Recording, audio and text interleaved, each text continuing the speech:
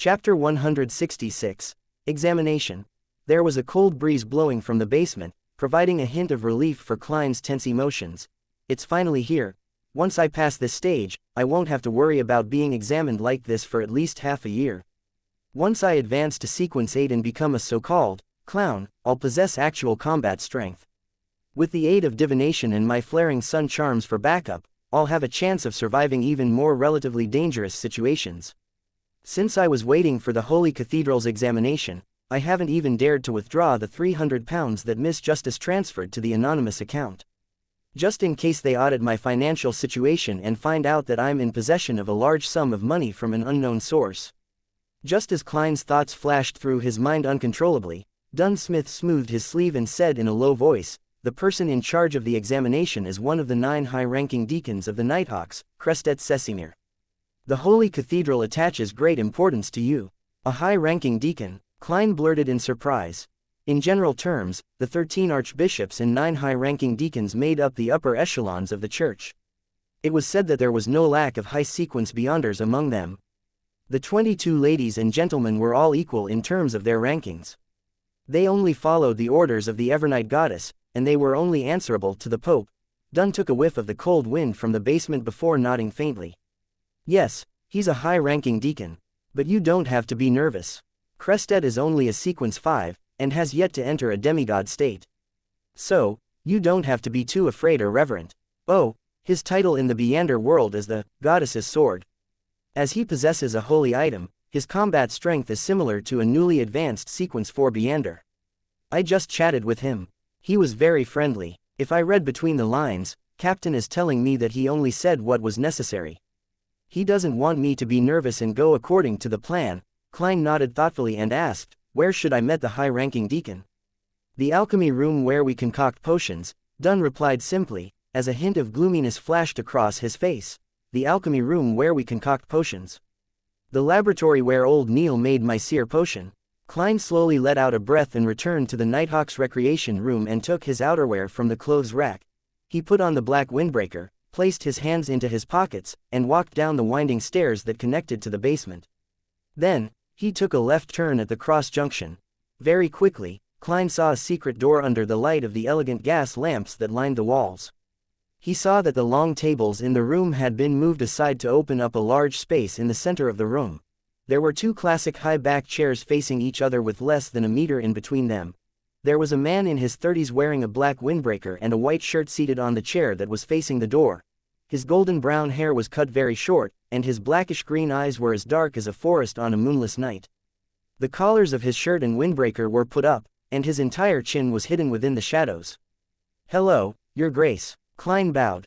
Crestet Sesimir had his right leg crossed over his left as he leisurely leaned back into his chair. He smiled and replied, "Hello, Klein. You may sit over there." He pointed at the high back chair opposite him. By the side of his leg was a suitcase made of silver. It was about the size of a violin case. "It can carry a sword with an appropriate length." Klein walked forward and sat at his appointed seat. Crestet rested his right index finger on his upper lip as he thought for a few seconds. "I plan to first examine how well you've mastered your potion." "That's not a problem, right?" "Not at all." Klein shook his head with utmost confidence.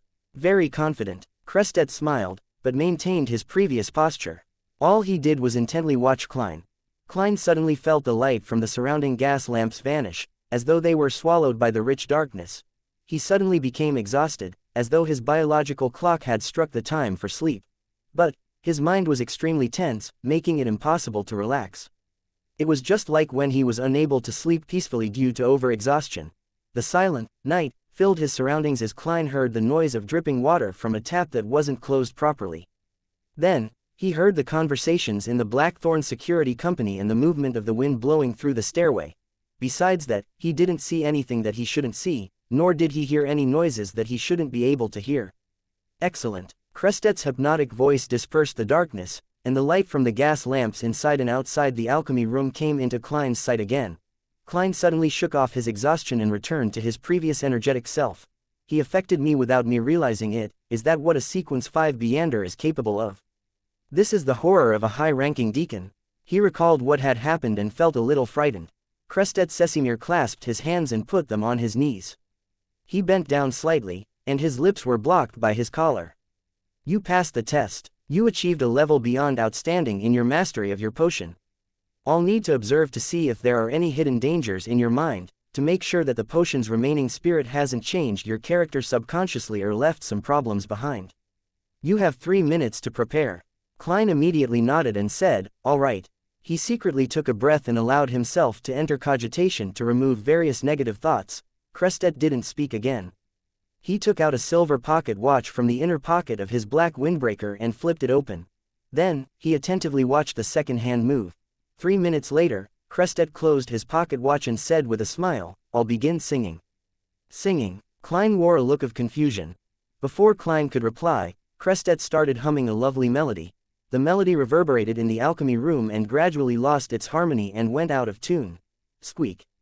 Scratch. Zing. Klein heard the noise akin to the scratching of blackboards with nails, the sound of bubble wrap rubbing against each other, electric drills drilling, and various other annoying noises. The noises intensified and turned more and more chaotic.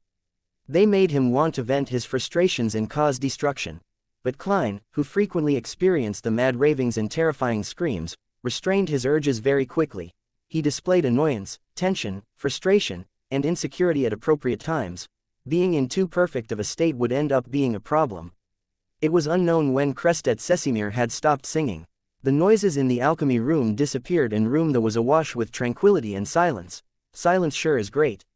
Klein exclaimed in his head. Very good, excellent. There are no latent problems in your soul. Of course, if you wanted to beat me up or stuff my mouth with something, that's only normal. Crestet's mouth was blocked by his collar, so Klein could only determine his emotions through his tone. No, I wouldn't dare, Klein admitted honestly. Crestet smiled and said, congratulations, you have passed all the tests. Now it's time for the question and answer session. His green eyes suddenly darkened. His gaze was deep, as though he could see through flesh, and looked directly at the spirit. Go ahead, Klein replied, sitting straight. Crestet maintained his earlier posture and casually asked, you said that your experience in the divination club allowed you to quickly master the potion. Yes, Klein answered frankly but didn't describe further. Crestet nodded slightly and said, and you said that your inspiration came from the maxim of the mystery priors and also Daly's example. Yes, Klein confirmed this first before explaining in detail. I found out from one of my teammates who was a mystery prior that those who abide by the maxim of the mystery priors have a lower probability of losing control than normal. After that, I heard that Madame Daly once said that she wanted to be a real spirit medium, and that she is a genius that leveled up to sequence 7 within 2 years. After noticing both situations, I thought I could give it a try. I attempted to be a real seer and outlined some principles for a seer. The outcome was better than I expected. I mastered the potion very quickly. Your Grace, I'm not sure if you have had a similar experience. When I fully mastered the potion, there was a very special, very magical feeling. Klein described his experience as if he only vaguely understood the acting method. The man he had been when he was on Earth would have been nervous and embarrassed to speak so many half-lies before such a powerful Nighthawk. But ever since he transmigrated to the current world, he had lied so much that he was used to it. He could do it flawlessly. The darkness in Crestet's eyes disappeared, and his gaze returned to normal. He smiled and said, don't worry, it's not an illusion. From his answer, Klein couldn't see any doubt or scrutiny, so he felt at ease. Dunn endorsed your experience. I believe that you really are a genius, with a logical mind and sharp senses, Crestet complimented. He then asked, did you share your experience with your teammates? Of course, Klein admitted frankly. I hope that I can help them lower the risk of losing control. We're teammates, comrades that face danger together. I don't have any reason to hide the truth. But for the same reason, I didn't tell the clerks. Crestet uncrossed his right leg and sat up straight. His thin lips were exposed from the shadow of his collar. He lifted the corner of his lips and said, although you haven't even been with the Nighthawks for 2 months, I believe your understanding towards partners is much better than many others. I plan to share more information with you, but according to the Holy Cathedral's rules, you have to swear to the goddess that you won't reveal the contents of our conversation to anyone that doesn't know about this. That should be fine, right? I passed the test. Klein was delighted. He nodded without hesitation. No problem. Although I won't be able to teach others the acting method, I can let Miss Justice and Mr. Hanged Man do so indirectly. Chapter 167, Holy Artifact. All right, Crestet Sesimir nodded. He leaned forward. Then swear upon the holy artifact. As he was saying this, he bent down to lift the silver suitcase by his foot. Holy artifact. The holy artifact that earned you the title of the goddess's sword. Klein looked at the actions of the deacon curiously. Crestet placed the suitcase on his knees, his dark green eyes instantly turning black. He lifted his hand, then pressed down. The cover of the silver suitcase, which resembled a violin case, suddenly dissolved and receded like the tide. At the same time, Klein felt that the light around him was being drawn forward as if it was being absorbed by the suitcase, apart from the lights from the classic lamps that lined the walls, as well as the silver splendor that spiraled within the suitcase. The alchemy room turned pitch dark. The scene looked extremely strange. With a crisp snapping sound, Crestet Sesimir opened the suitcase, revealing the pure white bone sword that lay within. Yes, a bone sword. The moment Klein saw the sword, he knew instinctively that it was mainly made out of bone. The short sword silently released a pure white glow in the pitch-dark alchemy room, as if it were a moon hanging high in the night sky, or a lighthouse in the middle of a storm. It looked as though the sword had no defects on its surface, but a closer examination would reveal that the surface of the sword was laced with layers of symbols and icons. These mysterious patterns intertwined to form the body of the sword. Klein observed the holy sword, suddenly realizing that he couldn't look away. His vision was being drawn towards the sword as his brown eyes slowly lost their luster. Crestet lifted the suitcase, moving the sword away from its original position. Klein instantly snapped out of his trance and finally freed himself from the nightmare he couldn't escape before. He cast his gaze to the side and asked gravely, "Your Grace, do you need me to put my hand on the holy sword?" "Yes, come over." Crestet's voice was melodious as if he was singing a lullaby. Klein stood up, still looking to the side as he took small steps forward. As it was dark, he couldn't see where the legs of the deacon were, nor his old leather boots. "Stop," Crestet spoke calmly. Klein immediately halted and stood on the spot. He took a quick glance at the pure white bone sword through the corner of his eyes before retracting his gaze again, in fear. With that mere glance, he bent down and extended his right hand, accurately placing it atop the holy sword. A cold feeling swept through his skin and into his mind. The distracting thoughts and feelings of worry instantly eased, as if he was sitting on a roof in a noisy village, smelling the scent of the harvest and admiring the starry night sky. "Recite after me," Crestet said solemnly. "All right," Klein nodded. He then heard the deacon speak in Hermes. "O Evernight goddess, nobler than the stars and more eternal than eternity. I swear to you in my real name and my spirituality. I, Klein, will never reveal the details of the acting method to those who do not know of it from this moment forth. If I go against this, I shall accept any punishment you deem fit. Please witness my oath." Klein collected himself and made the oath in Hermes, following Deacon Sesimir's lead. He had the faint feeling that a connection has been established between him and a faraway being through the pure white bone sword. After retracting his right hand, he drew a crimson moon on his chest. "Praise the lady," Crestet smiled and bowed in response. Immediately, he closed the cover of the suitcase and pressed down heavily with his right hand. The darkness was instantly lit up as the light from the lamp once again filled the entire room. Klein noticed that the black eyes of Deacon Sesimir had regained their usual blackish green. He made his way back to his chair and frowned. He asked in puzzlement, "Acting method?" Crestet cleared his throat. Without answering the question directly, he instead smiled and said, "You might feel a little confused and not understand what I'm about to tell you, but I cannot explain why that is so, for that involves the secrets of the church. You will only have the right to know after you become an archbishop or a high-ranking deacon." Klein looked at Sesimir and added inwardly before Sesimir could say it. "You will only be permitted to know after you become a core member of the church, such as an archbishop or a high-ranking deacon," Crestet emphasized. Klein nodded sternly. Crestet placed the silver suitcase back beside his foot and crossed his legs. In the long history of time, the church has had generations upon generations of genius beyonders slowly figuring out a way to avoid losing control. And the core to this method is the name of the potion. It's not only critical, it's also the key. After looking at Klein's thoughtful expression, Crestet continued, "We have realized that the names of the potions all point to a certain group, and this group has their own approach and operates in unique ways. In simpler terms, there are a set of rules that come with the name of the potion, different rules for different potions. When we follow these rules strictly, the risk of losing control is reduced to a minimum. Similar to my set of seer principles." Klein took the opportunity to ask, This explanation isn't as simple or understandable as the one I gave to Justice and Hanged Man, Klein silently criticized. Yes, Crested gave an affirmative answer. When we follow the rules of the potion, we become more and more like the group described by the name of the potion. In other words, we are acting as the job that the name of the potion points us toward. That is the acting method. You must remember, the spirituality of every individual is special, unique. Even though the core rules must be followed by the people who consume the same potion, there are always certain variations to the rules that are unique to the individual. Thus, the experiences of others can only serve as a guide. That is a point that I didn't realize, Klein said sincerely. Thank you for informing me. I will remember that, Crested laughed. These are the experiences accumulated over the generations.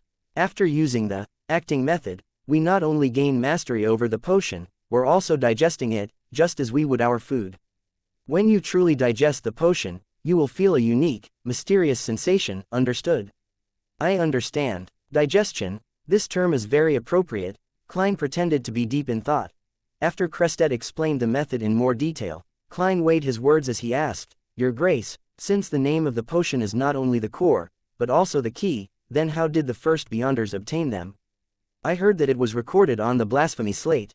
Yes, that is correct, Crested replied frankly. But the blasphemy slate was inscribed with the ancient names. The names of the potions which we use today were derived in part from divine revelations. Some were also consolidated by the experiences of the Beyonders themselves.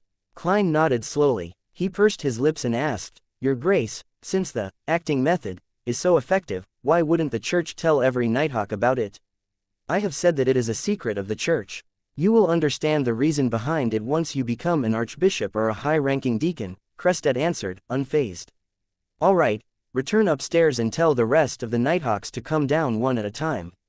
I have to carry out the final step of the examination. That's to keep Fry and the others from divulging the acting method. Klein thought as he stood up. He then bade farewell, following the Nighthawks' etiquette. He made his way past the corridor and up the stairs, returning to the Blackthorn Security Company. He saw Dunn smoking his pipe near the entrance of the basement. With a smile, Klein took the initiative to say, There shouldn't be any more problems. His Grace wants me to inform Fry and the others to head down for a conversation with him. Yes, that is the last step. That means that there were no problems. Dunn put away his pipe and headed to the recreation room to tell the rest. As he watched Fry and Sika enter the basement, Klein suddenly recalled something. He said in a hurry, Captain, are we going to have to get Royale who's guarding over Channy's gate, and Leonard who's watching over the asylum? Oh, and Kenley, who's on break? Dunn froze and pinched his forehead. I forgot. He paused for a moment, then chortled. But the matter shouldn't be too complicated. One of the advantages of having a high-ranking deacon examine you is that there's no need to send a telegraph to the Holy Cathedral, or engage in a cumbersome exchange of letters. He can make the decision on the spot and hand the formula to the clown potion as well as the main ingredients to you. That's not too bad. Klein couldn't contain his excitement. An hour and a half passed. As Kenley walked out of the alchemy room, his expression full of puzzlement, Klein was once again called downstairs. He met the high-ranking deacon once again, the goddess's sword, Crested Sesimir, a second time. This time, the golden brown-haired and blackish-green-eyed deacon wasn't seated.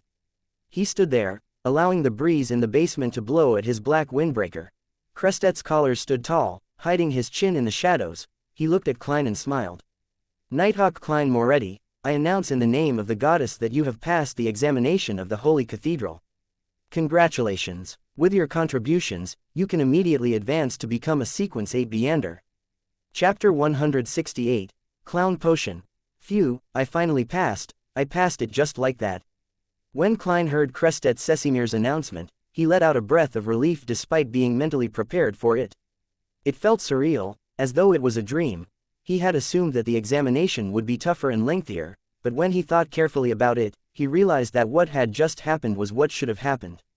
If he had taken the normal 3 years to digest the seer potion instead of doing it in a month, the examination wouldn't have even been conducted by the Holy Cathedral.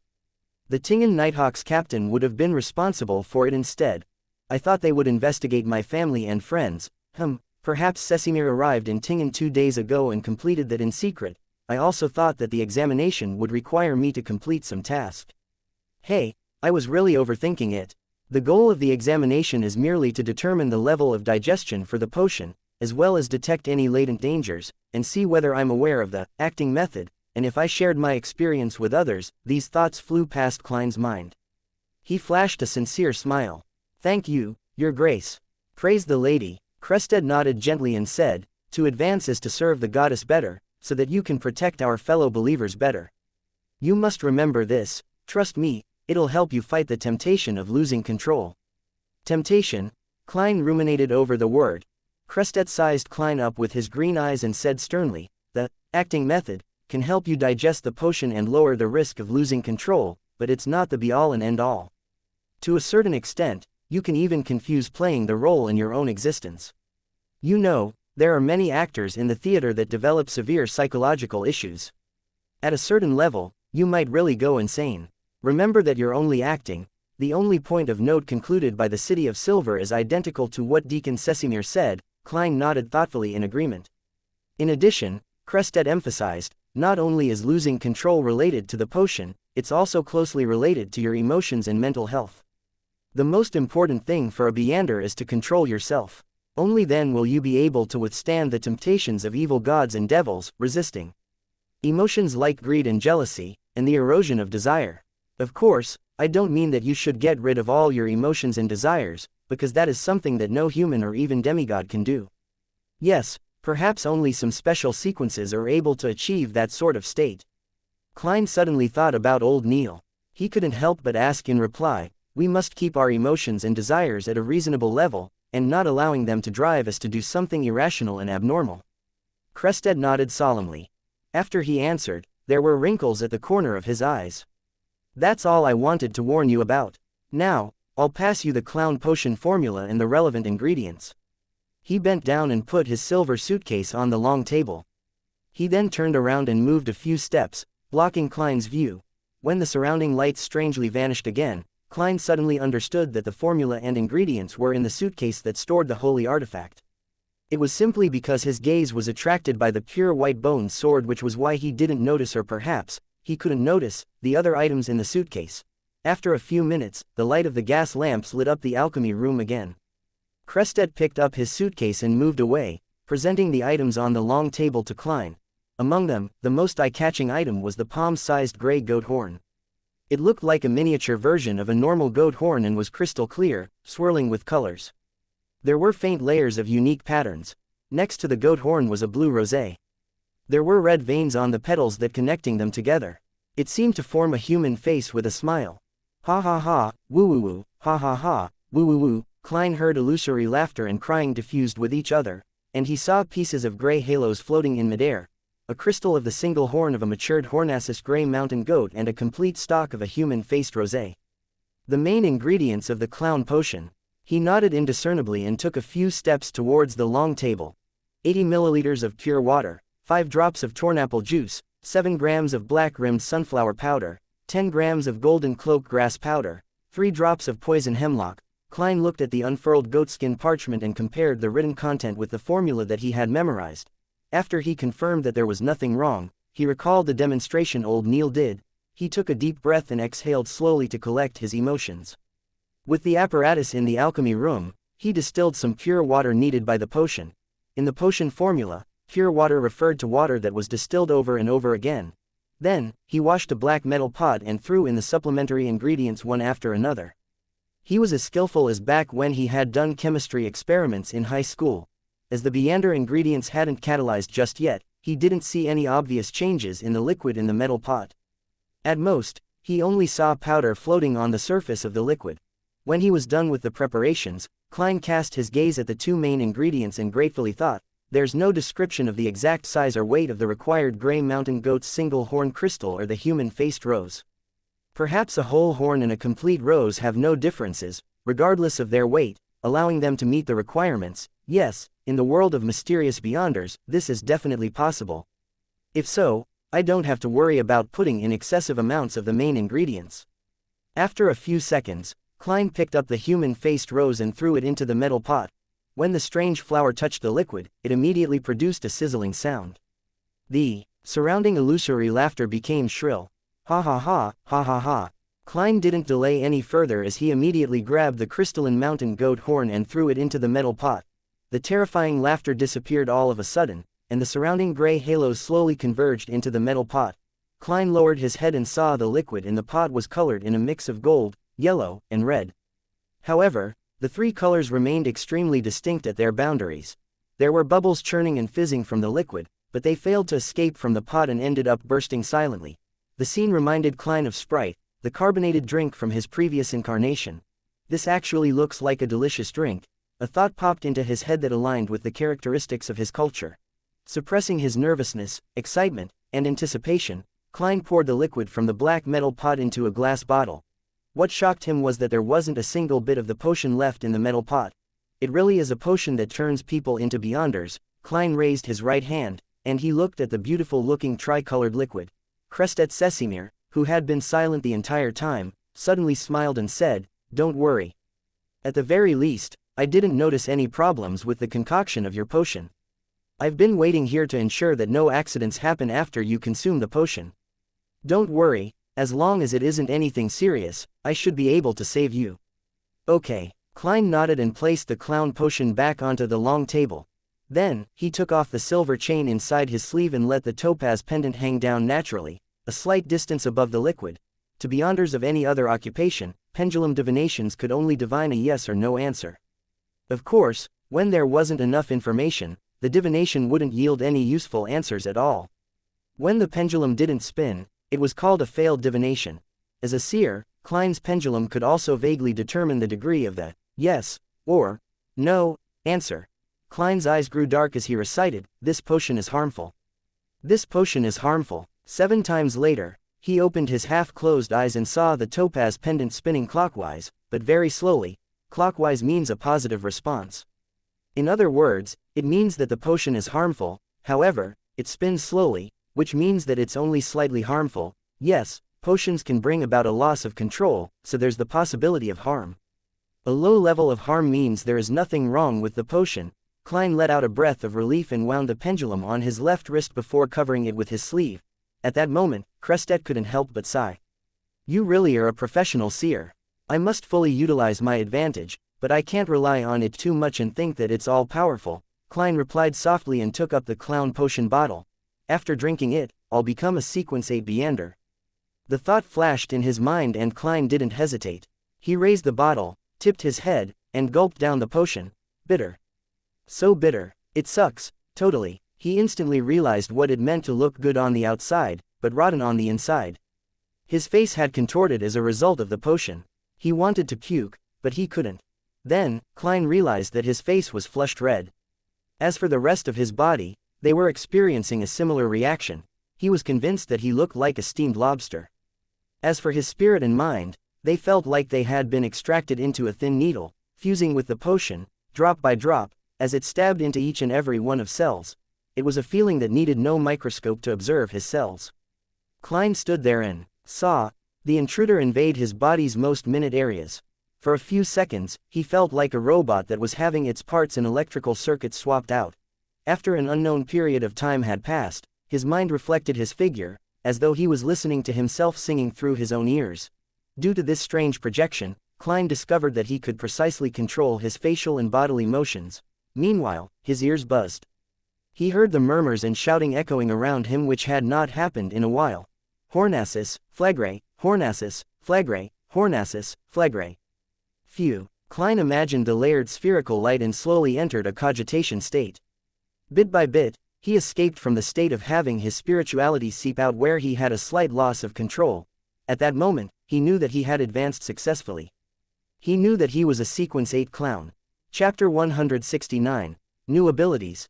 After the color in Klein's eyes went back to normal, Krestet Sesimir said with a laugh, "You can move about and try to get used to the changes in your body. Try to find the core powers that were given to you by the clown potion." Klein nodded. He considered the fact that he might need guidance from the deacon and thus didn't care about his presence. He repeatedly followed what he had been practicing all this time as he took a step forward. He twisted his hips and threw a punch forward, launching a frontal jab. He heard the crisp sound of his fist breaking the air. The power in the forward thrust exceeded his expectations. In that instant, he felt as though he was sitting in a carriage which had abruptly hit the brakes. He lost his balance and fell forward. Oh no. This is about to become an embarrassing story, just like Leonard's, Klein mused. But at that moment, he noticed that he could still effectively control his muscles, his body, as well as his center of gravity. He simultaneously exerted force with his spine, tendons, and ligaments, instantly adjusting his center of mass and managing to stand firm despite his distorted posture.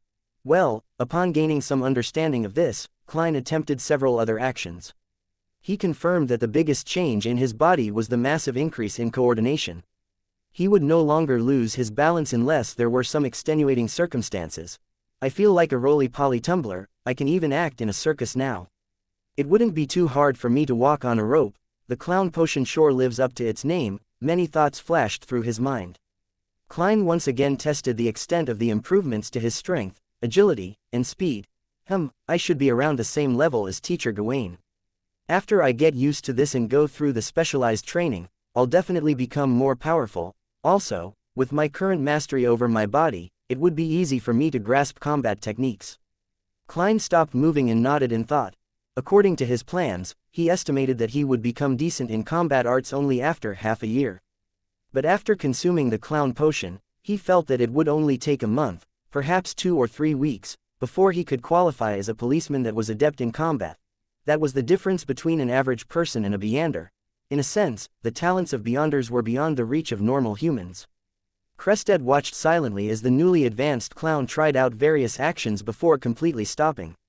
He then nodded. It truly is a potion adept in the field of combat. Without waiting for Klein to speak, he asked, "What sounds did you hear just now?" "I heard someone muttering Hornassus." Klein wanted to keep the term Flegre a secret for the time being. He wanted to observe the reaction of Deacon Sesimir. If he was willing to relay information regarding the Hornassus mountain range and the nation of the Evernight, Klein would then add on, saying that he heard something different again. Crested nodded slightly, skipping over the topic. He reminded Klein, "Remember, a high-sequence beyonder can influence corresponding low-sequence beyonders of the same sequence pathway to a certain extent. In a way, some parts of the respective pathways contain the realm of demigods. The murmurings and howls might have been intentionally conveyed to you by them. They might be filled with malicious intent. You must be even more cautious if the sequence pathway belongs to an evil god. I had a chat with Dunn just now. The Nighthawk in your team who lost control recently met with such a situation." Old Neil, the hidden sage, Klein's expression darkened. He nodded solemnly and said, "Your Grace, I will remember this. I will not be tempted by the murmurings or howls. I will not be corrupted by them." At the same time, he thought of something else. Could this be the reason why the church only provides the pathways for Sleepless and Corpse Collector, while hiding a large number of the other pathways? After all, the Sleepless pathway belongs to the Evernight goddess, and death which corresponds to the Corpse Collector pathway has already fallen. As for why the church would still offer the Mystery Prior and Seer, it's because these two jobs are of a support type and can fill the shortcomings of the sequence 9 and 8 pathways for Sleepless and Corpse Collector. Furthermore, they're only at the beginning of the pathway, so the influence they can gather wouldn't be too prominent. But this doesn't explain why they would hide the names and unique traits of the potions, or the lack of information as to what one should take note of when facing them. Klein retracted his thoughts when he saw Crested Sesimir pick up his suitcase to leave. He adopted a curious tone. "Your Grace, I would like to know how to act as a clown. Do I have to go to a circus?" Crested smoothed his tall collar and chuckled. "According to our current understanding of philosophy, you just made the mistake of formalism. You need to understand that the name of a potion not only represents a job. It also represents a group of people that share certain traits. For example, we can also describe seers differently. We can call them people who can see fate, yet remain respectful of fate. Of course, as I mentioned before, there are some differences to the rules concluded by each individual even if they consume the same potion. You cannot completely reference the experiences of another person, do you understand?" Klein nodded in thought. "I think I can understand some of it. I can act as a clown in my daily life, as long as I have grasped its essence." "In theory," Crested answered, being careful about his choice of words. "I understand." Klein drew a crimson moon on his chest. "Thank you, Your Grace. May the goddess bless you." Just what is the essence of a clown?" If I don't take into consideration what a clown represents back on Earth and only think about what it means in this world, a clown is a job that entertains people using ridiculous methods. For example, hilarious get-ups, exaggerated actions, trickster-like performances. The core is that it must be ridiculous, and it must entertain others. It feels a little off. Must I consider it from the perspective of court jesters from ancient times? Klein thought about it silently as he felt at a loss. Crested looked at him and also drew a crimson moon before his chest. He smiled, revealing the wrinkles at the corner of his eyes. May the goddess bless you too. At that moment, Klein suddenly perceived something, an intuition that felt like a prediction, that Deacon Sesimir would put his left foot forward. He then saw Crested pick up the silver suitcase and step toward the entrance of the alchemy room with his left foot. 1 step, 2 steps, 3 steps. Klein watched as Crested walked out of the hidden door, his figure vanishing into the corridor. He was dazed for a moment before he felt intense excitement. The Beander powers of the clown potion were more powerful than he imagined. He could intuitively predict a person's next course of action. Was the combination of this ability, coupled with his powerful coordination, exceptional agility, and speed, as well as decent strength, considered being good at fighting with artifice? Klein thought about this revelation. So, this can be considered the manifestation of the seer's abilities in Sequence 8, but it's not enough. This pathway must be one that gives a unique ability every time I advance before reaching a high sequence Beander. But the intuitions I get are fleeting, so I don't think I can take advantage of them every single time. Of course, this ability is powerful enough as it is. Taking advantage of it once should be enough to turn defeat into victory. Oh right, after I reduce the influence of the negative effects that come with the clown potion, I can try the ritual to summon myself. I nearly forgot about that. Yeah, the captain must have infected me with his awful memory. In the midst of his thoughts, Klein observed himself once again. He wanted to see if the clown potion had brought along any other abilities. According to the confidential records of the Nighthawks, if the potion would allow the person who consumed it to gain mastery over a certain spell, the person would be able to faintly detect what kinds of spells he obtained after advancing as if he was being instilled with knowledge. But I don't sense any of that. In other words, Clown doesn't come with the ability to quickly cast spells, as reported in the confidential records of the Nighthawks. Could the meaning of crafty be that I can now effectively use my expressions and body language to more easily fool people with my lies? Klein stretched his neck while seriously analyzing his current condition. At this moment, he couldn't help but think back to the suited clown he had encountered previously. The clown's peculiar and varied spells had left a deep impression. That member of the secret order is probably a Sequence 7 Beander. His clown getup was purely to mask his facial features to avoid being placed on a wanted list. It's no wonder that he could hold his own against 2 Sequence 7s and a Sequence 8. If he had deciphered the fact that I wasn't under the influence of sealed artifact 2049 and avoided falling under its control, 10 of me might not have been enough to deal with him. Of course, Clown is not completely devoid of spells. There are still spells like these. Klein walked toward the long table and picked up the piece of paper that the clown formula was written on. His pupils darkened and with a flick of his wrist, he tossed the piece of paper into the air. It was as if the soft piece of paper had become a dagger, and it pierced itself into the wall of the alchemy room. I can bring a deck of tarot cards with me in the future. They can be used both for divination or as weapons. Klein collected himself and started to pack up the objects left behind from the potion's concoction. After dealing with this and burning the formula for the potion, Klein exhaled and left the alchemy room, closing the secret door behind him. For the time being, he didn't feel like trying to entertain others through ridiculous methods because of what happened to old Neil. He intended to lessen the influence of the potion through cogitation first. Phew, this is going to be a brand new experience again. No matter what happens, I'm no longer just a supporting member. Yes, ever since old Neil passed away, I'm the only one left in the Tingen Nighthawks team that can provide support. The Holy Cathedral will most likely send a mystery prior or a seer to the team. Klein followed the wall lamps, walking down the dark corridor, and calmly made his way up the stairs leading to the Blackthorn Security Company. He then saw the sunlight in the Nighthawks' recreation room. The sunlight shone in through the oriel window, sunlight which was pure and warm. Chapter 170, Copper Whistle. Klein turned towards the captain's office and saw that the door was wide open.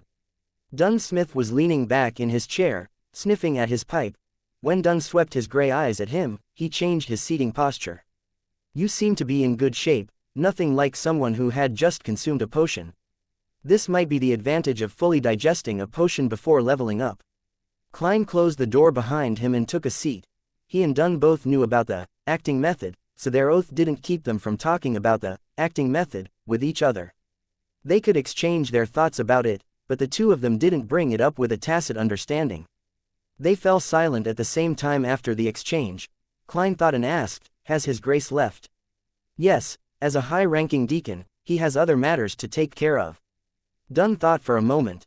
"Oh, he took the pair of red eyeballs that remained after old Neil died." Klein was shocked and confused. Dunn picked up his coffee and took a sip. He answered after a long silence, "We shouldn't lie to ourselves. A rampager is in fact already a monster, and as I told you before, monsters leave behind things that are rich with beyonder powers after they die. When these relics can't be controlled, they have to be sealed. Yes, that is one of the most common origins of sealed artifacts. According to the Nighthawks' internal rules, the items left behind by rampagers need to be stored elsewhere, so that they won't trigger their partners. A logical rule. Klein nodded heavily. Suddenly, he sharply noticed that the captain had missed out something.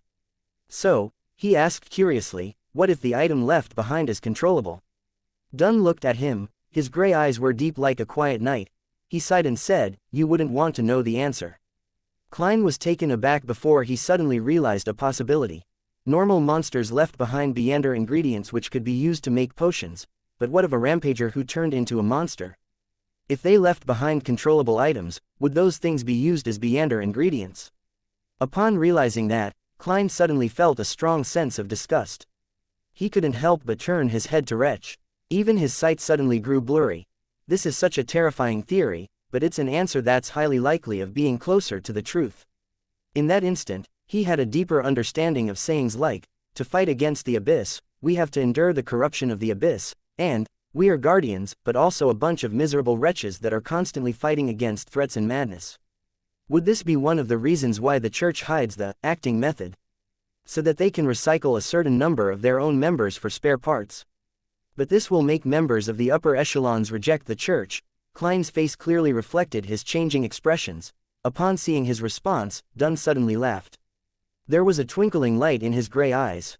"Think about it on the brighter side of things. You can think of it as our teammates watching over us in a different form. They will be with us forever." After saying that, Dunn lowered his head, picked up his coffee, and brought it to his mouth. After nearly 20 seconds of silence, he lifted his head and said, "And you don't have to worry. As long as we can find sources of beyonder ingredients, we wouldn't do what you were thinking about. All right, according to the rules, you'll receive a day off since you just advanced. You can decide whether or not you want to go to your combat training this afternoon, but you have to inform Gawain either way." Klein gently nodded. Taking a deep breath, he straightened his back and said, "Captain, I have finished my lessons on mysticism. I'd like to use my mornings to learn techniques such as tracking and monitoring." He paused and added with a serious expression, "I'd like to fulfill my full duty as a Nighthawk soon." Dunn gave him a piercing look and sighed. "You're tougher than I imagined." "As you wish." "Yes, Captain." Klein suddenly stood up and drew a crimson moon on his chest. After leaving the Blackthorn Security Company, Klein didn't return home to rest, but instead, took the opportunity to take a trackless carriage to Azek's place. Ding dong, ding dong. As the doorbell rang clearly, Azek opened the door in a white shirt and black vest. There was a gold watch chain hanging from his vest pocket. "Don't you need to work?" Azek took a glance at the sky and realized that the sun had yet to climb to its peak. "I actually have most of the day off due to some special circumstances," Klein explained vaguely. Azek looked at him and appeared to notice something as he nodded and made way for Klein's entry. At the hallway, Klein set his cane aside, took off his hat, and followed Azek to the living room. The living room was comfortably furnished with a fireplace, rocking chair, couches, and a coffee table. Klein sat at his usual spot. Azek sat down opposite Klein and pointed at the cigars on the coffee table. "Do you want one?" "No." Klein shook his head firmly. Azek didn't attempt to persuade him as he struck a match and lit one of the cigars. At the same time, he asked casually, "Have you taken care of the matter at Morristown?" "I have to thank you for that," Klein replied sincerely. At the same time, he secretly lampooned, "Mr. Azek, before you lost your memories, you definitely must have left behind quite a sizable wealth for yourself." Otherwise, how could a teacher who isn't even an associate professor be able to enjoy cigars so frequently? As Azek was fiddling with his cigar, Klein brought up a matter. "Mr. Azek, I have something to ask you." "What is it?" Azek replied without lifting his head. Klein paused and organized his words. "One of my colleagues lost control and became a monster. I'd like to know if his spirit was contaminated." He wasn't certain if Mr. Azek knew the meaning of losing control, so he prepared an explanation, just in case. Azek stopped what he was doing and lifted his head to look at Klein. He nodded heavily and said, "No doubt. You have to be very careful in a situation like that. If he lost control due to the temptation of an evil god or devil, try to avoid contacting his spirit. It might very likely lead to life-threatening danger." "I understand." Klein let out a breath of disappointment. When he was at old Neil's place, he was too emotional and had forgotten to contact old Neil's spirit. Neither did Dunn Smith remind him at all. Hence, he missed the opportunity entirely. Now that I think of it, Captain didn't forget but intentionally avoided bringing it up. Klein was silent in thought. He didn't dwell on the topic and instead mentioned his previous encounter. "Mr. Azek, I tried to divine the origins of Morristown's paranormal incidents. I ended up seeing an upside-down pyramid that extended underground. My teammate told me that it's a symbol of death. Only his descendants would receive such an honor." Azek put down the match and took up the cigar cutter when he suddenly fell into a daze. He was motionless for quite a while. He leaned back into his seat and wore an unusually gloomy expression. After a while, he said in a deep voice, "This gives me a very familiar feeling, but I don't seem to be recalling anything." "I'm very sorry." Klein sighed sincerely. He had imagined that he could use the revelation obtained from his divination to further jolt Mr. Azek's memories. Azek cut off the cigar cap, shook his head, and smiled bitterly. "If it was something that could be recalled easily, I think I would have long found a way to escape my fate. Of course, I have to thank you for your kindness. Thank you for remembering about me this entire time." He thought for a moment before adding, "Oh, and I'll be leaving Tingen in the near future." "Why?" Klein asked in surprise. "Didn't we say that we were going to find the manipulator behind the scenes, the person who affected my fate, and stole your child's skull?" Azek held his cigar and sighed before explaining, "The target might have noticed my attention and investigation. He hasn't been taking any action recently, leaving me with no clues. Thus, I'm thinking of leaving Tingen for the time being and going to Backland. On one hand, I can take the opportunity to search for traces that I left behind before I lost my memories. On the other hand, my absence might let the target lower his guard." "That's right, Mr. Azek's last memory loss was around Backland University. It's a pity that you can't take my place, searching for the Red Chimney House." Klein nodded solemnly and said, "I'll pay close attention to this. Once the target takes action and exposes himself, I'll inform you immediately." Mr. Azek, how will I inform you of things in a timely manner?" Klein had the idea that if Azek was Death's descendant, or if he was linked to Death in a certain way, his powers would have been something similar to the corpse collector sequence. He definitely had a way to call something like Daly's messenger. In other words, this could confirm if Azek was actually related to Death or a descendant of Death. Azek took a puff of his cigar and thought for nearly 20 seconds. He took out an ornament from his left sleeve. It was an intricate but old copper whistle. There were many unique patterns that filled it with a mysterious aura. "This is something that I had with me when I woke up in Backland. When you blow it, you'll summon a messenger that belongs to me." Azek held the copper whistle as he explained in detail. "After so many years, this copper whistle can still be used. This should be a magical item, right?" Klein was surprised and delighted that he had indirectly proved that Mr. Azek was related to Death. Azek gave Klein a glance, then he put the copper whistle to his mouth and demonstrated. His cheeks puffed up as he blew with all his might. Nothing was heard, but Klein felt a sudden gloominess and coldness. He quickly tapped his left molar and saw that there were blurry white bones being thrown up from the ground, one after another, forming a strange fountain. After a few seconds, there was an illusory monster in the living room. Its body was made of white bones, and there were dark flames glowing in its eye sockets. It was almost 4 meters tall, and it towered over Klein, who wasn't even 175 centimeters tall. As he watched its head nearly tear through the ceiling, Klein suddenly had a thought, "Mr. Azek, isn't your messenger a little too exaggerated?" Azek didn't share those thoughts at all. He smiled and said, "After you pass the letter to it, blow the whistle again to end the summoning." Then, it'll send the letter to me very quickly, in a secretive manner. After that, Isaac shook his wrist and threw the old copper whistle across the room. Klein extended his right hand and accurately caught it. He found it cold but mild. Thank you, clown potion, he breathed a sigh of relief. He wiped the whistle and blew it hard. Silently, the huge messenger fell apart as blurry white bones sank underground. The Tussock River ran through backland and harbors that dotted around the area. Alger Wilson wore the long priest robes of the Church of the Lord of Storms as he walked down from the passenger ship slowly. He saw people walking to and fro around the harbor with countless port workers sweating under the sun. It was a bustling yet noisy scene. It's been a while, Backland, Alger muttered to himself. Chapter 171. Promotion and Pay Raise. After leaving Isaac's house, Klein took a public carriage back to Daffodil Street. As he opened the door to his house, he suddenly saw a figure sitting in his dining room. Klein instinctively tightened his grip on the cane in his hand, but quickly realized what was going on. It wasn't a thief, but his maid, Bella. Bella was focused on reading a spread-out newspaper on the table.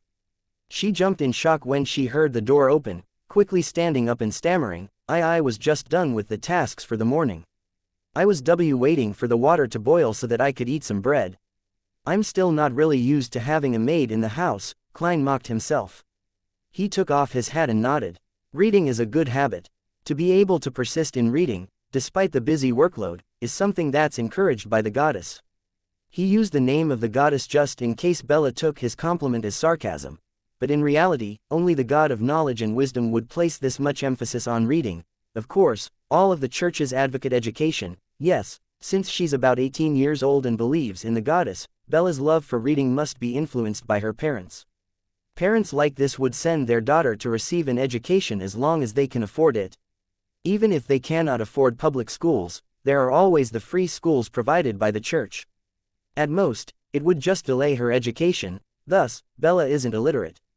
She can understand words and read the newspaper, Klein thought as he walked into the living room after setting his cane down. He had quite a good impression of Bella. Even though she was a little clumsy and obviously not used to the kitchen, she had shown a willingness to learn. Bella let her hands hang down and said, embarrassed, I didn't have the opportunity to read many newspapers in the past. The landlord didn't let us use old newspapers to clean the walls. I stole a glance at it when I picked up the newspapers just now to clean the coffee table. I thought that it was rather interesting. What a pitiful lady. When I transmigrated, newspapers were the least interesting of things, Klein thought as he lampooned. He smiled and took out the silver pocket watch from his pocket. After looking at the time, he said, as long as you complete your tasks and do them well, you are free to do whatever you want with the rest of your time. You don't need to be too nervous.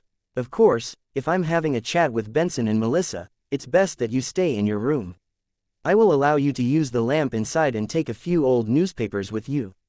Oh, please knock at my door at 1 in the afternoon, then prepare a cup of Sib black tea, 2 pieces of soft white bread, a piece of wheat toast, and a small plate of butter for me. In order to celebrate his advancement to Sequence 8, Klein decided to spoil himself slightly. He was going to eat the white bread ahead of Benson, who was planning on having it over the weekend. Well, I'll buy 8 more pounds of bread soon. In the future, we shall make the change in our staple dish, from wheat bread to white bread.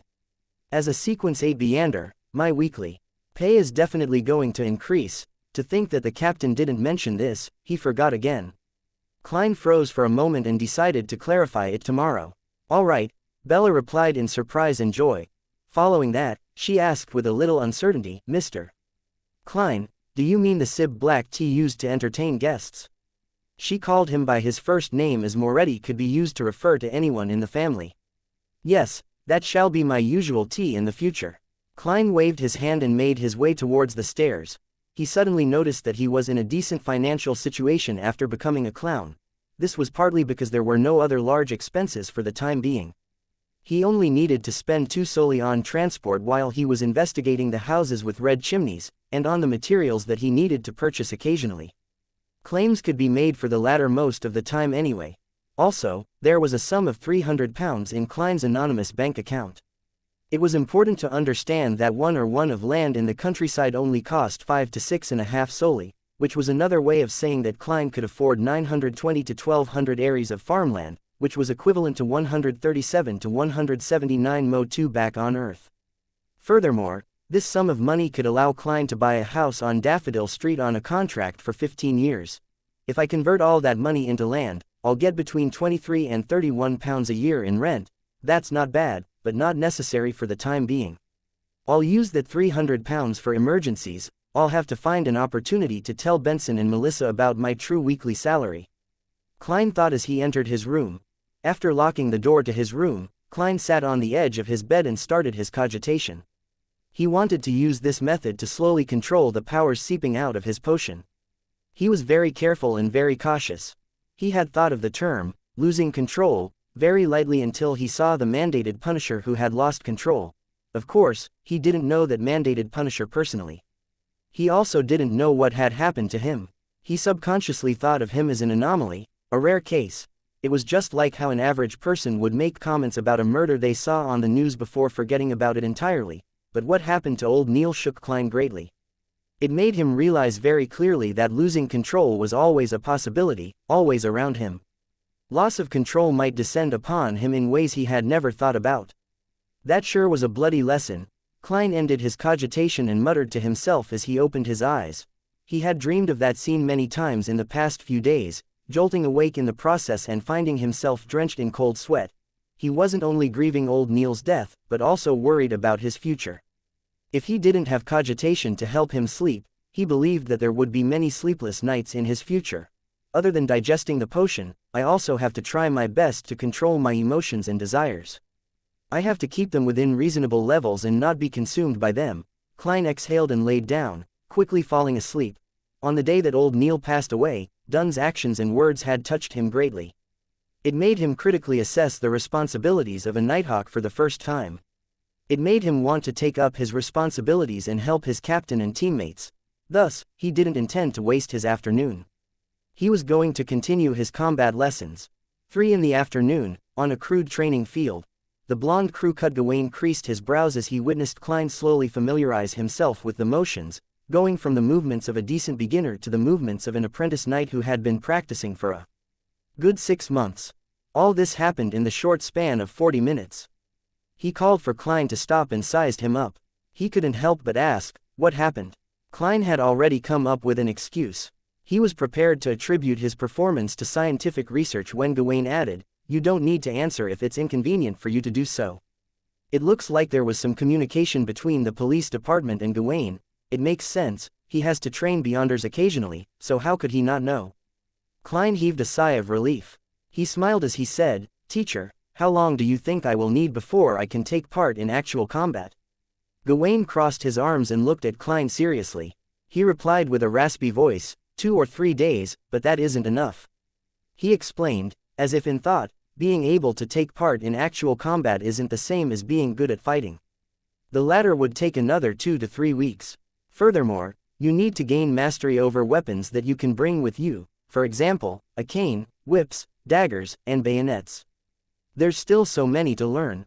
Klein was dumbfounded. Gawain swept his experienced gaze at him. Remember, every drop of sweat you lose here might save your life in the future. Yes, teacher. Klein pumped himself up and answered. On Sunday morning, Klein entered the Blackthorn Security Company and knocked on the door of the captain's office. Dunn Smith looked up as if he was expecting this. I forgot to inform you yesterday. Your position at the police department has risen from probationary inspector to inspector now that you have advanced to sequence 8. I'll get them to issue the appropriate documents and epaulets to you as soon as possible. Your weekly salary will also increase from £6 to £10. The church and the police department will each bear half of your salary. This salary is the level of an experienced Nighthawk, of course, I mean an experienced Nighthawk at sequence 9. Captain, are you following the wrong script? Klein was taken aback as he listened to the captain. His eyebrows relaxed as he smiled. That's more than I imagined. He had imagined that his weekly salary would only increase to £8. Dunn lifted his cup of coffee and took a sip. The increase in salary for Nighthawks is firstly dependent on years of service, second on contribution, and third on the level of your job. The third criterion is often highly correlated with your contributions. Right, without any contributions, even if one were to digest their potion, they would be unable to apply for the formula and materials. Klein nodded while in thought. A weekly salary of £10, coupled with any bonuses would mean a yearly salary of about £540. Since he didn't need to pay any taxes, this salary was fairly high in the middle income bracket, just lower than desirable occupations such as esteemed lawyers, famous architects, experienced surgeons, and government workers. Even the vice president of the Lowen Kingdom's treasury only makes £700 a year before tax. That's at most £640 after tax, probably lower. According to the newspapers, a decent house in Backland and Hillston only costs about £2,500. With Benson, Melissa, and my current expenditure, we could buy one in 7 or 8 years. To be able to afford a bungalow in the central area of the capital in just 7 or 8 years purely through my own efforts, this salary makes me happy indeed. Klein got up and bade farewell. He quickly walked to the basement and took his shift at Channy's gate. Before it was 10, he suddenly heard someone approaching Channy's gate. Soon after, Dunn appeared at the door. "There's a case that requires your help. An incident involving Beyonders," Klein instinctively asked. "No, a parliamentary representative of this city, Mr. Maynard, was found dead in his house. The Tingen Police Department is under huge pressure and wants us to use a mediumship ritual to help them pinpoint the murderer. Currently, you are the only person on the team who can do that," Dunn explained. Then he added, "The Holy Cathedral will send over a mystery prior to our team next week. Actually, it should have been done a long time ago, but you happened to join and chose to be a seer." Chapter 172, Autopsy. "How long has the Member of Parliament been dead for?" Klein asked straightforwardly as he packed up his things. If it was more than 15 minutes, the information that he could obtain would decline considerably. If it was more than an hour, there would be very little left to find. If it was more than a month, contact with the spirit of the dead would most likely fail. Regrettably, the initial autopsy report shows that Mr. Maynard died between 9 and 11 last night. Dunn shook his head and said, "You only need to provide assistance and not consider if you can be of use." "All right." Klein took his coat and walked out of the duty room with his hat and cane in hand. Dunn Smith took his place at the Channy's Gate guardroom. Theoretically, as a Beyander, as long as one's spirituality was enhanced, things like spirit vision, divination, and ritualistic magic could be learned. Especially for Beyonders from the Sleepless Sequence who were known for their high spirituality, but in actual fact, the differences between the various sequences was vastly obvious. Dunn Smith and Leonard Mitchell had learned spirit vision, but they could only see faint white or light blue in the auras of others. They were unable to precisely differentiate the status of different body parts. Of course, they could definitely see spiritual things with spirit vision, but doing so wasn't as effective as using their spiritual perception. That also led to a problem in which Beyonders at the Sleepless, Midnight Poet, and Nightmare sequences didn't enjoy activating their spirit vision.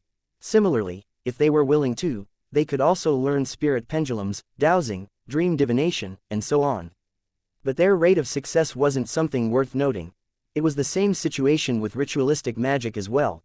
When the two of them walked past one another, Dunn suddenly said, "I forgot to tell you that Inspector Tall is in charge of the case. He's waiting for you at the reception hall in the security company. Remember to change into your new uniform and grab your new documents." Klein wasn't surprised and replied with a smile, "New uniform, new documents. The Tingen Police Department sure is efficient." He had just advanced to Sequence 8 the day before. "It's because this case is very important." So, Dunn spread his hands and took up Klein's previous spot. Klein walked upstairs, but he wasn't in a hurry to go to the reception hall. He entered the Nighthawk's break room and entered the attached bathroom to relieve himself. There was only a toilet bowl, a water bottle, and a bucket in the duty room. Then, he changed into his police uniform that revealed his promotion to 2 silver stars and put on his peaked cap with the 2 crossed swords and a crown. After transferring his flaring sun charm, Azek's copper whistle, his ritual ingredients, and other items, Klein smoothed out his uniform, took his cane, and exited the break room. He passed through the partition and saw Inspector Tall seated in the sofa area. It had been a while since they last met. The tall police officer seemed to have gained some weight, and his stomach was even more outstanding. With his thick mustache and hair, he looked like a brown bear that had just escaped from a circus. "I'm glad to work with you again." When Tall saw that it was a Nighthawk that he knew, he let out a breath of relief. He stood up and extended his bare paw. "No, palm," Klein corrected himself and shook the other person's hand as a polite gesture. "Me too." Tall stole a glance at Klein's 2 shimmering silver stars shoulder strap and said with envy, "We're at the same rank now, and it hasn't even been a month." At first, Klein wanted to reply solemnly that, The danger that we encounter is 10 times worse than yours, but he remembered his identity then. Sequence 8 clown. Maybe I can give it a try. Using his spirituality, he looked at the reflection of his facial expression. He lifted the corner of his lips and replied with a smile, maybe in another few months, you'll have to call me, sir. You sure are humorous. Tal chuckled and pointed at the door. Shall we head out? All right. Klein hadn't given up his cane. Now that he had become a clown, the cane was truly a viable weapon. After exiting the Blackthorn Security Company, Klein and Tal walked down side by side, forming a great contrast due to the skinniness and fatness of the two. I feel like we could even make an audience at the circus laugh, Klein suddenly jested. Tal nodded in absolute agreement and said, yes, I feel our vast contrast brings a comedic effect. Do you know that some circuses are trying to use fat and skinny, tall and short clown combinations in their performances? No, actually I meant a beast tamer and a brown bear. Klein, of course, wouldn't make such a rude remark. He went along with it and replied, it's a pity that there are no fixed circuses in Tingen. That's right, but we have operas, theaters, and music halls, Inspector Tal replied wistfully. They casually chatted until they got onto the police carriage. Then, Klein redirected the topic back to the case. Is it confirmed that Mr. Maynard was murdered? We can't be certain, but his wife and 2 sons aren't willing to believe the possibility that he died due to a sudden illness. And there was really something wrong at the scene. When Maynard was found, he was naked on the guest room's bed, Tal said as he deliberated. He sleeps separately from his wife. Klein leaned back against the carriage wall and mimicked the main character in various detective films. Tal shook his head and said, no, his wife hasn't been in Tingen recently. She went to Backlund to attend a very important social ball. You might not know, but she's the leader of a new party. She's the daughter of someone from the House of Commons. She's still on her way back to Tingen via steam locomotive. She merely used the telegram to express her opinion on this matter. Maynard is also a member of the new party. He's been a Tingen's member of parliament for more than 10 years. He intended to run for mayor in next year's election. In other words, his death might be related to this. Klein asked casually and immediately laughed. I'm sorry, I'm only supposed to be helping with the autopsy. The rest of the matter is not within my area of concern, you don't have to answer. Tal didn't mind much but sighed. Autopsy, you're very cautious. As for your guesses, I would only say that there's a possibility. There was a gathering last night at Maynard's place. There were too many guests, and we temporarily can't find any main suspects. Plus, these guests have decent backgrounds, so we have to be very careful. We can't make any mistakes. I understand. Klein nodded faintly and asked about the details of the scene. Maynard's house was a bungalow located in the Golden Indus borough. It was surrounded by gardens and fields. There was a stable, a fountain, and a broad pathway built from cement. Klein put on his peak hat with its police badge and followed behind Inspector Tal. They passed through the police streamer and entered the double-story house under the gaze of every policeman present. In the living room, there were 2 male and 4 female probationary inspectors who were talking to people individually to gather statements. Klein looked around and saw many gentlemen in tuxedos and a few ladies in glamorous dresses and checkered gauze hats. They're the guests who spent the night here, Tal explained and led Klein up the stairs to the 2nd floor directly. Along the way, when the police constables who were searching through the room saw the two, they revealed a look of respect without stopping them. Perhaps it was the effect of the inspector epaulets. This is the guest room where Maynard's corpse was discovered. The brawny Tal stopped by the crimson wooden door. Klein thought and asked, which guest was assigned to this guest room? Nobody. There are too many guest rooms in the house, so it wasn't used. Tal put on his white gloves and turned the knob of the crimson wooden door. He made the constable who was keeping watch leave temporarily. Then, he nodded at Klein and said, Inspector Moretti, I'll leave the rest to you. May the goddess bless us, and I hope that we find something. Klein put on his white gloves too and locked the door behind him. He walked to the side of the bed and saw that the crimson bedsheets were abnormally messy. The corpse laying on it was covered with a white cloth. At this point, Klein could be considered to be quite experienced.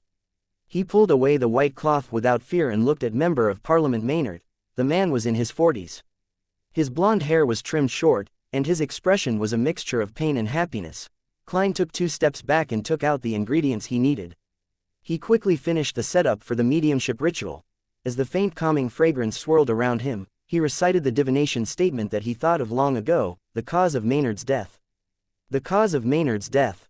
As he recited the statement, Klein retreated to a nearby high-back chair and sat down slowly. His eyes darkened, then he leaned back and quickly fell into a deep sleep. In the illusory and blurry world, he suddenly saw the gentleman from earlier. With his open blue eyes, Maynard was laying prostrate above a woman with an outstanding body and fair skin. He was thrusting hard against her body. He first displayed an expression of extreme satisfaction and happiness.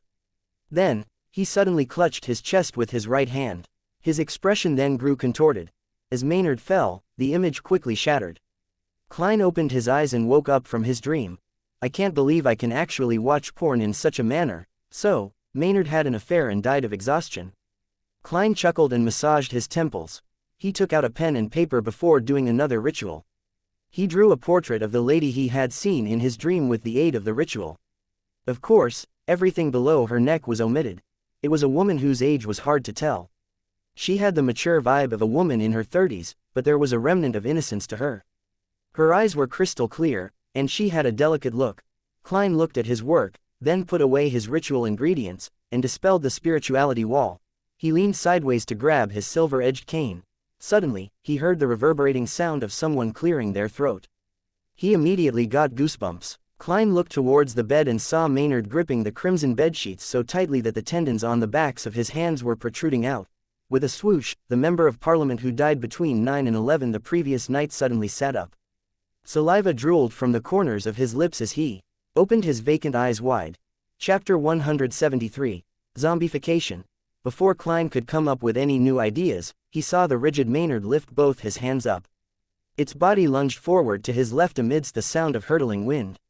In the past, his dulled reactions under such sudden, unexpected situations would have made it hard for him to avoid this. Even if he had noticed the attack ahead of time, he would have had to roll away to avoid the fast-moving corpse, but now, Klein could nearly react on instinct. He stomped down with his bright, buttonless leather boots and jumped diagonally onto the high-back chair. As it had only been a day since he advanced, he was still getting used to his power, agility, and speed. He had accidentally leapt too high into the air and landed on the top of the chair's high back. It was a narrow edge. Klein's heart tightened as he quickly controlled his body and adjusted his center of gravity. He wavered for a moment and surprisingly managed to stabilize himself, like a black cat flaunting its balance and poise. As he was wavering, he flailed his left arm, swinging his cane into the zombie's ribs as it pounced forward.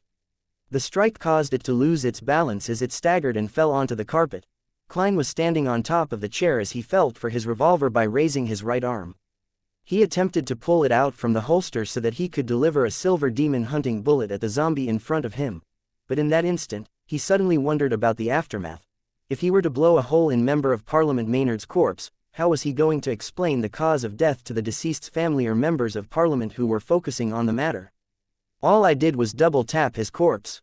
As he was thinking, Klein reached into the pocket of his police uniform and felt for a triangular plate. The Requiem charm. He quickly made a decision. He took out the silver amulet without hesitation and let out a low shout in Hermes, Crimson. As the incantation reverberated within the room, the charm started to release a peaceful aura. Klein quickly infused his spirituality into the amulet and tossed it to zombie Maynard who was struggling to get up. A cold blue fire appeared, enveloping the triangular plate. A serene and gentle black aura spread forth rapidly, eliminating the anxiety and worry of the soul. Zombie Maynard stopped there, his eyes staring blankly at the ground. His saliva dripped onto the carpet.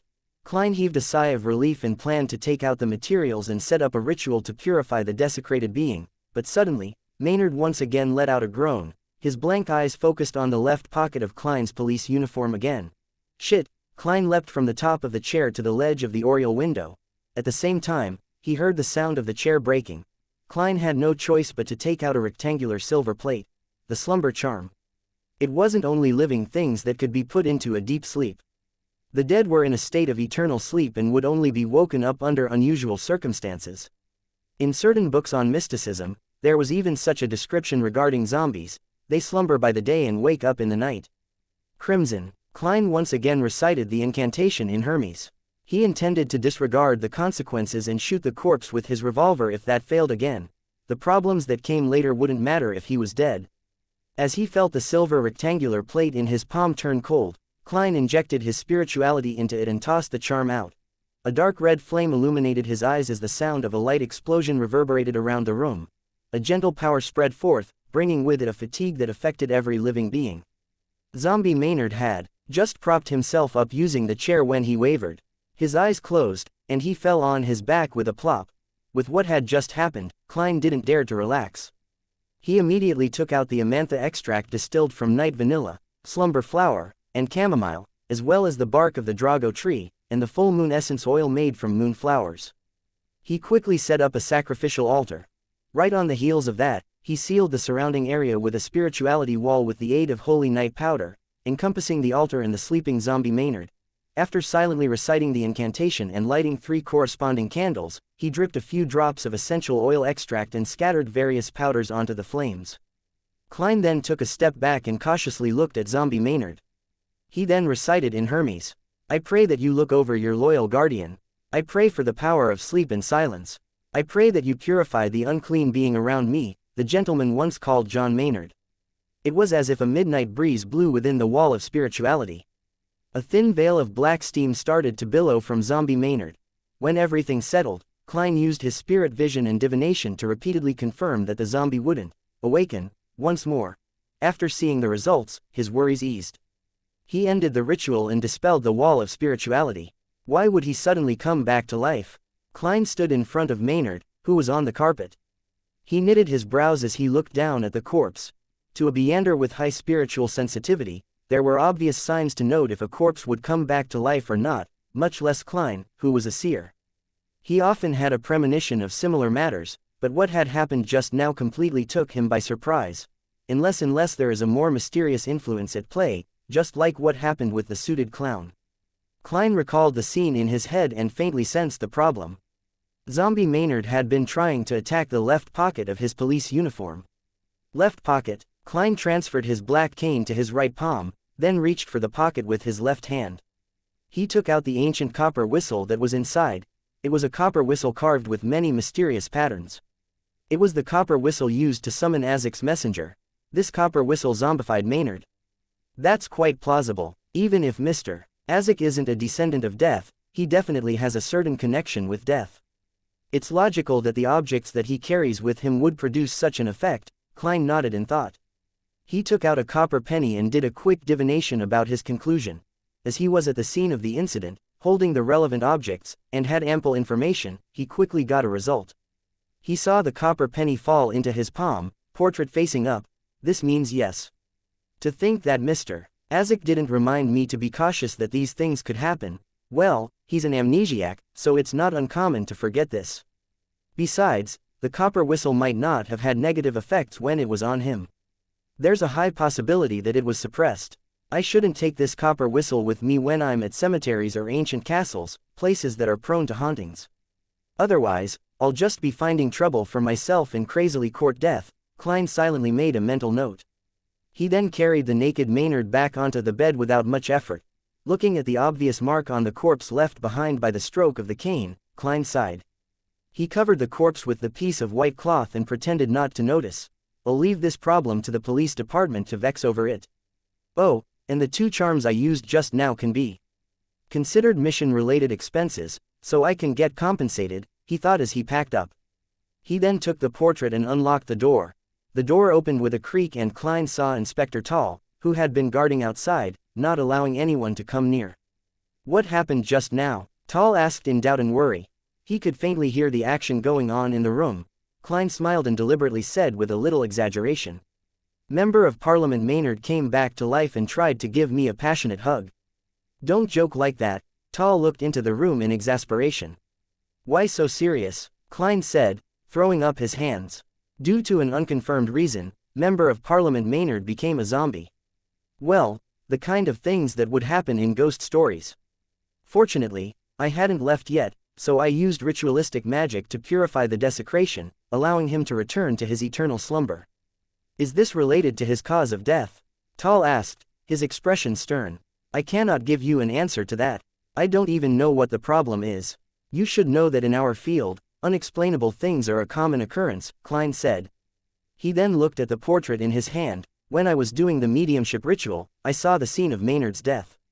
He was engaging in some activities that should only be done between a husband and wife with this woman.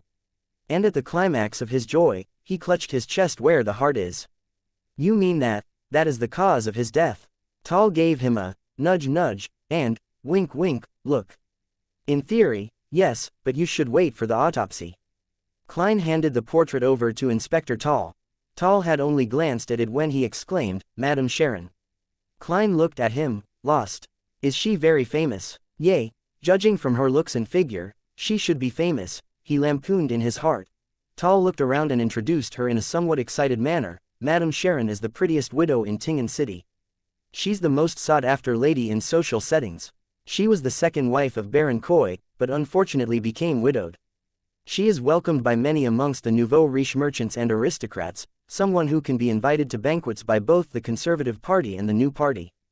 It's rumored that she and her stepson, the current Baron Koi, are on friendly terms with many nobles and senior civil servants in Backland.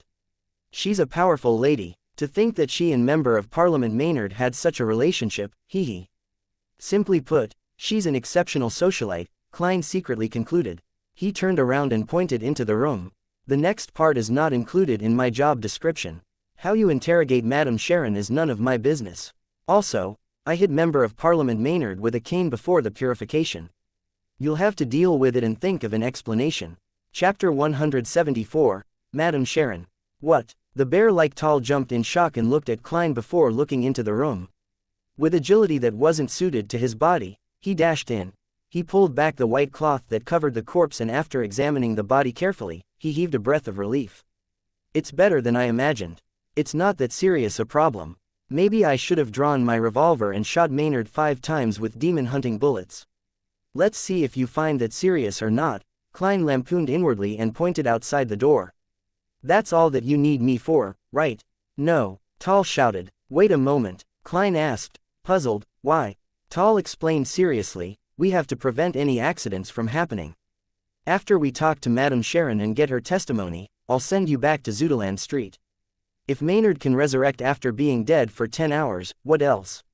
Couldn't happen. What would I do if you leave? Tal added in his head. All right, Klein massaged his temple and said, find a quiet room for me to rest in then. He wasn't feeling his best in every aspect as he had just advanced a day ago. Having just performed multiple ritual ceremonies, used 2 charms, and suffered a non-trivial scare, he needed to enter cogitation to eliminate any problems. Klein was now extremely cautious about losing control.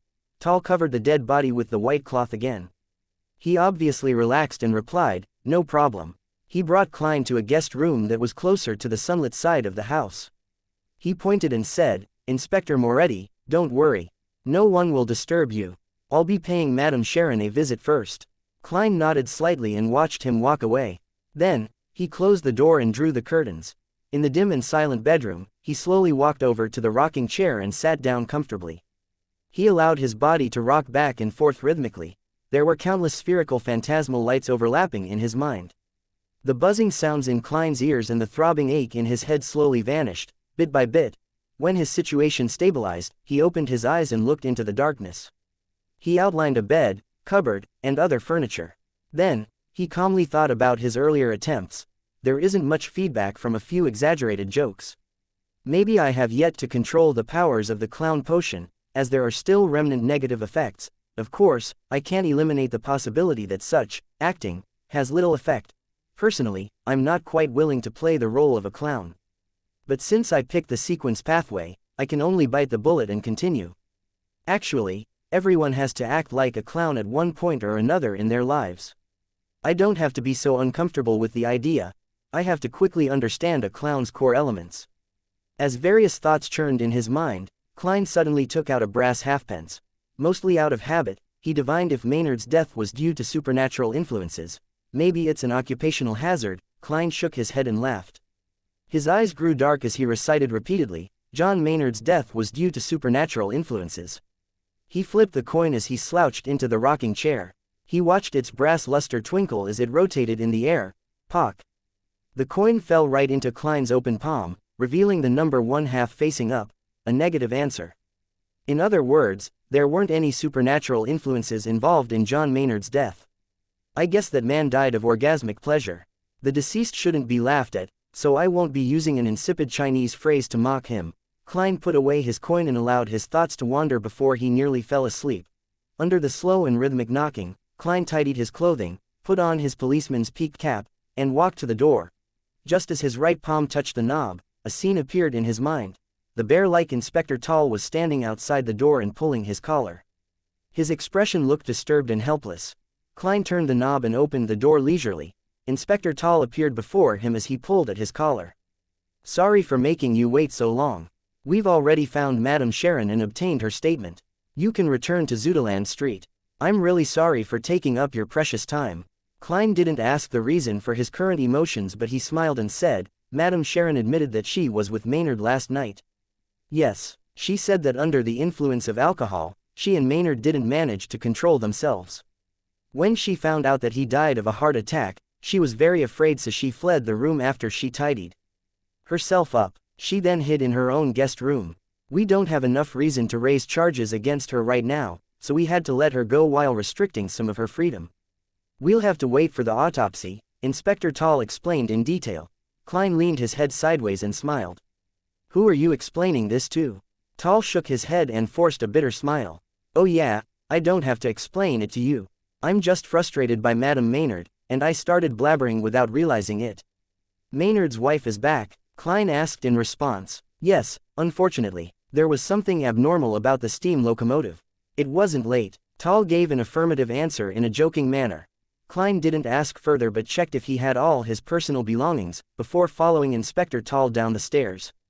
"Why aren't you arresting her? She's a murderer. I want to sue her, and I want to sue all of you for negligence of duty. I'll hire the best lawyer to sue you."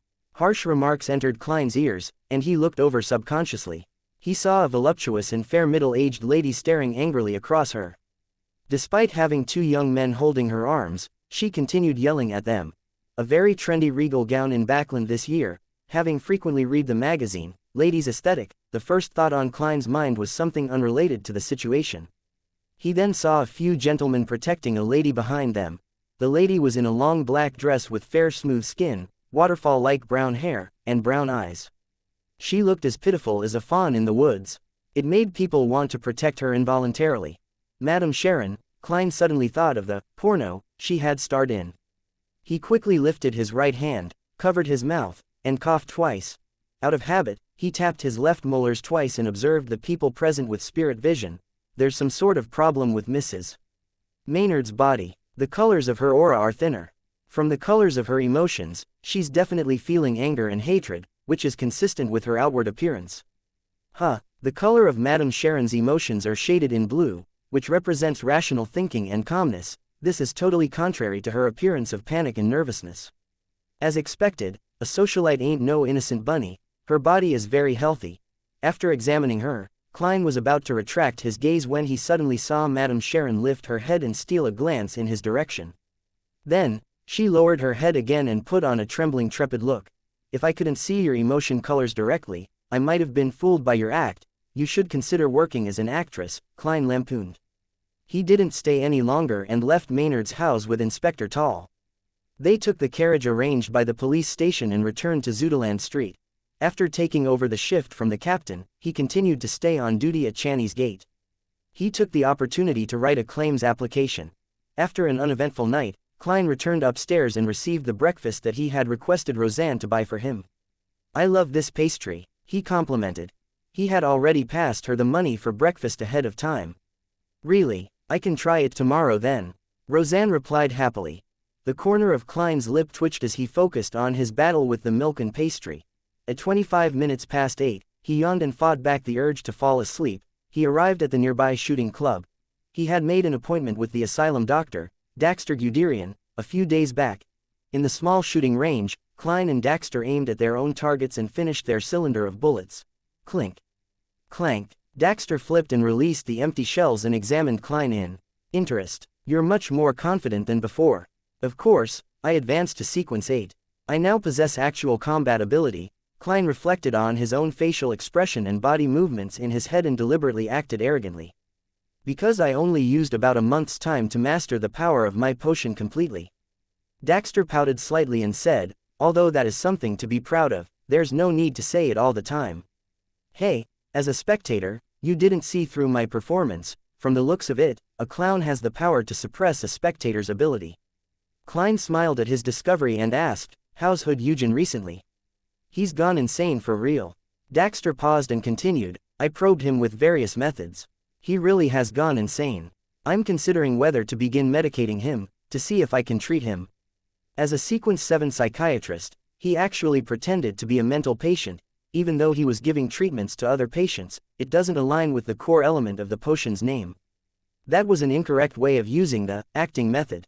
It's no wonder that he went insane, Klein thought and said, before he went insane, did you find out who got in contact with him?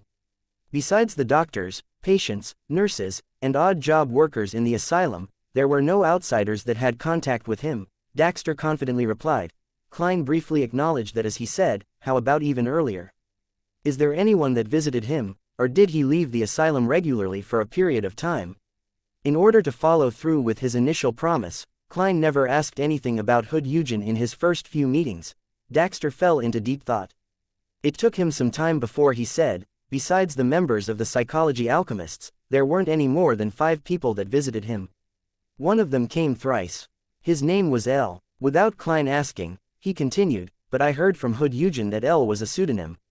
His real name was Lenevis. Chapter 175, Deduction, Lenevis. That criminal who cheated both money and sex. To think that he had a connection to Hood Eugen from the psychology alchemists, Klein froze for a moment when he heard the name. He immediately thought about the implications the name, Lenevis, had. He's the cheat that escaped with more than 10,000 pounds. Just providing a clue would earn me 10 pounds. And if I help in capturing this moving treasury, I'll earn 100 pounds. He's a scum that took advantage of the bodies and feelings of innocent women. To think that he knows Hood Eugen and went to visit him 3 times at the mental asylum. Does this mean that he's connected to the Beander Circle, or that he's a Beander himself? Klein suddenly recalled the name of a potion, the Marauder Pathway Sequence 8, Swindler. These Beanders took pleasure in swindling others. It's very possible. Klein nodded in thought. He controlled his facial expression and body language, feigning nonchalance as he asked, then, when was Mr. Lenevis's last visit to Hood Eugen?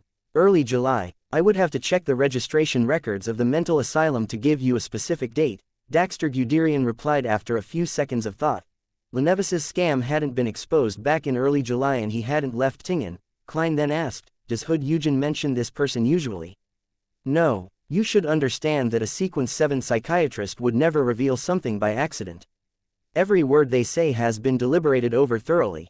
It would be impossible to learn their secrets unless they have some other hidden motives. I was only able to get the telepathist formula after Hood Eugen went mad. Oh right, have you determined the authenticity of the formula? Daxter expertly hid his feelings of pride toward his pathways potion. Klein laughed and replied, it's authentic. When you need to advance, you can use that to concoct your potion without worry. We can help if the psychology alchemists are unable to provide you with the ingredients. Also, how have you been lately? Not too bad. Other than being a little worried about Hood Eugen's condition, I feel rather relaxed. I no longer have symptoms of a split personality. You've helped me greatly in this regard, Daxter Guderian said, full of emotion. Klein wore a humble expression. It's only right. Let's return to the topic at hand.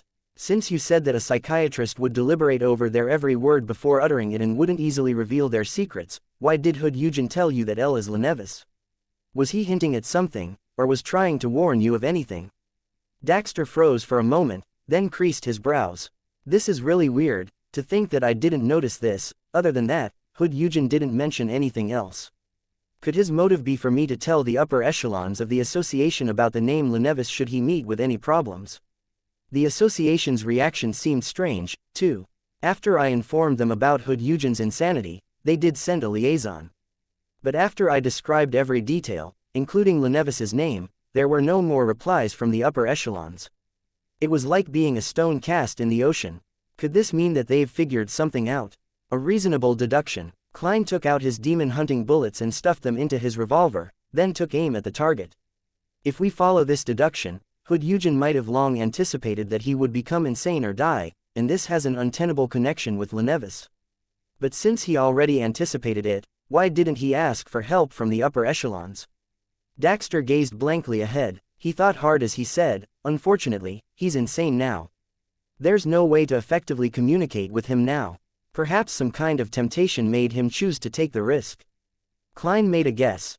At the same time, he felt that it was regrettable that Hood Eugen had really become a mental patient.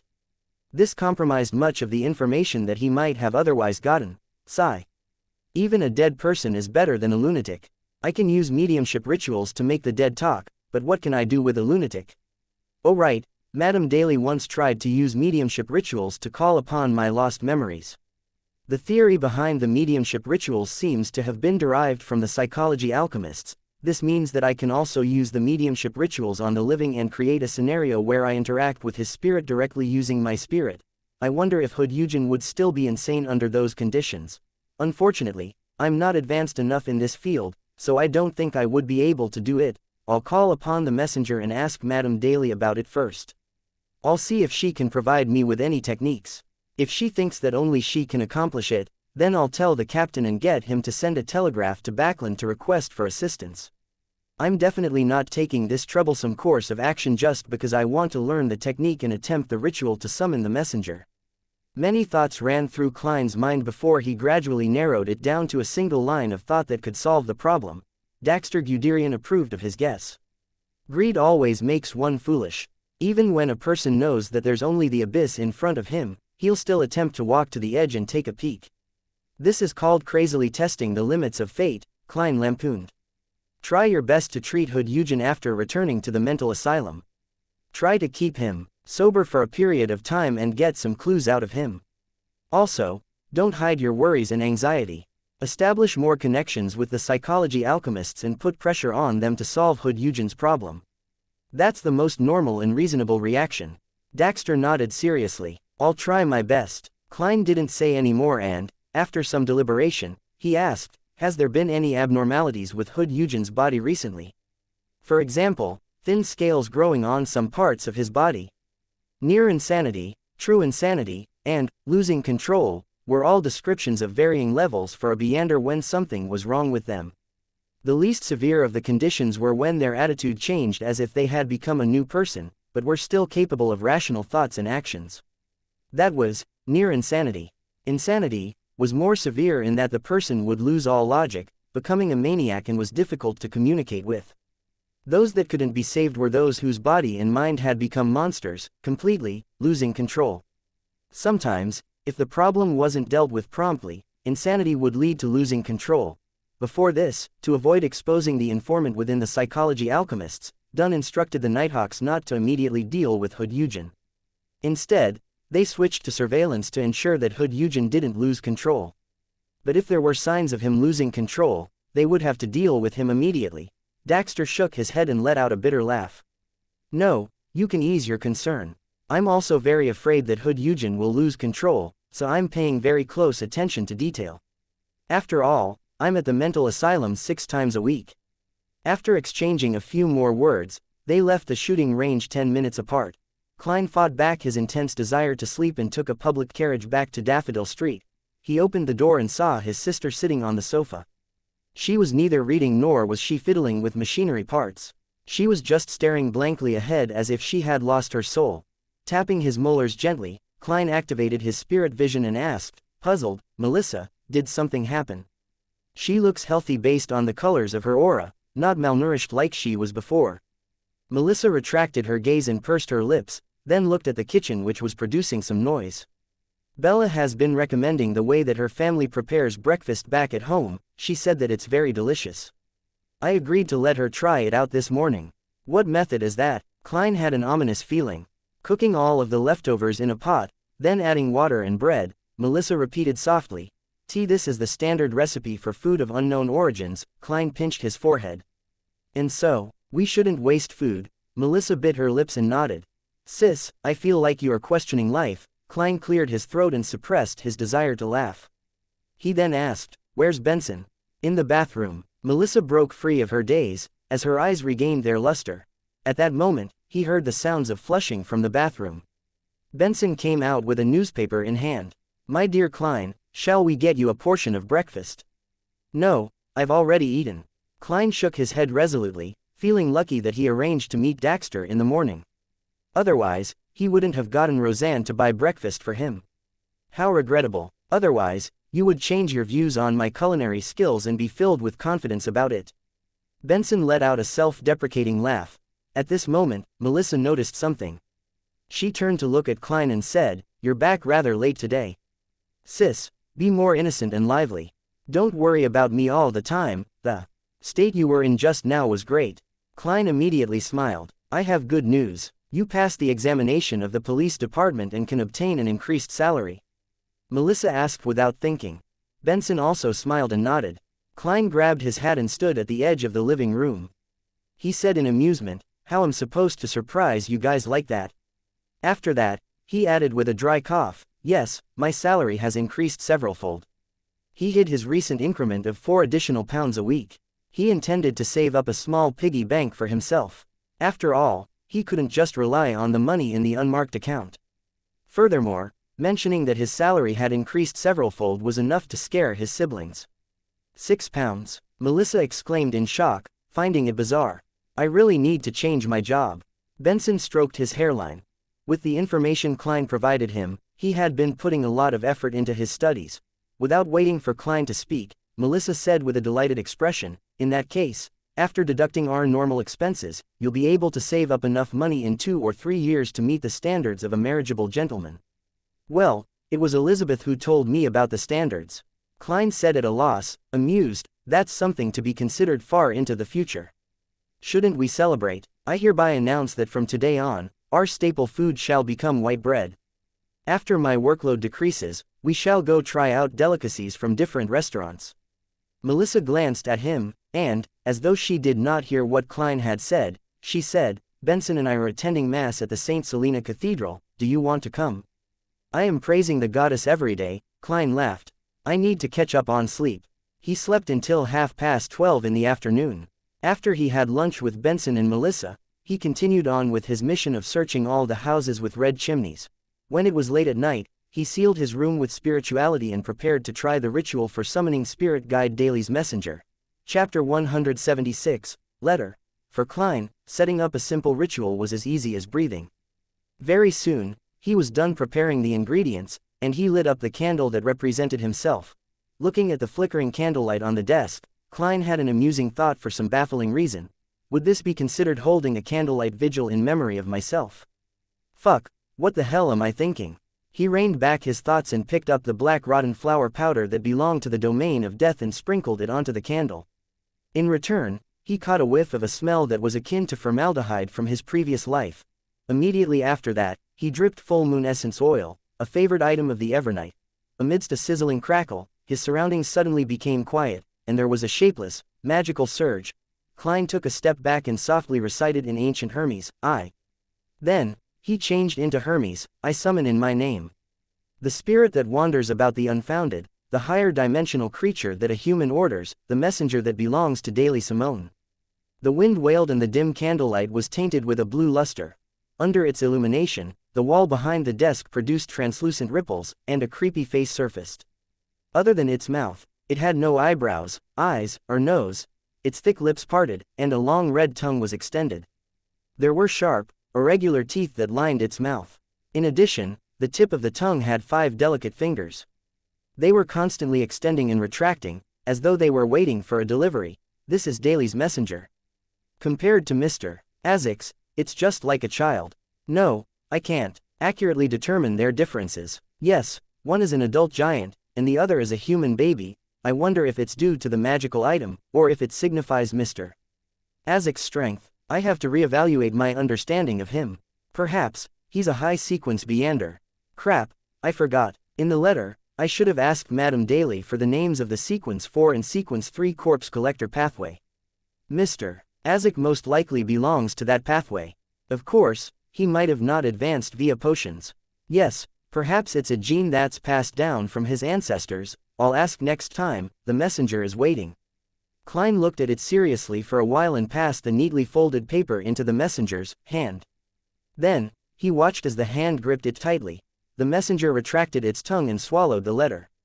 The translucent, creepy, and wriggling face shrank back into the wall and disappeared. I've got to say, this magic is quite cool.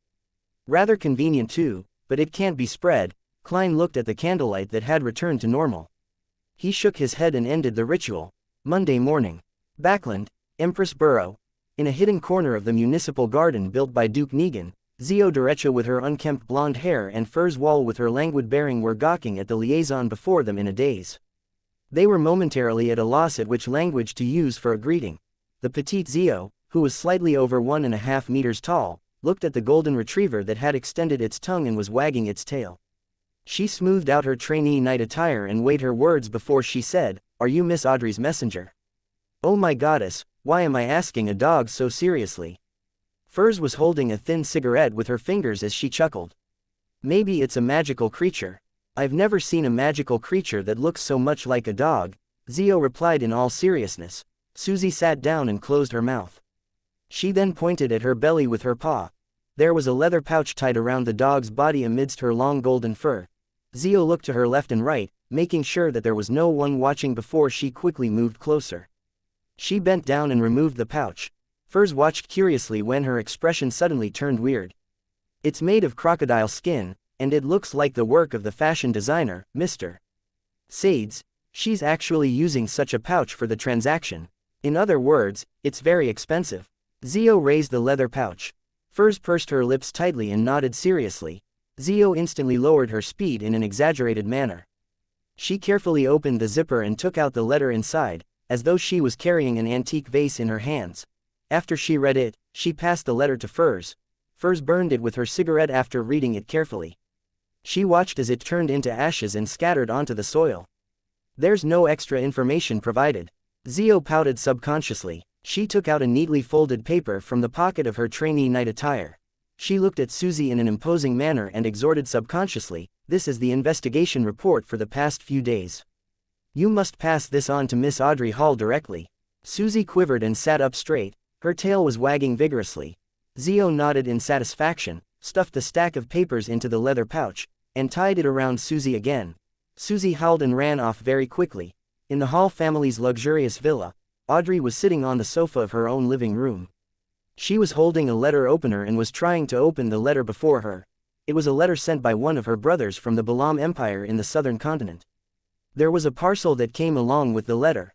At that moment, she saw Susie push open the half-closed door. The dog dashed over quickly. Susie sat on the carpet before Audrey and pawed at the leather pouch. "You really are an excellent messenger." Audrey wasn't stingy with her compliments. Susie looked back at the door. It induced vibrations in the air and said softly, "Your friend is very serious. When I saw her, she reminded me of the time when a hunter came to train us. She had been a complimentary gift when Count Hall bought hunting dogs." "Susie, your Loan is getting more and more fluent. There are just a few problems with your logic in using the language." Audrey watched as her golden retriever took off the pouch on her own and skillfully pulled open the zipper. She gave Susie a look and immediately understood. She stood up and ran to lock the door. "There's no result so far, but we found that some vagrants disappeared around the Backland Bridge Borough. Though, we can't know for sure that it was Kilangos. Perhaps the vagrants merely changed their movement patterns suddenly." Audrey flipped through the investigation report and seriously wondered how she should reply to Zio and Furs. "I'll tell Zio that as long as she can track down Rear Admiral Hurricane Kilangos, I'll buy the sheriff potion formula for her." No, that's not friendly enough. It would make her feel an inferiority complex. "Yes, I shall say, Zio, I've prepared your reward. As long as you can complete the task, 450 pounds will be yours." Sigh. "As far as the main ingredients for the telepathous formula, I've only found the Farsman rabbit's spinal fluid. I still need the rainbow salamander's pituitary gland, Glaint, Zio, and Furs have yet to find it." "Audrey, cheer up, at least you've digested the spectator potion completely. Once you put together all the ingredients, you'll become a sequence 8 Beander." Audrey reined in her thoughts, picked up a pen and paper, and quickly wrote a reply.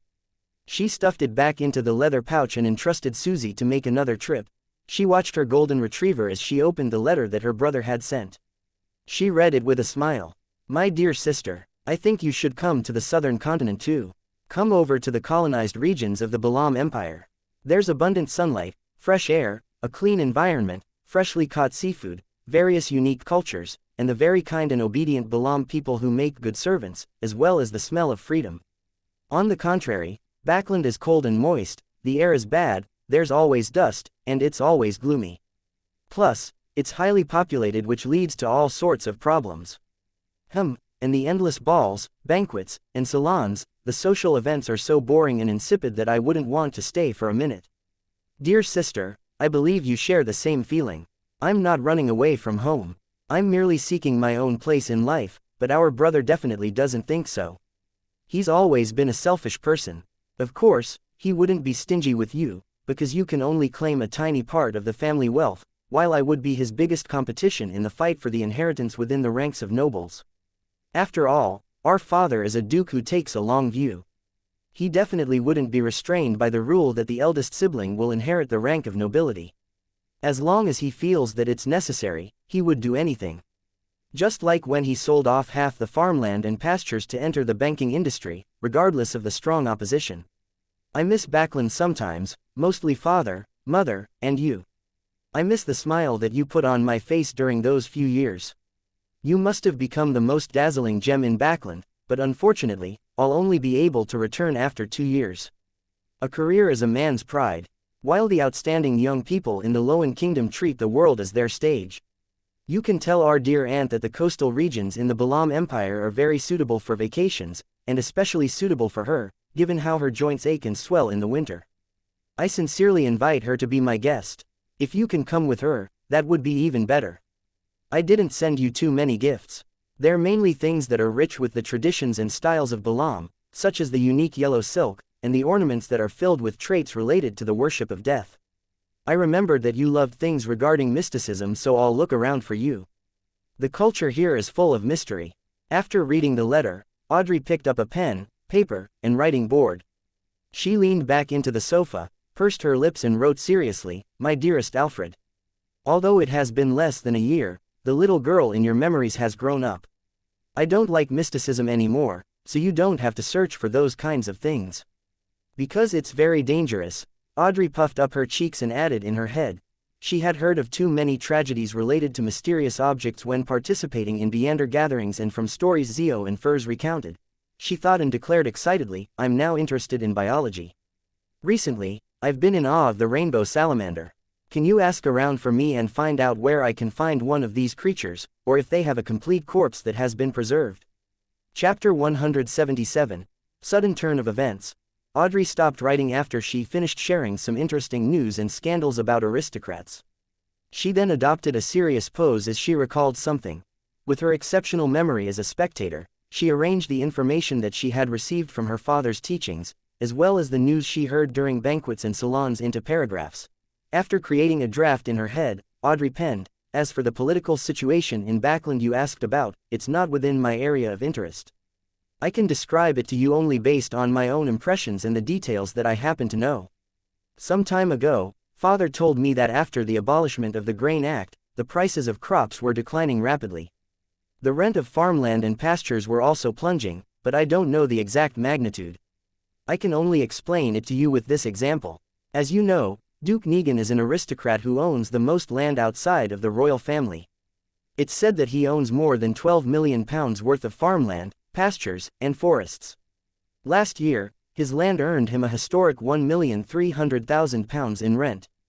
But this year, it's forecast that his rent will only be £850,000, a whole £450,000 less. That's more than the entirety of the assets that I'm entitled to. Without any further explanation from me, I'm sure that my dear brother will understand the behavior of most old-fashioned nobles.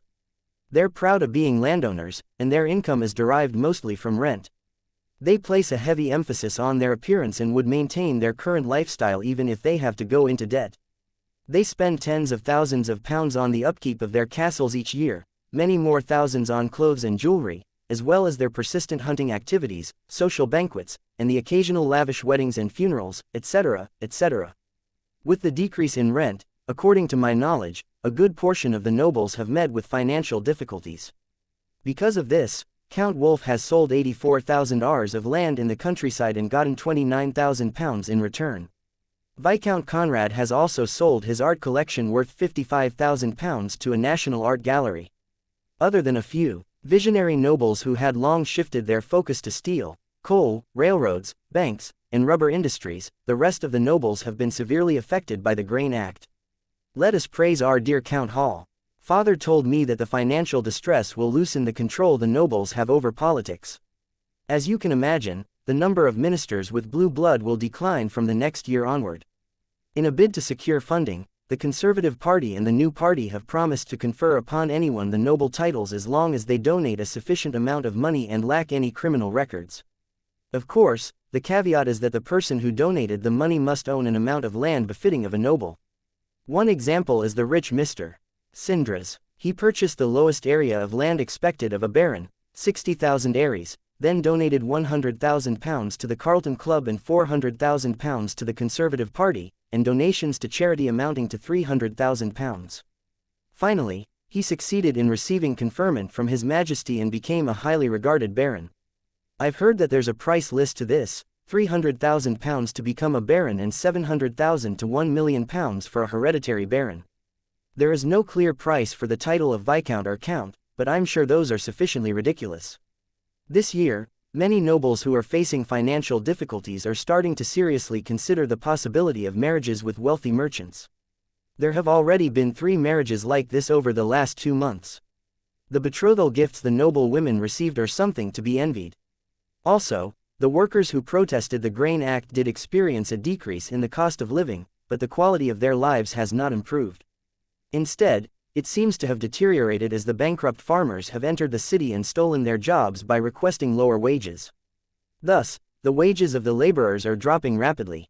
I remember the day when Father asked me who I felt was the winner of the Grain Act. My dear Alfred, you must know the answer. You would definitely be able to obtain a hereditary baron title through your own efforts. Zio Derecha and Furs Wall were returning to the Backland Bridge Borough after they received Audrey's reply. Zio, with her messy blonde hair, was looking out the window of the carriage. Her eyes were bright like 2 burning balls of flame. She muttered the term, £450, to herself repeatedly, as if reciting an incantation. Her strength and courage grew every time she repeated the term. Darkholme hasn't reported the status of the investigation today. Let's make a trip to his house. Zio suddenly turned to look at Furs. Darkholme was the leader of a triad in the Backland East Borough and had control over many beggars and thieves. Even though he looked very friendly with his chubby face that was perpetually adorned with a warm and amiable smile, Zio knew that he was a merciless scoundrel. He once broke the arm of a 13-year-old thief because the boy had hidden his profit. Unless it was necessary, Zio was unwilling to meet Darkholme, but Darkholme was one of the few people who were most familiar with the vagrants in the city. Furs pushed her slightly curly hair back behind her ear. As long as it doesn't delay my lunch. No problem. Perhaps I could treat you to an Intis feast after this week. Zio promised in complacency. Must I thank God? Furs asked as she laughed. Unlike Zio, Furs was a moderate believer of the god of steam and machinery. As they conversed, the 2 ladies switched to another public carriage and arrived at the Backland East Borough, and arrived at Darkholme's house. It was a terrace house located in a narrow alley. There were green plants hanging from the walls. The exterior looked relatively unkempt. Zio walked to the door, raised her right hand and knocked in a unique rhythm. The unlocked door opened with a creak following her knocks. Zio's apparently confused expression immediately turned stern, like a wary lion's. She took out a bayonet she carried with her and cautiously pushed open the door. She then slowly stepped inside. Furs also stopped looking nonchalant, having produced a dagger of unknown origins. They didn't smell any peculiar scents, but their rich experience told them that something was off. 1 step, 2 steps, 3 steps. Zio and Furs entered Darkholme's house. Then they saw a pale limb on a gas lamp, internal organs on a coffee table, as well as strips upon strips of flesh strewn on the floor and hung on the clothes rack. Pieces of bone had been stripped clean and piled up near the door, and amongst the bones was a head, its vacant eyes open. It was none other than Darkholme. His chubby face still maintained the amiable smile, as if everything was normal. Furthermore, there was no stench of blood in the house. As a former clinical doctor before becoming a best-selling author and Sequence 9 Beander, Furs has seen many death scenes more disgusting than this. She patted the tense Zio, who was on the brink of vomiting, as she surveyed the surroundings. Kilangos. Rear Admiral Hurricane Kilangos. He realized that Darkholme was investigating the missing vagrants and tracked him back to his house. Or could it be said that Darkholme had tracked him down, but ended up being caught. Zio fought back the urge to retch and said with a serious expression, "He sure lives up to his name as a merciless and crafty pirate admiral." The strangeness here also fits the description of his treasure. Crafty. Furs was suddenly alarmed as she blurted out, could he be waiting nearby in an ambush against the mastermind behind the investigations? Zio froze for a moment before answering in a fluster, "That's highly likely." He was a Sequence 6 Wind Blessed, a powerful pirate with a mystical artifact, while they were just two Sequence 9s. This was an extremely simple and easy contrast. In the house opposite Darkholm's house, a man with a unique broad chin and dark green eyes in his 30s was standing by the window, coldly observing Zio's and Furz's opening of the door and slow entry. He was none other than Rear Admiral Hurricane Xianxia. The black glove on his left hand twitched as if it were alive. A layer of dull gold scales appeared on its surface. Xianxia revealed a cruel and joyous expression as his dark green eyes turned pale gold and indifferent. The moment Furs realized this, she dragged Zio to the other side and avoided the area just across the main door. She then gritted her pearly white teeth and took out a bracelet that was hidden by her sleeves. This silver bracelet had 3 dark green, coarse stones which showed signs of burn marks and were rough and uneven. Furs pulled out one of the stones and let out a low growl in ancient Hermes, "Door." She grabbed onto Zio Derecha tightly as the stone released a faint blue glow. The figures of the two ladies turned indistinct, nearly invisible. They saw many forms they found difficult to describe. There were even transparent objects that didn't seem to exist. They saw different colors, lustrous splendors which seemed to possess immense knowledge. They had entered the mysterious spirit world. In this strange world that stood distinct from reality, Furs proceeded in a particular direction while pulling Zio along.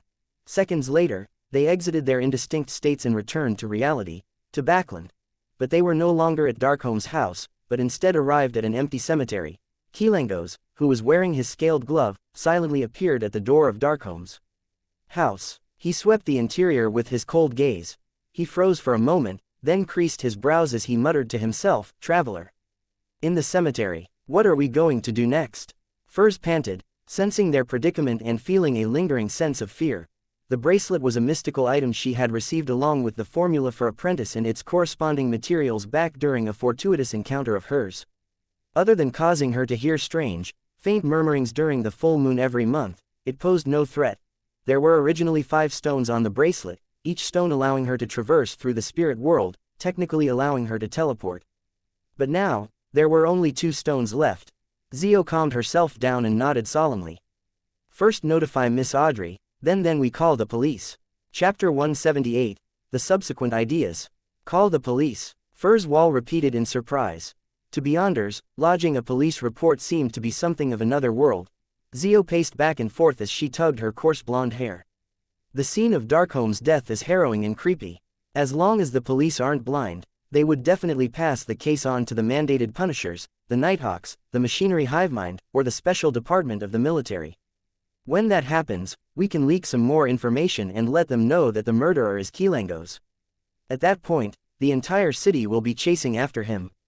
Our goal is only to look for Xianxia, not to capture him. With the help of so many Beyonders, things would become much simpler and safer. Once Xianxia panics and makes a mistake, it would be our chance to claim our bounty. Heh, I'm referring to the discovery of his whereabouts. Zio laughed dryly and looked at the appalled Furs. Do you think that the only way I know to deal with problems is by charging into them headfirst? The difference between us and Xianxia is as vast as the Daisy Bay. Furs nodded slowly and said, "Your understanding of yourself is absolutely right. You've done too many things of a similar nature. Hence, the losses that you've suffered is sufficient for you to advance to Sequence 8. Luckily, you're still rational enough regarding this matter." Zio lowered her head to look at her bayonet. She thought for a moment and said, "I have to be honest. I clearly sensed the approach of death earlier. Xianxia was no doubt nearby. That was an aura evil enough to destroy us at any time. That triggered an instinctual response in me." Furs wore her silver bracelet that had 2 stones left and thought seriously. "I agree with your idea. Let's inform Miss Audrey first and lodge the police report after. Yes, regardless if it was Darkholm or his underlings who found Xianxia's traces, we could continue to investigate with that approach and find out Xianxia's activity range and the location of his residence." Zio creased her slim blonde eyebrows and said, "But Xianxia would definitely not remain in the same place. Even as one of the 7 pirate admirals, Even if he had the assistance of a mystical artifact, Kilangos had to be extremely careful in Backland. Even Nast, the king of the five seas, had once encountered disaster here and was nearly caught. No, what I meant was, to surmise or confirm the purpose of Kilangos's visit to Backland based on the clues. Once we know what he's trying to do, no matter how he disguises himself or what tricks he pulls, he'll be exposed to us in the end. Then, our mission would be accomplished, Furs explained in detail. 2 years of novel writing experience tells me that things would become simple once we grasp the crux of the matter. Zio looked at her best friend in shock. She couldn't believe the woman had just made such a logical statement. I'm different from you. I'm merely too lazy to think, while you think with your muscles. Furs pursed her lips, leaned her head sideways, and smiled. Teasing me doesn't make you smarter. Zio tried to smooth out her few strands of blonde hair that was sticking out. All right, let's head over to Empress Burrow and tell Miss Audrey about this. Furs nodded faintly and said, so, what's our emergency contact method with Miss Audrey? Zio was momentarily put at a loss. She looked afar at the tombstone as she said, she told me that pet dog of hers we saw earlier walks herself at least 5 times a day. Well, the next walk should be after lunch. In other words, we have to loiter around suspiciously outside Count Hall's luxurious manor. The corner of Furs's lips twitched. Zio suddenly looked sideways and revealed an obsequious smile. Furs, or would you prefer to just sneak in? I don't think that would be difficult for you. It's what you're good at.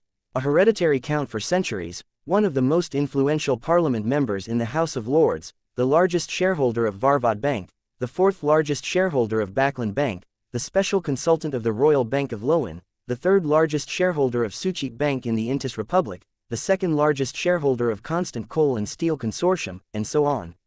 These are the titles of Miss Audrey's father. Zio, use your brain. How could a man like that not employ any beyonders?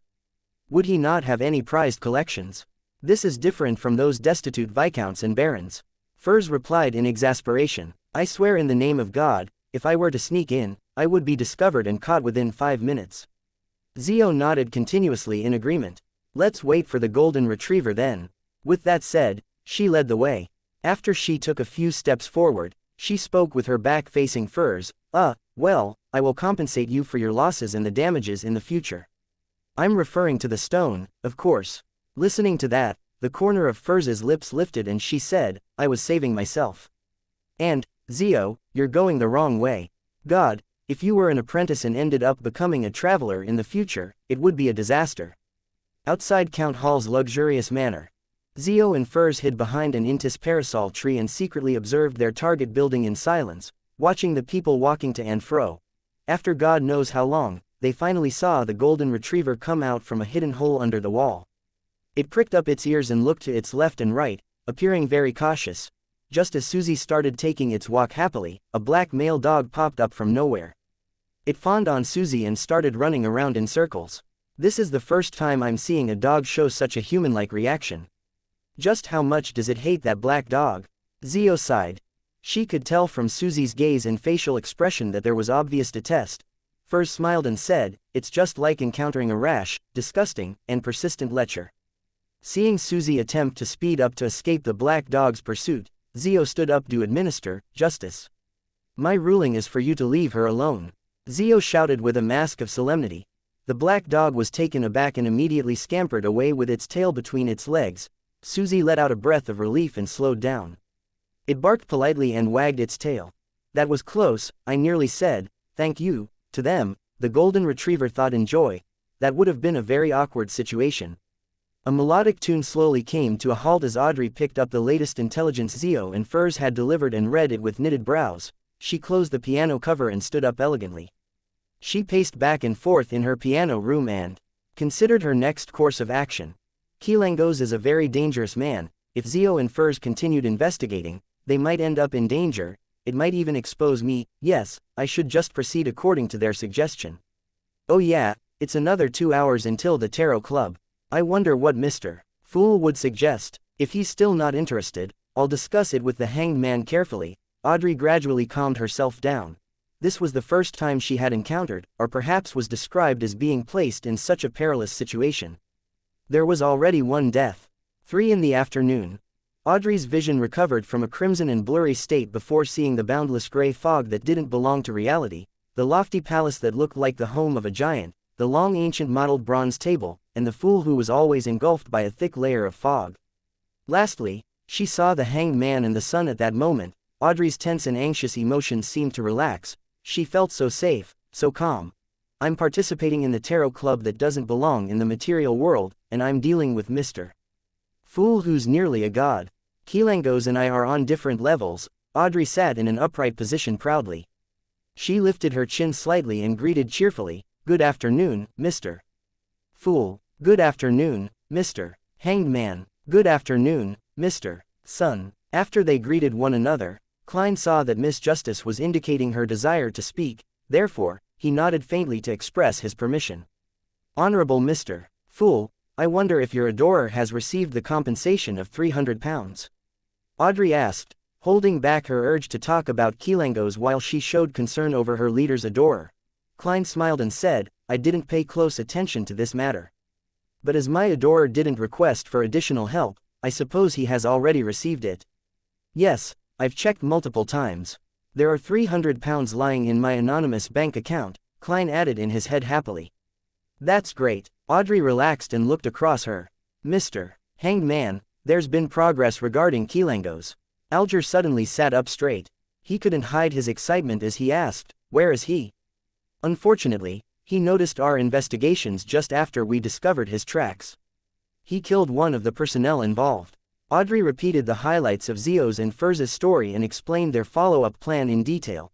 Alger nodded faintly and said, "I'll pay close attention." Then, he turned to the side and looked towards the seat of honor at the long bronze table. Under the vacant gaze of the sun, Derek, who listened but didn't understand anything, he said, "Honorable Mr. Fool, if I were to find out Xianxia's true intention and the very important and magical item that he intends to obtain, please allow me to recite your name and inform you through the ritual." He didn't repeat his request for the fool's adorer to provide him assistance. As he brought it up before and the fool had given his answer, there was no need to harp on the topic. Otherwise, it might provoke the god. Hence, Alger made it clear that his intention was only to report his findings. If the final temptation was sufficient, he believed that Mr. Fool's adorer would definitely appear. "That works." Audrey widened her eyes. "I should have asked for the right to report as well. I might be able to gain Mr. Fool's guidance occasionally," she thought with regret.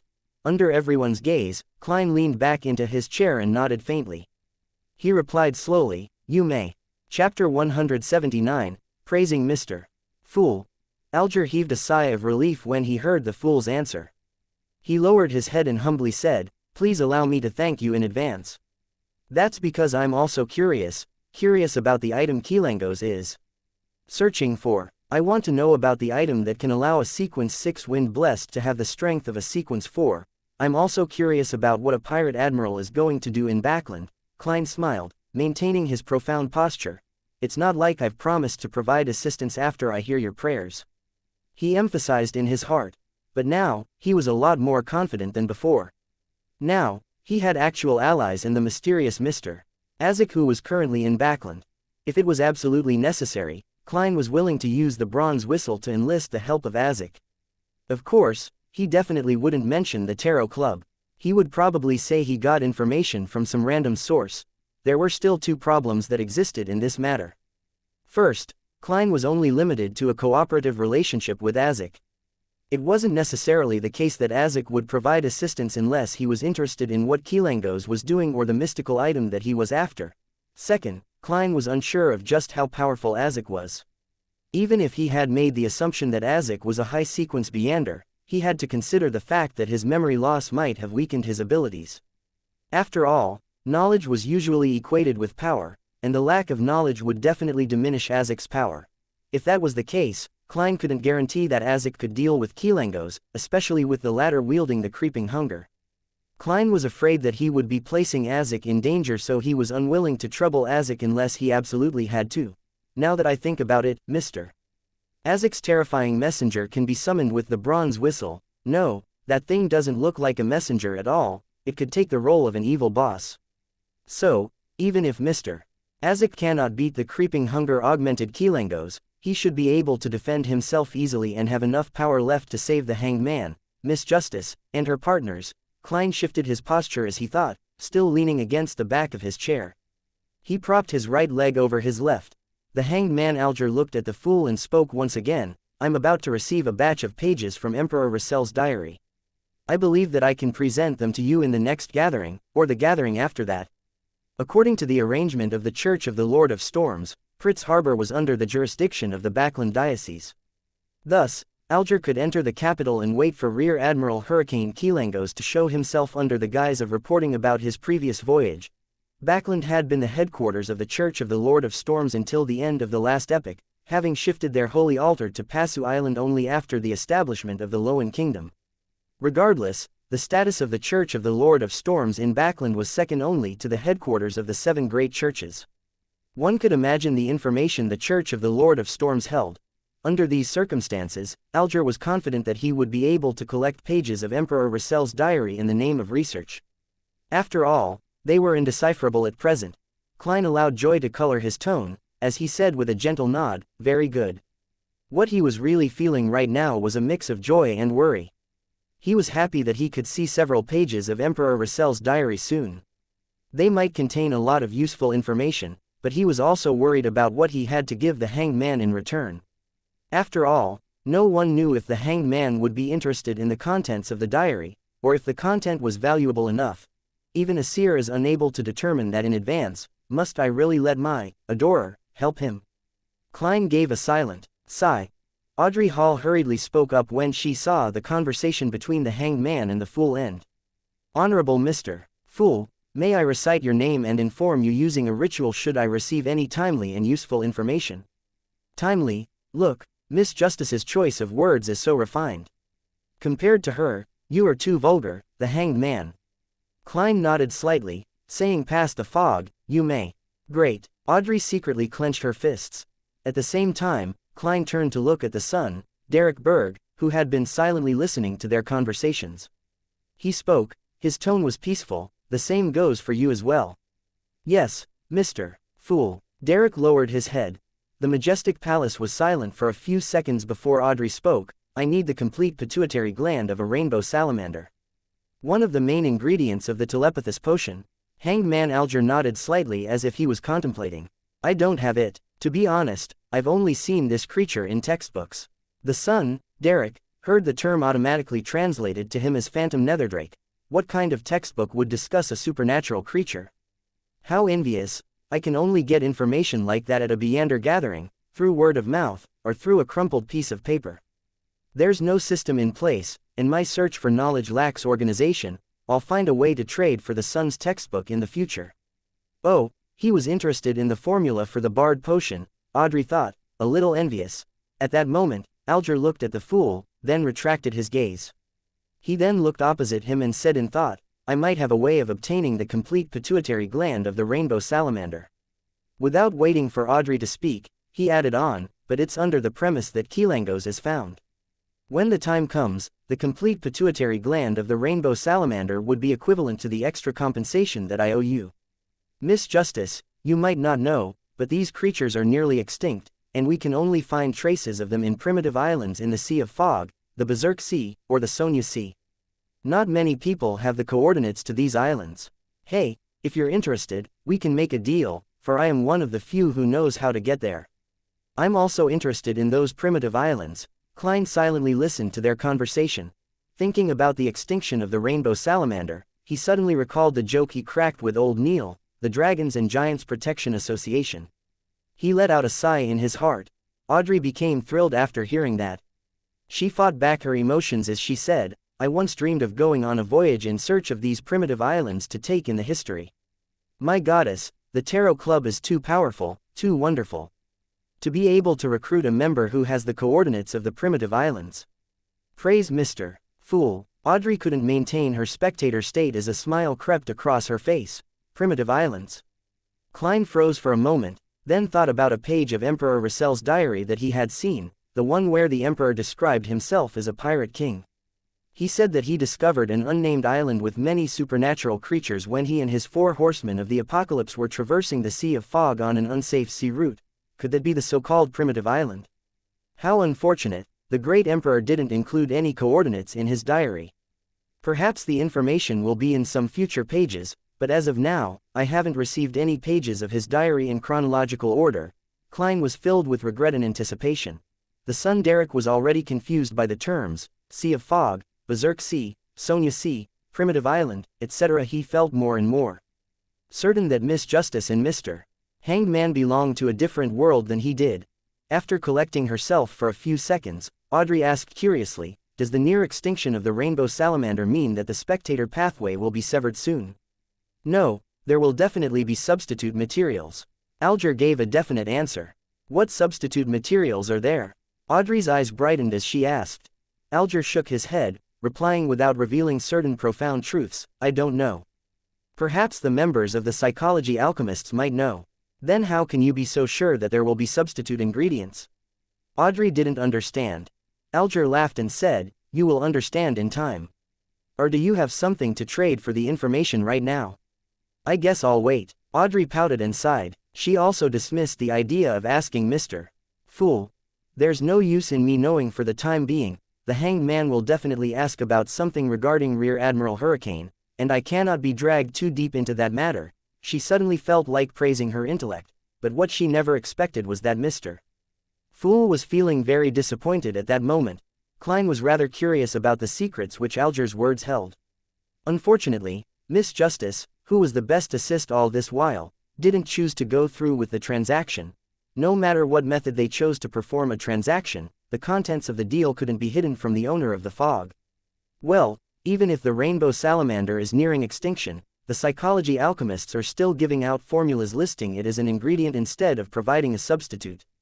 Does this mean that the psychology alchemists are in possession of the coordinates of certain primitive islands? Or could they be working together with an organization that has the coordinates? Klein wondered. After the end of the transaction discussions, Klein looked around, then turned to the sun. He asked in a gentle tone, does the City of Silver still believe in gods? Klein was merely an official member of the Nighthawks and had no access to deeper mysticism knowledge. An example would be sacrificial rituals. Thus, in order to refine his understanding of performing sacrificing dedicated to himself, to move materials in the mysterious space above the gray fog, as a sequence 8, Klein needed to learn it as soon as possible from other sources. He came up with 3 methods after continuous consideration. First, he was going to ask Spirit Guide Daly, who was adept at ritualistic magic whilst also being a deacon. But this might invite suspicion from her, thus, Klein could only patiently wait for an opportunity. Second, he could ask Mr. Azek, but Klein couldn't guarantee that he would be able to recall the knowledge in this area. Third, he was going to use a roundabout way to ask Sun, who lived in the City of Silver. Klein already had an idea of how he was going to do it while effectively maintaining his image. Whatever he asked would be tied to the gods. Derek replied in a respectful tone, we still believe in the Lord that created everything, the omnipotent and omniscient God. Chapter 180. A smart person always overthinks. Upon hearing the fool's question, Audrey perked up her ears and entered her spectator state. She waited for the sun to answer. She had always been curious about where the City of Silver was and what was so special about that place, but she couldn't bring herself to ask. It touched upon his privacy after all. At that moment, Mr. Fool was asking personally. It was like finishing the first volume of an outstanding detective novel she had been reading for a long time, and she finally had the chance to buy the next volume. The Sun's answer didn't disappoint her. They didn't believe in the mainstream 7 orthodox deities, nor did they believe in death as the southern continent did. They also didn't believe in the hidden existences, evil gods or devils, primordial demoness, hidden sage, dark side of the universe, chained god, or the true creator, which the Hanged Man had told her before. The City of Silver is really special. They actually worship the creator himself. This is the primordial worship that Mr. Hanged Man described, right? The description of omnipotence is a little strange. Audrey stole a glance at the Hanged Man subconsciously and realized that he was nodding slightly. Klein wasn't surprised at all. He purposely chuckled and asked in reply, even though he abandoned you. Abandoned? The creator abandoned the City of Silver? Alger was shocked. Suddenly when he suddenly made the connection regarding a particular term. In the confidential information of the Church of the Lord of Storms, at the security clearance level that Alger, who was captain, equivalent to the bishop level, could access, the the Forsaken Land of the Gods had always only been a name with no actual description. However, it clearly pointed towards the end of the Sonia Sea. From what he knew, even the cardinals at the core of the church had no idea what the Forsaken Land of the Gods represented. But only the leader of the church, the proxy of the Lord of Storms, knew something about the situation and seemed to be taking charge of the hidden mission to look for the Forsaken Land of the Gods. Alger had once made a bold guess when he equated the true Creator's holy residence, which was promoted by the Aurora Order, with the Forsaken Land of the Gods. But, unfortunately, the fool hadn't confirmed his guess, so he couldn't be sure. Now, he was shocked and surprised to find that the Tarot Club member using the sun as his code name was very likely from the Forsaken Land of the Gods. Mr. Fool knew where the Forsaken Land of the Gods was all this time, and he could pull someone from there to be a member of the gathering. This is a hidden place that the Church of the Lord of Storms has been trying to find to no avail. Alger looked at the fool who was seated in the seat of honor at the end of the ancient long bronze table in horror. He could only see that he was leaning back in his chair in silence, engulfed by the thick fog. Audrey wasn't particularly moved about it. The only time that she had heard about the Forsaken Land of the Gods was from the Hanged Man's question. She wasn't particularly interested, so she failed to associate it to anything from what Mr. Fool said earlier. The City of Silver has the legend about being abandoned by the Creator, huh, Mr. Hanged Man seems to be deeply affected. What is he amazed and afraid of? Audrey nodded in puzzlement as she remembered the details of the moment. Yes, we believe that we will regain the Lord's favor in the end. Perhaps, it will be on the day the sun rises again, Derek Berg answered in an uncertain tone. We were once ruled by the giant's royal family, and we worshipped the giant King Ormir. Later, we were saved by the Lord and we will never betray the Lord again. Ruled by the giant's royal family, it really is ancient. But it doesn't seem to match. Alger, who had guessed at something, suddenly recalled the description about the second epic in the hidden chapter of the Book of Storms. The second epic was also known as humanity's dark epic. At the time, the sky, ocean, and land were ruled over by dragons, giants, elves, mutants, devils, phoenixes, demonic wolves, and dead spirits.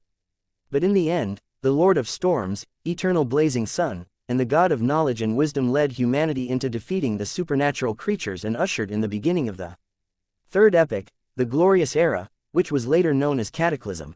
Giant King Ormir, Klein repeated the name in silence. In various legends and myths, it was a great existence on par with the deities. Even now, there were still some places that worshipped him.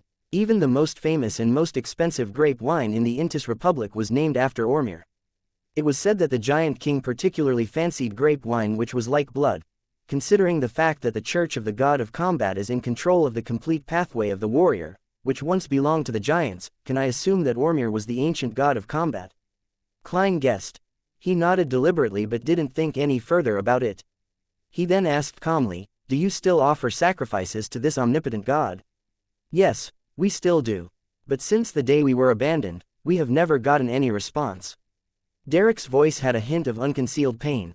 Klein leaned against the back of his chair leisurely. He half closed his eyes and said, "Describe the process of your offering ritual in detail. Does Mr. Fool want to figure out the truth behind the City of Silver's abandonment? Or does he want to determine if the Creator still exists?" Alger suddenly felt a shock through his body and he quivered. Not only was he afraid, but he was also excited too. This was because he felt he was being made privy to the secrets between deities. That made him feel like he had been elevated to a whole new level.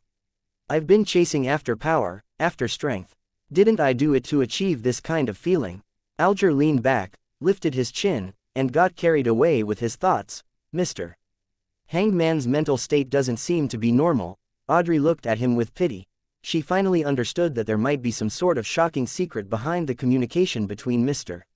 Fool and the sun, which led to the Hanged Man's loss of composure. "After the Kilango's commission is over, I'll pay the price to get information about what Mr. Hanged Man learned today. I wonder if he would be willing to." Audrey thought in anticipation, yet was still a little worried. Derek didn't notice the weight that was hanging on his answer as he replied frankly, "We build opulent altars covered in the Lord's symbol. Every time we receive a bumper black-faced grass harvest, we hold a sacrificial ritual. We use the monsters we capture in the depths of the darkness to use as sacrificial offerings. After we recite God's honorable title and the necessary prayers, we dance for him and then kill the monsters, to let their spirituality and tainted blood dye the entire altar. If we haven't caught any monsters, then we use a sinner on the lowest floor in the City of Silver prison instead. Then, we turn the very first batch of black-faced grass into food and serve it before the Lord. In the end, we sing praises in unison and end the ritual. Since I was planning to offer a sacrifice to myself, I'm not picky about time, and the altar can be as simple as possible. The most important part would be to open a channel with the aid of the monsters, spirituality or the blood-containing Beyonder powers to complete the sacrifice offering. Of course, this is under the premise that one will receive a response. How extravagant! Klein used his mysticism knowledge to analyze every step of the sacrificial ritual in the City of Silver before finally saying, "What are the corresponding prayers? What language do you recite them in?" Derek was also looking forward to this, so as to gain hints from Mr. Fool on how to shake off the curse, so he recalled it carefully and answered, "We use Jotun, which is also our common language. The corresponding prayers are, your devoted believers pray for your attention. We pray for you to take their offerings. We pray for you to open the gates to your kingdom." Klein listened in silence and intentionally let the engulfing fog slowly swirl around him. He nodded as though deep in thought and remained silent. As for what he learned from it, he obviously wouldn't share it. Alger found it very normal. How could the secrets of a deity be revealed directly to a mortal? Derek also steeled his resolve to quickly grow in power, so that he could obtain something that could garner Mr. Fool's interest in exchange for his guidance. After some more communication, Klein ended the gathering. He watched Justice's, the Hanged Man's, and the Sun's figures vanish before him. He looked down and saw the boundless gray fog and crimson stars that seemed eternally immutable. However, after he advanced to sequence 8, he realized that he could connect even more stars. In other words, he could pull in more members. At least 2, Klein nodded indiscernibly. He wasn't in a hurry to add new members.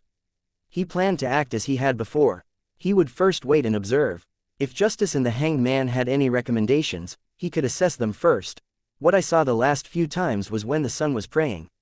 There was a clear crystal ball before him, but ever since I pulled him into the world above the gray fog, that crystal ball has never appeared again. Does the prerequisite needed to pull people in through the connection of the Crimson Star have something to do with having a special item around them? Or does every Crimson Star correspond to an item in reality, which, when it's connected successfully, it would return to the world above the gray fog? I wonder if Miss Justice and Mr. Hanged Man were the same. Let's just assume that's the case. In that case, if people without this special item were to recite, "The fool that doesn't belong to this era, the mysterious ruler above the gray fog, the king of yellow and black who wields good luck," and allow me to hear their prayers, would I be able to pull them in? I can give it a try in the future. Klein didn't stay any longer. He wrapped himself with spirituality and stimulated a descent, leaving behind the lofty palace, the ancient table, and the 22 high-backed chairs which sat immutably above the gray fog. He had mastered the overflowing power of the clown potion and eliminated the corresponding negative effects. Therefore, he wanted to try the ritual to summon himself. I wonder what I'll conjure this time, Klein thought in anticipation and fear as he fell through the mad ravings. Chapter 181, Different State. Klein didn't hurry to dispel the wall of spirituality when he returned to his room.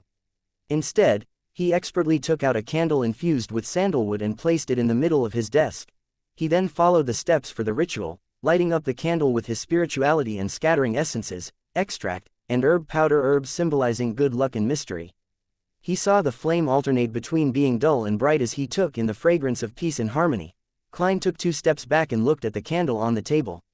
He then shouted in the language of the giants, "I." After a pause, he switched to Hermes, "I summon in my name." At that moment, the flickering flame fused itself with the harmonious scent to form an illusory vortex, a vortex that manically absorbed the spirituality.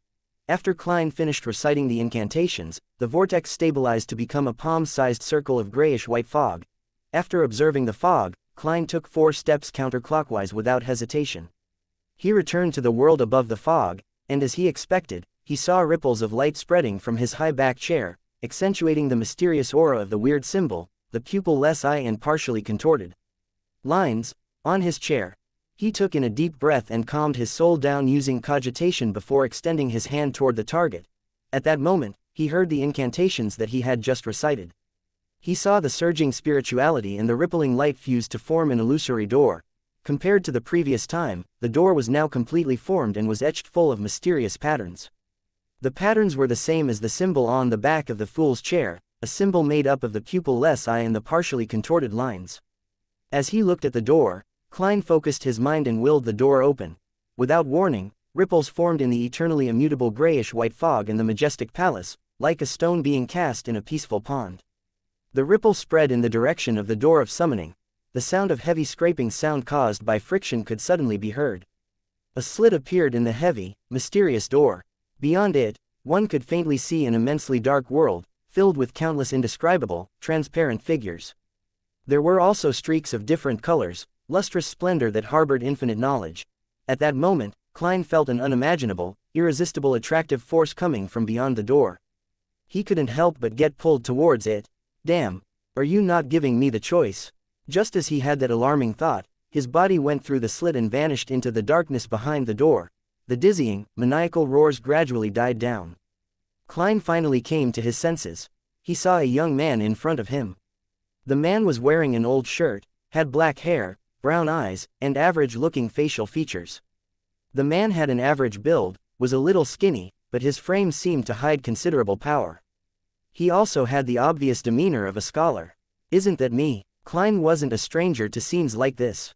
He encountered something like this every time he looked in the mirror. He nodded indiscernibly and surveyed his surroundings.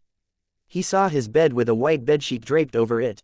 He saw his half-top hat, tuxedo, and black windbreaker hanging on his clothes rack. He saw a bookshelf with quite a number of books, his neat table that only had one candle on it. He saw the candle flame emitting a grayish-white glow. And now, he was floating in front of the palm-sized circle of grayish-white fog. So, have I really summoned myself? It feels a little like an out-of-body experience, but there's also something a little different. Klein looked at the physical body belonging to him, toward his blank, vacant eyes and slipped into deep thought. But he could finally confirm one thing. It was only his soul, also known as his spirit body in mysticism, that headed to the world of fog. The exterior appearance was that of the astral projection. It's no wonder that I can directly see the astral projection surface of Justice, the Hanged Man, and the Sun and confirm whether they were beyonders or not when I was in the world above the fog. I could also guess their sequence numbers. My physical body seems to be under some form of protection, perhaps from the power of the ritual, for me to stand with such stability and not lose my balance. It should be the same for Miss Justice and the others. Klein slowly got used to the current situation and started to analyze the conditions of both his physical body and soul. He retracted his gaze and tried to move his soul, now fused with powers from the mysterious space.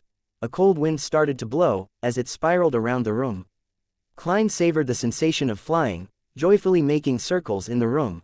I can also take on the role of a messenger in this city now. I wonder if I can carry physical items with me. He collected himself and stopped. He floated in the air and experimented with his other abilities. He tried to grab a notebook from his bookshelf, but his hand passed through it. It feels a little sticky. It's not like moving through air. I might be able to grab it after I become more powerful and able to better utilize the mysterious powers of the world above the gray fog. Klein once again tried grabbing a single piece of paper but to no avail. After more than 10 seconds of deliberation, he flew toward the clothes rack and extended his transparent hand into the pocket of his black windbreaker. He touched the slumber charms and the requiem charms that he replenished from a successful claim. They were objects infused with his own spirituality, different from ordinary objects in supernatural terms. Thus, Klein wanted to see if he could carry them about. His palm once again went through the charms, but he could clearly feel their existence. He felt the intertwining of spirituality, but he didn't have enough strength to pick them up. Of course, another explanation was that there wasn't enough spirituality within the charms to achieve a strong resonance with his current state. The spirituality isn't strong enough, Klein thought as he moved towards the other pocket. That pocket stored the flaring sun charms that he made with the stolen power of the divine blood and his own spirituality. A warm sensation quickly spread all over his body, making his form turn more stable and his thoughts clearer. He could take the thin gold piece out of his pocket. In the mirror in his room, the charm seemed to float out of the pocket on its own accord, similar to the descriptions in ghost stories. I can move flaring sun charms. I can also create sound using my spirituality, so I do have certain abilities in this state. Klein flew toward the mirror and stopped in front of it. He saw that only the thin gold piece was reflected. Other than that, It was only the furniture and darkness in the room caused by the drawn curtains. After a few seconds of consideration, he placed the flaring sun charm onto the bed before returning to the front of the mirror. He wanted to see if he could move through the mirror. His vision turned dark. Klein's vantage point suddenly changed. He saw the room that was reflected in the mirror, the furniture that was accentuated by the weak sources of light. It made him feel as though he was hiding in an obscure corner, peeping into a tiny portion of the room. I really can go through the mirror. But this is only an ordinary item which doesn't lead to some mysterious and strange world. Klein nodded and charged forward, once again returning to his room. The success of carrying the flaring sun charm gave him immense confidence. Hence, he attempted grabbing something else, Mr. Azek's copper whistle. The moment he touched the ancient and intricate object, he felt his spirituality expanding and freezing. His illusory eyes turned into dark, burning flames. It feels like I have gotten a little more powerful. My form is like a wraith's but without the strong sense of vengeance. Klein projected his current appearance by calming his mind. This was one of the abilities of a clown. Mr. Azek's copper whistle is truly fascinating. He nodded, noticing that he could now pick up pieces of paper with certain weights. He could also pick up his slumber charms. How unfortunate. I can carry the silver ritual dagger, but the revolver is too heavy. Klein concluded his experiments and turned to see if he could use any spells in this state. After serious tests, he concluded that he could conjure 2 spells, the first being a formless howl could shake the souls of his target and the second was inducing a state akin to freezing via contact with a target. Klein came to a satisfied stop. He looked out the oriel window, towards the sunlight, and street covered by the curtain. I wonder if I can move about during the day in this state, he muttered as he floated towards the window. He then carefully lifted the curtain, creating a slit and allowing a small amount of sunlight to pass through the wall of spirituality and into the room. Under the radiant sunlight, Klein felt his soul boil with a black fog. His powers were also being drained away, bit by bit. He quickly released his grip, allowing the curtain to block the light. I can't, Klein thought for a moment, then placed his gaze on the flaring sun charm on the bed. I wonder if the effect would be the same if I'm augmented with the divine blood of the eternal blazing sun. He floated toward the bed and tried to grab the thin piece of gold, but just as he touched the charm, the warm pure feeling formed a stark contrast with his burgeoning cold spirituality. It was like an existential conflict between fire and water. He tossed the piece of gold away as if he had been burned. The power of Mr. Azek's copper whistle cannot inhabit my soul at the same time as the flaring sun charm. Klein understood as he set the copper whistle down. He felt his spirituality shrink, and the black flames in his eyes extinguished. In this state, both the spells I can use have been weakened. After another round of experimentation, Klein grabbed the flaring sun charm, once again feeling the stabilizing and warm purifying effects the charm had on his spirit body. He returned to the window and cautiously moved through the curtain. The sunlight only felt warm on his body, but it didn't inflict any harm. Not bad, Klein let out a mixed smile. He made his way past the wall of spirituality and cautiously flew out of the house with the intention of conducting more experiments.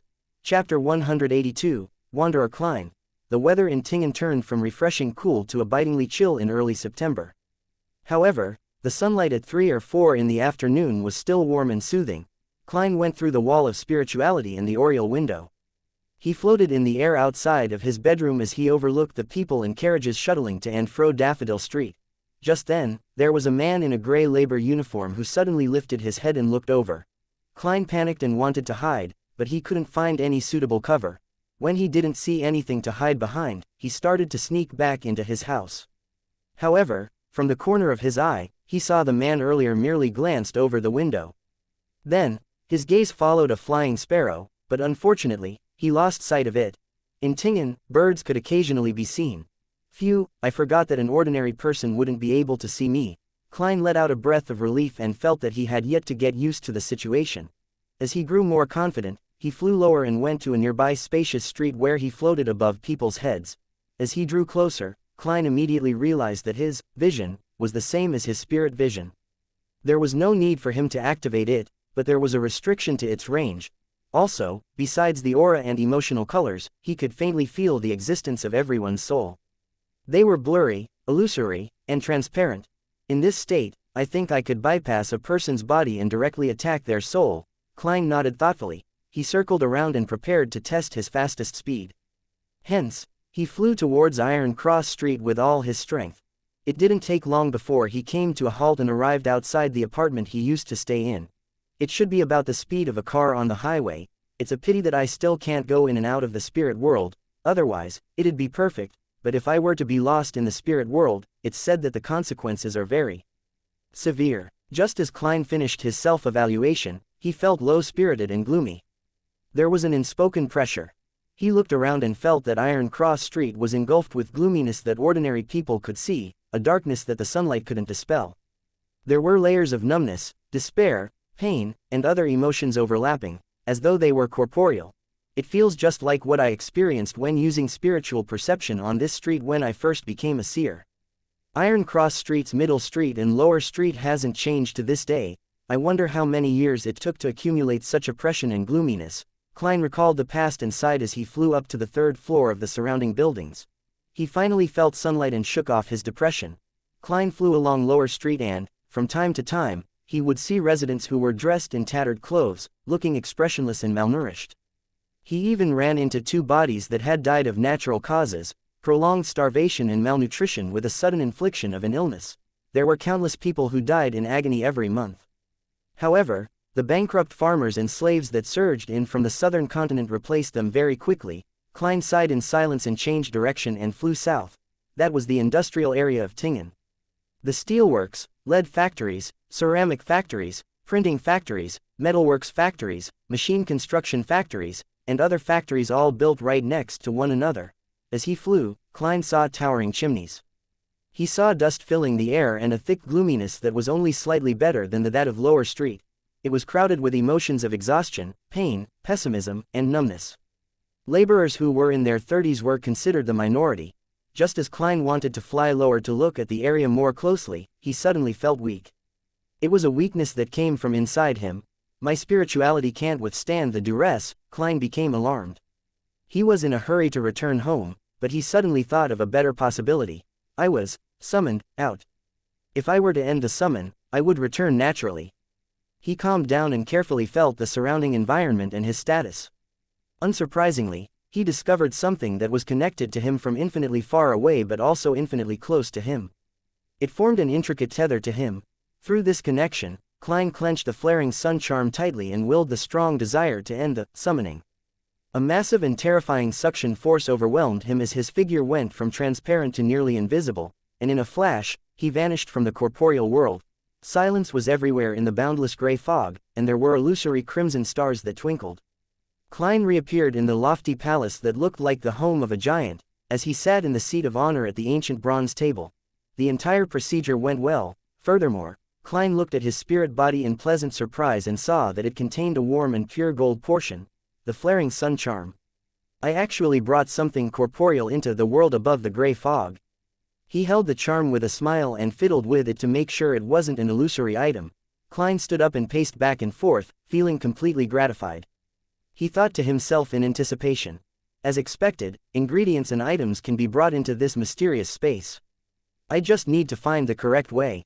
However, this method is quite complicated. It needs me to do quite a bit before it reaches the destination. Furthermore, if I were to be summoned by the members all the time, it would damage the fool's image. I can only do that occasionally, or after I understand it. More, I can design an incantation that summons the fool's adorer, but it will similarly be directed at me. I'm not some born laborer. Why must the incantation point towards me? When the time comes, I can conjure what seems like a messenger or a more unique adorer, and let it deal with the dispatch and collection of materials. Ideas popped up one after another as Klein contemplated, but due to the limitation of his capabilities and knowledge, he couldn't put them into practice just yet. As he became even weaker, Klein didn't dare to stay any longer. He used his spirituality to envelop himself and simulate the feeling of descending. In the blink of an eye, he returned to his bedroom. He saw splendid sunlight pouring in through the gap in his curtains. He examined his body and made sure that the flaring sun charm wasn't brought back but left above the gray fog. When I've gotten enough rest, I'll repeat the summoning ritual at dawn to bring the flaring sun charm back to reality. Sigh, it would be great if I could maintain the state a little longer. That way, I would be able to investigate the houses with red chimneys. It's such a pity that I can't do it yet. I could only fly long enough to investigate a few houses before having to return above the gray fog and rest for half a day. The efficiency would be just as low. Klein walked before his desk and put out the silent burning candle. After he packed his things, he didn't remove the wall of spirituality immediately. Instead, he sat down and took out a pen and paper to write a letter to Mr. Isaac. After he wrote the salutation of, "Dear Sir," he pondered for a few minutes before penning.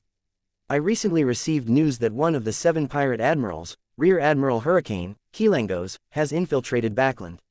He carries a mystical item called the Creeping Hunger. It provides an ability similar to a shepherd, which is a sequence 5 Beander that swallows different souls and obtains their corresponding powers. It's said that there is a limit to the number of souls that one can let out to graze, but the souls can be swapped out. Kilangos seems to have many Beander powers, and I'm not sure what he's trying to do in Backland. The news I received suggested that he might be after a very important, very mystical item that could make Kilangos a high-sequence Beander or as powerful as a high-sequence Beander. Klein fabricated his source of information to generally describe the situation with Kilangos, but it wasn't like Mr. Isaac would look for a Nighthawk captain to confirm it. Klein didn't directly request assistance but made it seem like he brought up the subject casually to encourage Isaac to be careful, regardless of whether Mr. Isaac was willing to help. It wouldn't hurt to first lay the foundations. If Klein eventually needed to ask for help, it wouldn't appear out of the blue that way. Klein let out a breath slowly and started writing the main content of the letter. The mastermind behind all that has happened hasn't taken any further action, and I still haven't found any related clues. The reason why I'm contacting you so suddenly is mainly to ask for your guidance regarding sacrificial rituals. I came across something like that during a recent mission. With the son's description and Mr. Isaac's answer to compare, I should be able to try a sacrificial ritual after that. By reversing the ritual, I should be able to bestow items. This would be a more suitable ritual for exchanging ingredients and items rather than summoning myself. Yes, let's hope that Mr. Isaac remembers the knowledge about this. Klein nodded slightly. He put down his pen without signing his name. There's only one copper whistle, so I'm sure Mr. Isaac wouldn't make a mistake with the sender. Therefore, to be careful, Klein didn't leave his name. After he folded the letter, he looked at his 3-meter-tall ceiling. He picked up the copper whistle from the bed a little hesitantly. Perfect, let it squat and get the letter. Klein emphasized inwardly before lifting his right hand and putting the copper whistle to his lips. He puffed up his cheeks and blew hard. The whistle didn't produce a sound, but Klein's acute senses noticed that the surroundings had instantly turned cold. He activated his spirit vision and saw that there were blurry yet glistening white bones surging out of his study desk like a fountain as it rose in height. The white bones quickly gathered together and turned into an illusory yet huge monster. Its head tore through the wall of spirituality and reached somewhere unknown. Klein looked at the white skeleton's thighs and body, as well as its arm that hung down. Seeing its right palm open up, the corner of Klein's lips twitched as he tossed over the folded letter. The large bony palm did a sweep and caught the letter firmly. Then, Klein picked up his copper whistle and blew again without hesitation. The monster crumbled in an instant, transforming into bones that fell onto his desk before sinking in and vanishing. After doing all of that, Klein removed the wall of spirituality. In the sudden wind that stirred, he hobbled towards the clothes rack and returned the copper whistle to its original place. Then, he quickly walked to his bed and planted his head into it. The moment his body touched the soft mattress, he fell into a deep sleep. Chapter 183, A Lesson on Mediumship. After dinner, Klein engaged in small talk before reclining on the sofa. He picked up the recently delivered AWA Evening News and started leisurely reading. Benson wore a bitter expression as he sat opposite his sister. In front of him was the dining table which had been wiped clean by Bella. On it was grammar books, classic literature, accountancy notes, and other materials. In front of Melissa were her notes and stationery, including but not limited to pens, paper, rulers, compasses, etc. It's like I've been taken some 10 years back. Back then, I was still a student at the church's Sunday school, Benson complained, but he continued to study with his head down. That's not too bad. This scene makes me feel the achievement of being a parent. Klein smiled and said, knowledge can change one's destiny, and diligence will result in glory. I made up the latter half of that saying. I wonder if Russell has said that before, he lampooned in his heart. The room quickly became quiet except for the sound of pens scratching across pages or of books being flipped. Bella had finished doing the dishes and tidied up the kitchen before returning to her room on the first floor, a small room that was formerly the guest room. Klein sipped on his sip black tea as he read the newspaper, occasionally engaging in small talk with his siblings. It was relaxing. Suddenly, the gas lamps in the living room and dining room turned dark at the same time as if they had run out of fuel. Benson and Melissa looked up towards the lamps, in an attempt to figure out the cause. Klein also looked towards the lamps. At this moment, he felt something touch his arm. He was the only living person in the living room, but something had touched his arm. His hair stood on end. Klein retracted his arm and turned to look over. He saw 5 thin, pale fingers growing on the tip of a tongue. Underneath them was an irregular row of sharp teeth. Klein instinctively reached for his pockets. Within them were the requiem charms and slumber charms. But he caught a glimpse of a neatly folded piece of paper in the fingers, grasp. A letter. A messenger. Klein heaved a sigh of relief. At that moment, the 5 pale fingers prodded his arm. Again. Klein saw Melissa about to stand up and check on the gas lamp. He reached out with his left hand and grabbed the letter, then he quickly retracted his arm and hid the letter under the stack of newspapers on the table. He then saw the fingers, tongue, and the irregular row of sharp teeth fade away and disappear from the corner of his eyes. With a thought, Klein tapped his left molar and silently activated his spirit vision. He once again saw the 5 abnormally thin fingers. He saw the long red tongue adorned with sharp, white teeth. He saw them retracting back into the transparent face on the ground. A second later, the face disappeared completely. The lights in the living room and dining room were restored back to normal. Strange, Melissa pouted, finding no faults with the lamps even after a serious check. Why is the lady in our house responsible for such things, while the men watch from the side? Klein shook his head and deactivated his spirit vision. When spirits were willing to be seen and had the corresponding abilities, even an ordinary person could spot them. What happened just now was an example. After discussing the problem with the gas lamps, the Moretti siblings became quiet once again. Benson and Melissa once again delved into the ocean of knowledge. Klein used the newspaper as a cover and unfolded the letter with one hand. He placed the paper between the newspapers and started reading the reply from Spirit Guide Daily. I have to emphasize again, I prefer the title of Spirit Medium. I'm going to give you a positive response regarding what you asked. Yes, mediumship rituals can also be used on living beings, not just living humans. But this is troublesome and poses some level of danger. The souls left behind by the dead are pure. They have few impurities or chaotic thoughts. We can communicate with them, asking them questions and receiving answers without any barriers. Of course, you can use the method of dream divination to directly receive images from them. But that cannot be replicated with living humans. The subject still has a will and would fight against unprotected communication between souls. Klein's lips twitched when he read the letter.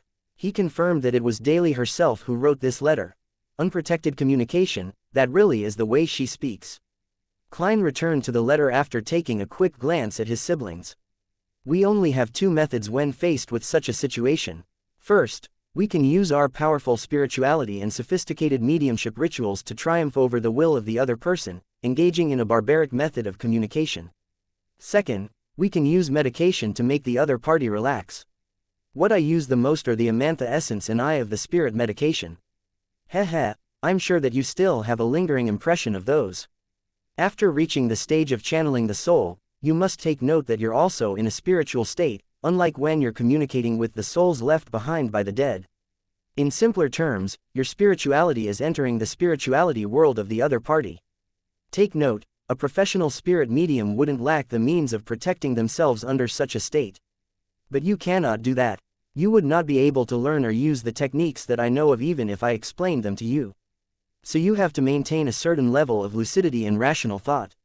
Only through this method can you fight back against the torrents of the other party's random and chaotic thoughts before arriving before his spirit and establishing communication. At this point, you'll be communicating at the level of the body of heart and mind. At this stage, you have 2 options.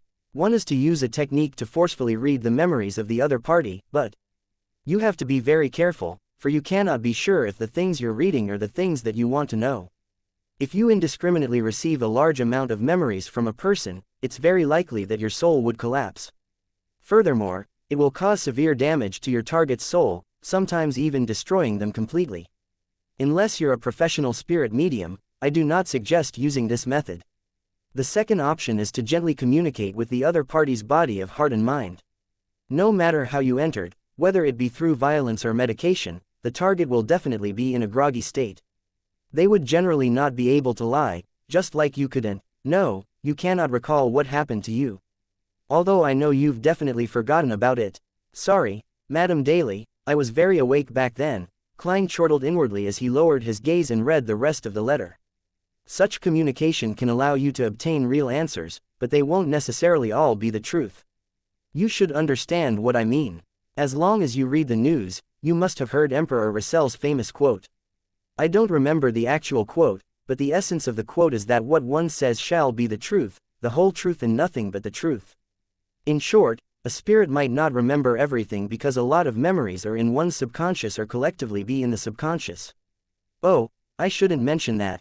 Dunn calls it the evil theories of the psychology alchemists. Thus, you must be able to guide the soul and be good at designing your questions, do you understand? The corresponding techniques include, these are all under normal circumstances. What should we pay attention to when we're trying to communicate with the soul of a Beander who has gone insane? It's the same. Maintaining your lucidity. You must not fall into a daze at all. This is because a Beander's spirituality is very potent and their spirit is filled with chaotic thoughts.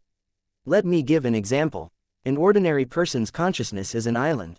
The subconscious is the portion of the sea beneath the island. The collective subconscious is the surrounding sea. The sky belongs to the spirit world.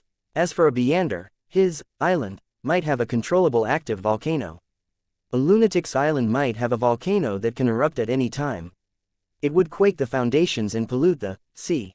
When you come into unprotected contact with the spirit of an insane person, his chaotic thoughts might infect you, just like how polluted water in the sea would flow outward, spreading further.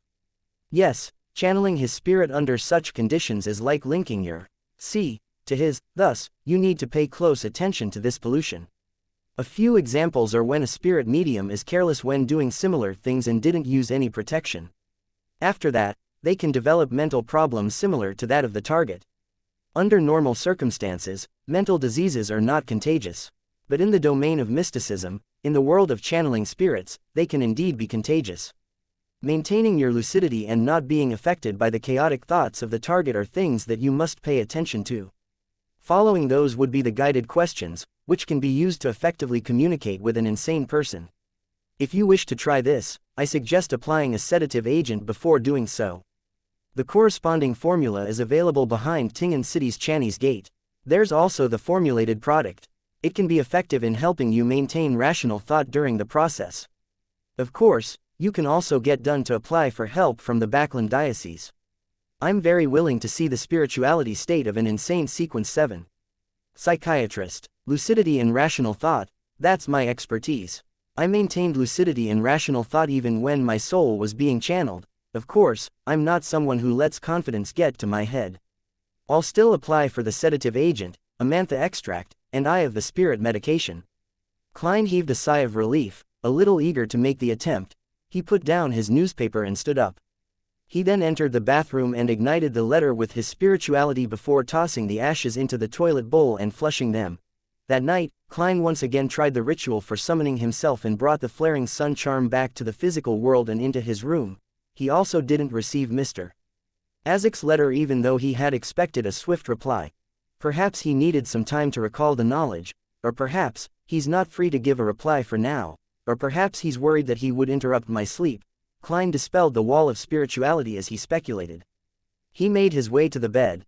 The following day, Tuesday morning, Klein entered the Blackthorn Security Company and knocked on the door to the captain's office as usual.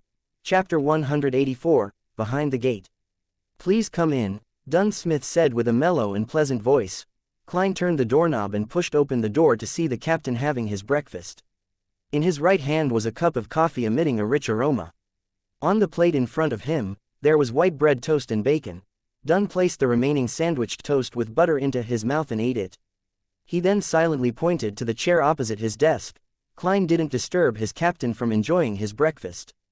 With a smile, he sat down as he waited patiently. Dunn saw that he was in no hurry, so he relaxed back into his chair, picked up his coffee to take a sip, and swallowed the food in his mouth. He took a napkin, wiped the corners of his lips and said, "What's the matter?" Klein nodded seriously and said, "I've met Daxter Guderian, the doctor at the asylum and also member of the psychology alchemists." As he spoke, he caught a glimpse of the magazine that was spread open before the captain. Did he provide any news? Dunn asked, crossing his arms. Klein simply described, he told me that before Hood Eugen went crazy, there was someone who visited him quite frequently. That person's name is Lenevis. Lenevis? Dunn massaged his temples. I seem to have heard of it before. He's the cheat who swindled at least 10,000 pounds, Klein reminded him. Dunn thought for a while with a serious look on his face. He then shook his head to show that he had no memory of it. Captain, you're not sensitive at all when it comes to money. Klein lampooned and told him the related story about Lenevis by highlighting the main points. The cheat falsely claimed that he had prospected and purchased an iron mine with rich deposits of iron ore. He raised funds from private individuals in Tingen and swindled more than 10,000 pounds. Someone I know from the divination club suffered a loss from this. In addition, a young woman was swindled into an engagement with him and is now pregnant with his child. He visited Hood Eugen multiple times before he went crazy, Dunn said in thought. Sequence 8 Beander, Swindler. The Marauder Pathway. Captain, your memory is actually good when it comes to this kind of thing. Klein found it funny as he reflected over it. He nodded faintly and said, that was my guess as well. Because the steelworks company that Lenevis set up was in the south and the victims were of several different beliefs, the case wasn't passed to us in the end. Even if there had been evidence of Beander involvement in the case, it would have been passed over to the mandated punishers. Dunn finally understood the ins and outs of the story. He looked at Klein with his deep gray eyes and said, what do you want to do? Cough, Captain, can you please not be so sensitive? Klein replied with a mask of solemnity, I want to talk to Hood Eugen via a mediumship ritual and figure out why Lenevis came looking for him. I want to know if that visit is directly related to him going insane. Dunn nodded slightly and said, even if you hadn't applied to do it, I would have had a similar experiment done when we were certain that Hood Eugen is crazy. However, Daly told me that it's quite risky. Are you confident? I can ask for assistance from the Backland Diocese. It shouldn't be a problem to delay it for a few days. Klein's main motivation to become a Beander was to study mysticism and find a way home. As it was a chance for practical exercise and he was confident enough, he was naturally unwilling to give it up. Captain, I've mastered knowledge on the subject. I'm confident about this. Of course, I'll require certain ingredients, such as the Amantha extract, eye of the spirit medicine, and sedative agent. Sedative agent. Dunn ruminated over the name and confirmed Klein's professionalism. He remembered Daly mentioned that it was a liquid medicine that was rarely used yet was very efficient in mediumship. Dunsmith pondered for nearly 20 seconds and leaned back into his chair. He said, go ahead and fill out a request form. Then, collect what you need from behind Channy's gate. I'm not sure if there are any finished goods.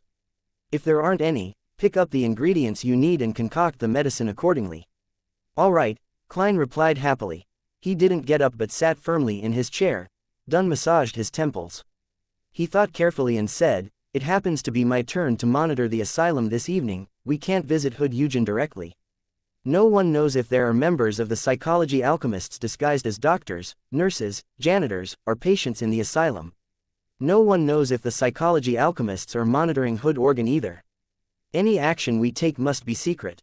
We can't expose that Daxter Guderian has become our informant. We'll go at dawn by sneaking in secretly. Yes, I'll keep guard while you perform the ritual to prevent any accidents from happening. That'd be best. If Hood Eugen is just pretending to be crazy, while I use a mediumship ritual on him, it would be like I barged into the zoo and danced before a tiger. Klein relaxed and said sincerely, yes, Captain. He stood up and walked towards the door. Just then, the corner of his eyes noticed the title of the magazine article the captain was reading. Donningsman tree sap in the southern continent's rainforests has had a significant effect on boosting hair growth. Klein retracted his gaze, opened the door, and exited the captain's office. Suddenly, there was a playful thought that flashed through his mind. Actually, a Beander doesn't need to go through such trouble. If old Neil was still around, he could design a ritualistic magic for hair regrowth. Then, he would pray for the goddess's assistance. Whether one would be covered with hair and become a curly-haired baboon, that's another story. What would the goddess's response be? If it were me, I would definitely curse, motherfucker. That thought suddenly tainted Klein's happiness with sadness, but there was also a hint of hilarity in the sadness. He entered the clerk's office and sat before the Ackerson Model 1346 typewriter and finished typing his application. After Dunn Smith stamped and signed the application, he took it down to the basement and walked along the tunnel that was lit up with gas lamps, towards Channy's gate. Only at that moment did Klein realize something. It would be the first time that he was going beyond the mysterious gate. I wonder what it looks like. He quickened his pace with anticipation and came before the twin doors of the black gate. He first passed his request to see Katron, who was on duty that day for registration purposes. Then, Klein took back the document that now had her signature as well. He knocked on Channy's gate and sensed how empty and distant the echo was. He didn't hear any footsteps, but within half a minute, the gate with 7 dark sacred emblems opened with a creak. Channy's gate opened up to allow a single person's passage before coming to a stop. Klein then walked in with the help of the gas lamps on both sides of the corridor. Behind the gate, there was an elderly man with obvious wrinkles and thinning hair. He was wearing a classic black robe and holding a barn lantern. The dim candlelight shone through the glass, illuminating the elderly man's expressionless face, which was a mixture of light and darkness. His light blue eyes were like ice that had been frozen for 1,000 years. "Document," he said with his husky voice. Klein had seen the elderly man before because at dusk every day, he would come out from behind Channy's gate with his partners. They would pass by the duty room and take the hallway leading to St. Selena Cathedral. They were Nighthawks who had aged and volunteered to keep guard inside. According to Klein's understanding, there were 5 of them who were keeping watch. "This is my application." He passed the document in his hands to the elderly man before him. The guard with light blue eyes raised the barn lantern and looked through the request carefully. After he made sure that there were no mistakes, he moved aside and let Klein pass. Klein passed through Channy's gate slowly. He had yet to take a good look around when he felt an indescribably chill. It wasn't the cold of winter, but a chill that would make a human spirituality shiver. Klein lifted his gaze and looked afar. He saw candlesticks appearing on the wall in succession, and there were silver candles with carvings on them.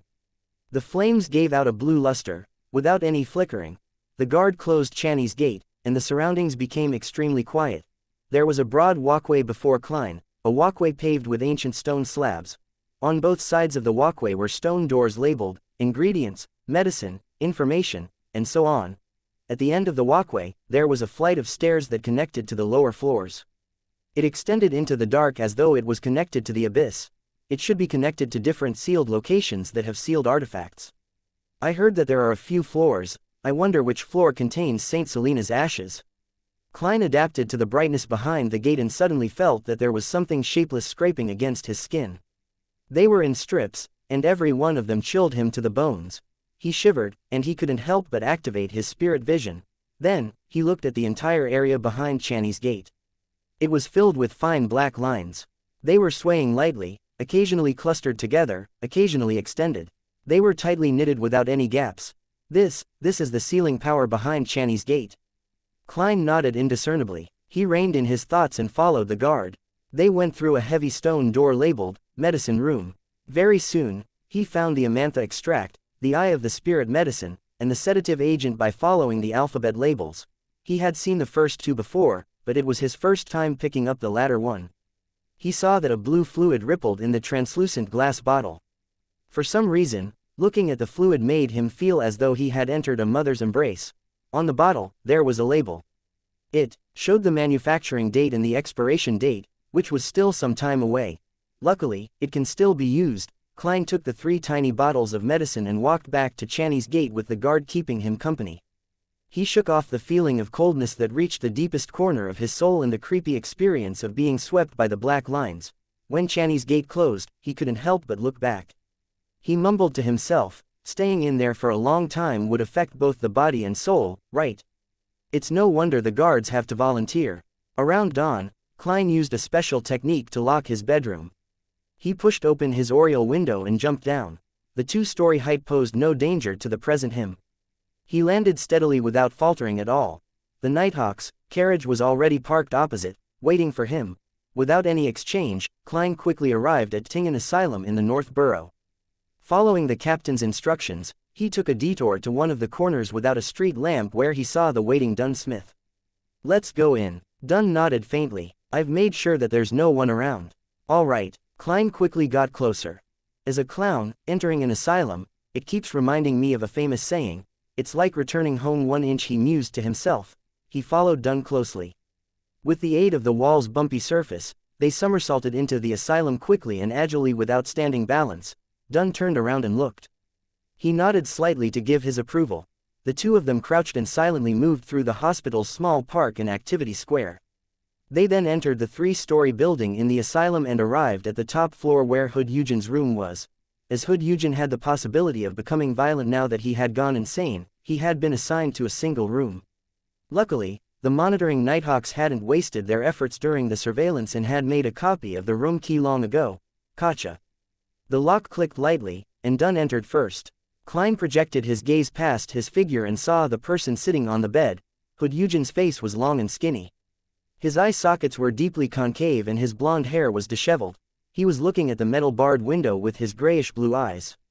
He was looking at the crimson moon outside. Klein closed the door to the room and chuckled as he casually asked, "Why aren't you sleeping?"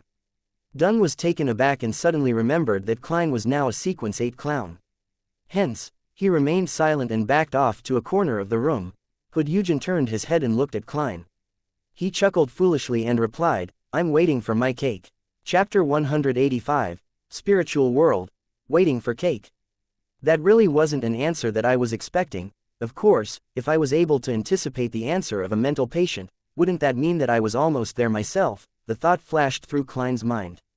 He maintained his relaxed smile as if he was chatting with a friend. "Who's going to send you a cake?" Hood Eugen's expression fell instantly, his face long and depressed. "No, there's no cake, there's no cake. You stole my cake." His voice suddenly became shrill as he glared angrily at Klein. Without waiting for Klein to speak, he let out a shout and opened his mouth, revealing 2 rows of white teeth, following which, he leapt from his mattress while salivating. He closed in on Klein with one step and extended his hands, attempting to grab onto Klein's shoulders. He wanted to drag Klein towards him and bite him. Despite the sudden attack, Klein reacted quickly despite appearing a little flustered. He instantly bent his knee and squatted. At the same time, he tilted his body to the side and raised his left arm. Oof! His shoulder slammed into Hood Eugen's abdomen, causing Hood's eyes to turn white and drool to drip from his mouth. But Hood Eugen didn't stop moving. He allowed the momentum to carry him down as he opened his arms in an attempt to pull Klein into a bear hug. Klein tilted his body to the side and rolled over. His movements were smooth as though he had practiced them hundreds of times. He pushed against the ground with his right hand and stood up with a somersault. He decided to go on the offensive and charged forward to restrain his opponent. But at that moment, Hood Eugen only stood there blankly, his eyes losing focus, becoming vacant and lost. Klein froze for a moment. He turned his head towards the corner of the room, only to see Dunn Smith, wearing a black windbreaker and matching hat, with his hands clasped tightly together and looking down. The captain has dragged Hood Eugen into a dream. Upon realizing this, he stopped his subsequent attack and took the opportunity to take out the silver ritual dagger that couldn't harm anyone. He used it to create a wall of spirituality which sealed the ward. Klein then took out 3 candles infused with mint and placed them on the window in a triangular formation. One candle signified the Evernight goddess, another the mother of the secrets, and the last represented himself. Soon after, he set up a simple altar and used his spirituality to ignite the candles. Just as he was about to warn the captain, Dunn raised his head and smiled. Hood Eugen's dreams are a sea of chaos. There's no way to guide it. Just as he finished his sentence, a luster returned to Hood Eugen's eyes. It was no longer vacant. Then, the insane psychiatrist moved his waist, letting out a comfortable yawn. Klein was momentarily at a loss, so he remained quiet. He picked up a metal bottle containing the amantha extract. He dripped the transparent liquid extracted from the night vanilla, slumber flower, and chamomile into the flames of the candle representing himself, allowing the serene aroma to spread around the room. Hood Eugen's nervousness, anger, and relief completely vanished. He languidly sat down again on the edge of his bed and looked out at the crimson moon outside the window in a daze. His eyes once again lost their focus as peace was restored. Klein also felt the peace that came with the night. He set the amantha extract down and sat beside Hood Eugen. He wanted to find something to break down Hood's last line of defense. Only with the removal of the last line of defense could he use the Eye of the Spirit medication to make Hood Eugen's soul slip into a turbid state. After all, I'm not a professional spirit medium, he had already thought of an idea before coming. He fished out a set of tarot cards from his pocket. This set of cards only had the 22 major arcana, so it was easy to carry around. It was a weapon that Klein had successfully applied for. Each of the cards was lined with metal threads made from pure silver, each of them was able to kill undead beings. Their patterns were complicated and gorgeous, making Klein feel like they were a collector's item and not used against enemies. Klein cut the deck with one hand and smiled at Hood Eugen. "Let's play some card games." "Cards?" Hood Eugen retracted his gaze from outside the window as he repeated the term in a daze. Klein didn't answer, placing the deck of tarot cards into Hood's palm with a sincerity that could not be rejected. Hood Eugen mimicked Klein's actions, trying his hardest to cut the deck with one hand to some success. The attention of the mental patient was slowly drawn to the hard yet flexible, beautifully textured cards in his hand. He flipped over the first card. It was the picture of a man in tattered clothes with his hands tied. He was hanging by his leg with a faint halo at his head. The hanged man, Klein nodded in thought. He took the opportunity to grab the eye of the spirit medicine, dripping the amber liquid onto the candle flame, still the one representing himself. An alcoholic fragrance spread forth, inducing an intoxicated feeling to anyone who took a whiff of it. Hood Eugen spaced out bit by bit, his vision losing its focus. The deck of tarot cards in his hand fell onto the bed, but he remained sitting upright, without slumping over. Klein used cogitation to fight back against the medicine's dreamy effects of turning light-headed and ethereal. He took out another metal bottle from his pocket and twisted the cap open before pouring the blue liquid into his mouth. Sedative agent. The ice-cold liquid flowed through his throat, down his gullet, and into his stomach. Klein instantly felt unusually awake, without any sense of drowsiness. He slowly exhaled, then familiarly took out the other essential oil extracts and herb powders, dripping them onto the two candles signifying the Evernight goddess. In the faint fog, he took 2 steps back and solemnly murmured in Hermes, "I pray for the power of the dark night. I pray that you would allow me to communicate with the spirituality of the Beander beside me, Hood Eugen." The incantations reverberated around the room, and Klein saw the flames of the candle, now dyed black, spread outward. He didn't avoid them, nor did he guard against them. He allowed the dark night to envelop him. In this unusually lucid state, he felt his spirit leave the protection of his body and enter a space akin to deep space. All around him was boundless, silent darkness. The sky above him was filled with countless indescribable, transparent figures. There were also streaks of different colors, lustrous splendors that harbored infinite knowledge. The spiritual world. Klein was no longer a stranger to this. Just as he had this thought, a foggy world appeared before him. It was a world enveloped by a faint tornado of light. Klein knew that it represented Hood Eugen's spirit that represented his body of heart and mind. Thus, he leaned over, digging into the wall that was the tornado. In an instant, he saw countless specks of light pelting him. He heard the voices of thousands of people discussing something in whispers. These murmurings were very chaotic and lacked any sense of logic. Some included praises for the elegance of some lady, then it turned into a description of the feeling of relief after using the toilet. Some started as a weep, then turned into frenzied joy. The insane thoughts latched on and gnawed at Klein's spirit in a bid to assimilate him. But Klein maintained his lucidity and rationality, quickly flying towards Hood Eugen's spiritual world. This is like a pleasant concert compared to the horrifying murmurings and howls I hear when entering the world above the gray fog. Klein smiled secretly and made his way through the tornado. He saw a groggy, translucent Hood Eugen. This Sequence 7 psychiatrist maintained the same state as he was in the outside world. He looked over with a dazed expression. Klein stopped before him and asked softly, "Do you know Demonesses?" Hood Eugen replied blankly, "Yes." The light around them underwent a transformation as if Hood Eugen was revealing his spiritual see. Quickly, the intertwining light revealed a bespectacled average-looking man who wore a sarcastic smile. It was the same Demonesses whom Klein had seen in the arrest warrants. Klein nodded in satisfaction and collected himself. He asked a guided question, "Why did Demonesses look for you?" He said. Hood Eugen's voice slowly turned soft. Suddenly, he changed into a more charismatic voice and laughed a little maniacally. "Hood Eugen, this is the worst era, but also the best era. As long as you seize the opportunity, we can become the rulers of this world, we can become true immortals. As long as you're willing to help, I'll not only tell you the way to master your potion and avoid losing control, I'll also promise that you'll receive godhood qualities in the future, immortal godhood qualities. You should be able to see the presence behind me. My promise is his promise. In some sense, the psychology alchemists are connected to him. Do not doubt, the psychology alchemists aren't strong enough at the moment. It is unable to provide you with enough help unless you're willing to stay at this level for the rest of your life. The method to grasp your potion without losing control. Why does this sound like how I entice others with the acting method? Demonesses sure has lofty ambitions.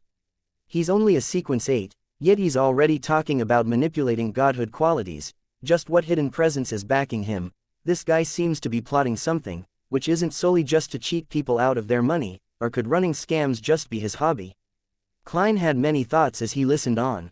When Hood Eugen stopped talking, he quickly pressed on. What kind of assistance did Demonesses want you to provide? Hood Eugen didn't answer immediately. His spiritual world turned silent. He then broke out into laughter. He replied erratically, help, help, help. Ha ha ha, I provided help. I provided help. I made. His words came to an abrupt halt as his blurry soul contorted. The light and darkness of the surroundings which represented the spiritual sea quickly turned incorporeal, forming a sinister, scary, dark altar. On top of the altar was a cross. There seemed to be something hanging on the cross, as well as things that appeared indiscernible piled at the bottom. The light and darkness alternated, and as the hanging item was about to become clearer, the entire spiritual world shook, as if it was experiencing a magnitude 10 earthquake. Holy shit. Klein had a premonition that something dangerous was about to happen. Without thinking, he turned and flew towards the chaotic tornado of thoughts in an attempt to escape. Chapter 186. The Handsome Captain. Countless rays of brilliance drowned Klein as ravings of a million people filled his ears. However, Klein thought nothing of it. His abilities as a clown told him that his spirit was being engulfed by a black shadow that was rapidly expanding. The black shadow was a huge cross, and there seemed to be a person hanging upside down on it. The chaotic tornado of thoughts unleashed its load outwards and turned uniform. Slowly, Hood Eugen's spiritual world disintegrated. Klein noticed that he had exceeded his fastest flying speed from his previous trial. His soul had become significantly stronger after he briefly mixed with some of the strength from the mysterious space above the gray fog. Just as the cross's shadow was about to engulf him entirely, he dashed out of the blurry world and felt his body. He familiarly stimulated a descent, and Hood Eugen's long skinny face and messy blonde hair instantly appeared in his vision, along with the 3 candles that were burning at the window ledge. He had managed to get out of the mediumship state in time. In that instant, he saw black scales growing one after another on Hood Eugen's face. His vacant pupils turned into slits, becoming extremely cool and ruthless. Oh shit. He's going to lose control. Klein's pupils constricted, and before he could react, he saw a figure in a knee-length black windbreaker and silk top hat take 2 huge strides before Hood Eugen.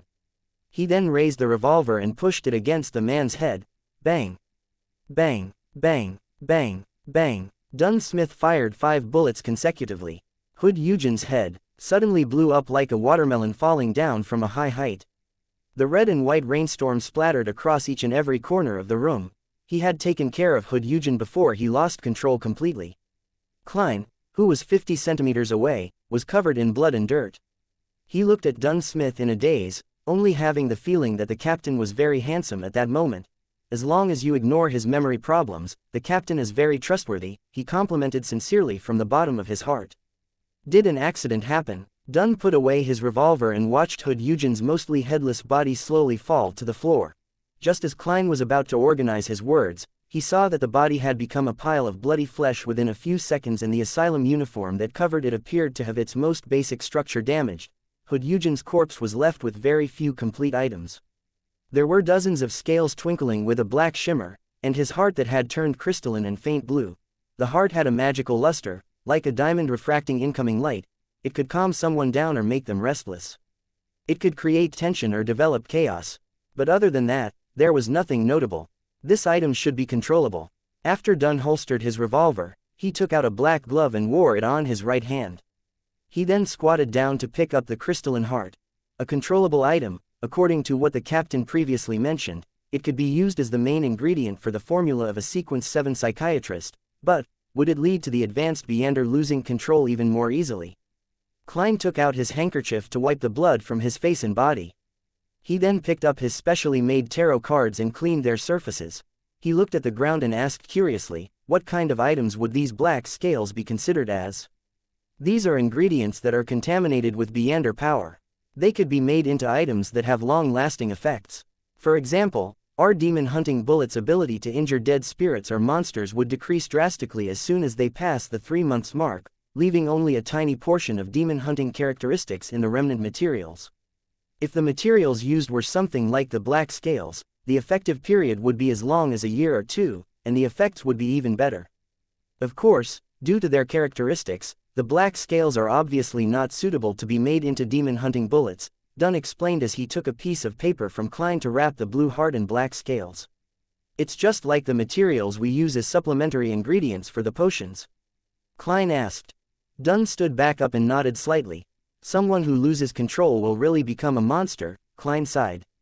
He seized the opportunity while the room was still sealed with a wall of spirituality and quickly described his encounter in Eugen's mind. When I was communicating with Hood Eugen's spirit, I saw a figure like the true creator in his mind. But it was different from the mainstream ones.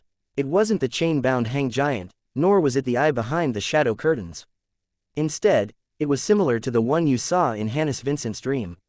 Hannes Vincent was a member of the Aurora Order.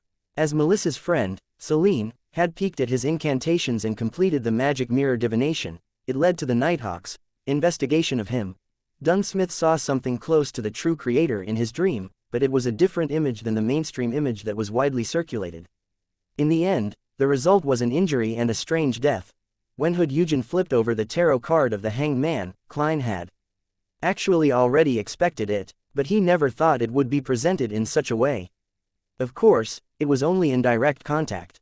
It wouldn't be comparable to the time he had spied on the eternal blazing sun directly. The worst outcome was just mild injury or mild corruption. As he listened to Klein's description, Dunn's expression became solemn. He knitted his eyebrows and said with a deep voice, "A huge cross, black nails, a naked man covered in blood hanging upside down. I didn't see it clearly. That's also the reason why I'm not injured. I only noticed a huge cross and figure similar to a man being hung upside down," Klein replied tactfully. At that moment, all he cared about was fleeing. Seemingly in thought, Dunn nodded and said, "Lenevis's visit to Hood Eugen was related to the true creator. So the Aurora Order is involved." Klein quickly repeated the conversation he'd had during the communication. Lenevis tempted Hood Eugen with the acting method and a so-called immortal godhood. But I don't understand why he said that it was the worst of times, and also the best of times. Perhaps it was just the way he speaks as a swindler. The help Hood Eugen provided involved a sinister and dark altar. I suspect that Lenevis is plotting something terrifying. Then, his heart stirred as he spoke. "Captain, do you remember the letter written to Mr. Z, the letter that the member from the Aurora Order whom I killed carried? He mentioned in the letter that he was waiting for an appropriate opportunity, something about the arrival of the end of days. He will offer all the lambs in Tingen to his so-called god. Would this be related to Lenevis's plot? Could Lenevis be the Mr. Z from the Aurora Order?" Dunsmith thought carefully and said, "I don't think so. Lenevis couldn't be Mr. Z. Otherwise, he wouldn't be setting up a fake steelworks company to scam people while the Aurora Order was up to something. It would introduce too many variables in his main mission. If anything went wrong with the scam, he would draw the attention of the police and us. He would have to run away from Tingen and abandon his plan. Of course, if he was just insane, it would be perfectly normal for him to act illogically. But judging from the scam he set up, the calmness and cunningness with which he swept away the money doesn't make him look like a real lunatic. So, I don't think he's Mr. Z from the Aurora Order. Of course, he might really be involved in the matter as mentioned in the letter. The one offering all the lambs in Tingen to the so-called god." Upon saying that, Dunn paused, then paced back and forth as he said, "This incident might have quite severe repercussions. We have to reinvestigate Lenevis and get some clues. Let's clean up the scene and cover up any evidence here. Let everyone know that Hood Eugen died but leave no clue as to who killed him. This should lead to action by the psychology alchemists or other beyonders that are paying attention to the asylum. They might know something. The Lenevis scam is either still in the hands of the police department or transferred to the mandated punishers. We'll join the investigations by saying that we obtained clues while investigating the Aurora Order. Then, we'll work together with the mandated punishers and the machinery hivemind. We'll concentrate the forces in Tingen and investigate everything and anyone associated with Lenevis. We can request assistance from Backland Diocese and the Holy Cathedral if it's necessary." After that, Dunn turned his head sideways to look at Klein. He ruminated and said, "Do you have anything that you'd like to add?" "Captain, you basically said it all." Klein shook his head solemnly.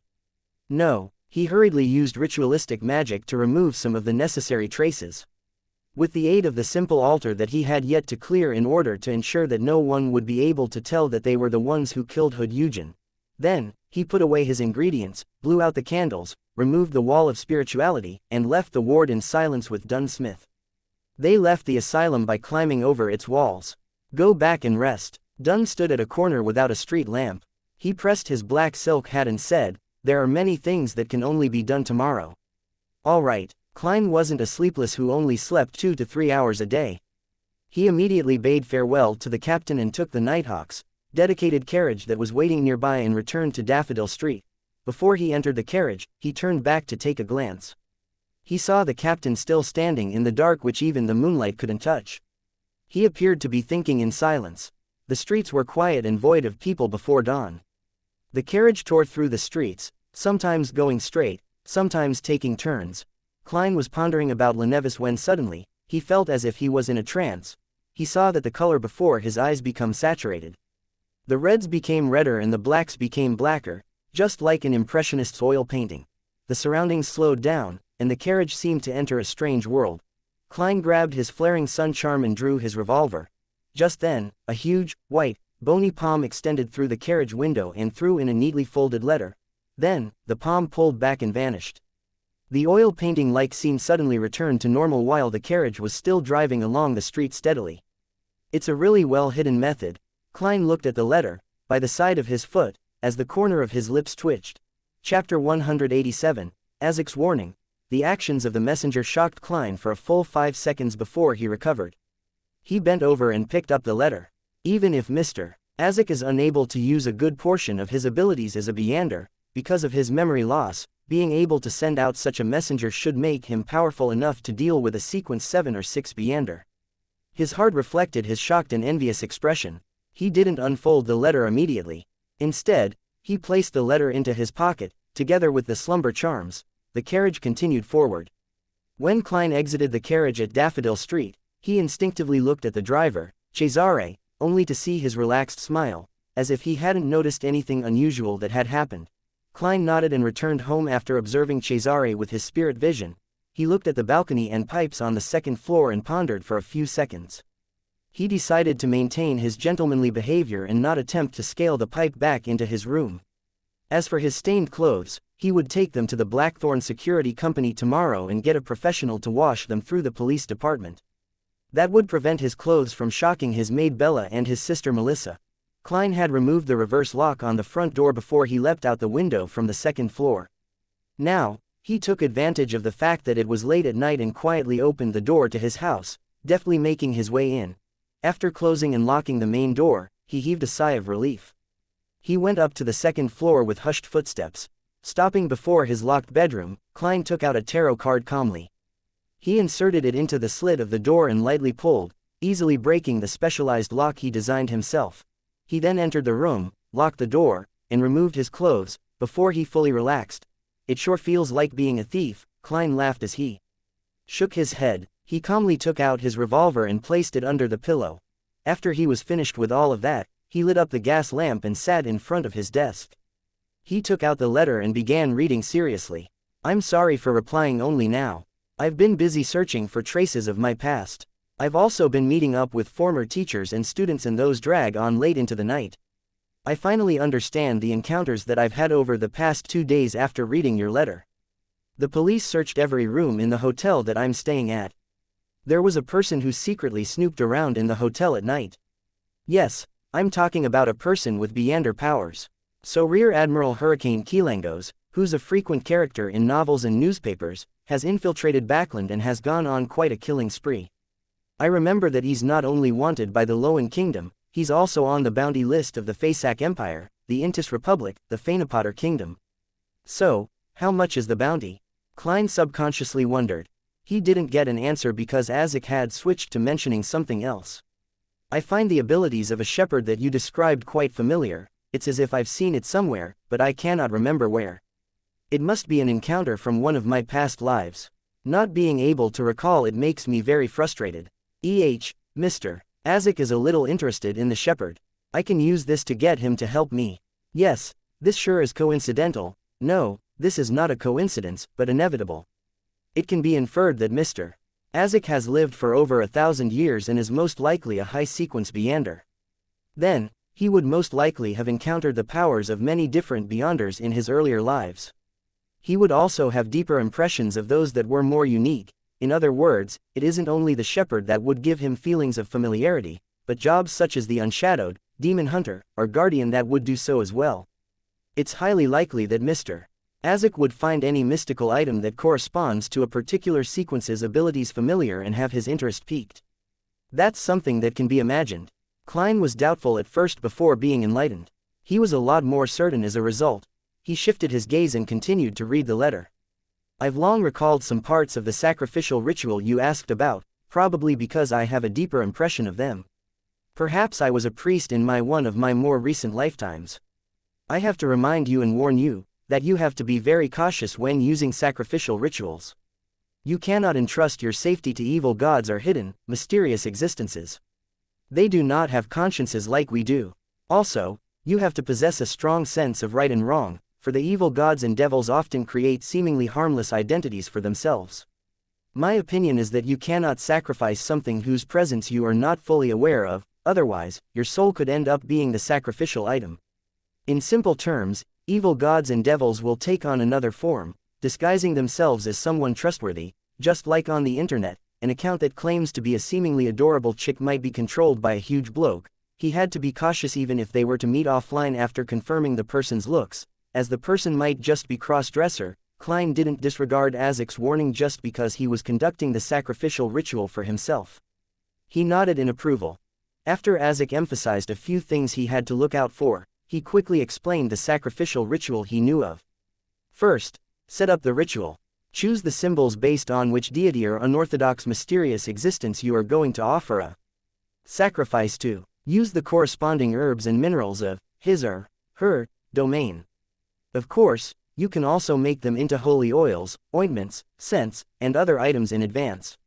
Symbols. Klein froze for a moment. He realized that he, the fool that didn't belong to this era, didn't know what his corresponding symbol was. He thought for a moment, quickly recalling the complex symbol on the back of his chair at the ancient bronze table. It was made up of a pupil-less eye which represented secrecy, and the partial contorted lines which represented change. That should be my symbol, or more accurately, that is what symbolizes me in the world above the gray fog. My domain is much simpler than secrecy, change, good luck, but I cannot be too sure of that, so I'll have to try it out, even if the symbol is wrong. As long as I get my honorary name right, the target of the sacrifice wouldn't point towards some other entity. The worst thing that could happen is that the ritual would fail. Of that, I'm certain, Klein thought as he rubbed the surface of the paper as he formulated a plan in his heart. His eyes focused on the letter once again, reading the rest of the letter. Second, you need to be clear if the sacrifice needs to happen at a specific time. Then, follow the processes of a normal ritual, until you finish reciting the honorable names and incantations of the ritual. You must remember to use either Jotun, Dragonese, Elvish, or Ancient Hermes. You must use the natural powers in these languages to establish a direct connection with the corresponding entity. You can design the exact incantations to use, but it must include these critical terms: pray, notice, offer, kingdom, gates, and open. Finally, you must use materials that have a certain spirituality quality to create a connection with the natural powers of the incantation. This will allow you to construct a tunnel that connects to the gates of the kingdom where the corresponding entity resides. If the entity is interested, then your sacrifice is complete. This step isn't absolutely necessary. If you can make the corresponding entity very interested in your sacrifice, then he will open the gates to his kingdom for you after you finish reciting the incantations, establishing a stable tunnel on his own accord. Of course, this would often imply danger, as the orthodox result is relatively friendly. Hidden gods rarely do this. Only evil gods or devils would reply to you directly in order to achieve their goals. Materials that have spirituality are not cheap. I wonder if merely reciting the incantations would allow me to open a sacrificial tunnel similar to the door of summoning. I wonder if I could make use of the abilities of the world above the gray fog. Yes, I'll try that first and only get the materials with spirituality from the underground market if I fail. Do I need Beyonder ingredients? It should be fine if it possesses a certain amount of spirituality, right? Klein thought about the 300 pounds lying around in his anonymous account. He also thought about the 10+ pounds of savings that he had saved up. The Yander materials were not completely identical to materials that possessed spirituality. For example, the heart that Hood Eugen left behind was a Yander ingredient, while the black scales were a material possessing certain amounts of spirituality. After he finished reading Mr. Azek's letter, Klein rubbed his fingers together and ignited a flame of spirituality. He burned the paper to ash and threw it into the rubbish bin. It was already deep into the night and Klein was in no hurry to try the ritual. He intended to first make a plan and go through everything that he needed to take note of before putting it into practice. He had a vague understanding of his shortcomings long ago. He was cautious and rational when it came to things he made plans for, but once the events deviated from his original plans, he would easily consider only the good and disregard the bad when he was forced to be on his toes. A simpler description would be that a rash action of his would easily cause him to court death. Klein extended his palm to cover his face. The next day, Dunn Smith, who had communicated with the mandated punishers and machinery hivemind, started to assign missions. Klein also received his assignment. He was tasked to investigate a number of people who had connections to Demonesses. But because of his suggestion and the policy of the Nighthawks, he didn't have to be responsible for the people he had met previously.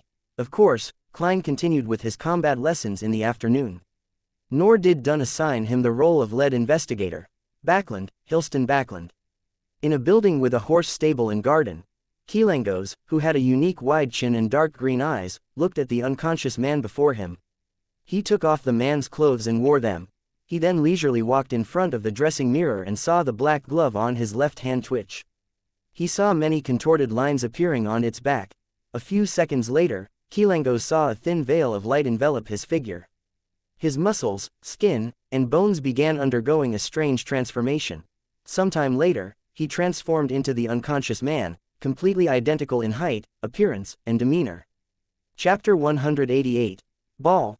Sharp nose, thin eyebrows, slightly droopy cheeks, faint blue eyes. Kilangos examined himself in the mirror. He was certain that he looked no different from the unconscious man. After he rehearsed a few of the man's gestures, he bent down to drag the man off the ground and shoved him into a wardrobe. Then, he extended his right hand. With an audible snap, he broke the man's neck. Kilangos took out his handkerchief and wiped his hands before closing the wardrobe door. He slowly walked back to the mirror, wore a black double-breasted suit, tied a bow tie, and raised a bottle of amber-colored cologne. He dripped a few drops on his wrist, then dabbed them over himself. Kilangos tidied his hair in front of the mirror, then walked out of the room. He clasped his hands and told his butler who was waiting outside, "Don't let anyone enter my room, I'm keeping something very important in there." "Yes, Baron." The balding butler pressed his hand against his chest and bowed. "Your carriage and personal servant is waiting downstairs. Duke Negan's invitation card is there as well." Maintaining the Baron's mannerisms, Kilangos nodded indiscernibly. He walked towards the stairs in an arrogant manner under the company of his butler. Hey, a Baron who is riddled in debt, to the point of not wanting to hire a normal security guard, has actually maintained his hiring of a butler, personal male servant, 2 attendants, 2 first-grade maid servants, 4 second-grade maid servants, 2 laundry female workers, 1 carriage driver, 1 stable master, 1 gardener, 1 chef, and 1 sous chef. To these foolish nobles, dignity really is everything. I even had to waste some of my time to learn the strange pronunciations and so-called noble slang, Kilangos thought to himself in disdain. Backlund, Sherwood Backlund. In a particular cramped apartment, Zio Derecha sat cross-legged on a bed and looked at Furs Wall, who was reading a novel with the light from the window. "This is so disappointing. Kilangos didn't leave any clues behind. We still haven't figured out what he's trying to do in Backlund." They had acted according to their initial plan and lodged a police report. Then, they secretly sent a letter to the local police station and described the strange situation at the crime scene in detail. They also mentioned that the suspect could be Kilangos. The police station responded as they had predicted. The policemen were very careful, and they transferred the case directly to the mandated punishers. After a day's time, the news that Rear Admiral Hurricane had sneaked into Backlund was widely spread among all enforcement teams. Zio and Furs also left the place they originally rented and hid to investigate in secret. They didn't want to be brought back to the police station to help with the official investigation. The mandated punishers, Nighthawks, and machinery hivemind were all hostile towards non-official Beyonders. The churches viewed them as potential criminals. Hence, not only were Zio and Furs avoiding the possibility of Kilangos's pursuit, but they were also hiding from the enforcement authorities. If we could discover his purpose so easily, Kilangos would have been buried in a cemetery long ago, and the tombstone would be covered in weeds, Furs replied casually. We need to wait patiently. As long as the authorities continue to take this much interest in him, Kilangos will definitely make a mistake. I've got to say, I'm quite envious of a mystical item that can allow one to change appearances.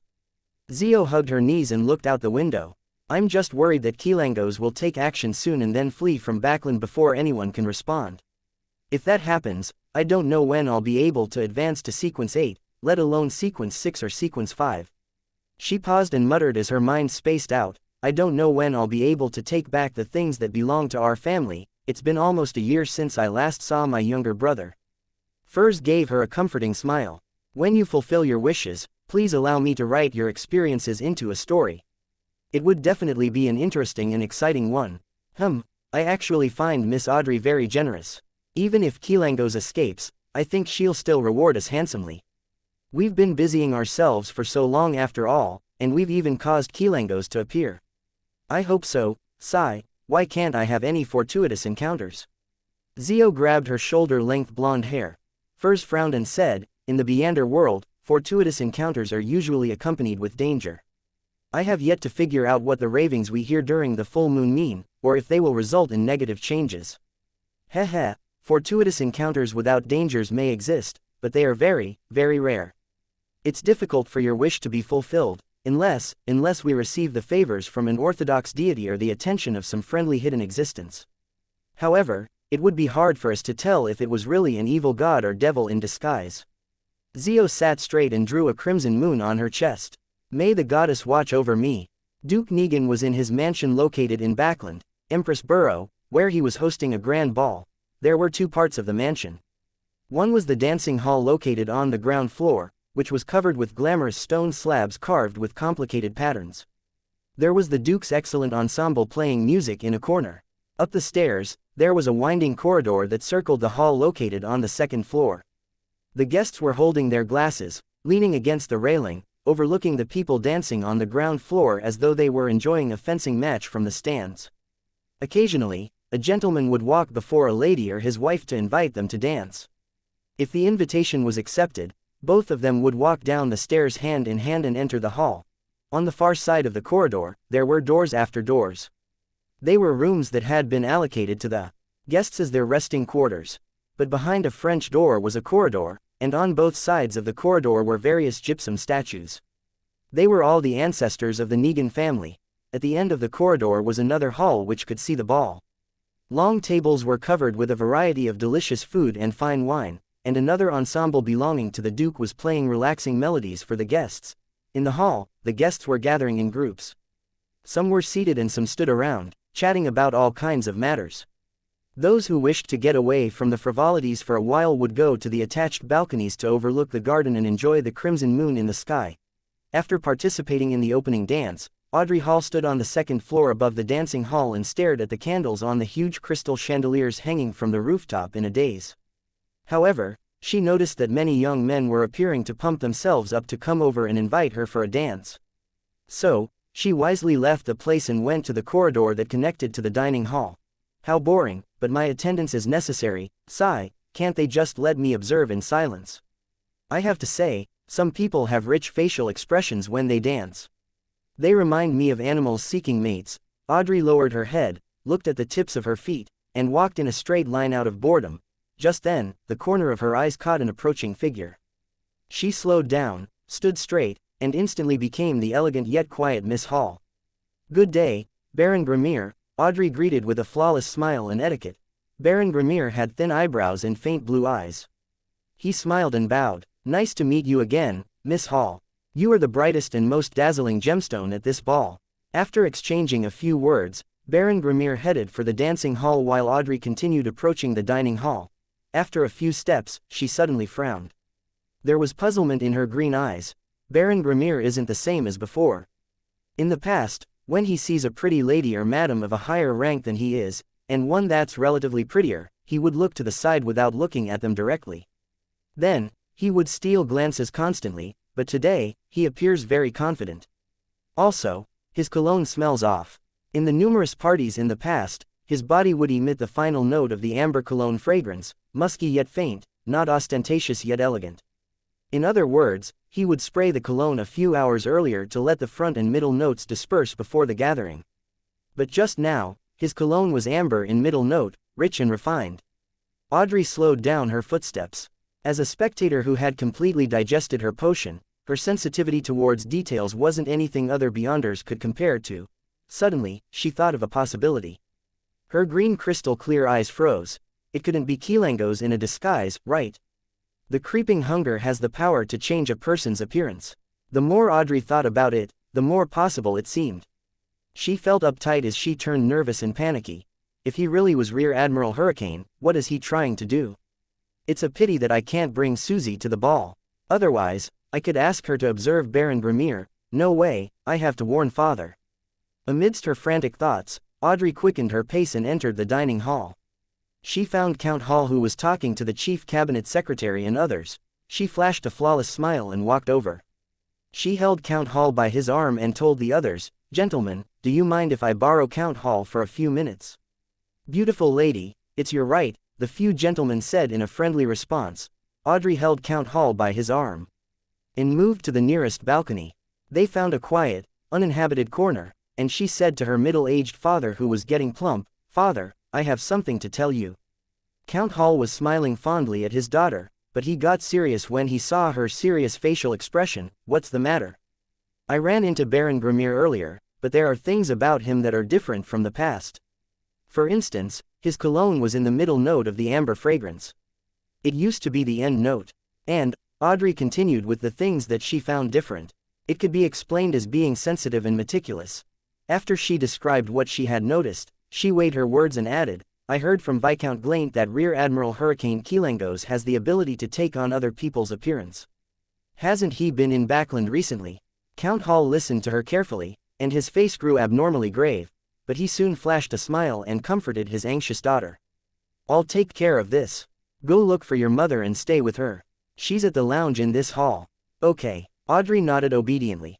On the way back to the lounge, she turned around and looked at her father. She saw that Count Hall was talking to another noble softly, and he wore a rather solemn look. Audrey couldn't help but feel anxious. She felt that she needed to do something to make sure that her father, mother, and brother didn't get hurt. She surveyed the area and changed the direction in which she was heading in. She left the dining hall and found Duke Negan's small prayer room. She pushed the door closed and locked it behind her. She looked at the symbol of the Lord of Storms before her and subconsciously found a remote and dark corner. Audrey sat down with her body leaning forward. She clasped her hands together into a praying position and supported her forehead. Then, she recited softly in Hermes, "The fool that doesn't belong to this era, you are the mysterious ruler above the gray fog, you are the king of yellow and black who wields good luck." Chapter 189. Prayers and Replies. Tingen City, Daffodil Street. Klein was discussing the latest play with Benson and Melissa and was inviting them to watch it at the theater next weekend. "I think the newspapers have said enough about it. The Return of the Count is definitely a play that's worth watching. It's already been performed more than 10 times in Backland, and it's sold out each time. I think that we shouldn't miss this opportunity." Klein, who had lacked sources of entertainment, was unwilling to give up. After all, he had been an ardent follower of television shows back on Earth. "Of course, if it wasn't for the maintenance of my image, I'd rather go to a bar and play billiards. Yes, renting a venue for tennis isn't a bad choice. That can be considered as it's a leisure sport for the middle class. With my current fitness, as long as I don't encounter other beyonders, I should be able to handle most opponents easily. Forget it, it can only be a passing thought for now. I still have to reinvestigate the figures associated with Lenevis in the morning, go for combat training in the afternoon, and search for the house with the red chimney in the evening before returning home. I sure am a busy man." Klein tried to remain optimistic.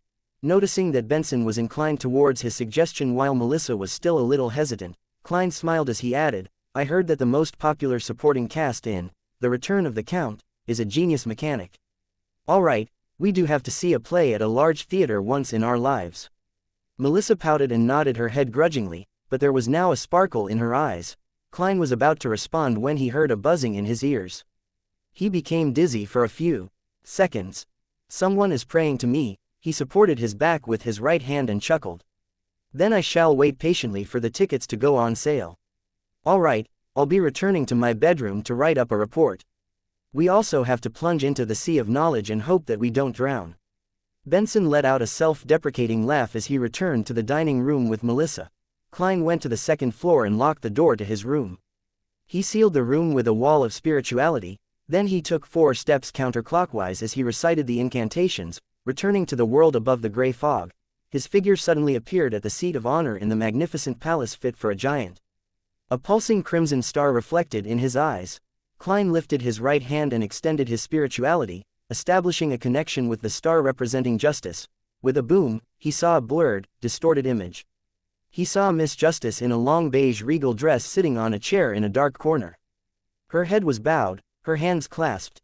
At the same time, her still nascent and nervous voice stacked in an illusory manner, reverberating around the space, "The fool that doesn't belong to this era. You are the king of yellow and black who wields good luck. I pray for your attention. I pray for you to listen. I'm at a ball held by Duke Negan and encountered someone who's suspected to be Kilangos. He is disguising himself as Baron Grimir, and his motives are unclear. I noticed today that some of the details regarding Baron Grimir were a little different than usual. This made me recall the appearance-altering Beyonder power that Kilangos' mystical item has." Klein listened seriously and carefully interpreted what was happening. Finally, he understood what Miss Justice was describing. Kilangos has actually used the special powers of creeping hunger to infiltrate Duke Negan's ball. But Kilangos probably didn't expect that one of the ladies at the ball is a spectator who has committed the mannerisms of Baron Grimir to memory. Hence, he doesn't realize that he's been exposed. What does Kilangos want, and what should I do?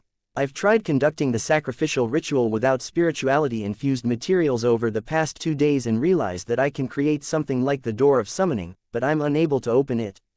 I was going to find some time to purchase some materials with spirituality in the underground market to prepare for my second experiment. Miss Justice definitely wouldn't have spirituality-infused materials when she's attending a ball. Klein thought for more than 10 seconds before beginning his response to Justice's prayer. In a small prayer room in Duke Negan's mansion, Audrey repeated her prayers a few times before finally stopping. She tidied her clothes and walked quickly to the door. She knew that she couldn't be gone for too long because her parents would worry about her and thus misjudge the situation. It would cause them to react in the wrong way. Standing behind the door, Audrey took a deep breath, extended her right hand which was covered in a white veiled glove, and released the lock with a wary heart.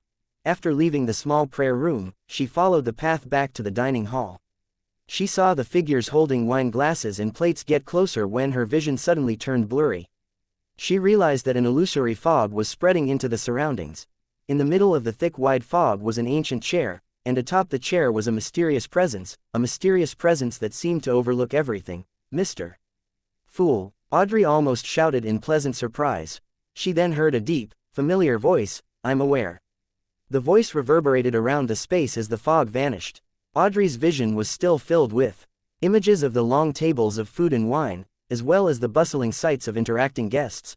The worry and unease in her heart vanished as she subconsciously straightened her back and entered the dining hall with light steps. She walked toward the recreation room in the dining hall. In the magnificent palace in the world of fog, Klein started to think about how to convey the message to the hanged man after finishing his reply to Miss Justice. I cannot just repeat the description to him since it undermines my authority. After all, what mysterious existence would personally take on the role of a messenger? He deliberated for nearly a minute before an idea came to him. He conjured the scene of Miss Justice praying and transformed it into something akin to a movie scene with the faces mosaicked and censored. He then extended his hand and tapped, launching the scene into the crimson star representing the hanged man. Backland, Sherwood Backland. At the Holy Wind Cathedral. The hanged man, Alger Wilson, was going through the investigation reports in a simple room, trying to find traces of Rear Admiral Hurricane Kilangos. Near his right hand was a stack of paper filled with many contorted symbols. Just as Alger was leaning back in his chair and rubbing his eyes, he saw his field of vision turn blurry. His line of sight was filled with thick, gray fog. There was an ancient chair which seemed to exist eternally, deep within the endless fog. Atop the chair was a faint human figure. "Mr. Fool." Just as this thought came to Alger, he saw that another hazy figure in a regal dress within the grayish-white fog. She was in a praying position, repeating, "I'm at a ball held by Duke Negan and encountered someone who's suspected to be Kilangos." Alger was shocked at first, then let out a look of pleasant surprise. He pressed his palm against his chest and lowered his head. "Praise you, Mr. Fool." Everything he saw or heard vanished before he finished his sentence as if nothing had happened. Staring at the desk strewn with Emperor Russell's diary pages and his investigation reports, Alger's pupils constricted as he realized how powerful the Fool was once again. This was the Holy Wind Cathedral, once the headquarters of the Church of the Lord of Storms. Even though that was history from more than 1,000 years ago, many believers still viewed this place as sacred. But Mr. Fool could still descend upon this space without warning and give a reply. After nearly 20 seconds of silence, Alger gathered his stuff and exited the room. He was going to look for one of the cardinals of the Church of the Lord of Storms, the Archbishop of the Backland Diocese, Spellsinger of God, Ace Snake. For Alger Wilson, being able to kill Rear Admiral Hurricane Kilangos personally was the best course of action, but if he was unable to do that, guaranteeing that he was really dead was also acceptable in his book. After forwarding Miss Justice's description to the hanged man, Klein left the mysterious world above the gray fog and returned to his bedroom. While he was in no hurry to dispel the wall of spirituality, he sat before his desk and took out a piece of paper. He picked up a pen and began his letter. According to an urgent indication from a source, Kilangos has used the abilities of a shepherd to take on the appearance of Baron Vermeer and has infiltrated Duke Negan's ball. His motives are unclear as of this moment. Klein wasn't worried that Mr. Azek would be suspicious of him or doubt why someone in Tingen would be so quick to know something that just happened in Backland, for the telegraph existed in this world. "I don't know if you would be interested in this, but I thought that I should let you know." Klein quickly ended the letter and folded the piece of paper. He then found the ancient copper whistle, brought it to his mouth, and gave it a hard blow. The gigantic, terrifying, and illusory skeleton messenger appeared once again, still standing at its original spot, not minding that its head was going through the ceiling. Klein fought back the urge to use the abilities of the clown to turn the letter into a flying dagger. He tossed the letter towards the messenger without a fuss. He then blew on the copper whistle once again to end the summoning. Klein collected himself and went through the events in his head once again. This was all he could do for the time being. Although Klein could also make use of the summoning ritual and bring the flaring sun charm directly to Backland, it was too dangerous for him to do so. First, Kilangos was a sequence 6 wind blessed and had with him the creeping hunger. Second, it was too troublesome. He had to first bring the flaring sun charm to the world above the gray fog. Third, his image would be affected. Thus, he wisely gave up on this idea. To be honest, the problem is not too serious. Duke Negan is the most influential noble outside of the royal family, a key member behind the Conservative Party. There will be many high-ranking nobles attending the ball today. I have no doubt that there are Beyonders guarding the area. If not for this consideration, there would have been no need for him to infiltrate the place under a disguise. Since Miss Justice noticed him early, the nobles should be prepared. This incident shouldn't blow out of control. I wonder how fast Mr. Azek's messenger is. If it travels through the spirit world, Mr. Azek could still likely make it in time for the main course, but if it's as slow as Madame Daly's messenger, then he might only read about the incident in tomorrow's paper. Klein nodded indiscernibly and tossed this incident to the back of his head. After all, there was nothing more that he could do. Chapter 190, The Assortment of Abilities. In Duke Negan's mansion, in the dancing hall, disguised as Baron Vermeer, Kilangos held a glass of blood-red Ormir grape wine and casually stood behind the railing on the winding corridor on the second floor. He overlooked the people on the dance floor and enjoyed the view of the glamorously dressed ladies. However, there was no lust in his eyes, they were as calm as a frozen lake. From the corner of his eyes, he stole glances at the hanging chandelier and the nearby Duke Negan, who was looking at the beautiful figures passing by. The Duke was wearing a well-ironed navy uniform with red ribbons attached to the medals on his shoulders. He preferred to wear his military uniform on formal occasions, in remembrance of his decades of illustrious service while in the military. However, he had put on much weight since then. His once sharp gray eyes had been left turbid and filled with desire. However, he took good care of himself, as the wrinkles at the corners of his eyes, lips, and forehead were faint, and his black hair was still thick and luxuriant. That was Palace Negan, the current Duke Negan, the main supporter of the Conservative Party, the brother of Prime Minister Aguesid, one of the richest and most powerful men in the Lowen Kingdom. at the same time, he was also the reason why Kilangos had sneaked into Backland. The thought of assassinating such an important figure makes me shiver in excitement. Kilangos retracted his gaze and closed his eyes. He was willing to accept the commission because he had been offered a sufficiently attractive price, and it was also because Kilangos loved adventure and enjoyed taking on difficult challenges. If this assassination is successful, my fame will spread across the northern and southern continents, placing me above the four kings. And I'll receive a card which contains the mystery of God that the Emperor Russell created. Kilangos suppressed his excitement and lowered his head to examine his left hand. Creeping hunger had become transparent. It was impossible to tell that Baron Grimir was wearing a glove via the naked eye or through contact. This is such a magical item. If it wasn't for this, a Sequence 6 like me wouldn't have achieved the rank of Pirate Admiral. Thoughts flashed through his mind as bouts of regret surged within Kilangos. In his years as a pirate, he had seen and interacted with many beyonders. Among them were members of the Aurora Order who enjoyed adventuring at the ends of the Sonia Sea. So, he knew that creeping hunger was still rather different from a real shepherd. Firstly, the speed of switching states was too slow. It required at least a second, but a real shepherd could switch instantly. Secondly, the controlled soul could only use 1 to 3 abilities before the person died. As for what abilities could be used and how powerful they were, that all depended on luck. On the other hand, a real shepherd could decide on the 3 abilities. They didn't have to gamble like they were at a casino. Lastly, creeping hunger could only have 5 souls at the same time, while a real shepherd could have 7. Of course, both had the same restriction, which was that they could only control 1 soul at a time, and they could only use the soul's corresponding Beander powers and their own Beander powers. If they wanted to replace one of the souls with a new soul, the procedure would be irreversible. Kilangos went through 7 or 8 years of adjustment and finally settled with 5 souls. Their abilities complemented one another and made their owner very terrifying.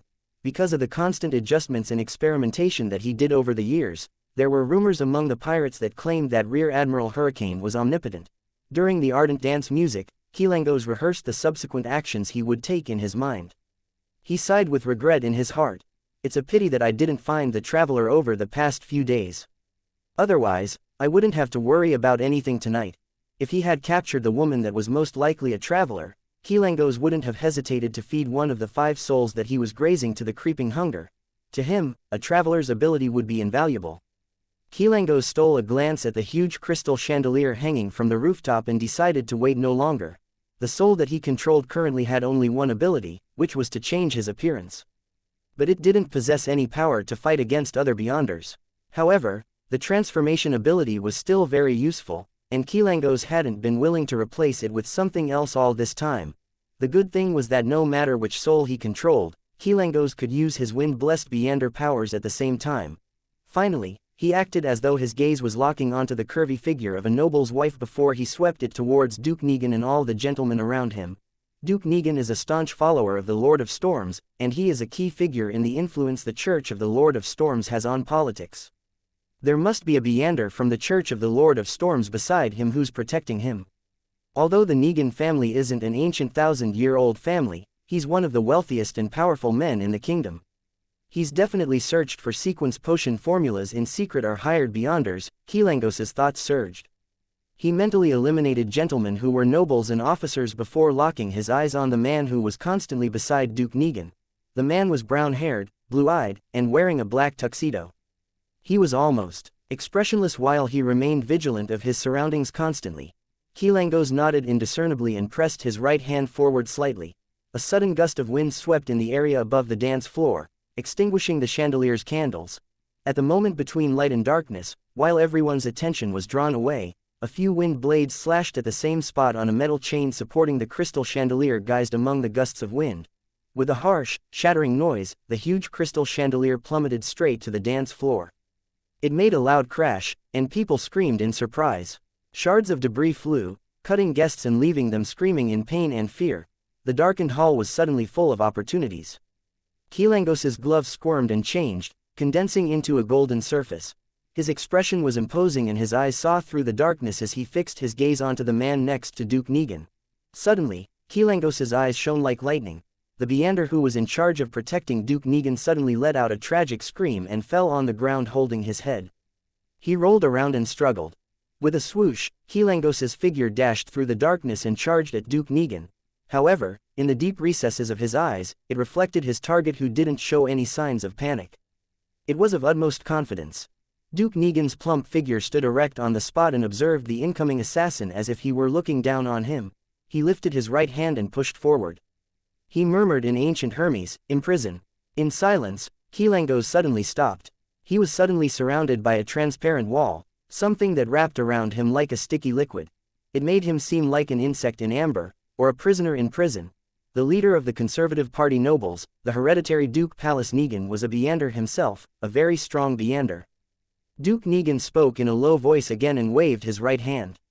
Flog. Kilangos seemed to be whipped by a shapeless whip. His clothing tore from the whipping as his skin was lacerated, revealing white bone. Then, Duke Negan leaned forward and held his right first. He declared in an imposing manner, "Death." Pa. His arm waved as his entire body slammed into Kilangos's head with numerous afterimages. His fist had struck his target's head in an unavoidable manner. Gotcha. Kilangos's head shattered, but the surroundings shattered as well. Duke Negan remained standing at his original spot. It was just a dream. It was unknown when the pirate admiral had already switched his ability and entered the nightmare state. Unlike an ordinary nightmare, he could still move his body after he dragged people into a dream. Kilangos stealthily appeared behind Duke Negan, and his cold gaze locked onto the Duke. Wrapped with high-speed spiraling winds, his right fist stabbed into the target's vest like a sharp blade. Amidst the howling of the wind, Kilangos's right fist punched straight through Duke Negan's body and through his heart. But Duke Negan's figure rapidly turned transparent, just like a soul that was summoned. After the nearly formless figure dissipated, Duke Negan appeared before the French door on the other side of the winding corridor. He wore a scrutinizing smile. Another Beander, they prepared ahead of time. To lay an ambush for me? How is that possible? Although Kilangos was unwilling to accept this fact, he dealt with it calmly. The glove on his left hand squirmed and took on the form of dark golden scales. His irises grew pale and became vertical. Then, a shapeless wave swept from every direction. Ladies and gentlemen were thrown into a state of uncontrollable fear at the same time. They left their hiding places and ran around aimlessly. The scene became chaotic. The Beyonders didn't dare to act recklessly as they were worried they might hurt their relatives and friends. Seizing the opportunity, Kilangos ran quickly as hurricanes whirled around him. He smashed through one of the resting room doors before smashing through an oriel window. Amidst the shattering sound, he leapt outside and flew a distance away from Duke Negan's mansion with the aid of the wind. The moment he landed, Kilangos immediately ran towards a forest ahead of him. It was a municipal garden, an escape route he had scouted out a while ago. Once he shook off his pursuers, he could change his appearance and blend into the massive population of Backland of more than 5 million people. That was also the reason why he dared to accept such a difficult mission. After a while, there was gale blowing towards Duke Negan's mansion. The Cardinal of the Church of the Lord of Storms, the Archbishop of Backland, Spellsinger of God, Ace Snake brought a few mandated punishers and flew towards the mansion. He couldn't inform the other Beyonders in time. Alger was one of the members that arrived with Archbishop Ace. However, he was in a bad mood because he saw the broken windows and the other Beyonders running out of the mansion. It meant that Rear Admiral Hurricane Kilangos had escaped. Chapter 191. Unclear Motives. Kilangos lost his pursuers with the help of the wind after crossing a man-made lake. He surveyed his surroundings, intending to create the illusion that he had entered a ditch to escape into the Tussock River before turning to the financial center of Backland, the Hillston Borough. At that moment, his field of vision suddenly blurred. He saw the colors around him saturate in the darkness. The green trees became greener, their red fruits even redder. The dark blackness of the water became darker. Everything appeared to be splashed with pastel paint. Under the sky where the crimson moon was obscured, there were many indescribable, transparent figures, as well as different lustrous splendors that contained mysterious knowledge. Kilangos found himself coming to a halt as he floated in midair. Beneath his feet, dark water continually rose towards him. Under the water were pale white palms, reaching out for him. Not good. Kilangos realized that he had been ambushed. And the ambusher was definitely not weak. A giant humanoid skeleton suddenly appeared before him. The monster was 4 meters tall, and burning in its eye sockets were pitch-black flames. The bones on its body were blurry and illusory. Kilangos gave his enemy an expressionless look as he let out a sneer. At the same time, the glove on his left hand released a radiant light, appearing as if it was cast out of pure gold. Xianxia leaned back and spread his arms wide, as though he was trying to hug the sun. A bolt of pure, burning brilliance descended from the sky, enveloping the giant skeleton. The pastel-like world quaked in response, and the pale hands under the dark water evaporated one by one. This was the Beyonder powers of the Priest of Light. It was a Beyonder power from the sun sequence pathway. It was the nemesis of the undead. The radiant pillar of light dissipated, and the pitch-black flames of the giant skeleton instantly extinguished. It then turned transparent as it disintegrated in the air. Before Xianxia had the time to use the abilities of the Priest of Light to dispel the pastel-like world, his expression abruptly turned rigid. He saw another giant skeleton appear to his left. It was also 4 meters tall, its eyes burning with a black flame, identical to the monster from before. Immediately following that, the same skeletal monster appeared around Xianxia, one after another. 1, 2, 3, there were more than 100 of them. More than 100 pairs of burning black flames cast their gaze onto their target at the same time. Underneath him, the dark water surface rose higher, almost coming into contact with Xianxia's feet. Pale white hands extended outward, flailing them around constantly, as though they were grabbing at a life-saving straw. Spread out and pursue him. Try to corner him, instructed the cardinal, Ace Snake. He conjured a typhoon and took to the air, flying toward the direction where Xianxia had fled. Duke Negan and the rest didn't join the ranks of mandated punishers in consideration of their statuses. Instead, they stood at the windows or balconies to observe. It was also at this moment when the ordinary nobles who were running around frantically slowly calmed down. Due to the darkness and the undulating shouts, they were unsure of what exactly happened. All they knew was that Duke Negan might have encountered an assassin. Alger Wilson clenched his jaw and ran out of Duke Negan's mansion, following the path of the municipal garden into the Hillston Borough. He wasn't willing to miss this opportunity, no matter how small the hope was. Suddenly, he heard a voice which was carried to him by the wind. There's no need to continue the pursuit. No need to continue the pursuit. The voice of Cardinal Snake. Alger stopped after just running a few steps forward. He turned to look into the sky, puzzled. He saw Cardinal Snake, who was wearing a black robe adorned with many storm symbols, floating above the forest and the man-made lake and staring down. Alger creased his brows and sped over to where the cardinal was without considering the reason.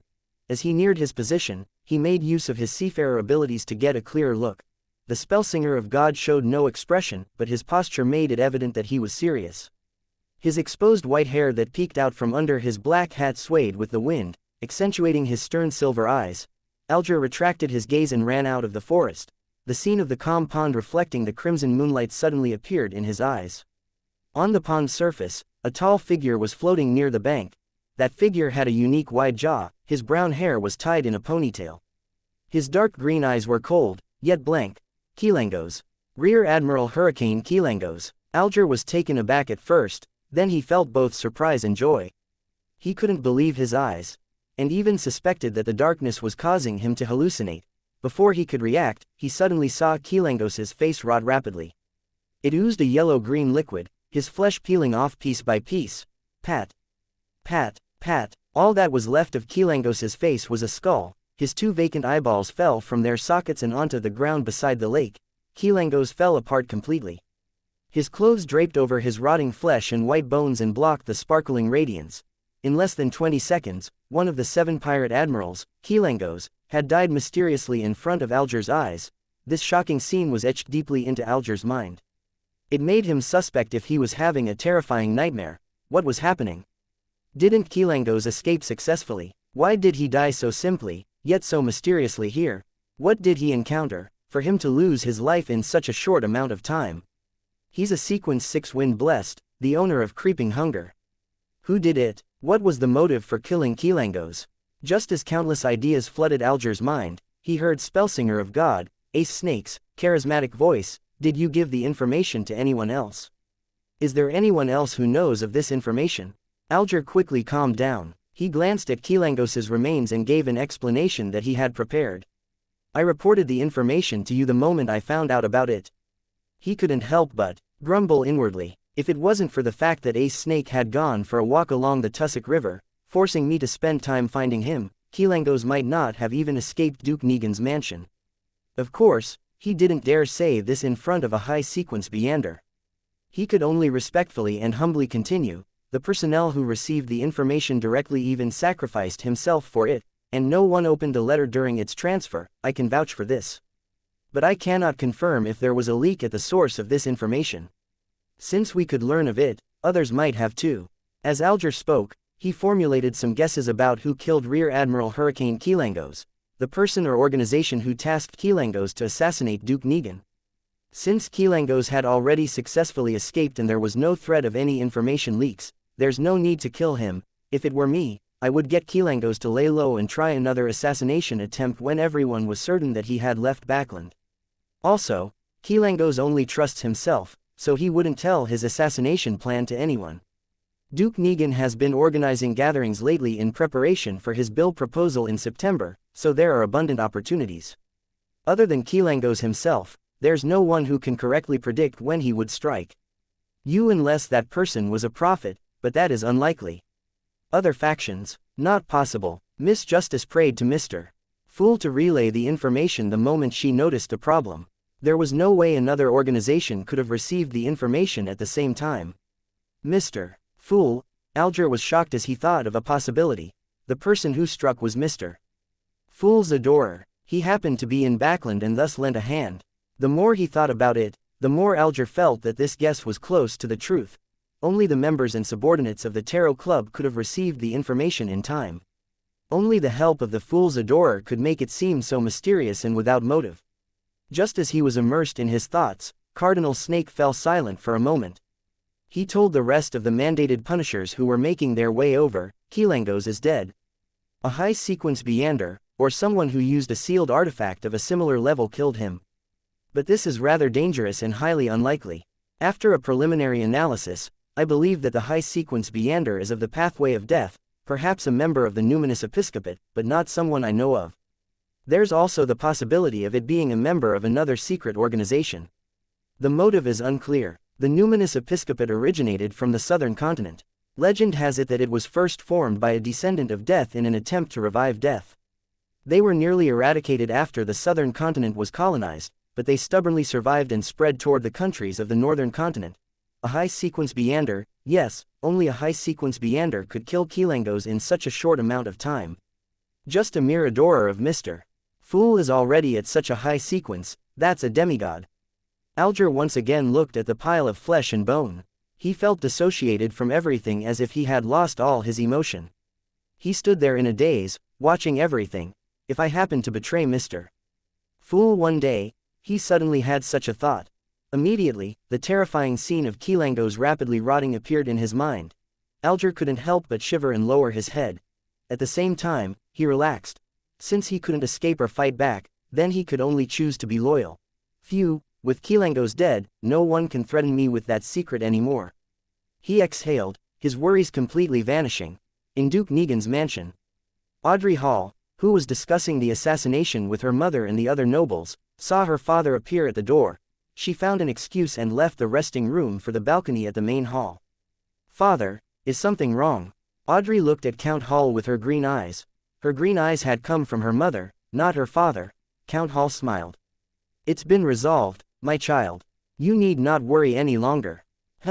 Did you tell anyone that Baron Grimir was an impostor? No, Audrey shook her head firmly. I only told an almost godlike existence, she added in her heart. She thought for a moment, then explained herself. After I told you, I went to the bathroom, then to where Mother was. You can ask her. I see. Count Hall nodded and didn't say anything else before mentioning, Xianxia is dead. Someone killed him. Who? Audrey was as shocked as she was excited. No idea. We can't even figure out why the murderer killed Xianxia. It's truly incomprehensible. Count Hall paused. Perhaps, it's a person or an organization, a secret and powerful organization. Unclear motive. A secret, powerful organization. Could it be Mr. Fool's adorer? It could be our Tarot Club. Audrey suddenly had an epiphany. Chapter 192. Attention. Audrey analyzed many things at once as her mind whirled. Mr. Hanged Man said that Xianxia was a lone wolf who doesn't trust anyone. Only he would know of his own plan. Other than my early discovery of him, there shouldn't have been anyone else who knew he would attempt the assassination tonight. I only told Father and Mr. Fool that I suspected that Xianxia was disguised as Baron Grimir. Although there's a telegram cable in Duke Negan's mansion and he would have been able to send out information in time to ask for help, there's no reason to hide that. Dad's puzzlement implies that the powerful being that killed Kilangos wasn't within their expectations. Combining all of the above, I can almost be certain that the person who killed Kilangos was Mr. Fool's adorer. Plus, only the unique model of the Tarot Club can create such a strange situation with unclear motives. Kilangos was a sequence 6 wind blessed, and he had the magical item, the creeping hunger. To be able to quickly kill him without leaving any traces behind, it could only be a high sequence Beander known also as demigods, right? Or maybe he used a sealed artifact which possesses immense danger. Regardless of the possibility, it shows that Mr. Fool's adorer is extremely powerful. Mr. Fool lives up to his reputation. Regardless, I certainly provided clues, so Mr. Hanged Man has to carry out his promise and pass me the pituitary gland of a rainbow salamander. This should be our Tarot Club's very first mission, right? One of the 7 pirate admirals, Kilangos, died because of us. Looking at his daughter who seemed excited, Count Hall, who was a handsome man in his youth, coughed lightly and warned his daughter with a mask of solemnity, Audrey, I know that you're very interested in mysticism, and I normally tolerate it. But you mustn't be involved in this. You can't even ask about it. You will be introduced by the Queen to the Backland social scene events by the end of this year. As an adult, you should clearly know and remember that a terrifying Beander, or a powerful, hidden organization, is equivalent to danger. Do you understand that? Yes, Father, Audrey replied charmingly. I was just a little curious. Curiosity won't do either, Count Hall emphasized, and he couldn't help but let out a helpless smile. Okay, Audrey nodded obediently. I understand the whole incident better than you do anyway. She made a silly face in her head. Count Hall thought and said with a gentle smile, regardless, you are the heroine tonight, the savior of Duke Negan. Half of the reason why Kilangos is dead is partially because of you, and it's the same with the bounty. Of course, if there's no one that admits to killing Kilangos and comes to receive the bounty, the remaining half of it will be yours too. Added together, it will be £10,000 in total. The bounties set up by the Intis Republic, the Fasak Empire, and other countries and organizations could be received as well. After conversion, there should be about £20,000 in total. Duke Negan promised that he would give you his holiday estate at Daisy Bay as a gift. It includes a huge rubber tree plantation. I don't know the annual profit exactly, but it definitely won't be low. He spent £8,000 to buy it back then and later, even built a house and purchased good quality seeds for planting. Audrey, who already had an inheritance of £300,000, was considered rich. However, a reward that was almost £40,000 was still a huge amount of income. Many noble ladies wouldn't even receive such a figure as a dowry. In an allied marriage of a noble and a businessman in August, Miss Mary Oldbury, the daughter of a millionaire, only had an £80,000 dowry. I never considered the bounty, Audrey muttered inwardly. Suddenly, she thought of something. If she were to receive the bounty and her name spread, the Hanged Man could easily find out who Justice was. This can't happen. As a member of the Tarot Club, I have to maintain a sense of mystery. Audrey looked towards her dad and reorganized her words. Dad, I'm a little worried. Why? What happened? Count Hall asked in concern. If it were to spread that I found out that Kilangos was disguised as Baron Grimir, I'm afraid that his underlings would take revenge on me. I'm afraid that whoever instructed Kilangos to assassinate Duke Negan would target me. Audrey tried to make herself seem pitiful, weak, and helpless. I'll hire someone to protect you, Count Hall replied. Then, he nodded faintly and said, there's really no need for you to take such a risk. Plus, the person that killed Kilangos took the creeping hunger.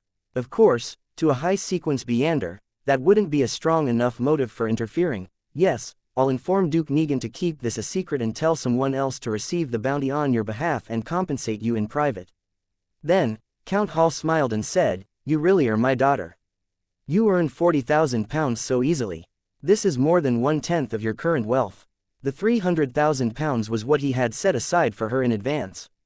He would still add in another part when she got married as his daughter's inheritance.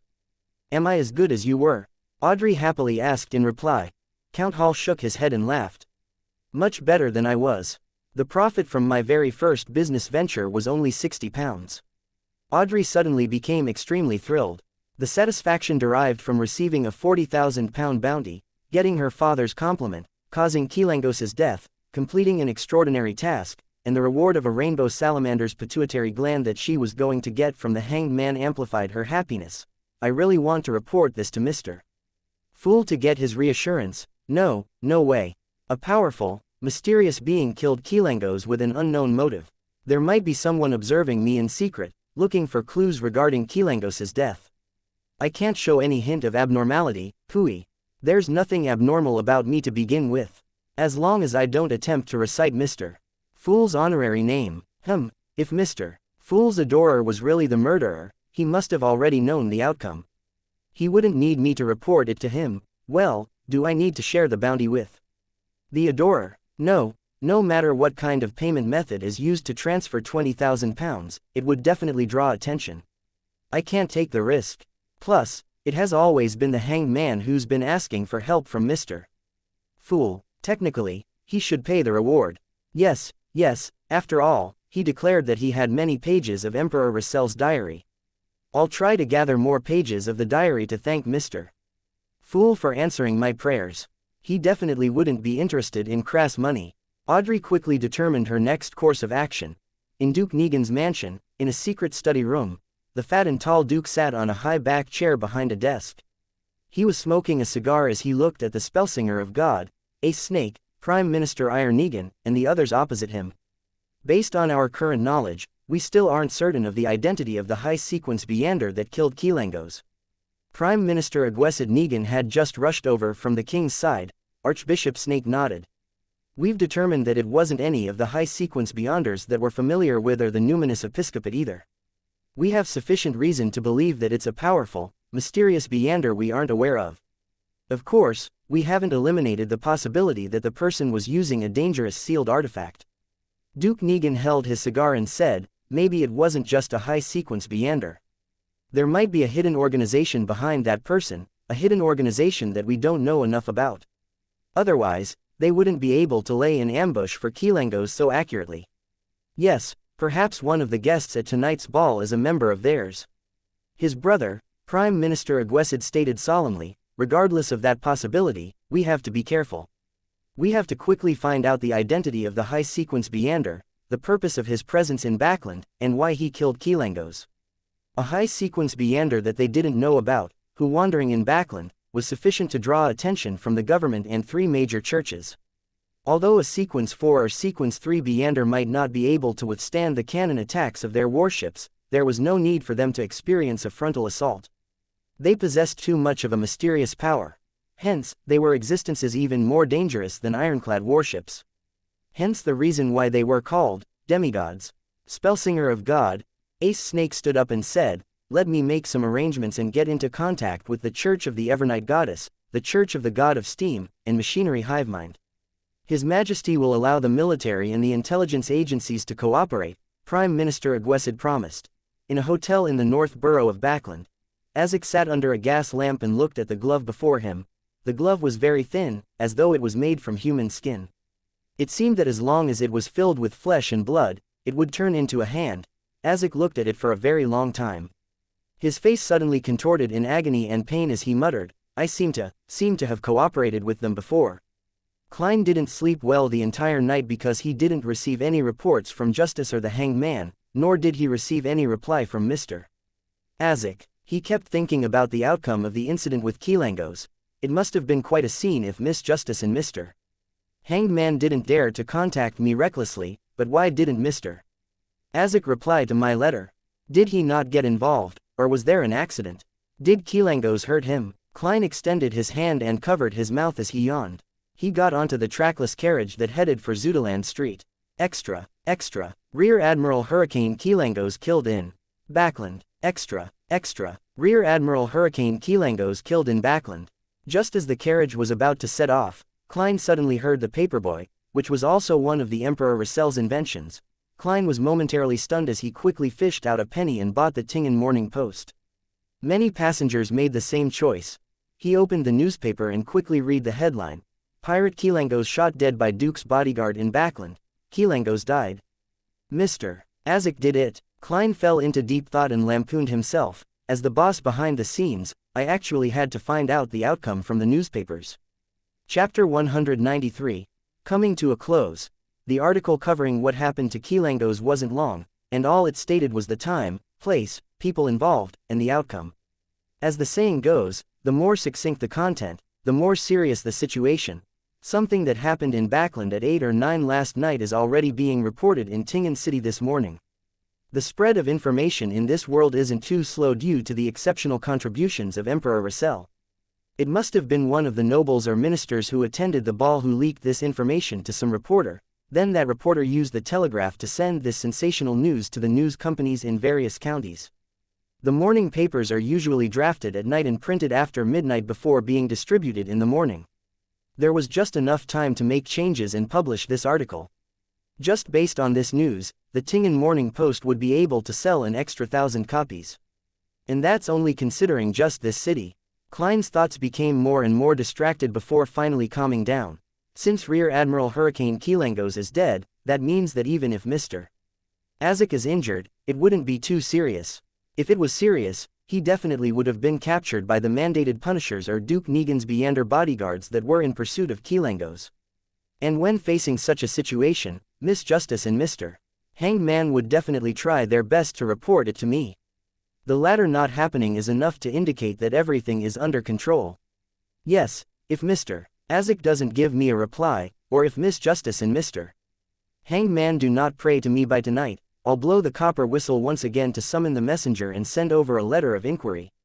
Relaxing, Klein shifted his attention away from the newspaper, then he surveyed the public carriage. Most of the people who could afford transport like this could read, and under the influence of the term, extra, many had bought the Tingen Morning Post.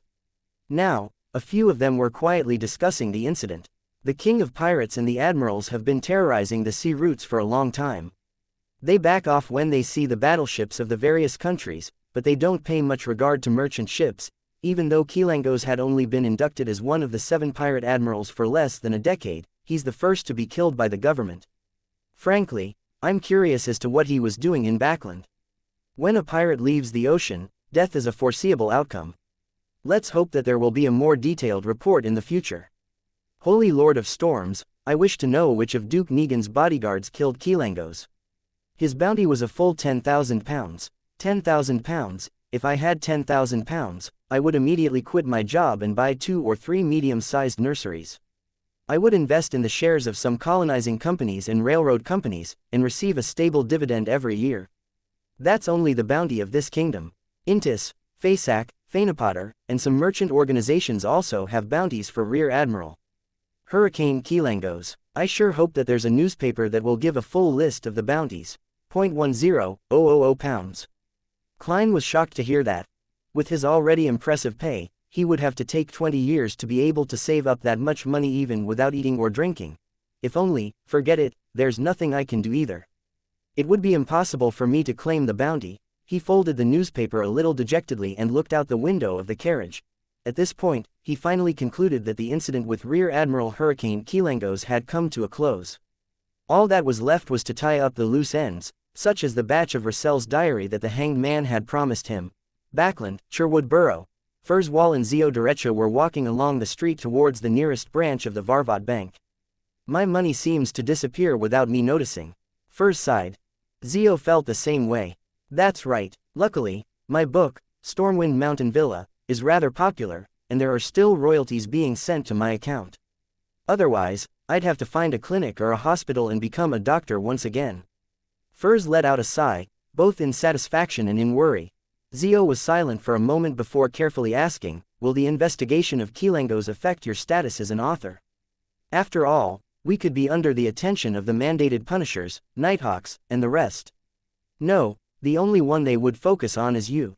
Furz laughed. You were the one who sent someone to make a police report. Same for the one who sent the letter and the one famous among the alleys and gangs of the East Borough. As for me, Furz Wall, I'm still the popular best-selling author. Zio said in a daze, so you've just been accompanying me all this time. Furz stroked her hair and laughed. Don't you find that this was an interesting experience? This experience has provided me with the much-needed inspiration for my work. My next novel will be about a sudden brutal murder. Zio paused, not knowing how to continue the conversation. All she could do was continue walking forward bitterly, forgetting to make a turn until Furz dragged her back. At that moment, they heard a paperboy shout, "Ah!" What? Zio and Furs looked at each other in confusion. They only came to their senses after the paperboy repeated himself multiple times. What? Kilangos is dead. Furs couldn't believe what she was hearing. He's dead. How did he die so suddenly? Zio, who was trying to hide from the prosecution of this merciless pirate, was shocked and dazed. Doesn't this have to follow a normal procedure? First, they find clues to confirm Kilangos's motive, then they would gather powerful beyonders and ambush him.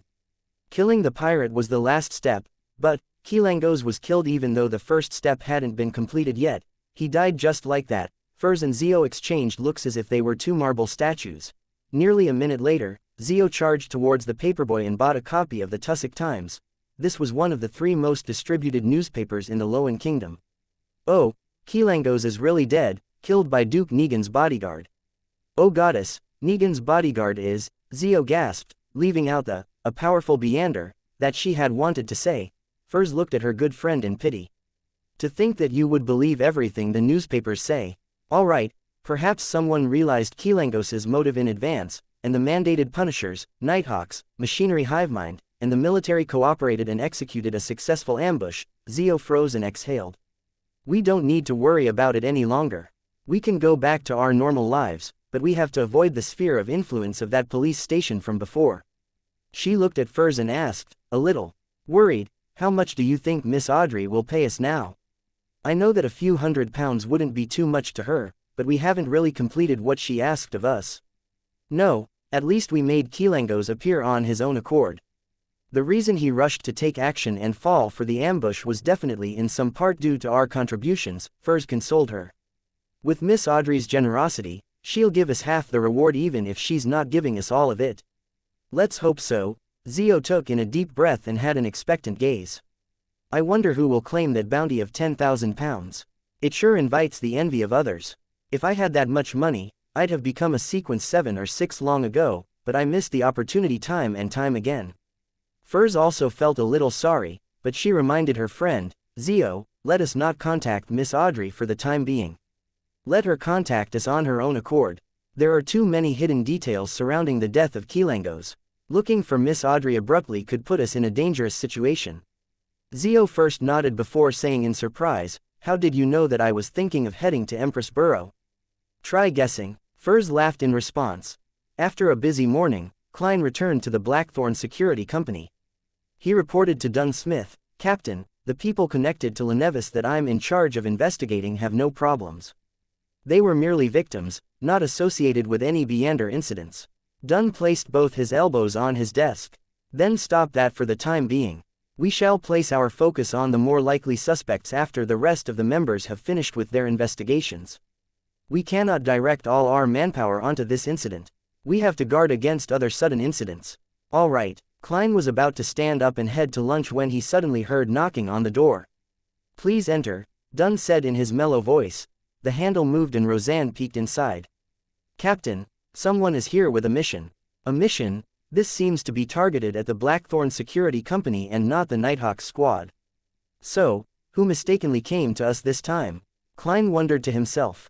Dunn thought for a moment before saying, we can go hear the request out and reject it if it's too troublesome. He arranged his shirt and vest as he walked out of the office. He made his way through the partition and towards the sofa in the receptionist area. Klein and Roseanne followed curiously behind. There were 2 ladies on the sofa. Both of them were wearing black hats and dresses without any extra color. One of the ladies was plump and had fair skin. Her face was completely obscured by the black veil of her hat. Klein felt a sense of familiarity when he saw her, as though he had seen her somewhere before. Just as he was recalling, he heard the skinnier lady beside her speak. The mission we would like to entrust to you is for you to track and monitor Madame Sharon and find evidence of her crimes. Madame Sharon, Klein suddenly had an epiphany, and recalled where the sense of familiarity came from. The lady that remained silent was the wife of Member of Parliament Maynard, the daughter of the new party's leader. She finds it hard to accept the death of her husband and is unwilling to accept the conclusion the police department came to, so she came to a security company in private to do another investigation. To think that she came directly to us, Klein shook his head and laughed to himself. Chapter 194, Infiltration. Madame Sharon, Dunn obviously knew of Baron Coy's widow, a famous socialite in Tingen. Maynard's wife turned her head to shoot a glance at the scrawny lady who came with her to the Blackthorn Security Company, but she didn't speak for herself. The scrawny lady in the black dress and had weighed her words before she spoke. Yes, Madame Sharon, the wife of the deceased Baron Coy. She stammered, then suddenly spat in anger. She's a bitch. Upon hearing her curse, Klein suddenly recalled the porno that he had seen in Madame Sharon's behavior, which appeared nervous on the surface but was calm deep down. That made him believe the rumors about her, and he felt sorry for the deceased old baron. It's not like Madame Sharon can't remarry. But her loose behavior really makes the old baron's grave a perfect nesting ground for cuckoos. Dunn didn't have much of a change in his facial expression. He sat on the sofa opposite and said with his mellow voice, "But that doesn't make her a criminal. You know clearly, and I know it clearly too. Madame Sharon is very influential in Tingen. If we were to follow her and monitor her, there could be very serious consequences for us." "She's a criminal," the scrawny lady said angrily. "She caused my brother's death, but those lovers of hers pressured the police department and made them pronounce that my brother died of excessive drinking and continuous indulgence in sexual pleasure. They are all criminals. Those." Klein realized that the scrawny lady was Maynard's sister while feeling sorry for the old baron once again. "That's right, for such a scandal, she would definitely not send a maidservant here. It's better if the request is made by family." He nodded his head in enlightenment. "Mrs. Maynard patted the back of the scrawny woman's hand and added with a deep yet cold voice, "She's a criminal. If you suffer any damages because of this, I will compensate you for your losses." That tone, she lives up to her identity as the daughter of the new party's head. If the police department wasn't very confident with the result of my mediumship ritual, I'm afraid they would have submitted under her pressure, Klein lampooned inwardly. Dunn was silent for nearly 20 seconds before he said, "All right, I have another question. Why do you seem to be so certain that we would find something?" The scrawny lady nodded and said, "The tobacco merchant, Vicroy, introduced us here. He said that you're the cream of the crop in this industry and can complete missions that others aren't capable of completing." The tobacco merchant Vicroy, who's he? Klein looked at Captain subconsciously and noticed that Dunn Smith looked really confused. "I'm so silly, why did I hope for Captain to remember something like this? After all, even I don't quite remember," he sighed. The scrawny lady saw that the two elite mercenaries looked confused, so she added, "You saved his kidnapped son." "Oh, him. That kidnap case led me to the discovery of the Antigonus family's notebook." Klein was suddenly enlightened. Dunn nodded slightly and said, "I understand." Upon seeing this, the scrawny woman laid out her offer. "You are to tail and monitor that bitch for 2 weeks. Even if you don't find any evidence of her crime, you have to take note of who visited her and who she visited. We will pay £50 for this. And if you find evidence of her crimes, we would pay another additional £200. That's a large sum of money." When Klein suddenly recalled that he had only spent £7 to hire Detective Henry to gather so much information about red chimney houses, he became a little ashamed. Dunn thought for a moment before saying, "No problem, we can sign the contract now. You'll have to pay a deposit of £20 up front. Captain, we're really lacking in manpower right now. There's the huge case regarding Lenevis." Klein didn't expect Dunn Smith to accept the mission, although he, himself, was quite keen on accepting it. Mrs. Maynard nodded slightly and said, "No problem. I believe in you. Please don't disappoint me." Dunn smiled but kept quiet. He turned his head and told Roseanne, "Please write up a contract." When the contract was signed and the deposit was paid, Dunn watched Mrs. Maynard and the scrawny lady leave the Blackthorn Security Company. He then looked sideways at Klein and said, "This mission will be yours." "Huh?" Klein looked confused. Dunn smiled and said, "Didn't you want to learn tailing techniques and monitoring skills? This is a great opportunity. It also turns out that you're done with your part in the Lenevis case." "All right." Klein didn't reject the assignment. Just as he accepted, his mind began whirling quickly. According to the rules, half of the mission's commission is handed to Mrs. Oriana as additional funding for the team. The remaining would be split among the involved members. However, it seems like I'm the only one handling the case. Regardless of whether the investigation succeeds, there will be at least £25 of income. On top of that, I'll receive my usual weekly pay. If I really could find some clues, I could even receive £125. Captain is a wise man. Dunn stole a glance at him and said, "Learn the tailing techniques and monitoring skills from Leonard and Fry in the morning, and put your combat training on hold for this week. Yes, I think you're quite well trained already, so I'll send someone to inform Gawain. Learn tailing techniques and monitoring skills from Leonard and Fry. That doesn't seem very reliable. Klein was stunned. He could imagine Leonard using only one method, which was playing his Phaenopotter lute while singing melodious poetry.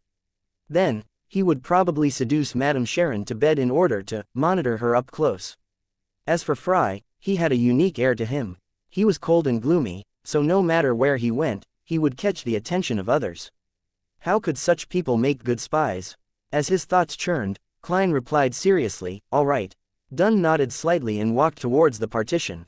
Suddenly, he paused, turned around, and hesitated before he spoke. "Do you remember the tobacco merchant?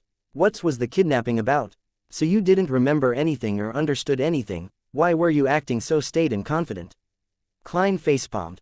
Based on Leonard's guidance, Klein wasn't in a hurry to tail Madame Sharon, even though he knew that she stayed on Osna Street in the East Borough. Until you know the target's routine, you can't tail your target recklessly. Plus, monitoring alone makes it difficult to take note of everything. Unless you don't eat, drink, sleep, and go home, Leonard had said.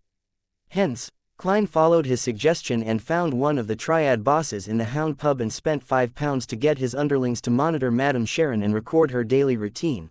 Luckily, this can be reimbursed. Why does it feel like I'm subcontracting? On Friday afternoon, Klein received the investigation report from the Triad boss. Calling it an investigation report was an obvious insult to professional detectives.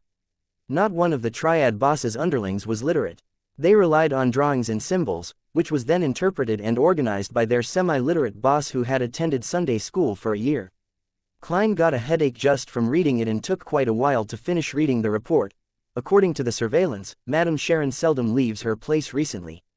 There aren't many guests who visit either. She might be affected by Maynard's death. Those Triad underlings are quite capable.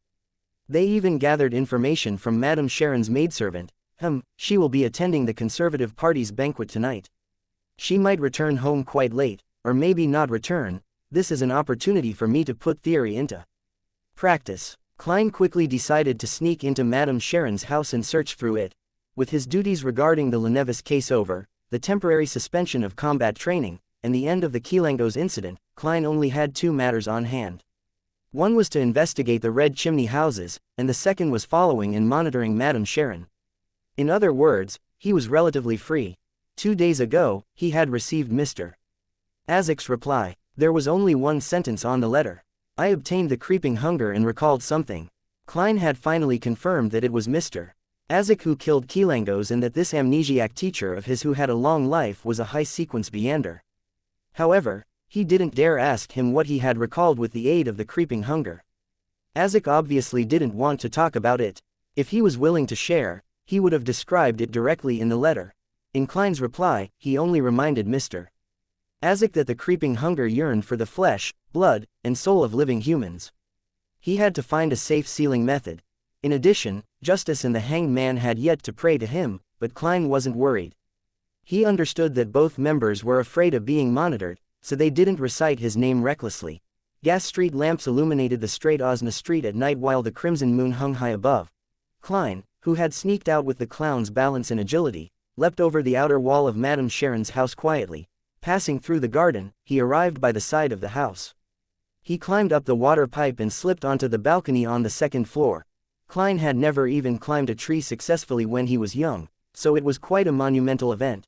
He took out a tarot card from the pocket of his black windbreaker, slotted it into the gap of the balcony door, lifted it lightly, and unlocked the door. The servants are so careless, they didn't use an additional lock.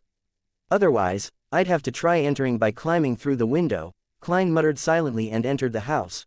Based on the information provided by the Triad boss, he found Madame Sharon's bedroom easily. He turned the knob and stepped into the room. He closed the door carefully and suddenly smelled a faint fragrance. It reminded him of the fragrance of a woman that caused the blood vessels of other people to swell. Klein felt a little faint, and he even felt his body reacting.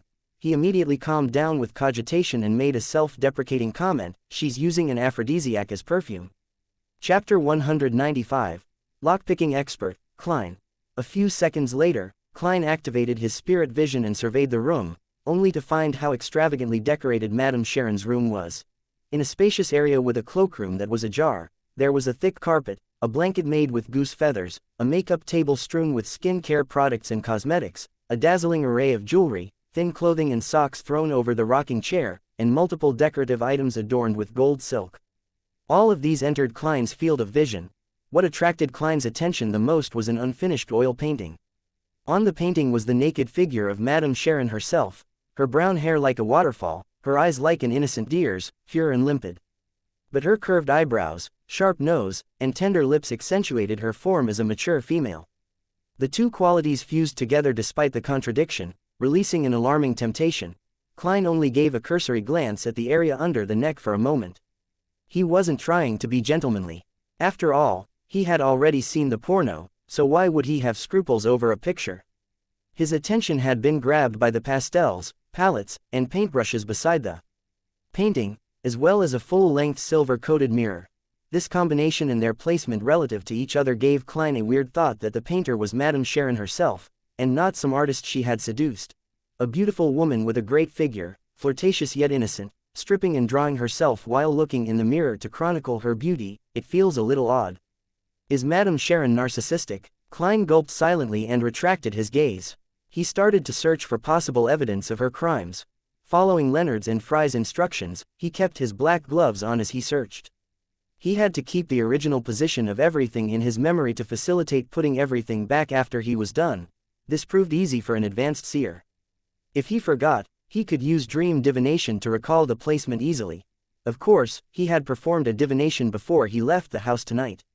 There was going to be no danger and he would be met with relative success. That's something a good charlatan would do, even if I'm already a clown, Klein lampooned himself. He spent 20 minutes searching Madame Sharon's room, but he didn't find anything noteworthy, nor did he see any light emitted by spirituality. Finally, he stopped before a safe in the corner of the room. The steel safe was a meter tall, thick and heavy. It gave the impression that it was unusually sturdy, as if it could only be opened using explosives. This sure is a characteristic of the age of steam. There must be complicated machinery within the safe. Klein tried to open the safe but failed miserably. He left the safe for last. He took off his left glove and unwound the topaz dangling on his left wrist.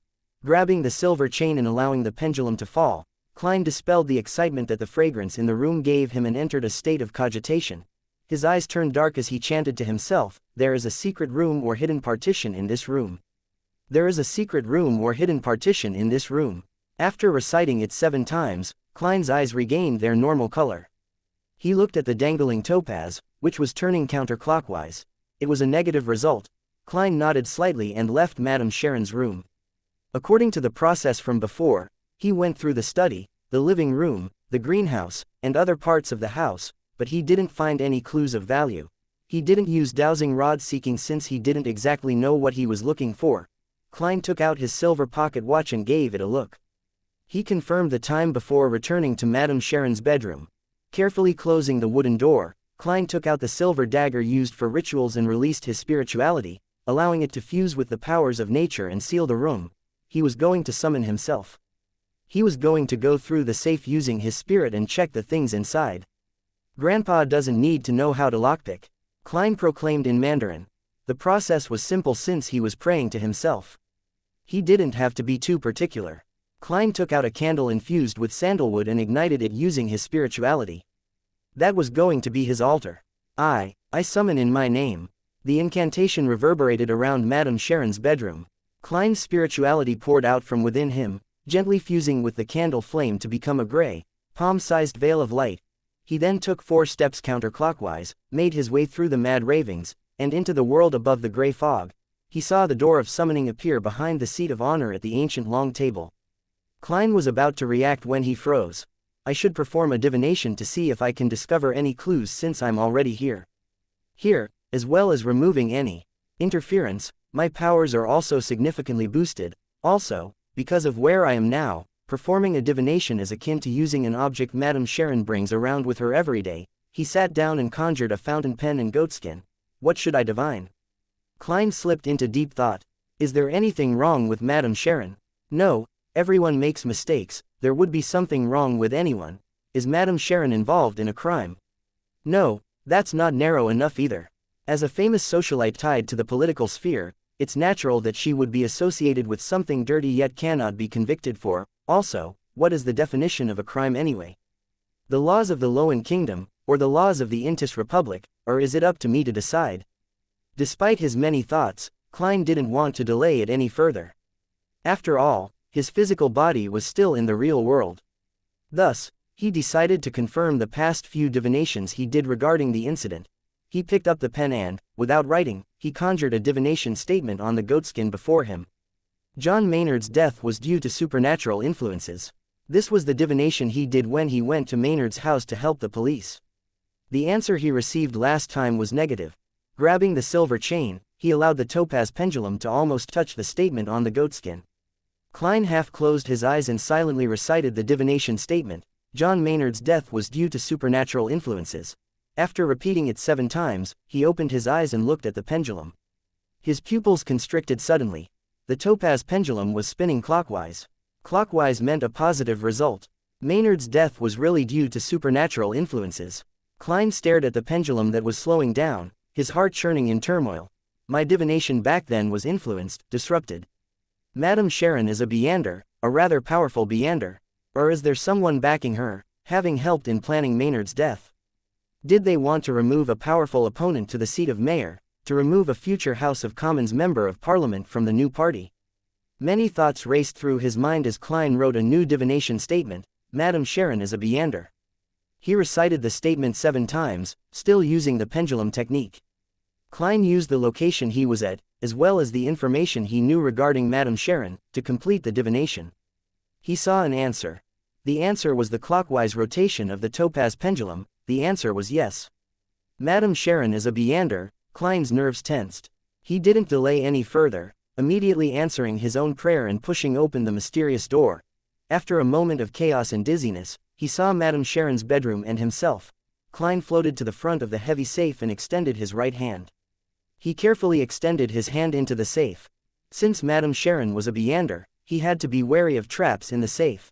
In such a state, where his soul was infused with powers of the mysterious space and his spirituality, Klein no longer needed divination. He would receive a warning when he was approaching something dangerous. A large portion of divination was obtaining revelations by allowing one's astral projection to roam in the spirit world. In other words, it was derived from one's spirituality. Klein didn't notice anything unusual. When his nearly transparent hand made it through the thick metal door, after sweeping his hand, he leaned forward, plunging his entire spirit into the safe. He saw that the inside of the safe was split into 3 sections. The first was filled with gold bars, thick stacks of cash, and even more precious jewelry. Another layer had sealed documents. Klein blew on them, but he didn't manage to flip them open to look at their contents. Yes, I'll have to try again with Mr. Azek's copper whistle. Klein had experimented with it previously. When he enveloped the flaring sun charm or Azek's copper whistle with his spirit, both the items were able to make it through obstacles, as if becoming illusory items themselves. The bottommost layer of the safe was rather strange. There was only a black and white photo there. On the photo was a suave young man, Madame Sharon's past lover. Were they forcefully broken apart, and Madame Sharon having no choice but to marry the old baron and, thus, embarked on her path of debauchery by entering the beds of multiple men? But deep in her heart, she still harbors a pure space. Every night, when it's quiet, she takes out this photo and strokes it with tears on her face. Klein instantly imagined the plot of a great romantic tragedy, but the more he looked at it, the more something seemed amiss. The young man in the photo seemed, perhaps, a little too much like Madame Sharon. Madame Sharon's brother, she's a Beander, fuck, could she also be of the Demoness pathway? The same as instigator Trissa. Klein suddenly had a stroke of inspiration which scared himself. Could the reason Trissa stayed in Tingen this long be because her partner was here? Klein observed the photo closely, realizing that the young man looked remarkably like Madame Sharon. His nearly transparent face grimaced in pain. He could no longer view that porno the same way as before. Collecting himself, Klein felt for the corners of the safe to see if they hid anything. Even though he couldn't pick up any papers in his current state, passing through objects was a different feeling from passing through the air. The feeling was also different when passing through objects of different densities. In his search, Klein suddenly froze. He found an empty space on the side of the safe facing the wall, a hidden compartment. After confirming that there was no danger, Klein made his way inside. What entered his field of vision were ointments, fragrances, powdered herbs, and other objects. The centerpiece was a statue of a god that took the form of a skeleton. The statue was about the size of a palm, and probably of a beautiful girl. It had long hair all the way to its heels. Each strand of hair was thick and clear, like a venomous snake. Situated at the tip of every strand of hair was an eye, some closed, others open. Klein was shocked. He caught a whiff of an evil scent and hurried out of the hidden compartment. He now understood why his divination for any secret rooms or partitions in the room had failed. Chapter 196, Spirit Medium Mirror. Klein rushed out of the heavy safe in retreat. Only when he realized that everything seemed fine did he calm down. That white bone statue is creepy, although it isn't dangerous, it gives me the creeps. Could it be the so-called primordial demoness? An evil god like the hidden sage, the dark side of the universe, or the true creator? Klein recalled his hunches about Madame Sharon, and he suddenly understood what existence the white bone statue might represent. Just as he thought, his spirituality stirred as an ominous premonition gripped him. Klein quickly flew next to the window with complicated patterns and looked at the road outside. He saw a carriage driving towards the front gate under the light of the gas street lamps. Madame Sharon is back. There was a tug at his heartstrings as he finally understood the source of his ominous premonition. Taking into consideration that Trissa only became a woman after Sequence 8 instigator, Madame Sharon was most likely a Sequence 7. And since Madame Sharon has been active in Tingen's social circles for many years, she was most likely much stronger than Trissa. Klein didn't dare to take the risk of relying on his flaring sun charm and Azek's copper whistle. Instead, he made the wise decision to leave. He had a limited number of charms. Plus, he didn't know when he would be able to get the sealed artifact, mutated sun sacred emblem, out again. Hence, if it wasn't a desperate situation, Klein didn't want to waste his most powerful charms. He would also have the issue of explaining himself if he were to use it. I can't just tell Dunn that a kind expert had happened to pass by and helped me, right? As for why he didn't want to use Azek's copper whistle, it was because Klein wasn't sure if the messenger, that was summoned, had the ability to fight. What if it just looked strong but only knew how to send letters? With what I discovered earlier, it should be sufficient for the Nighthawk's squad to take action. Why should I fight against Madame Sharon alone? We can totally gank her. Klein emphasized inwardly and ended his summoning. With a whoosh, he returned to the world above the gray fog. He then quickly wrapped himself in spirituality and stimulated a rapid descent to return to his body in reality. He quickly put out the flame and put away the candle. He removed the wall of spirituality and left Madame Sharon's bedroom. He took the same path back, but he didn't have the time to reset the bolt on the balcony door. Sliding down the water pipe, Klein climbed over the wall which was opposite the entrance of the house. He remained hidden until he reached the neighboring street. Then, he hired the expensive night carriage to Zudaland Street. Madame Sharon, who looked beautiful in her black dress, slowly walked to the second floor. She dismissed her maidservants and opened the door to her bedroom. Her pure clear eyes suddenly concentrated and reflected fine threads that were almost transparent and unnoticeable. They didn't possess the luster of spirituality, they were like human hair that was pathologically changed. If one didn't already know of their existence or have a pair of very special eyes, they wouldn't notice the strands. All those fine threads had torn and fallen to the ground. Madame Sharon squinted her eyes and directed her focus onto the thick gray metal safe. 36 Zudaland Street, the Blackthorn Security Company. Dunn was reading the newspaper casually with his legs crossed. He looked at Klein, who appeared before his office door with a strange expression. He sighed and said, "Weren't you supposed to slip into Madame Sharon's house to do an initial search? Did you encounter some sort of problem?" Klein nodded seriously and said, "Yes, I suspect that Madame Sharon is a member of the Demoness sect." A member of the Demoness sect? Dunn lowered the newspaper and ruminated over the words. He then asked seriously, "What did you discover?" Klein didn't sit down. He leaned his body forward and supported his weight with his hands holding the edge of the work desk. "First, I found a photo. There was a young man in the photo, but he looked very much like Madame Sharon. If he were to change into female clothing, put on makeup, and Photoshop the picture a little, he would look exactly like Madame Sharon." Klein held back his urge to lampoon. Similar to instigator Trissa, Dunn's eyes sparkled as he was enlightened. They had previously predicted that Trissa was most likely a member of the Demoness sect. Yes. Klein nodded with mixed emotions as he continued, "I used divination to discover that Madame Sharon has a white bone statue in a hidden compartment in her safe. It's of an extremely beautiful woman, but her hair is very long, to her ankles. Every single strand is as thick as a venomous snake. On the tips, there were eyes. They looked rather creepy. Captain, is that the image of the primordial demoness? As his security clearance was insufficient, the information about the demoness sect that he could read was very limited. Dunn recalled and nodded with a serious expression and said, "That's the image of the primordial demoness. We have to take action immediately and seize control of Madame Sharon." Klein immediately agreed and said, "If Madame Sharon is a mid-sequence Beander from the demoness sect, I have to assume that she'll be able to tell that someone had sneaked into her bedroom."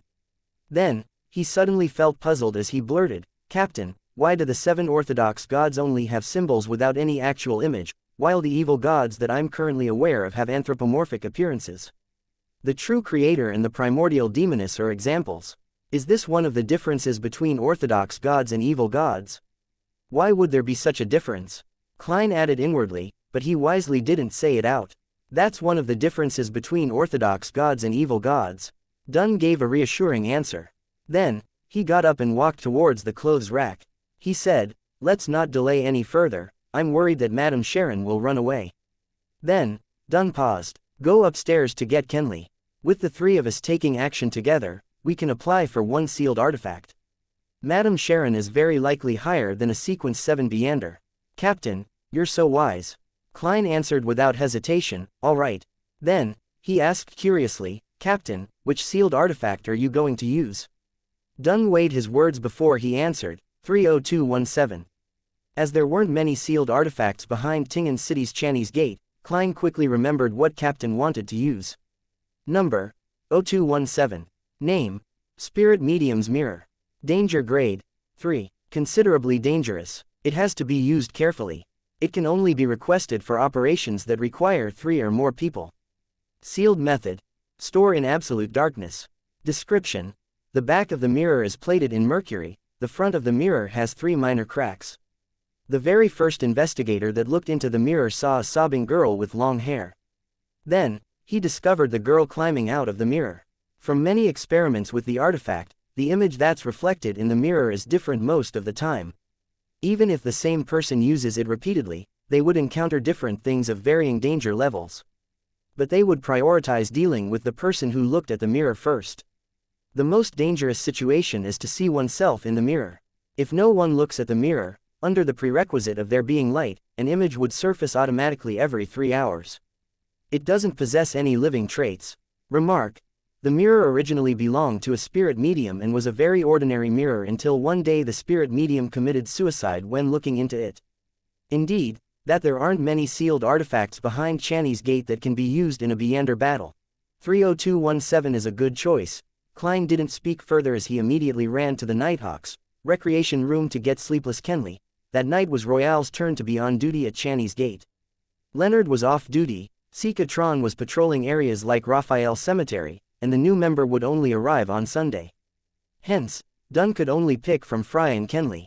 Taking into consideration that Madame Sharon was from the Demoness sect and had little to do with dead spirits, he had opted for the latter. After a few minutes, Dunn returned from the basement. He held the mirror that was tightly wrapped in a thick black cloth. "Frankly speaking, if I didn't know beforehand, I wouldn't be able to tell that it's a mirror. None of it is exposed." Klein went forward with the petite-sized Kenley. "You're in charge of using sealed artifact 30217. Dunn passed the mirror to Kenley. Upon seeing that, Klein suddenly realized that he was a sequence 8 Beander and that he possessed the ability to fight head-on. He couldn't just hide by the side as support. "Man, I'm a little nervous." He touched the slumber charms in his pockets and made sure that he was well prepared. "The only problem is that in order to make it easier to climb, I'm not bringing my cane." I can borrow Kenley's. He has the mirror in one hand and a gun in the other, that should be sufficient." Amidst Klein's thoughts, the trio arrived downstairs and took a carriage to Osna Street. On their way there, Kenley looked at the sealed artifact 30217 in his hands. He sighed from the tension. "This is the first time I've been involved in such a dangerous operation. Normally, the Nighthawks wouldn't use any sealed artifacts to deal with Beander incidents. When they went to Morristown, they had applied for the mutated Sun's sacred emblem for preventive purposes. Given how far away Morristown was, it would have taken backup some time to arrive if they needed it. This time, They were almost certain that their target was a mid-sequence Beander. "Don't worry, perhaps Madame Sharon has already fled," Klein replied with a smile. Honestly, he was just as tense as Kenley. Dunn's eyes turned and looked at him helplessly. "Let's try not to let Madame Sharon escape." About 20 minutes later, the three Nighthawks arrived at Osna Street. They saw the garden and Madame Sharon's house in the darkness. The house lay in silence as though nothing had happened. Klein took out the pendulum in his left sleeve and made a quick divination. "There's danger inside. There's danger inside." After he recited the statement 7 times, he opened his eyes and saw the topaz pendant spinning clockwise. The amplitude and speed were considered medium level. It meant that there was danger in there. Not very high, but it wasn't very low either. Chapter 197, Operation. There's danger in there. Not very high, but it isn't very low either. This means that Madame Sharon is still in the building. She hasn't fled yet. Klein froze for a moment, quickly realizing the reason. He had entered a unique state by summoning himself to inspect the safe. He hadn't forcefully broken the lock when he was inspecting the secret compartment, nor did he activate any hidden traps. Thus, Madame Sharon wouldn't have discovered that her secret had been exposed. She would only think that there was a break-in, or some private investigator was checking on her to no avail. In such a situation, it was logical that she would continue to stay home. It made logical sense. To lose composure from a tiny matter and overreact wasn't the Madame Sharon whom Klein had come to understand. She was a calm socialite who was capable of acting afraid and pitiful, as well as a Beander member of the Demoness sect who had kept her identity hidden for many years. If the telephone had been invented, Madame Sharon definitely would have called one of her lovers and complained about the security in Tingen City whilst hinting that it was Madame Maynard. Klein began imagining a melodramatic plot. He told Dunn and Kenley the results of his divination as well as his guess. "That's the most reasonable deduction." Dunn pressed down on his hat as he looked at the second floor of Madame Sharon's apartment. "There's no need for us to rush in." "Why?" Kenley, who was holding sealed artifact 30217, instinctively asked. He was filled with fear towards the spirit medium mirror in his hands. He was afraid that some unexpected event would arise from the sealed artifact. Dunn wore his black gloves and looked at Klein. "Do you still remember what happened when we tried to capture instigator Trissa?" "I remember," Klein replied after some thought. "She seemed to be able to detect our presence and make the necessary responses, which resulted in her successful escape. I also remember suggesting the use of bombarding the house when the captain asked me how I would deal with the situation. That was the safest, most surefire method. But not this time. We can't use it here as there are many innocent maids in Madame Sharon's house. If we notified them in advance and got them to evacuate, that would definitely catch Madame Sharon's attention. According to Leonard, Trissa could turn invisible. We have to assume that Madame Sharon has that ability too." Klein connected the dots at once. Dunn looked at the crimson moon in the sky and said, "Good, your answer is very good. You're rather intuitive in such situations. We cannot approach recklessly and end up alarming Madame Sharon. I'll try dragging her into a dream from a distance. If I'm successful, you and Kenley will go and capture her. Well, you can make the decision of whether to kill her or not. Kill her if you cannot control her. Your safety is of utmost importance. Captain, your line of thought is always so clear at such critical moments." "I was just waiting for you to say that," Klein praised in his heart. Over the months, Klein had grasped most of the unique traits of the different Beander powers of his partners when he was casually chatting with Dunn, Leonard, Fry, and the rest. Amongst those, Dunn Smith, who was a nightmare, could freely enter the dreams of a sleeping person even though he was at home or at the Blackthorn Security Company. But how he did it was a secret of his own sequence, and Klein didn't ask about it too deeply. The ability to drag someone into a dream had a limited range and was normally used during direct confrontations, but Klein had once heard the captain say that the ability also had a certain effect when used within a 100-meter radius. But he needed time to complete the process. He couldn't do it instantly, for the process was similar to coaxing a child to sleep. At this moment, Dunn was going to drag the distant Madame Sharon into a sleeping state, a little at a time. After completing the first stages of the restraint, he was going to create the most opportunistic conditions for Klein and Kenley. All right, Kenley was also rather accepting of the captain's plan. Without any more chatter, Dunn leaned on the corner of a wall and shut his eyes. He put his hands together and lowered his head. His black windbreaker and silk hat blended into the night. In the opulent bedroom, Madame Sharon was leaning on her comfortable rocking chair, completely naked. Her fair and excellent figure was completely exposed. She sometimes turned her head towards the full-length mirror to admire her charming self. As she looked, her face would flush red as tears welled in her eyes. Her expression emitted a strange tenderness amidst her stupor. The skeletal statue of the goddess was sitting on the table beside her. The thick strands of hair seemed gentle under the warm, pink light. Slowly, the frequency in which Madame Sharon looked into the mirror decreased. Bit by bit, her eyelids couldn't help but droop. Seconds turned into minutes when Klein suddenly recalled something. How was the captain going to notify Kenley and himself after he successfully dragged Madame Sharon into a dream? Madame Sharon would wake up if the captain left his nightmare state, and she would notice that something was off. I wonder if the captain is capable of giving hand signs while dreaming at the same time. Klein looked at the worried Kenley pacing around and intended to discuss this with him in order to distract him. At that moment, his mind turned into a blur. He saw a giant crimson moon, as well as Captain Dunn Smith in his black windbreaker under the moon. There was also the short Kenley, his expression dazed. Klein realized that he too was dreaming. I've been dragged into a dream by the captain, so that's how he was going to notify us. He wanted to facepalm himself, but could only maintain his trance-like state while saying muddle-headedly, "Captain." Dunn nodded slightly and said, "Madame Sharon has entered a dream. You can take action now." He then emphasized, "Remember to be careful, and don't be too reckless. We would rather miss the opportunity than take unwarranted risks." Just as he finished his sentence, the world before Klein shattered. His eyes reflected Dunn Smith again. He was still at the corner of the wall, looking down with his hands clenched tightly into fists. On the other side, Kenley, who had stopped pacing about, also opened his eyes. The duo exchanged looks and nodded. Both of them entered a state to execute their operation. Even though this was the first time Kenley was participating in a relatively dangerous mission, he was still more experienced than Klein. He had attended many official missions, so he quickly adjusted his mental state, becoming calm and sharp. Of course, this could also be attributed to the augmentation the knight had on a sleepless. This was also one of the reasons Dunn had chosen Kenley over Fry for this operation.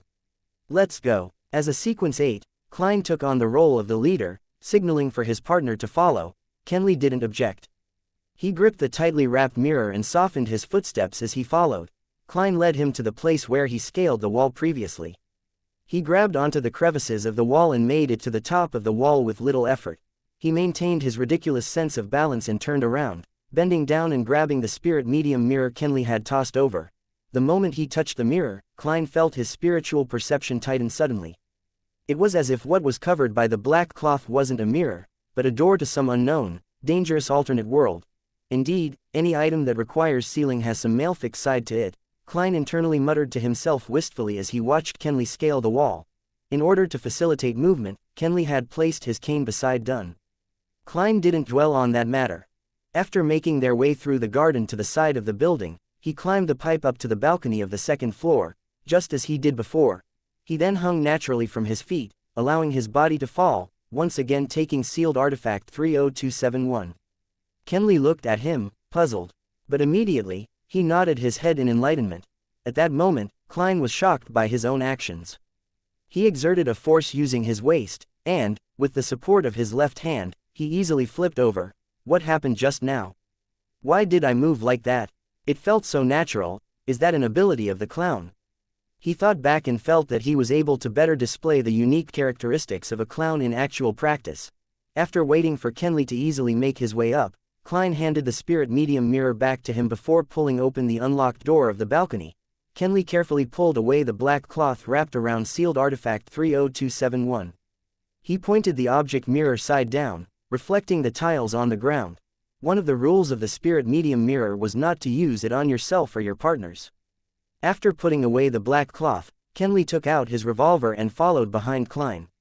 They made their way past the corridor towards Madame Sharon's bedroom, their footsteps light. Klein wielded his readied revolver, and, while activating his spirit vision, he reached out for the door handle with his left hand. He didn't dare to be careless since his divination told him that there would be danger present. The reason why he didn't make another quick divination was that he knew the presence of the primordial Demonesses statue in the room. At this distance, his divination would definitely be interrupted. He knew that there was no way for him to get a clear answer without relying on the gray fog's obstruction.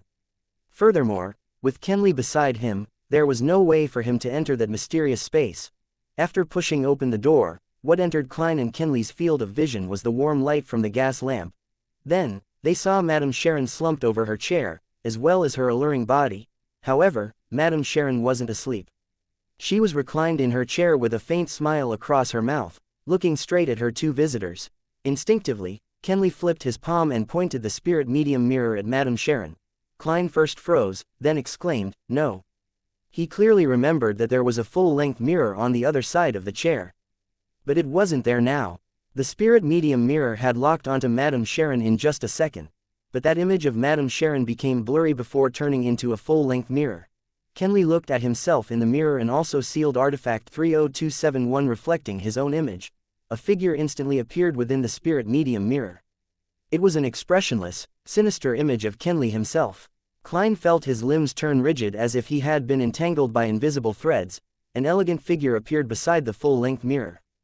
It was Madame Sharon, wearing a nightgown. She glanced at the two intruders and chuckled.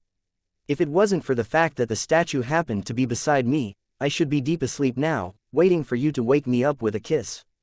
At that moment, Klein suddenly shouted a simple term in ancient Hermes, "Crimson."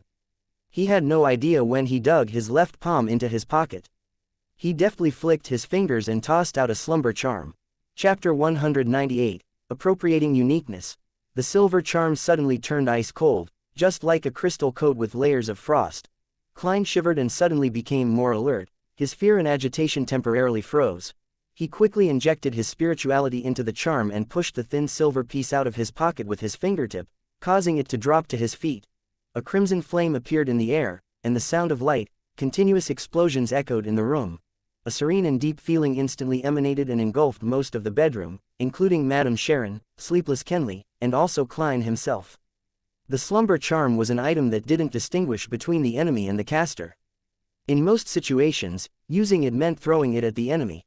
That way, the caster would only be affected by the remnant shock waves, but not to the extent of failing to resist the temptation of falling into a deep sleep. But Klein's arms were entangled by countless invisible threads. He couldn't throw the charm, so he could only exchange Madame Sharon's slumber with his.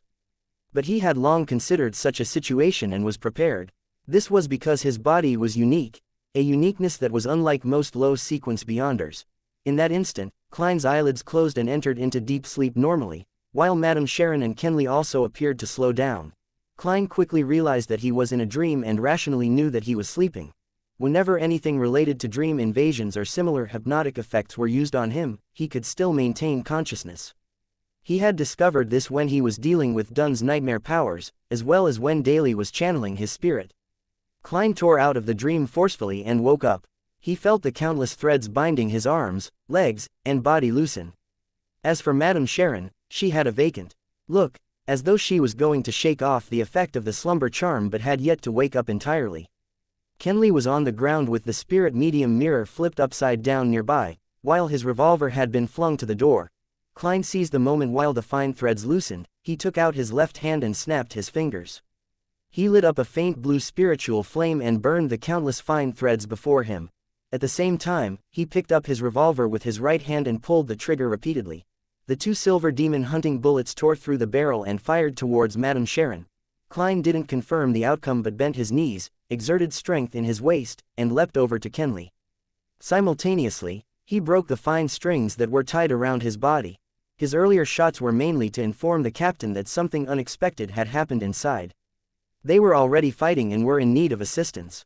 Of course, if he could shoot Madame Sharon directly, that'd be the best outcome. However, Klein didn't believe a sequence 7 or 6 Beander could be taken care of so easily. There were faint blue flames twirling in the air, dancing across the fine threads in the room.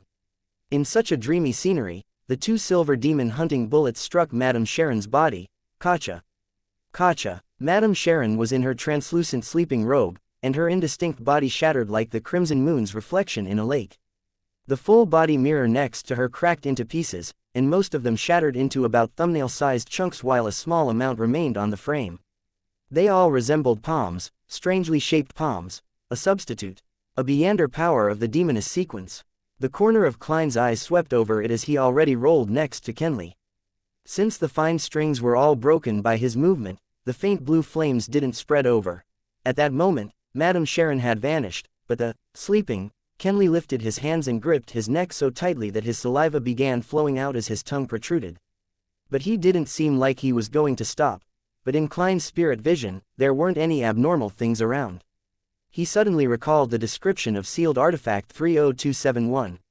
The most dangerous situation is when you see yourself.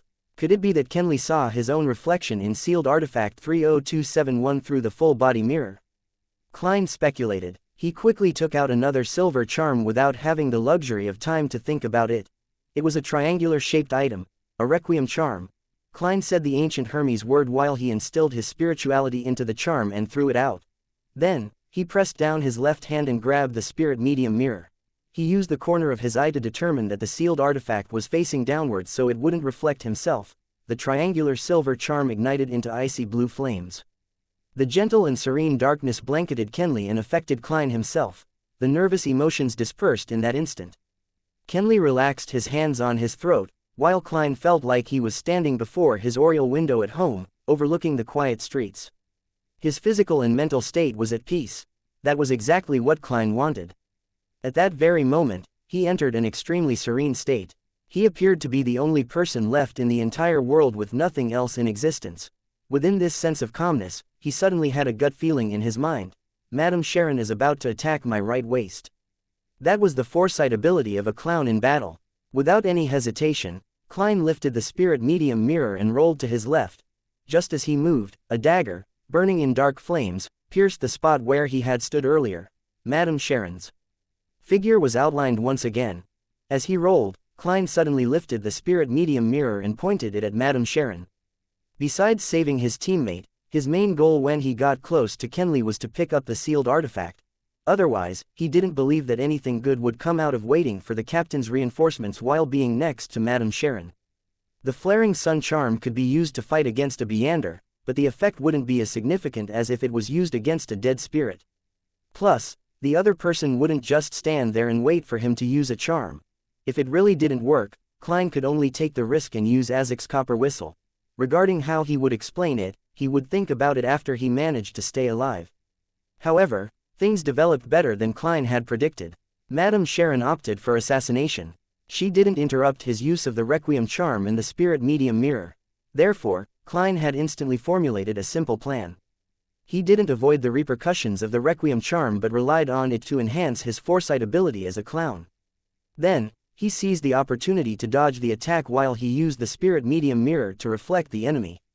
When Madame Sharon missed her strike, she immediately wanted to chase after her agile opponent who was rolling away. She suddenly saw a mirror with 3 cracks. The surface of the mirror rippled, and a woman's figure appeared. Her hair was black and thick, hanging low and blocking her face.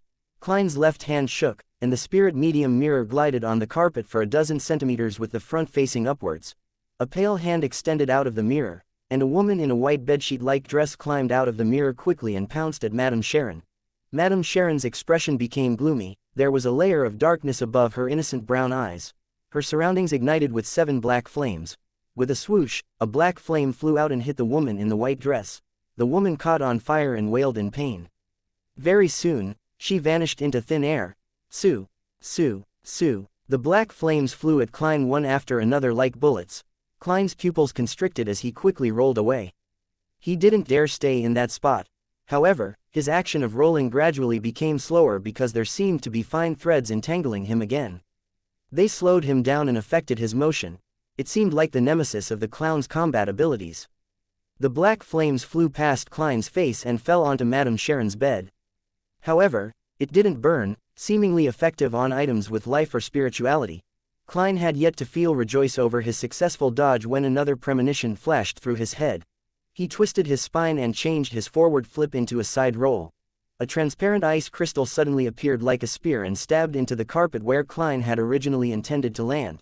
The white frost expanded and struck Klein, whose actions were affected by the fine threads.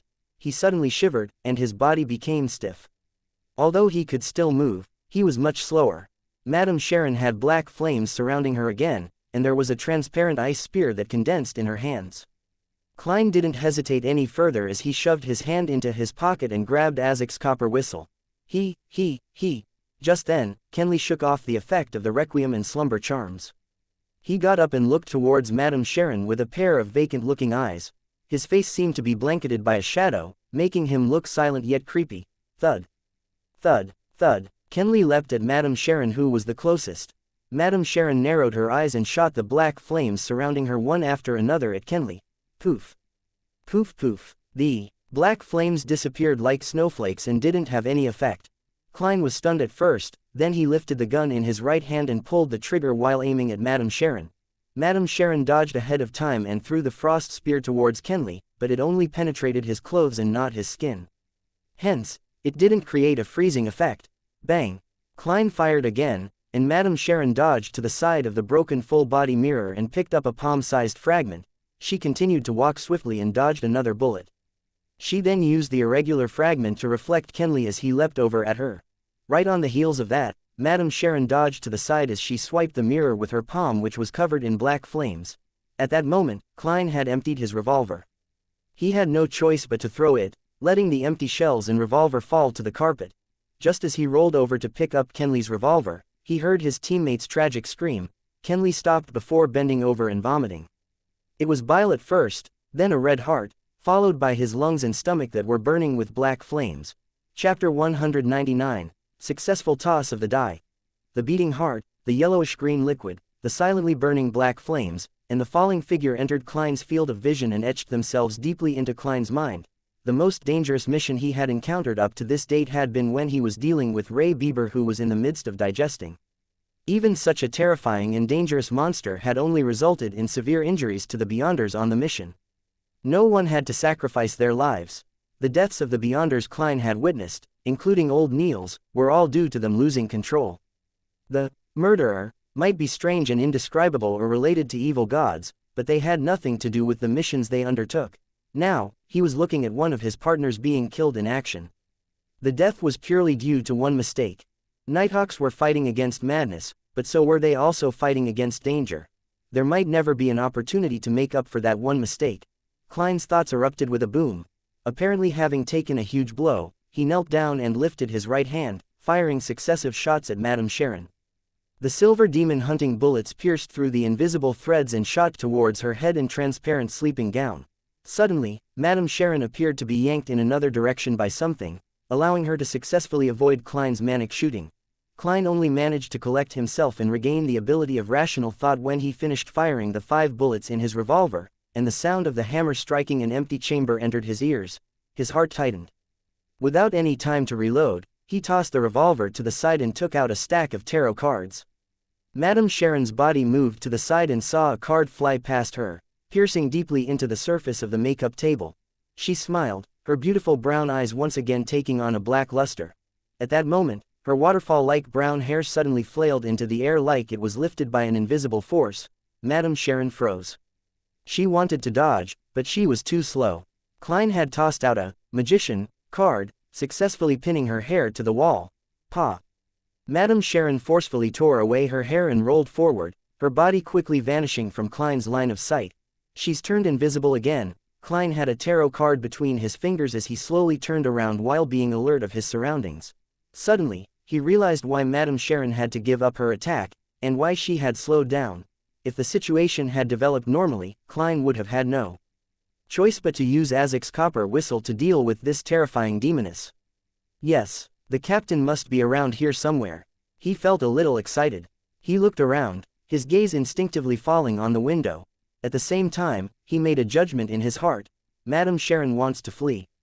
She knew that we still have a partner with the ability to drag her into a dream, but she was unsure if there would be other reinforcements from the Nighthawks, mandated punishers, or machinery hivemind. Even though she's powerful, there's no way that she can wipe out a team of Beyonders on her own. With that thought, Klein flicked his wrist, tossing the tarot card towards the window. Whoosh whoosh whoosh. He threw out 5 cards in succession, 3 sealing the window and the other 2 towards the door. Crack. Thud, thud. Amidst the sound of shattering glass, 2 tarot cards dug into the ajar bedroom door, one after the other. As he expected, Klein heard the sound of dodging. He once again tossed cards out, making use of his clown's intuition to pinpoint where he should be aiming. The cards pierced through the air and rapidly advanced before drilling themselves into the sturdy wall. However, a figure was quickly outlined in the air. It was none other than the brown-haired Madame Sharon, who was in a translucent sleeping gown. The moment Madame Sharon was exposed, her eyes lost their focus, as though she was falling asleep standing. "Captain," Klein scanned his surroundings but was in no hurry to throw his cards. This was because he knew that Madame Sharon would quickly break out of the dream. He had to deal fatal damage in these 2 or 3 seconds, or their opponent would escape. It was easy to escape from a nightmare when there was a huge distance between them. Bending his knees, Klein rolled forward diagonally. He went prone and extended his right hand, grabbing the edge of the spirit medium mirror that was facing upward. He then flicked his wrist before his reflection could appear in the mirror. He tossed sealed artifact 30271 towards Madame Sharon, mirror side facing her. Madame Sharon's body trembled.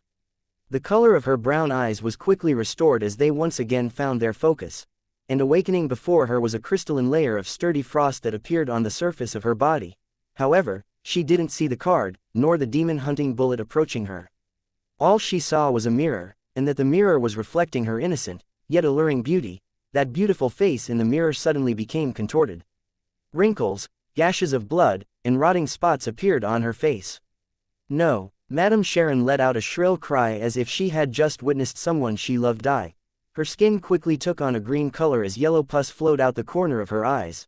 After a moment of suffering, a silent black flame burned outward from within Madame Sharon, as if she was trying to expel something. The black flames then condensed into a thick frost, as if it was creating a coffin for an eternal rest. The invisible threads finally took on a color that was visible to the human eye. They enveloped the frost, forming a gigantic cocoon. Thud, thud, thud. Sealed artifact 30271 fell onto the ground and tumbled before stopping beside Madame Sharon's giant cocoon. At that moment, Dunn broke through the window frame and somersaulted into the room. He caught sight of Kenley, who had stopped breathing, and his expression sank. It was at this moment the cocoon cracked open. The coffin of ice crumbled an inch at a time as black flames turned into specks of light, dissipating into the surroundings. Madame Sharon's skin had regained its normal color. Her eyes showed fatigue, but she seemed normal. Her eyes reflected Klein, who was still sprawled on the ground. She also saw Dunn Smith. His finger pressed on his glabella with his eyes closed.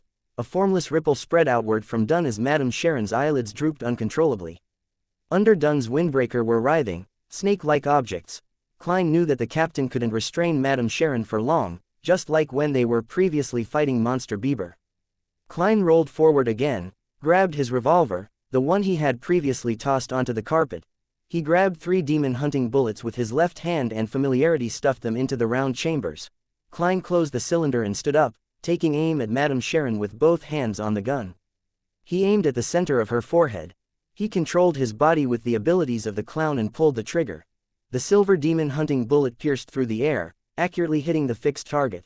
A bloody gash appeared between Madame Sharon's eyes, but the bullet seemed to tear through multiple layers of obstruction, causing it to lose the bulk of its power, rendering it unable to pierce through the target's skull. Klein fired another 2 shots without hesitation when he saw Madame Sharon suddenly open her eyes. A rain of blood splattered amidst white dots. The stunning beauty that was Madame Sharon had become a mutilated corpse that would incite nightmares in every man. She had long run out of substitutes to use. Phew. Phew. Klein lowered his arms and panted heavily. Madame Sharon, with only half her head left, slumped onto the ground. She still had an exceptional figure, her skin still white and tender. Dunn straightened himself up and opened his eyes. He, too, lowered his hand from his glabella, his face a little pale. He wasn't injured, but he looked as though he had lost a lot of blood. If it wasn't for the fact that she wanted to kill a few people before she tried to escape, if it wasn't for sealed artifact 30271 reflecting herself by chance, we probably would have only been able to injure her. Dunn slowly walked forward to Klein's side, his voice unusually low. If it wasn't for how unique I was, I would have died along with Kenley in the first 10 seconds of the battle. Klein turned to look at Kenley, who was silently lying on the black ash. He exhaled. Captain, Kenley, I know, Dunn replied with a raspy voice. I made a mistake. I was fooled by Madame Sharon. I didn't expect her to secretly escape from the dream. He paused, then he said in a serious tone, but you have to get used to this. It's normal for Nighthawks to die during missions. Perhaps the next one to die would be me. Klein fell silent, not knowing how to reply. Kenley still had his eyes open, staring blankly at the ceiling. May the goddess bless you. May you find true peace. Dunn walked over to Kenley's side and drew a crimson moon on his chest. He then squatted and closed his partner's eyes. May the goddess bless you. May the serene night no longer harbor any danger or madness. Klein also drew the crimson moon as he prayed silently in his heart. A few seconds later, he forcefully retracted his gaze and asked in a heavy voice, Captain, should I channel her spirit now? Dunn nodded indiscernibly. Don't attempt to ask about the primordial demoness. That's very dangerous. I'll guard you and prevent any accidents from disturbing you. Klein didn't tarry. He took out the various ingredients and quickly set up an altar, starting the mediumship ritual. After reciting the incantations, he took a step back and used a dream divination. Madame Sharon's partners. Madame Sharon's partners. After reciting the statement 7 times, Klein entered a dream. He saw Madame Sharon's soul within the hazy world. He reached out to the transparent, ethereal soul, and the scene before his eyes changed. It was a night scene. Madame Sharon, who was wearing a long black robe, handed an ancient bronze book over to instigator Trissa. She laughed a little manically after hearing the latter's doubt over the term, witch. Weren't you always curious? Curious about why our upper echelons are all female? So it really was the demoness sect. Leonard's guess accurately matches the truth. He really does have a huge secret. The corresponding sequence 7 for assassin and instigator is witch. What a trap, Klein thought to himself. The scene immediately changed. Klein saw a vast hall with narrow windows all around the place, and a lady clad in a pure white robe. Her back was facing Madame Sharon as she said with a smile, we can reach sainthood as long as we advance towards the primordial. We can attain power, attain salvation, and avoid the end of days. Madame Sharon lowered her head and asked curiously, why must we become women? Is it because the primordial is a woman? Do women symbolize destruction and calamity? The lady whose back was facing Madame Sharon answered calmly, no, men are the same, they are the synonym of war. These are two similar pathways. Chapter 200. The Demoness of Pleasure. Synonym of war, a similar sequence as the demoness sequence pathway, which one would it be? Klein watched the movie-like scene as he recalled the sequence pathways that he knew of. As he was only an official Nighthawk, there was still a lot of information that he couldn't access. He was still in the dark about the names of the mid to high sequences and their corresponding traits. He only knew about the few that he had learned of from the eternal blazing sun, such as the priest of light and the unshadowed, the god of combat sequence pathway that he found out from the young man, Sun, such as Dawn Paladin, Guardian, and Demon Hunter, as well as Spirit Guide and Gatekeeper which he found out from Daly and Dunn. Hence, it was difficult for him to judge which sequence pathway would be a synonym of war. He could only eliminate them one by one, such as the god of combat sequence pathway which seemed more like individual battles rather than war. Klein thought about it and minimized the scope to 5 options. First, was the Arbiter sequence pathway which the Lowen Kingdom's ruler, the Augustus family, and the Phaenopotter Kingdom's Castia family were in control of. But Klein felt that this option was the least likely because the Arbiter's corresponding sequence 8 was Sheriff and sequence 7 was Interrogator, which both seemed to be leaning towards trial and judgment but not towards war. Second, was the 4th Epic Solomon Empire's pathway of the Dark Emperor. Its sequence 9's modern name was Lawyer, which was good at discovering and using the flaws and weaknesses of an opponent, while also possessing outstanding eloquence and logical thinking. That was the second lowest possible sequence pathway. He suspected that the development of the sequence would make use of rules and walked in the shadow of order. Of course, war was also considered as one of the shadows of order. Third, was the Hunter sequence pathway that was in the control of the Phaesac Empire's rulers, the Einhorn family, the Intis Republic's former royal family, the Sauron family, and also the hidden organization that only appeared in the last 200 to 300 years, the Iron and Blood Cross Order. Klein thought it was quite possible. The Nighthawk's confidential information described hunters as excellent trackers, outstanding trap masters, and superb hunters. The corresponding sequence 8 was Provoker, while sequence 7 was Pyromaniac. Both were partially associated with massacre and war. Fourth was the ancient organization Blood Sanctify sect that worshipped demons. They were in control of the criminal sequence pathway. From the sequence title itself, Klein felt that it had a high possibility. Fifth was the Rose School of Thought that was known for bloody rituals. They had the prisoner sequence pathway, and the reason was the same as the one before. Just as Klein was drowning in his own thoughts, the scene before him changed. Madame Sharon had just finished showering, and her wet hair hung low. There was a fresh yet seductive charm on her face. I can't see the woman in the white robe that turned Madame Sharon into a demoness, it might be because my psychic ability is still lacking. Klein reined back his thoughts and redirected his attention to what was before his eyes. Madame Sharon flipped her hair, and water droplets glided down her cheeks. She looked towards the man who was waiting on the bed as she giggled and said, "Do you need me to take care of Maynard?" The middle-aged man on the bed creased his eyebrows and shook his head. "Not unless you can guarantee that there won't be any traces left behind." "But that's impossible. Besides, what means do you have?" Looking at the man before him, Klein was taken aback at first before suddenly feeling that it was within expectations. The middle-aged man's photo often appeared on the front page of the Tingen City Honest paper and other newspapers. He was the current mayor that was looking to be re-elected, a member of Conservative Party. Madame Sharon smiled but didn't delve deeper into the topic. Her robe was halfway up her legs, and she walked gracefully to the side of the bed. The scenery before him changed one after another until Klein saw many members of parliament, businessmen, and civil servants who appeared on the newspaper occasionally. They would either discuss how to receive donations, bribe voters by going around the Campaign Act, or promise protection and solve problems. In the entire development, Madame Sharon acted as a broker. This is actually a documentary, right? Tour the upper circles of Tingen with Madame Sharon. Well, but why are there so many bed scenes? Many nobles and members of parliament knew that Madame Sharon had many lovers, so why did they look like they couldn't resist the temptation? Was this an ability of Madame Sharon's sequence? Klein watched thoughtfully as he speculated. Through the divination earlier, he was certain that none of the guys in Tingen's upper circles knew of Madame Sharon's true identity, nor did they collude with her to murder Maynard. In other words, Maynard's death was Madame Sharon's own decision.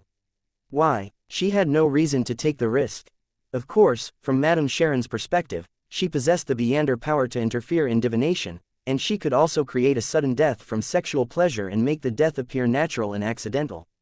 Killing Maynard wasn't something risky that would expose her identity, but she clearly lacks a motive. It doesn't match the risk involved. Could it be one of the requirements of her acting? But she could definitely find someone whose identity and status wasn't as sensitive. Then, the case wouldn't have fallen to the Nighthawks, mandated punishers, or the machinery hive mind. The most important point was that Madame Sharon should have been able to tell that Maynard's wife hated her and was extremely indignant. That made it highly likely that someone would be sent to investigate her, so why didn't she move those sensitive items like the white bone statue away?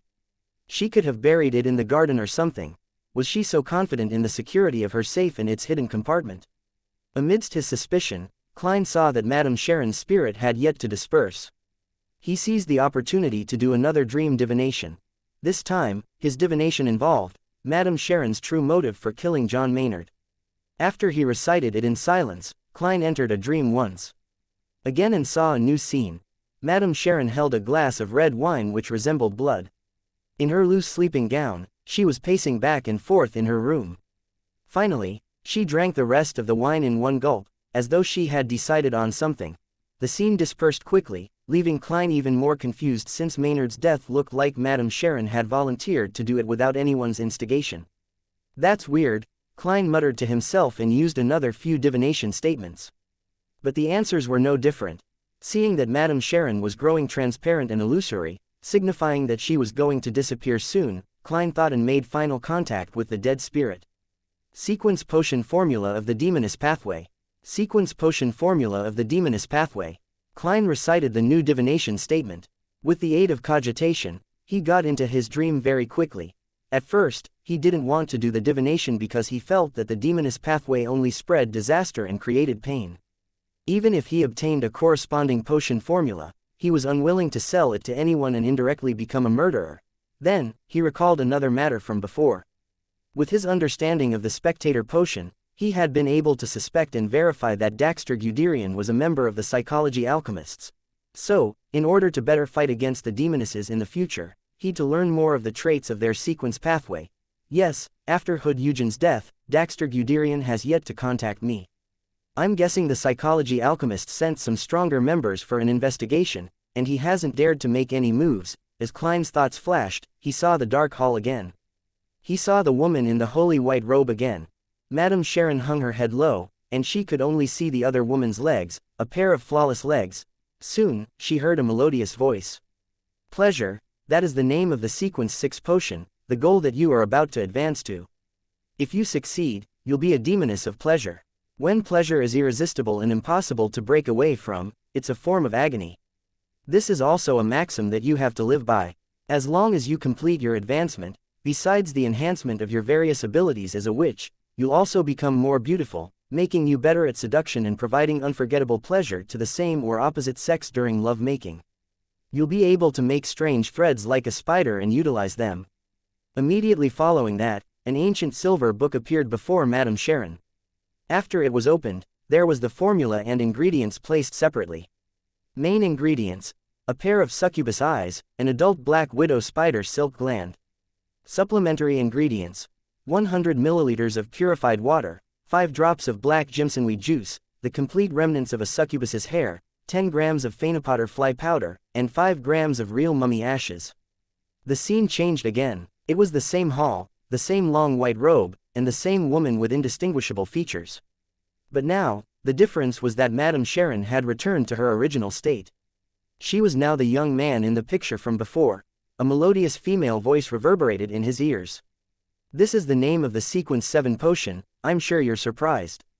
"Yes, I still can't believe it's called witch," Madame Sharon said in a rather agitated manner. "Remember, if we want to get closer to the primordial, we have to be more and more like her. She's a woman, so we have to be women too," the melodious female voice replied. "Either you give up or you accept. After you become a witch, you'll become a true woman, and your appearance and charm will be enhanced substantially.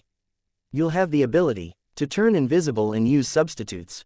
You'll gain a rudimentary mastery of various dark magic, you'll be skilled at disrupting the divination of others, and you'll also gain the favor of the black flame and icy frost.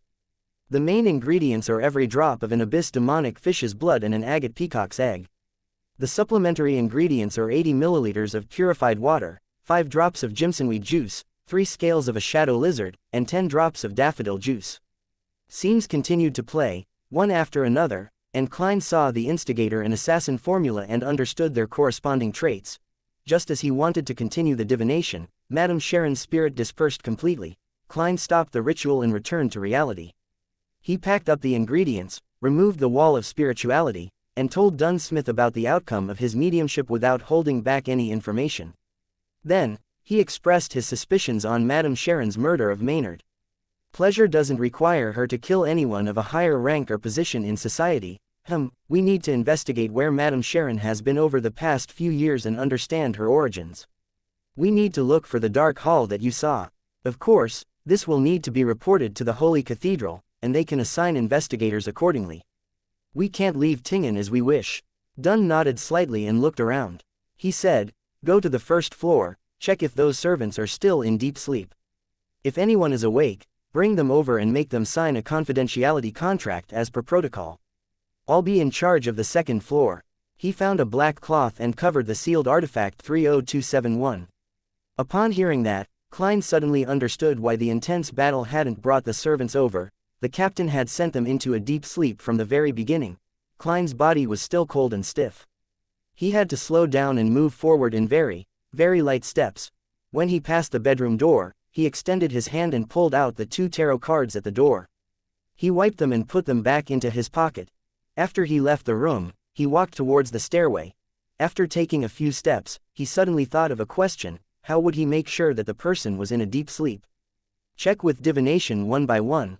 That'd be troublesome. The captain is a nightmare, he should be an expert in this. I'll have to ask him if he has any fast and simple methods.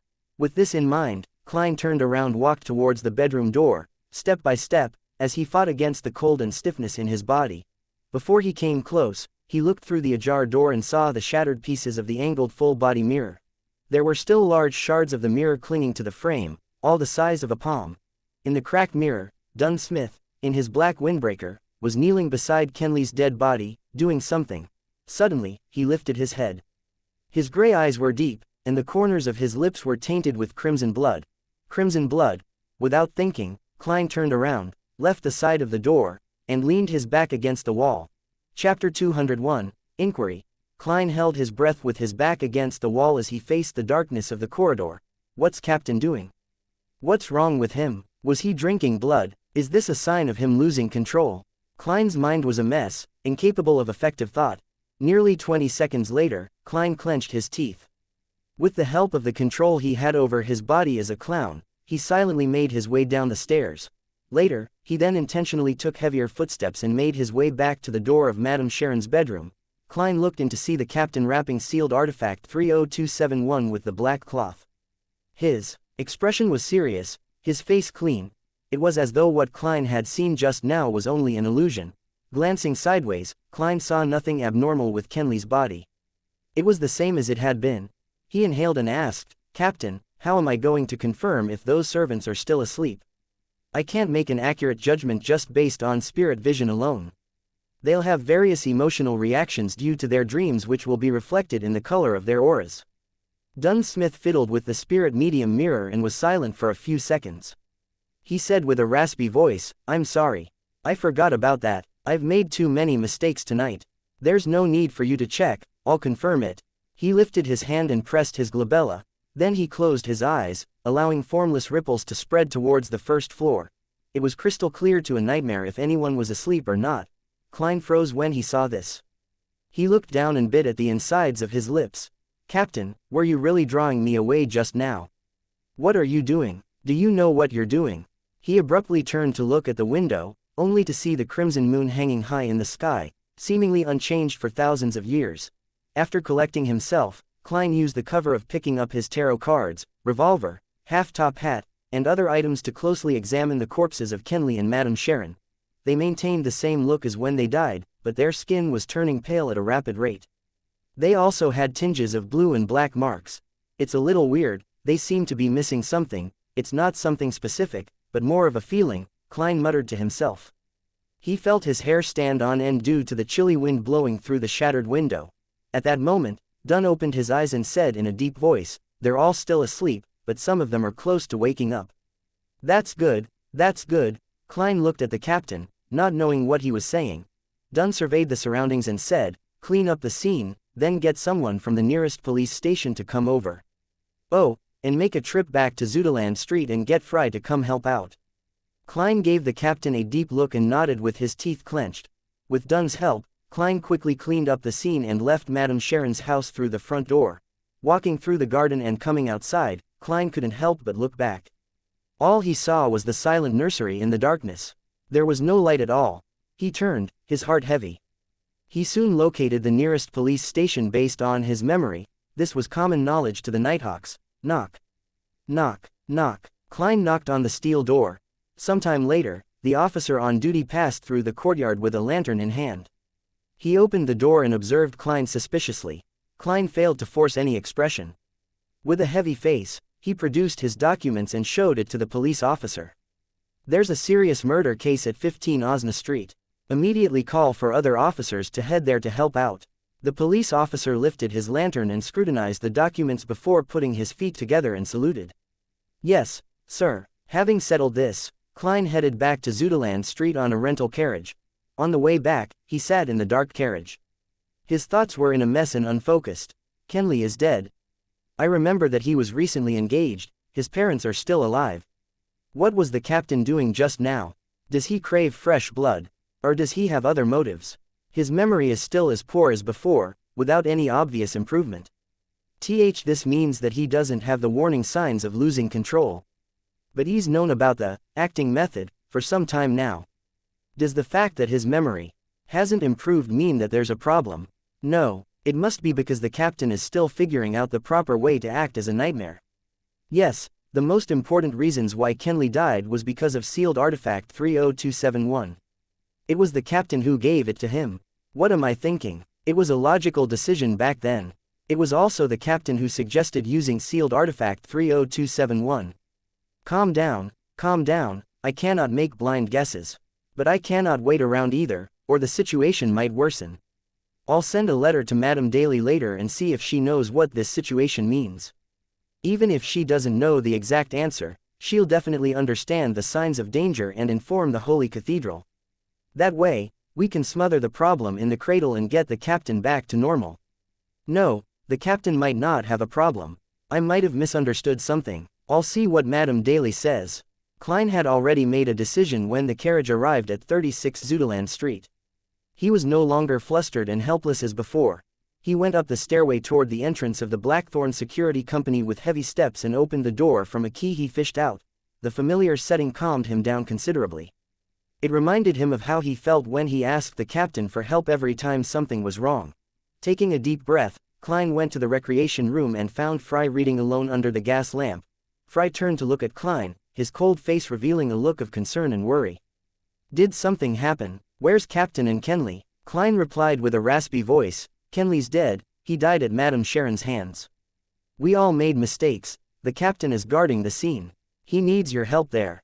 Before they left, the captain had informed Fry about the general situation. He told Fry that if they weren't back within 2 hours, he was to send a telegraph to the Holy Cathedral. Similarly, since they had to apply for sealed artifact 30271 and enter Channy's Gate at night, Royale, who was guarding Channy's Gate, was also notified of the mission. According to the internal guidelines of the Nighthawks, a captain could permit the opening of Channy's Gate at night. If the captain was present, then only the captain could enter. Fry froze for a moment, then he let out a sigh. He drew a crimson moon on his chest. He put on his coat and hat and headed out the door. When he walked past Klein, he suddenly said softly, "You don't need to blame yourself. Making mistakes is something we can never avoid. We must always trust our partners." "Yeah." Klein closed his eyes, his vision turning blurry. Klein and Fry first headed to the basement to notify Royale before locking the door to the Blackthorn Security Company and rushing to Madame Sharon's house. It was nearing dawn by the time they got Kenley's corpse and Madame Sharon's half-decapitated body back. Dunn stood in front of the mortuary, silently looking inside. It was some time before he turned to Klein and said, "Go home first. You just experienced an intense battle, you must be exhausted." "All right." Klein didn't reject the suggestion. He puckered his lips and stole a glance at the captain before quietly leaving the Blackthorn Security Company. He took a carriage back to Daffodil Street. Just as he had done the previous time, he easily entered his bedroom and locked the door. Taking out the silver ritual dagger, Klein sealed the room with a wall of spirituality. He then sat at his desk and wrote urgently, "Dear Madame Daly, I've noticed that there's something odd about the captain recently. During a mission, he secretly..." Klein stopped when he reached this point. His mind had gone blank. He didn't know how to continue or how to describe the incident. He threw the pen and crumpled the piece of paper in front of him into a ball. Looking at it, he pounded heavily on the table, sending a reverberating thump across the room. Klein closed his eyes and covered his face with his hands. He didn't move, as if he had become a statue. 5 minutes later, he sighed. He put down his right hand and burned the ball of paper with his spirituality. He watched it turn to ash as it fell into the bin. After organizing his thoughts, Klein took out a fresh piece of paper and wrote, "We just completed a mission and regrettably lost a partner. The exact details are as follows. Back then, I felt that with my present standards, my spirit vision was incapable of accurately ascertaining whether the servants were asleep or not, and that it was very troublesome to do divinations for every one of them. Thus, I returned with the intention of asking for the captain's advice. At that moment, through the mirror's reflection, I saw the captain kneeling beside Kenley's corpse, with crimson blood covering his mouth. I'm not sure what exactly happened, nor do I know the state the captain is in. I hope that you can give me an answer." After writing this, Klein read the letter again with a heavy heart before folding it in half. He then set up a ritual and activated his spirit vision to summon Daly's messenger. He summoned the strange face, which was only a mouth without any eyes or nose. He saw the red tongue laced with irregular sharp teeth and 5 pale fingers on the tip of the tongue. Klein silently handed the letter over. When everything was restored back to normal again, he sat down and continued writing. This time, he planned to ask Mr. Azek, "On a recent mission, something strange happened to my superior. He sent me away and kneeled beside the corpse of a teammate. His mouth was covered in crimson blood. Have you encountered something like this in your memories before? How can I help my superior?" Chapter 202. Confirming the situation. After folding the letter, Klein took out the copper whistle, put it to his lips, and blew hard. In the silence, illusory white bones came flying up from the desk like a fountain and finally formed a huge monster. It was almost 4 meters tall, still covered in a faint glow. Its head was still poking through the ceiling, looking no different from before. Klein flicked his wrist and threw the letter. The white bone monster caught the letter and gripped it tight. Klein blew the copper whistle again and saw the messenger break into illusory white bones and fall like rain before vanishing through the surface of the desk. Klein felt much calmer after finishing everything, but he didn't stop trying. He moved the chair back and stood up. He then walked 4 steps counterclockwise and entered the world above the gray fog. The lofty palace and the ancient mottled table appeared before his eyes, as though it would stay the same for tens of thousands of years. Klein sat at the fool's seat of honor. Then, he took out the spirit pendulum from his left sleeve and conjured a yellowish-brown goatskin and a fountain pen in front of him. He wanted to divine the captain's situation that night. After some thought, Klein wrote the first divination statement. Dunn Smith's abnormality would lead me into danger. In mysticism, divination that involved any danger to the diviner was hardest to infer. It was an instinctual ability of spirituality. In other words, as long as there wasn't an extremely strong disturbance, Klein would be able to get an accurate result from the divination about his own situation. This was also the reason why he would divine if there was danger in the mission, even though he knew that Madame Sharon had the ability to interfere with divination.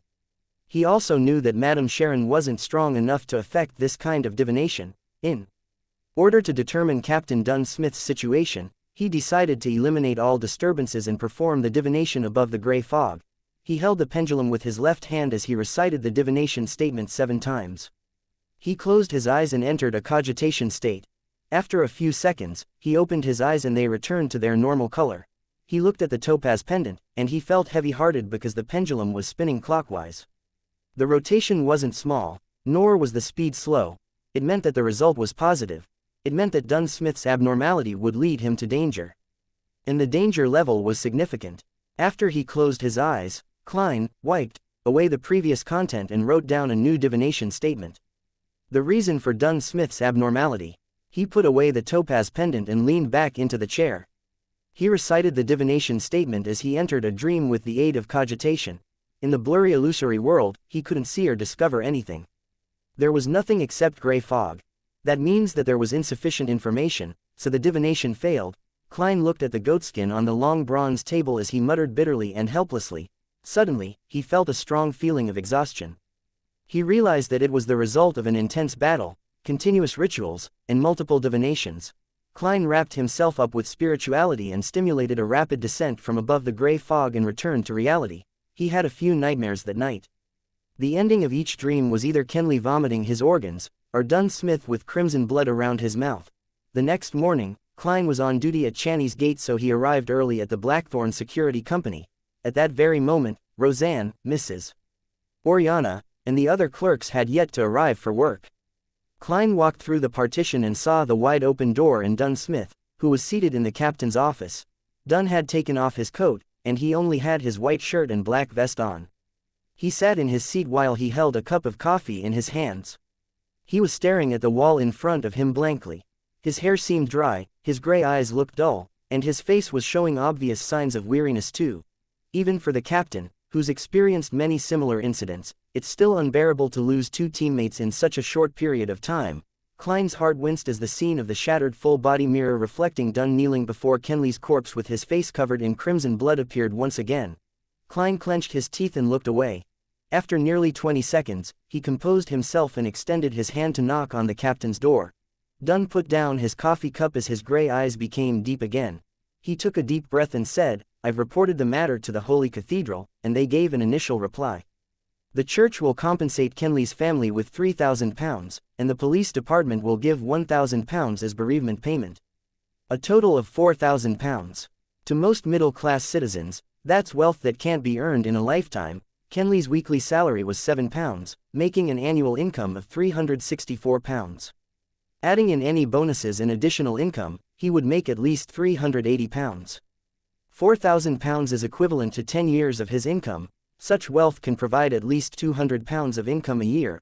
Although money cannot make up for the loss of Kenley, it's the only effective thing at the moment. Klein had many thoughts passing through his mind before he finally sighed. That's all we can do. The Church of the Evernight Goddess couldn't be faulted when it came to such matters. Dunn pulled his collar and said in a deep voice, "Go to the basement and take over Royale's shift." "All right." Klein nodded slightly. He turned around and walked towards the door. Then, he heard Captain add as though he was talking to himself, "We'll send Kenley home later." Send Kenley home? His father, his mother, his siblings, his fiancée, how will they react? Klein's heart tightened, and he was somehow glad that he didn't have to face such sorrow. He knew it was the mentality of an escapist, but he was really afraid of seeing the agony in the eyes of Kenley's parents, or how his fiancée would seem to lose her soul. He was afraid to see their expressions of hidden resentment and afraid of hearing their sobbing. Klein quickened his pace and hurried to Channy's gate. He completed the shift change with Royale in silence. He sat in the duty room and occasionally took out his silver pocket watch and watched the time pass by slowly. After an unknown period of time, Klein suddenly heard illusory sounds that overlapped one another. He saw the 4 black dots appear on the back of his hand and understood that it was either Justice, the hanged man, or the sun praying to him. He had no way to answer them immediately. He could only wait till the notification ended, for more prayers to come, and until the next morning when he returned home.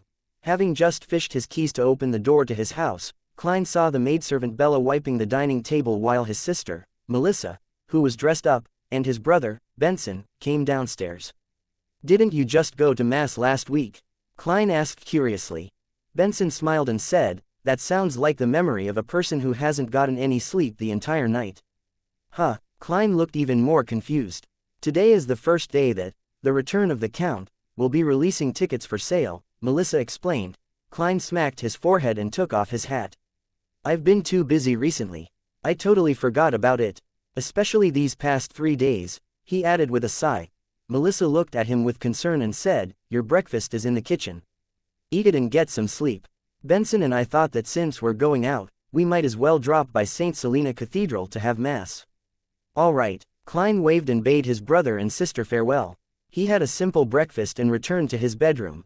After he did the preparatory work, he took 4 steps counterclockwise and entered the world above the gray fog. He saw that Justice and the hanged man's corresponding crimson stars were burgeoning and shrinking faintly. He extended his right hand and emanated his spirituality. Then, blurry images formed before Klein's eyes. Miss Justice's prayer sounded in his ears. "I pray for you to listen. Because of the Kilangos incident, my father hired a Beander to protect me.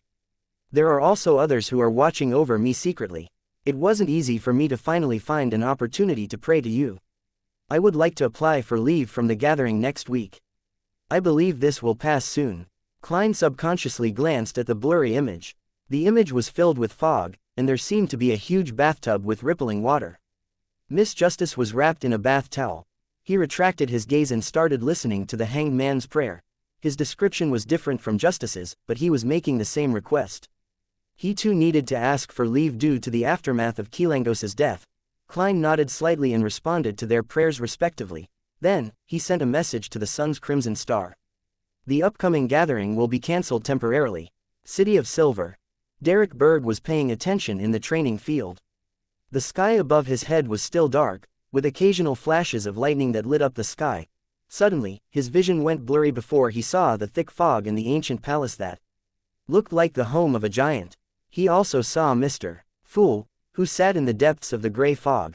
His voice reverberated, but the view before Derek had already returned to normal. He wasn't shocked at such a magical incident because Mr. Fool contacted him in this manner to remind him before every gathering. Derek looked up at the woman in front of him subconsciously, a member of the City of Silver's 6-member council, Shepherd Lloydia. This terrifying expert kept switching between a smile and being aloof. She told every young man at the training field that they would join the patrolling troops soon and rid the dark monsters in the vicinity. That wouldn't be training anymore. Elder Lloydia didn't notice anything strange. She seems to be getting weirder. Is it because there's a high-sequence Beander's evil spirit among the souls that she grazes? Derek thought. Klein returned to his bedroom, threw himself into bed, and quickly fell asleep. He dreamed about what had happened these past few days. Suddenly, he felt like he was being shaken by someone, and he suddenly woke up. Klein opened eyes and saw a gigantic white bone hand. The hand paused and threw the letter on the bed. Then, it vanished into thin air. Mr. Isaac's reply. Klein grabbed the letter, full of hope. Chapter 203, Mutant. Klein opened the letter, feeling both expectant and nervous before he began reading Isaac's reply. "I thought about a few possibilities regarding the scenario you described, and I remembered a few things about vampires and mutants. Natural vampires were already on the brink of extinction before the dragons and giants bowed out of the stage of world history. Later on, they might occasionally be discovered. The vampires we usually talk about, as well as those mentioned in folklore, are more similar to Beyonders. I recall that the name of a potion in a particular pathway is called vampire. If your superior is now in a half-insane state, then it's very likely that he mistakenly consumes such a potion. The result of mixing two potions from different pathways makes a half-insane state a certainty. Yes, I vaguely remember the pathway of the Evernight, which is also the sleepless pathway as you know it, can be interchanged at high sequences with the pathway of death and the pathway of giants. But it doesn't include the vampire pathway. Of course, we cannot rule out the possibility that your superior might have accepted it willingly. After all, vampires have a long life, an exceptional constitution, and excellent looks. When compared with these benefits, accepting a state of half-insanity is reasonable. Klein froze when he read the letter. He didn't expect Mr. Isaac to provide him with this much information. The death pathway is also known as the corpse collector pathway. It can be interchanged at high sequences with the sleepless pathway. I knew about this from Emperor Rassel's diary. But to think that it can also be interchanged with the giant pathway after sequence 4, the giant pathway is the one that the City of Silver possesses, which is also the present-day god of combat pathway. I've always suspected that giant King Ormir was the ancient god of combat. Yes, Emperor Rassel's diary described the Church of the Evernight Goddess and the Church of the God of Combat as mortal enemies. Could this be because the pathways they possess can be interchanged at higher sequences? If I follow this line of thought, I can find an explanation as to why the three ancient churches, the Church of the Lord of Storms, the Church of the Eternal Blazing Sun, and the Church of the God of Knowledge and Wisdom, are at odds with each other. That's because the pathways of Sailor, Bard, and Reader can be interchanged at high sequences. Yes, during the end of the previous epoch, the Pale Era. It's likely that the fall of death was caused by the Evernight Goddess and the God of Combat. The captain is perfectly fine usually, other than his poor memory. He doesn't show any signs of half-insanity. I can rule out the possibility of him consuming the vampire potion. Mr. Isaac has recalled quite a number of things recently. Could the creeping hunger have really stimulated his memories? Klein nodded and continued reading the letter. Mutant isn't the name of a particular species. It's more like the description for many similar creatures.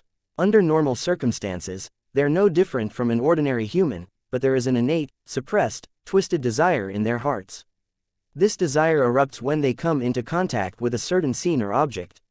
They become monsters, succumbing to their desires for blood and massacre. After everything settles, they will return to normal again. They become slightly more merciless and unfeeling after each time their desires erupt. This will continue until their souls are completely twisted. The only example of this that I can recall is the werewolf. They're similar to humans for the most part, and they cannot be distinguished using most Beander abilities.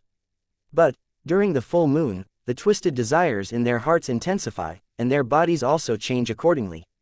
Your superior might be a potential mutant. The death of your teammate might have triggered his true nature. These are all my personal guesses. I cannot guarantee that there are no other possibilities since I haven't gotten all my memories back. Perhaps your theory of this being a precursor to losing control can also explain this. There's no saving him whether he has consumed the vampire potion, or if he's a mutant. Of course, many people have theorized that mutants were originally ordinary human beings, but were put under a strange curse or corrupted by some evil god or devil, and, thus, transform into a different monster under certain circumstances. Also, I'm not too sure if you can treat him when you notice the warning signs of losing control. I would advise that you report this directly to your superior's superior and hope that there's still time. Klein looked gravely at the desk after placing the letter down. He slipped into deep thought. He had to admit that the theory of a mutant was a very possible one, but he couldn't eliminate the possibility that it was a warning sign to him losing control. All I can do is wait for Madame Daly's reply. I sent the letter 2 nights ago, so she should have received the letter yesterday morning. If she replied immediately, I should have seen the letter last night or this morning. It's almost noon. Does that messenger not dare to go near Channy's gate? Or was Madame Daly held up by something? Klein shook his head. He still felt exhausted and used cogitation to force himself to sleep. In the hazy world, Klein was suddenly jolted to his senses. He knew that he was dreaming. He then saw Dunn Smith in his black windbreaker appear in front of him. Responding in a manner congruent with a normal dream, Klein gave a delayed greeting. "Good morning, Captain." Dunn nodded slightly and said, "Leonard found a clue when he was investigating the Lenevis case.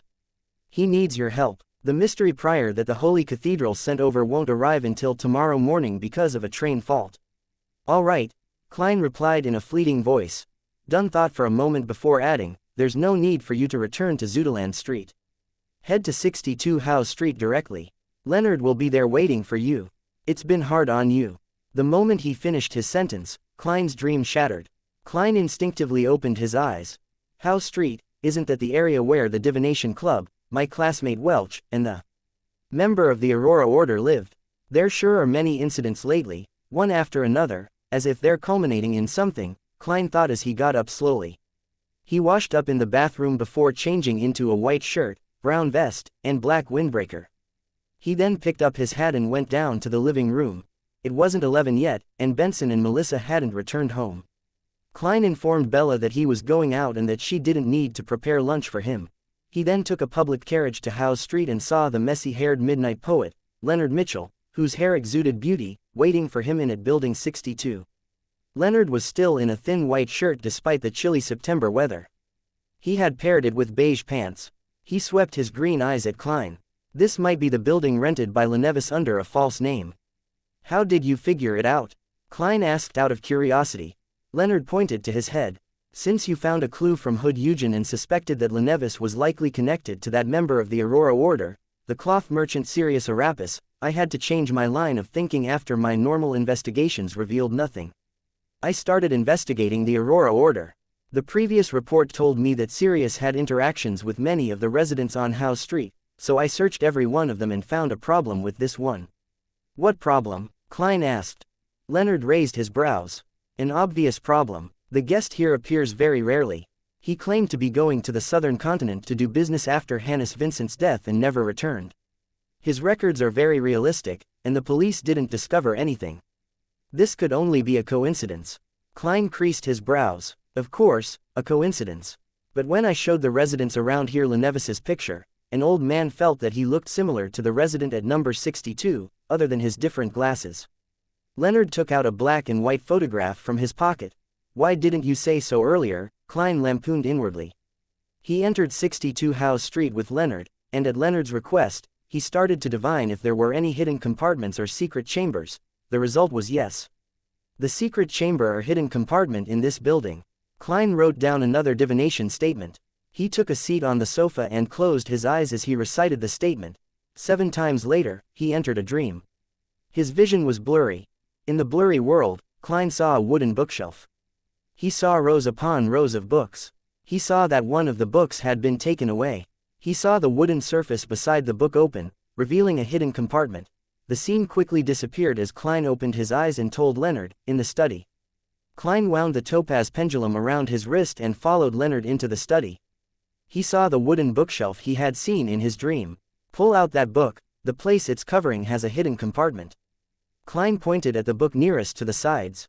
So it's here. I couldn't find anything when I searched the place, and I had no choice but to return to Zudaland Street to request for help, Leonard grumbled as he walked over. He pulled out the book Klein had pointed out. After searching the area, he finally found the mechanism to open the hidden compartment. A letter lay silently in the hidden compartment. A letter. Lenevis hid a letter here. Klein found it extremely strange. After he divined to see if there was anything dangerous within the letter and received a negative answer, Leonard picked up the letter and opened the unmarked envelope. Leonard pulled out the letter within and unfolded it. Klein leaned forward to get a look of its contents. All he saw were the first few paragraphs of the letter. Ha ha ha, congratulations. Congratulations on finally finding this letter. This means that you're not too stupid, nor too slow. You qualify to take part in this game of life and death that I've designed.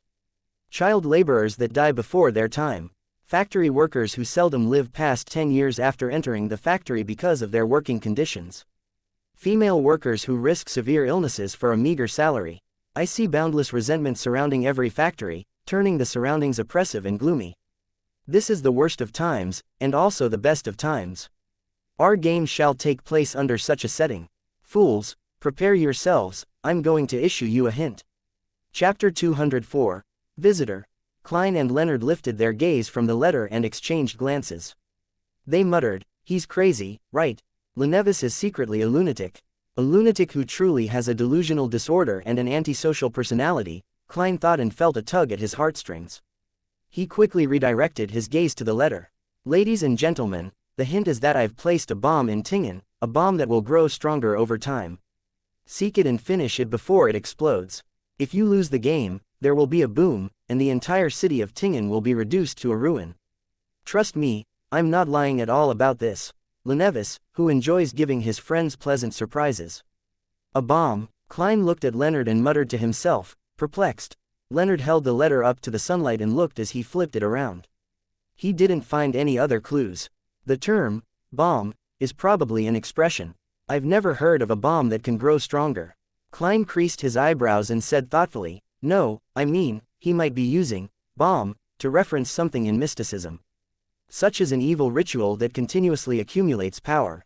Leonard cocked his head as though he was listening to something when suddenly, his facial expression grew solemn. He nodded as his green eyes constricted. Maybe you're right. Isn't there a description at the beginning of the letter? Child laborers that die before their time, factory workers who seldom live past 10 years after entering the factory because of their working conditions, female workers who risk severe illnesses for a meager salary, boundless resentment surrounding every factory. Perhaps, that might be the energy source that constantly strengthens Lenevis's bomb. Yes, that's very possible. Klein suddenly tensed up and said, we need to report to the captain immediately. Leonard laughed and said, there's no need to be so nervous. You should know that Lenevis is a swindler. The part where he said that he didn't lie might be a lie itself. Of course, regardless, we have to return to Zudaland Street to report to the captain. It's best if we can request the Holy Cathedral to send a mysticism expert over and find the location of the altar through the abnormal accumulation of resentment. Someone is apparently very familiar with protocol, but why would the setup of such an altar need Hood Eugen's help? What role does a psychiatrist play in this? Klein didn't object to the idea. He left 62 House Street with Leonard and rushed back to Zudaland Street on a hired carriage. Just as they entered the Blackthorn Security Company's door, Klein saw two familiar faces, one voluptuous and one scrawny. They were Maynard's wife and sister. They were still in black dresses and black hats. The fine checkered black gauze concealed their faces. The two ladies were chatting with Roseanne, and when they suddenly saw Klein's return, they turned around and walked forward. You really are the cream of the crop in this industry. Mrs. Maynard nodded slightly and said in a low voice, I'm very pleased with the outcome and am also impressed with your work approach. Here's the reward that you deserve. The scrawny woman passed a light brown paper bag to Klein. It was filled with thick stacks of cash. There were 10-pound notes, 5-pound notes, 1-pound notes, and also 5 soldi and 1 soldi. It's a total of 230 pounds, the scrawny lady stated simply. Klein was in no mood to pay any attention to the money. He passed it to Roseanne and said, take this to Mrs. Oriana. I doubt the two respectable women would make a mistake counting the money. At that moment, the corner of his eyes caught the Tingen City Honest paper in Mrs. Maynard's hands. On the most eye-catching spot on the front page, there were two pieces of news. Old Baron's widow dies in involvement with MP Maynard's murder. Mayor Dennis takes the blame for the worsening public security in Tingen for the past 3 months and resigns. So that's the official excuse for Madame Sharon's case. I've yet to read the newspaper today. Klein nodded at the two ladies and followed Leonard through the partition to the captain's office. How was it? Did you find any clues? Dunn Smith closed his document, lifted his head, and looked at Klein and Leonard with his deep gray eyes. We found a letter that was left behind by Lenevis. Leonard didn't provide any further descriptions and simply passed the captain the letter filled with madness and provocation. Dunn opened the letter and scanned through it quickly. He rubbed his temples as he said, he really is a lunatic. He's only a sequence 8, sequence 7 at most. Klein agreed from the bottom of his heart. Lenevis is a dangerous figure who can damage the stability of social order. Even though he's weak, we can't belittle him. Then, he told Captain about his and Leonard's assumption. Dunn touched his receding hairline as he said, that was my thought as well. I'll immediately send a telegram to the Holy Cathedral and ask them to send a mysticism expert over for assistance. Who knows how dangerous Lenevis's bomb could be? We have to be extremely careful. When the Holy Cathedral replies to me, I'll arrange for the follow-up. Klein and Leonard exchanged glances and nodded simultaneously as they said, all right.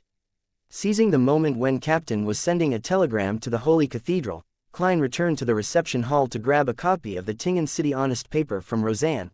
He stood at the partition and read the 2 articles with full concentration. The widow of the old baron of the Coy family, Madame Sharon, was suspected to be involved in the sudden death of Member of Parliament Maynard. The police received a tip and took action at night. They discovered that Madame Sharon and her accomplice had knocked out her servants to carry out a pagan ceremony in her bedroom. They refused to surrender and attempted to resist arrest, resulting in the death of a heroic police officer. Finally, Madame Sharon and her accomplice paid the price for their evil deeds with their lives. Mayor Dennis takes the blame for the worsening public security in Tingen and resigns. He also announced that he wouldn't be running for re-election next year. For the next few months, Deputy Mayor Mr. Harry will take on the responsibilities of mayor. A heroic police officer, is that the description of Kenley? Klein sighed and knew that it was the best way of handling the situation. According to the internal rules of the Nighthawks, in order to prevent the forces of evil from taking revenge on their family members, their names would be kept confidential even if they sacrificed their lives. He folded the newspaper quietly and returned it to the reception desk. Klein suddenly saw a visitor who walked through the entrance. She was a young lady, in her 20s at most. She was in a ruffled hat and loose dress. She had lovely facial features, blonde hair, green eyes, and also a depressed yet silent temperament. She was quite a beauty. The most eye-catching thing about her was her stomach that bulged out. She looked like she was more than 7 months pregnant. Klein was stunned, and he felt that he had seen the young pregnant lady before. Suddenly, he heard Leonard say in surprise, "Miss Megos." Megos, yes, the young lady who was conned by Lenevis.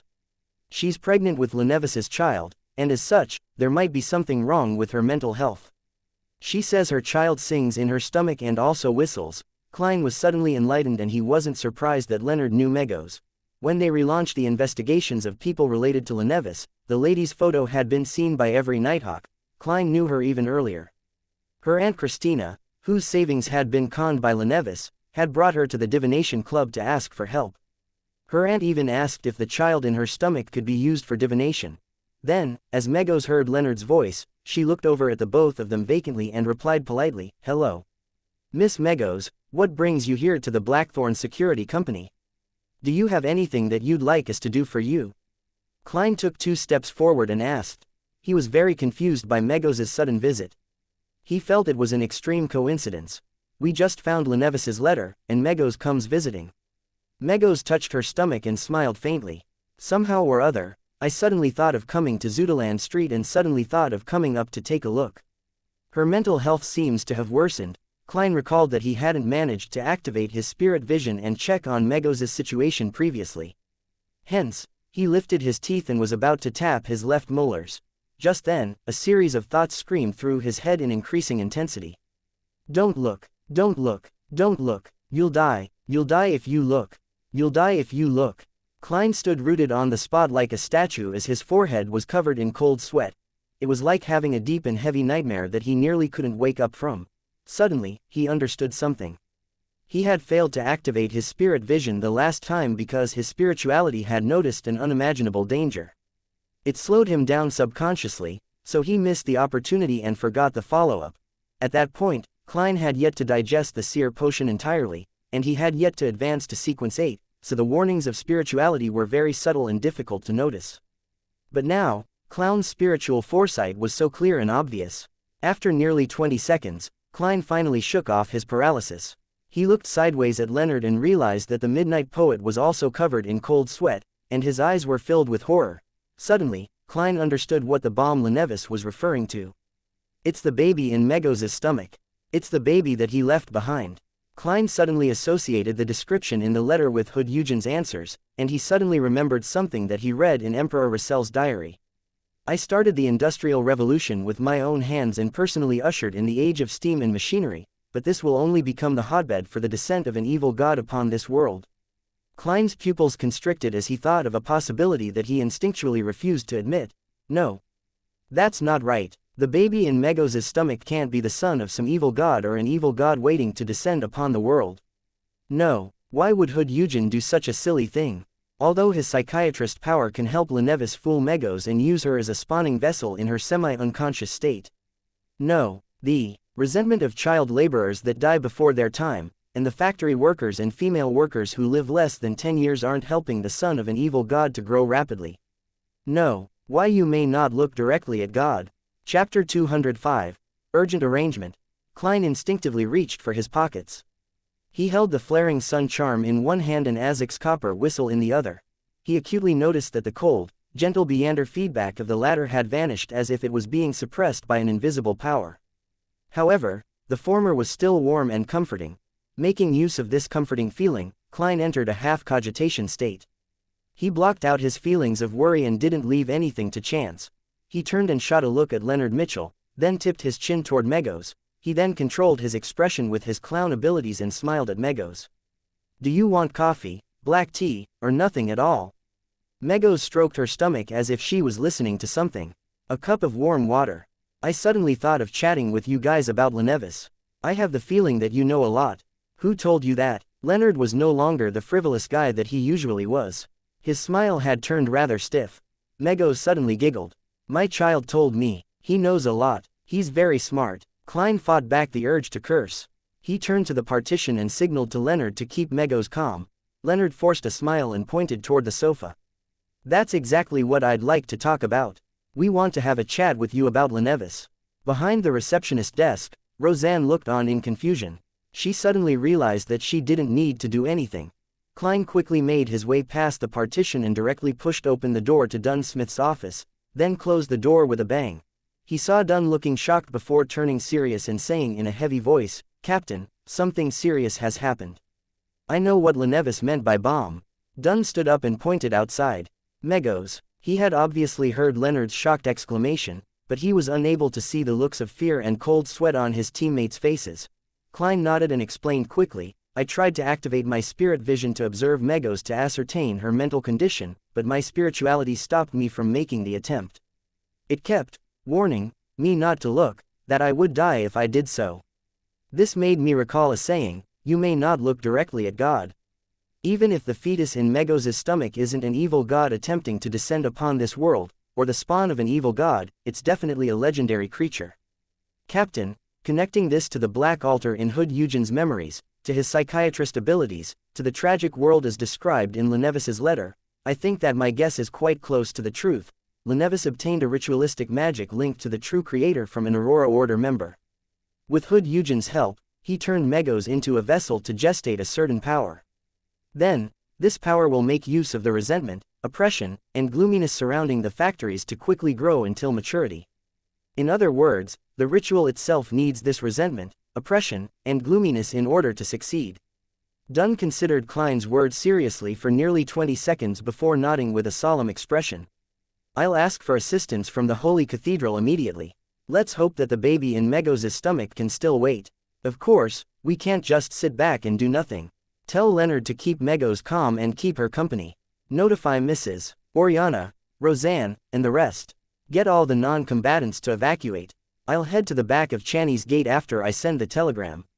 We have to prepare for the worst, which is if Megos' baby is born before the arrival of reinforcements from the Holy Cathedral. As captain of the Tingen Nighthawks, I have the authority to use Saint Selena's ashes during emergencies." Saint Selena's ashes, the ashes of a high-sequence meander, the core seals within Channy's gate. Klein's worries eased a little. He quickly thought of other things. "Captain, we can also ask for reinforcements from the mandated punishers and the machinery hivemind, they should have similar holy items." Klein suddenly had a stroke of inspiration as he muttered to himself, Demonesses' case was originally under the purview of the mandated punishers. Old Neil and I were there to help when one of their senior members lost control. As he spoke softly, his voice grew to a crescendo. "Captain, can you ask the mandated punishers if the member who lost control was tracking or keeping Megos under surveillance? Are you suspecting that he lost control because he got corrupted by the baby in Megos' stomach? They were responsible for Megos when the investigation was happening," Dunn answered seriously. "We cannot delay any further. Go to Mrs. Oriana and the rest. I'll take this time to send a telegram to first ask for assistance from the Holy Cathedral, then I'll inform the mandated punishers and the machinery hivemind. Yes, I'll also have to send a telegram to the police department and see if they can come up with an excuse to evacuate the citizens nearby." All right. Klein had taken a few steps out of the room when he suddenly recalled something. He thought about the coincidence of Megos' sudden visit. The image of the building with the red chimney appeared in his mind. He turned around quickly and said to Dunn, "Captain, one more thing. Do you remember the coincidences I told you about? The clue to the Antigonus family's notebook in the house opposite the kidnapping, Ray Bieber who didn't make it out of Tingen in time, Hannes Vincent exposing himself because of a coincidence, and how a member of the Aurora Order lost his life because he chanced upon me, etc. All these coincidences are very subtle and hard to detect, but the fact that Megos suddenly came looking for us right after we discovered Lenevis's letter is too obvious and direct. This coincidence was already laid bare before us, it's no longer hidden. I think that the person behind this will soon take center stage. Also, why would Madame Sharon take the risk in killing Member of Parliament Maynard? Is this also a coincidence? Dunn thought about it and gave a solemn reply, I'll include this point in the telegram. Klein didn't waste any more time. He exited the office and went straight for the accountant's room on the opposite side. Mrs. Oriana was preparing the budget for the last 3 months of the year. She wanted to complete it in advance just in case the captain forgot about it again. When she saw Klein enter, she greeted him with a smile. Lad, what claims do you have to submit today? Klein exhaled. Mrs. Oriana, we will be on vacation today. Go back home immediately. Oriana froze for a while, looking at the serious face before her in a daze. A few seconds later, she stood up in a fluster. Klein added in a hurry, help me inform the rest of the clerks in the office and the armory. I'll inform Roseanne. Yes. Oriana didn't even pack. She grabbed her handbag and hurried out of the accounting office. She turned and stared at Klein after entering the corridor. She drew a crimson moon near her chest and said, all of you will be blessed by the goddess. Thank you, Klein replied in silence. He made his way past the partition into the receptionist area only to see Leonard chatting with Megos about Lenevis, his expression rigid. Klein leaned toward Roseanne as he filled up a cup of warm water.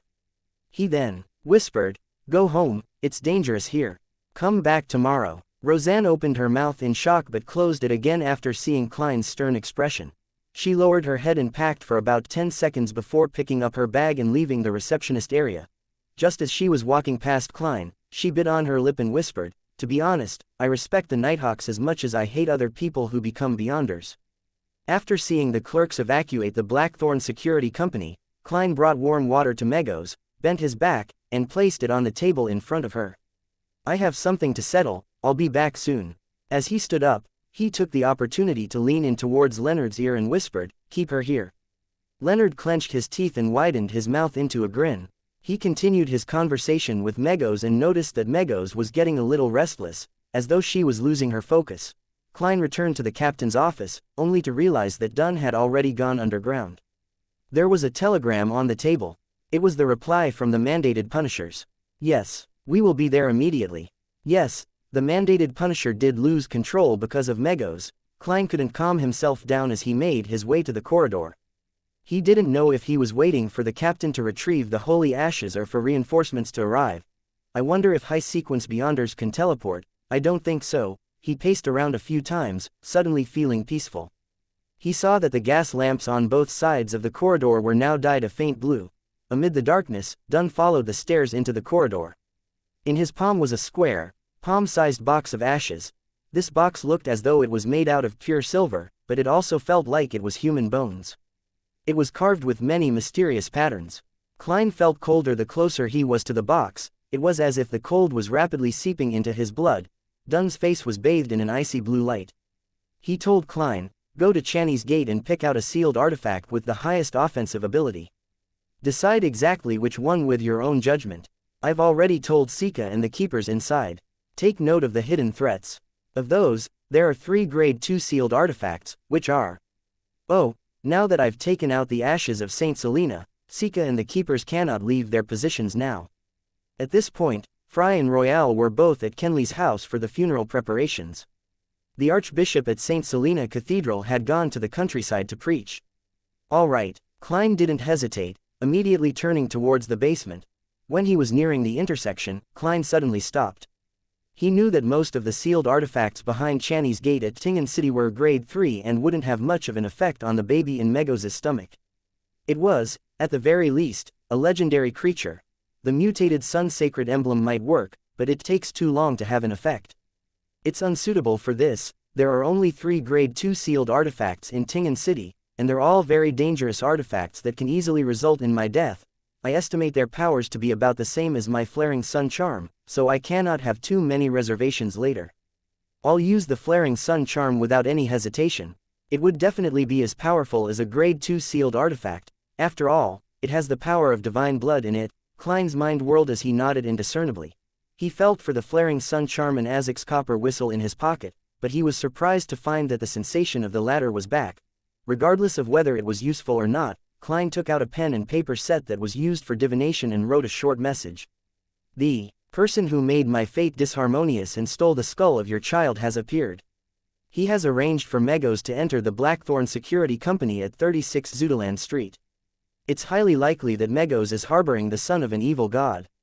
The situation is very urgent. He put away his pen and folded the piece of paper. Klein took out the copper whistle at the intersection in blue, then watched the giant skeleton messenger appear before him. Chapter 206, Grade 2 Sealed Artifacts. In the corridor within the deep and serene basement, the nearly 4-meter-tall bone messenger disappeared before Klein's eyes after taking the letter. When all that was left of the surroundings were the classic gas lamps embedded in the walls, he put away Azek's copper whistle and walked towards Channy's gate. As he was writing the letter, he had already decided on which sealed artifact to pick. Firstly, it would be almost impossible for the grade 3 sealed artifacts to have any effect on the baby in Megos' stomach. Unless it was an item like the mutated Sun Sacred Emblem which had hidden powers. But, at that very moment, in such a situation, Klein wasn't in the mood to explore or research a secret that might or might not exist. Plus, most sealed artifacts would carry a certain level of danger for the user. So, Klein eliminated the grade 3 sealed artifacts that would weaken the user without affecting the enemy. Secondly, the Tingen Nighthawks didn't have any grade 1 sealed artifacts and only 3 grade 2 artifacts. That was originally a secret that Klein wasn't allowed to know, but due to the urgency of the situation, Dunn made use of an emergency clause and told him the general situation. Dunn Smith couldn't hold any other sealed artifacts at the same time while holding St. Selena's ashes. And behind the Tingen City's Channy's Gate, there were 3 grade 2 sealed artifacts, 2030, 2078, and 2-105. The name of 2030 was Inexhaustible Poison. It originated from a Beander with an unknown sequence name who suddenly went mad and cut his wrist to commit suicide. He let his blood flow into an ordinary silver cup. But when his blood ran dry, the silver cup wasn't filled, and the liquid in the cup became crystal clear and alluring. It was a temptation that even a sequence 5 Beander had failed to resist. After he drank the liquid, he died of poisoning on the spot. After the person died, the poison seeped out through his pores and pooled together again. Its volume was the same as before he drank it, not one bit less. Dunn said that the researchers in the Holy Cathedral suspected that the poison could kill a high-sequence Beander. However, the question lay within the fact that it was almost impossible for a high-sequence Beander to be tempted to drink it. Furthermore, the traits of 2030 were obvious, so no one would consume it by accident. If one wanted to poison them, they had to first capture them, seize control of them, and then force it down their throat. But then, why go through the trouble? 2030 would constantly tempt the living things around it to drink it. The user had to be fully focused on resisting its power. Any slight negligence would make one drink the poison as though it was only natural to do so. When Dunn finished his description, Klein decided, almost instantly, to not pick that sealed artifact. The name of 2078 was Door of Death. Its appearance was like a normal wooden door. Any living thing that passed through it would die instantly. No high-sequence Beander had ever participated in the test. It possessed living traits and constantly attempted to escape. It could change its appearance and disguise itself into pre-existing doors. If the user made any mistakes, he would lose control of it. Then, he would need to be careful and not pass through any door near him. He would have to try to wait at the original spot for help or break through a wall to escape. Klein thought of using 2078, but after reevaluating the latter two, he felt that the intuition of a legendary creature would be very sharp and would be able to differentiate whichever door was the door of death. In the end, he decided to pick 2-105. The name of the sealed artifact was Blood Vessel Thief. It looked like a thick, stiffened blood vessel. Anyone who touched it, regardless of whether they were protected or not, would have their life stolen. In the beginning, it wouldn't be obvious. But, if one didn't break contact with it, the effects would be visible half an hour later. Dunn said that a Sequence 5 heretic held onto it for 2 hours. He turned from a brawny man in his 30s into a hunched old man who had loose skin, thin white hair, and missing teeth. The most important trait of 2-105 was that the person wearing it would have the chance to steal an ability from a target within a specific range. Even high-sequence Beyonders could be robbed of their abilities, but the probability was smaller. Within a 10-minute time period, the person who was robbed would lose the corresponding ability while the person who wore the item would be able to use the ability skillfully. 10 minutes later, the ability would vanish, and the person who was robbed would need to wait a couple of days to recover. Regardless of whether it works or not, it will at least raise the probability of success from 5% to 10%. I'm the king of yellow and black who wields good luck. After all, besides, our main goal is just to take precautions and make preparations to deal with the worst-case scenario. We won't necessarily have to take action, hopefully. Reinforcements will arrive soon. Klein stopped outside the duty room, showing no signs of hesitation anymore. About the negative effects of sealed artifact 2-105, he wasn't worried because he wasn't planning to use the artifact himself. His plan was to give it to Leonard, as he already had the flaring sun charm and Azek's copper whistle, who he had no idea if it would still be suppressed. My dear poet, it's time for you to show your true secret, Klein muttered and saw Tron standing by the duty room. With her white hair and black eyes, the part-time author remained silent for a few seconds before saying, "Why don't you guard Channy's gate? I'm stronger and more experienced than you. But you don't have flaring sun charms." Klein replied with a smile, "Madam, I'm already a sequence 8. It wouldn't be safe here either. There are many sealed artifacts that possess living traits that are itching to take action. Well, if we fail, the people here will definitely not survive. Heh, our goal upstairs is to buy time and wait for reinforcements. It might be safer than being around Channy's gate." Tron puckered her lips slowly and drew a crimson moon on her chest. "May the goddess bless all of you." As Dunn didn't have the time to write the document in time, Klein couldn't enter Channy's gate directly. All he did was watch Tron push open a tiny crack and enter. After a few minutes, she appeared by the door, and she was holding a thick, blood-tainted, pale blood vessel in her left hand. Klein extended his hand to take it, and he immediately felt a faint current surging in his body. In the reception hall of the Blackthorn Security Company, Leonard had already shaken off his stiff state from earlier, and his expression didn't look abnormal as he talked about the recently discovered house that Lenevis rented before. "Is that so? He never told me about it before," Megos replied normally, creasing her eyebrows slightly. Then, she grabbed her blonde hair, pulled out a handful, and casually threw it into the trash can by the side. Leonard was dumbfounded. He gulped with difficulty, and his palms were full of cold sweat once again. Klein walked up the stairs to the second floor with the blood vessel thief in his left hand. He looked at the door that led to the Nighthawk's break room, where Dunn Smith stood silently in his black windbreaker. His eyes were gray and deep, just like when they had first met. "Reintroducing myself, Nighthawk, Dunn Smith." The voice of the past sounded in Klein's ears as the scene of Dunn by Kenley's corpse flashed in his head. There was blood all over his mouth. He suddenly fell silent and walked over. He lifted his left hand and said, "Captain, I picked sealed artifact 2-105.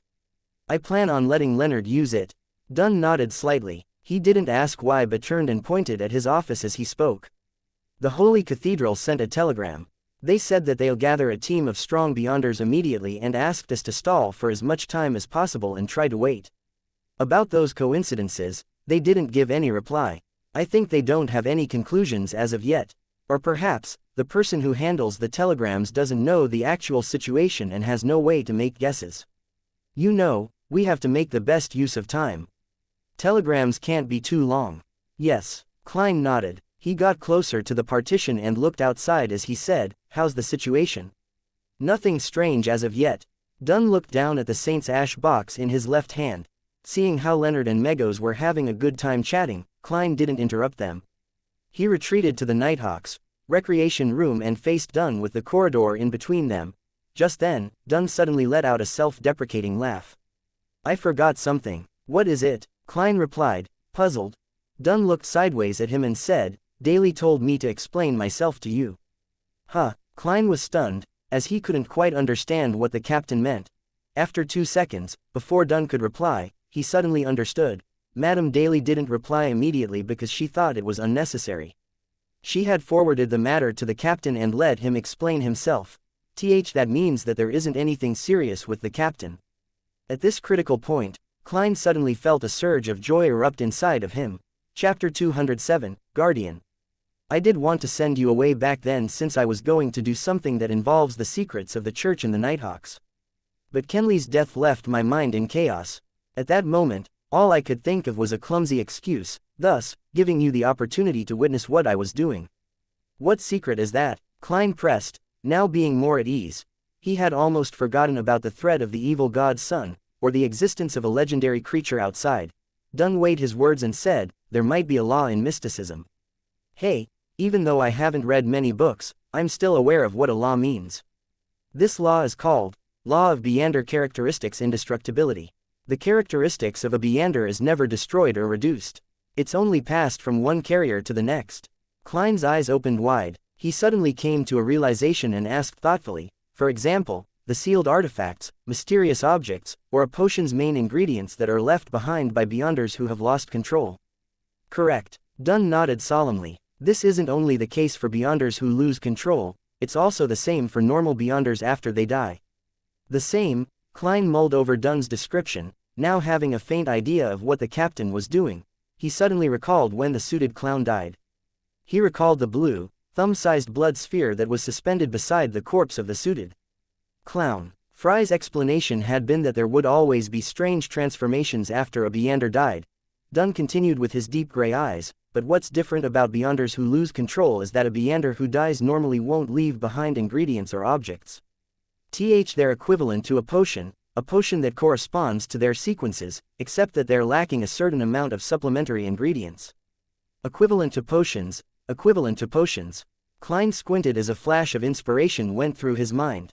The endless darkness in his mind was illuminated in that instant.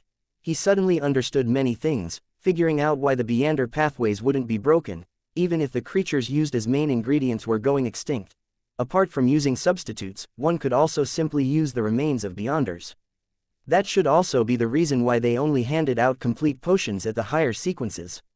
Another reason is to prevent the formula from being revealed to people adept at divination or mediumship rituals. Many guesses went through Klein's mind. Dunn looked at the recreation room and explained in a deep voice, a few years ago, well, I can't exactly remember just exactly how many years it was, but I wasn't the captain of the Nighthawks back then. I unexpectedly realized this problem, and after interacting with Daly, who had just become a Beander, I immediately sent a report to the Holy Cathedral.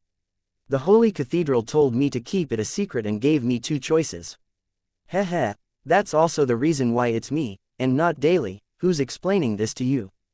Whoever exposes this is responsible for it. The first choice was to pretend to know nothing, just like a large number of Nighthawk captains and deacons, and allow the Holy Cathedral to continue dealing with the remains of Beanders who died through normal means. The second was for them to give me a unique, simple ritual and the corresponding techniques. It would allow me to temporarily consume the items produced by the unique characteristics within a limited period of time. Well, this is only suitable for sequences of the same pathway at my level or lower. This would augment my Beander characteristics, and I would also become more powerful. In terms of abilities regarding dreams, my powers now are not too different from a sequence xianxia. That's also the reason why I dared to deal with Madame Sharon. So that's why, to think that something like this exists. Klein slowly exhaled. He finally understood why he couldn't come up with a logical explanation despite his best efforts. That was because he didn't have all the relevant information and was unable to fill in the blanks.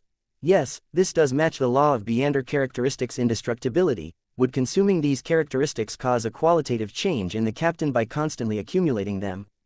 Klein allowed his mind to wander. After glancing at him, Dunn let out a bitter smile. I chose the second option, but not because I wanted to become more powerful. If I wanted to become more powerful, quickly digesting a potion and receiving an advancement is the best and most direct way. Yes, Klein agreed sincerely. Consolidating the characteristics of the potions of the same sequence will increase the risk of losing control at the same time as it improves your abilities, right? Dunn shook his head solemnly. No, these are the remains of normal Beanders and not Beanders who have lost control. Well, after I came to know of the acting method, I realized that it would increase the difficulty of digesting the potion. Then why do you still continue? Klein asked in shock. Dunn placed his hand into his pocket, intending to take out his pipe, only to find that he had left it in his office. He shook his head and let out a self-deprecating smile. I just said that becoming more powerful isn't the reason why I consume their remains. Having said that, he paused, his eyes wandering to the blue flicker of the gas lamp opposite where he was standing. They were all my partners, we've gone through many things together. We've dealt with monsters in the darkness and insane heretics together. Some of them have saved me, and I've saved quite a number of them. We walked together in the silent night. We fought together in battles that aren't visible to the general public. We faced danger together. We had each other's backs. I really can't bear to part with them. I remember the lad, Hit. He broke into tears the first time we went on a dangerous mission. I remember Adelaide. Hey, he was Roseanne's father.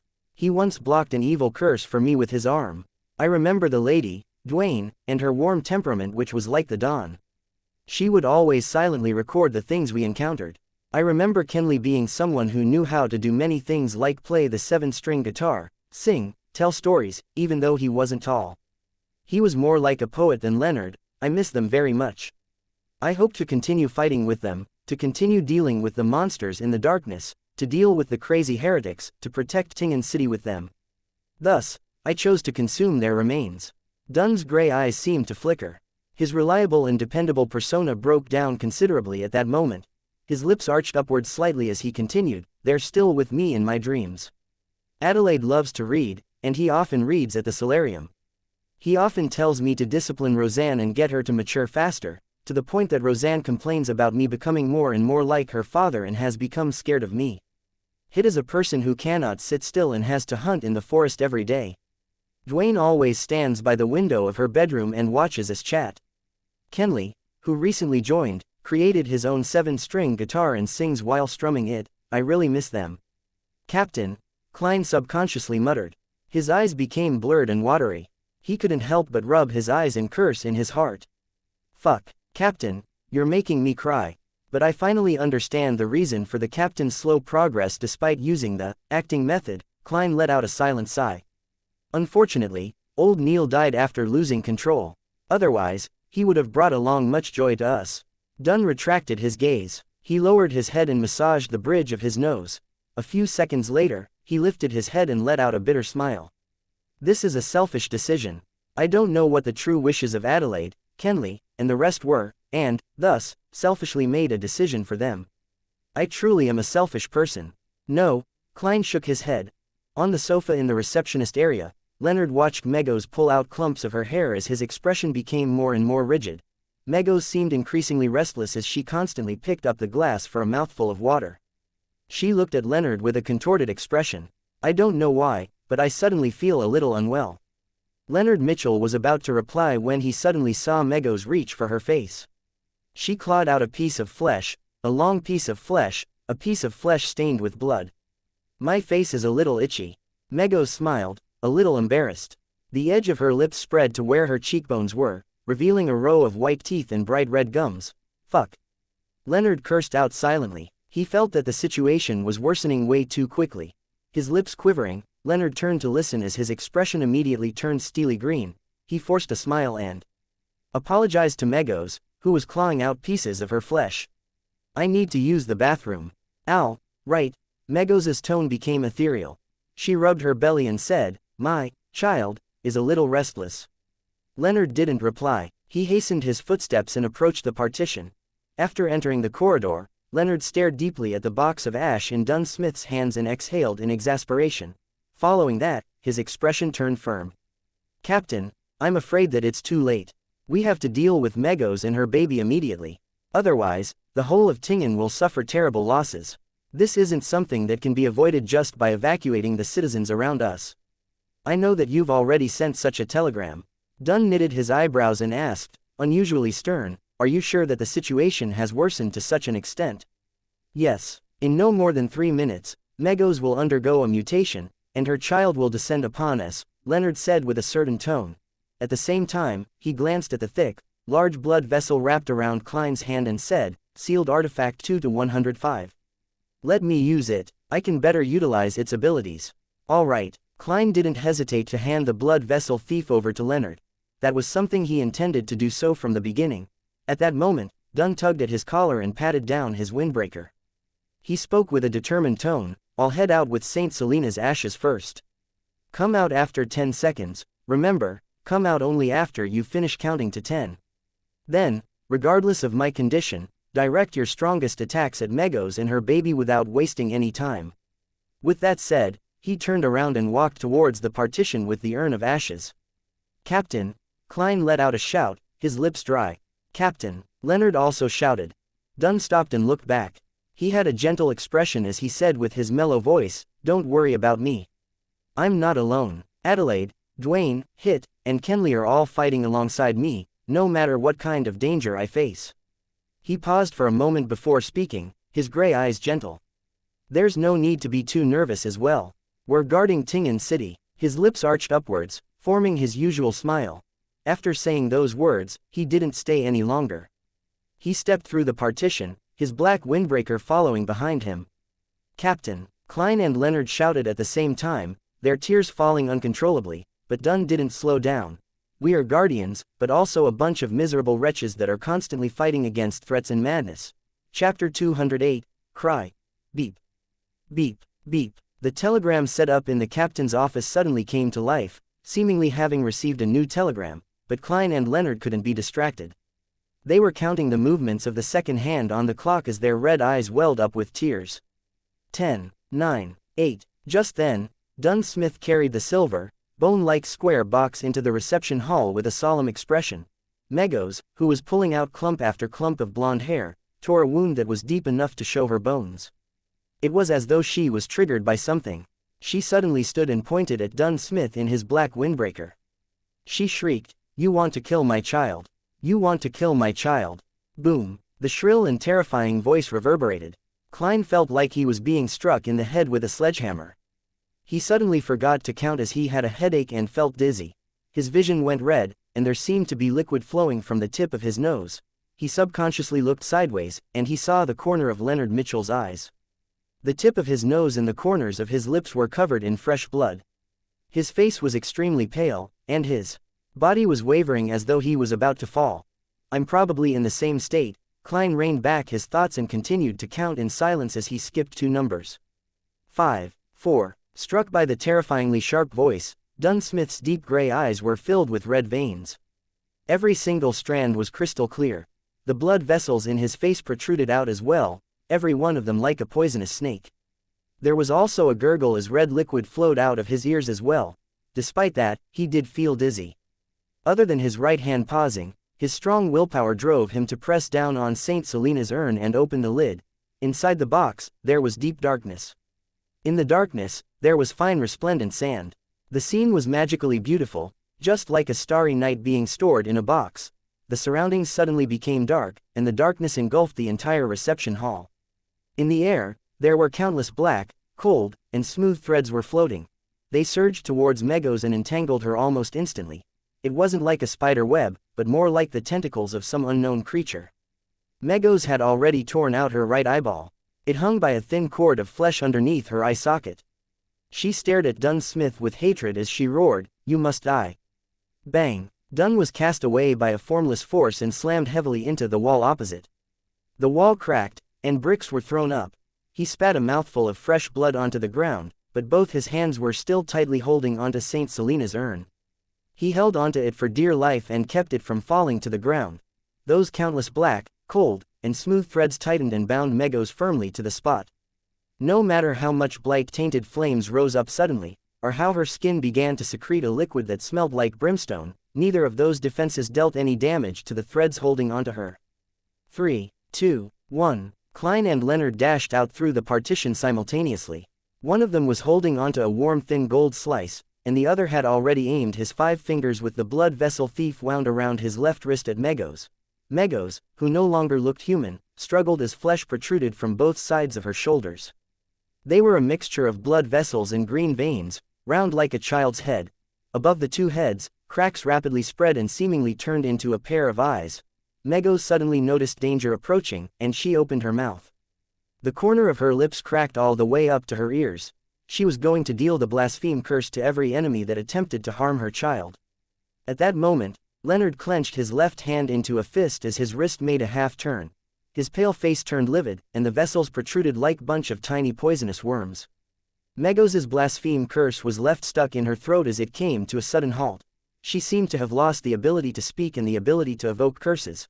Klein seized the opportunity and muttered an ancient Hermes word in a deep voice. "Light, I want light, and there will be light."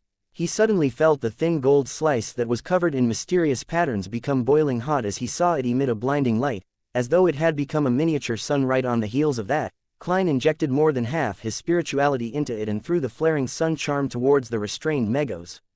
The reception hall instantly turned transparent as darkness and gloominess vanished simultaneously.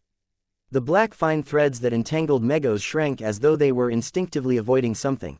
But before Megos obtained her freedom, she already saw the sunlight. At some point in the fight, a hole had ruptured in the ceiling of the Blackthorn security company, and the hole went all the way to the rooftop of the third floor. The bright blue sky and glaring sunlight shined through simultaneously. The thin gold slice combined with the sunlight above Megos's and immediately expanded in size. It went from a spherical light to a sphere with countless flames spiraling around it. The entire building shook vigorously, and the glass windows on the nearby streets shattered. However, the power of the spherical light concentrated its might at its core, without dissipating much. It enveloped Megos, and the light was so glaring that Klein, Dunn, and Leonard couldn't open their eyes. Klein held back his tears and looked through squinted eyes. He saw that the light had dispersed, but the flames were still soaring. Among them, there were many black ashes dancing in the air. Megos and the baby in her stomach were nowhere to be seen. Just like the coffee table, water glass, newspaper, and sofa in the area. Is it over?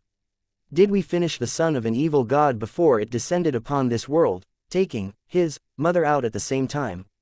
Klein still couldn't believe it. His experience of playing video games told him that the final boss couldn't be taken care of so easily. Suddenly, he felt goosebumps all over. His clown instincts told him that there was extreme danger approaching. Without thinking, Klein rolled to the left abruptly. Just then, a long arm with an extremely sharp white bone blade cleaved the spot, seemingly out of nowhere. The monstrosity had an abnormal beauty, and it floated in midair. It was unbelievably fast and almost impossible to dodge its attacks. Klein's clothing on the right side of his chest was ripped apart, his skin ruptured, and his flesh, along with his bones, was split into two. The wound was so deep that he could almost see one of his lungs. If it wasn't because he sensed danger approaching beforehand and dodged in time, that slash would have sliced him in half. But, even so, Klein slowed down. Extreme pain filled his head and scattered his consciousness. At the end of the white bone blade, a figure rapidly flew out. If it wasn't for the bump on its stomach, perhaps no one could identify it as Megos. Her hair and dress had been burned entirely. The skin on her face and body was charred black and was peeling off, flake after flake. Her nose had melted, leaving only two small black holes behind. Her eyeballs were nowhere to be seen, and there were faint white flames dancing in the empty sockets. The two heads that had popped up from both sides of Megos's shoulders had been burned away. Her left arm had become the white bone blade that she was holding. It looked demonic, yet holy. As the ground shook, Megos ignored Dunn and Leonard, as well as the black, cold, and smooth fine threads that were hurtling towards her again. She phased over to Klein, who had come to a stop after rolling away. She aimed the white bone blade at Klein's neck and was about to slash down. Suddenly, she heard a voice that contained a rich blasphemous tone. Submit. Leonard lifted his left hand and aimed his palm at Megos. The sealed artifact 2-105 wrapped around his wrist had turned from a thick pale, blood-tainted blood vessel into a crimson intestine that had expanded to the point that it looked ready to explode. With the aid of the blood vessel thief, Leonard had successfully stolen Megos's blaspheme curse and was attempting to use her power to seize control of her. Only an ability at her level was effective. Under the influence of the blaspheme curse, Megos bent her waist, and her knees were constantly trembling. Her motions came to a halt as the surrounding black threads surrounded her as though they had found a delicious prey. Klein also took the opportunity to roll in the opposite direction, leaving a trail of fresh crimson blood behind him. However, he got some reprieve from his extreme pain and reached his hand into his pocket. He took out the last flaring sun charm. He took the opportunity when Megos was stationary to finish her off, once and for all. If she were to hold out until the baby was born, the outcome would be beyond their imagination. Megos's head exploded on its own. Her charred skin and flesh flew in all directions, but her headless body seized the opportunity to shake off the effect of the blaspheme curse. Boom! Megos's charred body transformed into a projectile that shot towards Leonard. Since the blaspheme curse had been forcefully disrupted, Leonard was temporarily frozen on the spot. At that moment, Dunn Smith was still holding onto Saint Selena's urn tightly. His face was abnormally pale, and the black, cold threads that were created was still short of surrounding Megos. Megos slammed into Leonard, throwing him to the wall. The wall collapsed from the impact. Leonard's bones cracked, and there was blood spewing out from his mouth incessantly. Without even having the urge to struggle, he fainted instantly. Megos raised her white bone blade, but the countless black threads that emanated from Saint Selena's urn enveloped her again and was about to bind her to the ground. Without the luxury of time to mind his injuries, Klein quickly took out the thin charm. Just as he was going to recite the ancient Hermes incantation, something suddenly sounded in the deep, dark, yet quiet room. Wah! It was the cry of a baby. Chapter 209, Light. The baby in Megos' stomach cried. It squirmed, wanting to come into this world in a bid to help its mother escape from her predicament. The black, cold, and smooth threads appeared to suffer a shock as they seemed to be suppressed by an invisible power which led to their retreat backward. Dunn and Klein became dizzy at the same time. They felt their throats contract involuntarily as their contracting air passages instantly stifled them. Crimson liquid flowed from their nostrils, their eyes, and their ears. All of their capillaries seemed to have ruptured. If it wasn't for the fact that Klein had undergone the torture of hearing the mutterings and ravings every time he headed to the world above the gray fog, as well as Dunn holding onto the ashes of Saint Selena, they definitely would have fainted on the spot, just like Leonard Mitchell. Megos' headless body turned over and looked at Klein, who saw her charred skin and flesh peeling to the ground, and the holy, yet evil white bone blade. Having escaped its influence thanks to his rich experience, Klein immediately felt his scalp tingle and forgot about the pain in his right chest. He seemed to witness his enemy charge towards him maniacally, not giving him any time to recite the incantation, infuse spirituality, and throw out the flaring sun charm. Just as he was about to dodge the attack, Klein saw Megos suddenly pause. He saw Dunn Smith's black windbreaker fluttering, and the captain diagonally across him had buried his head.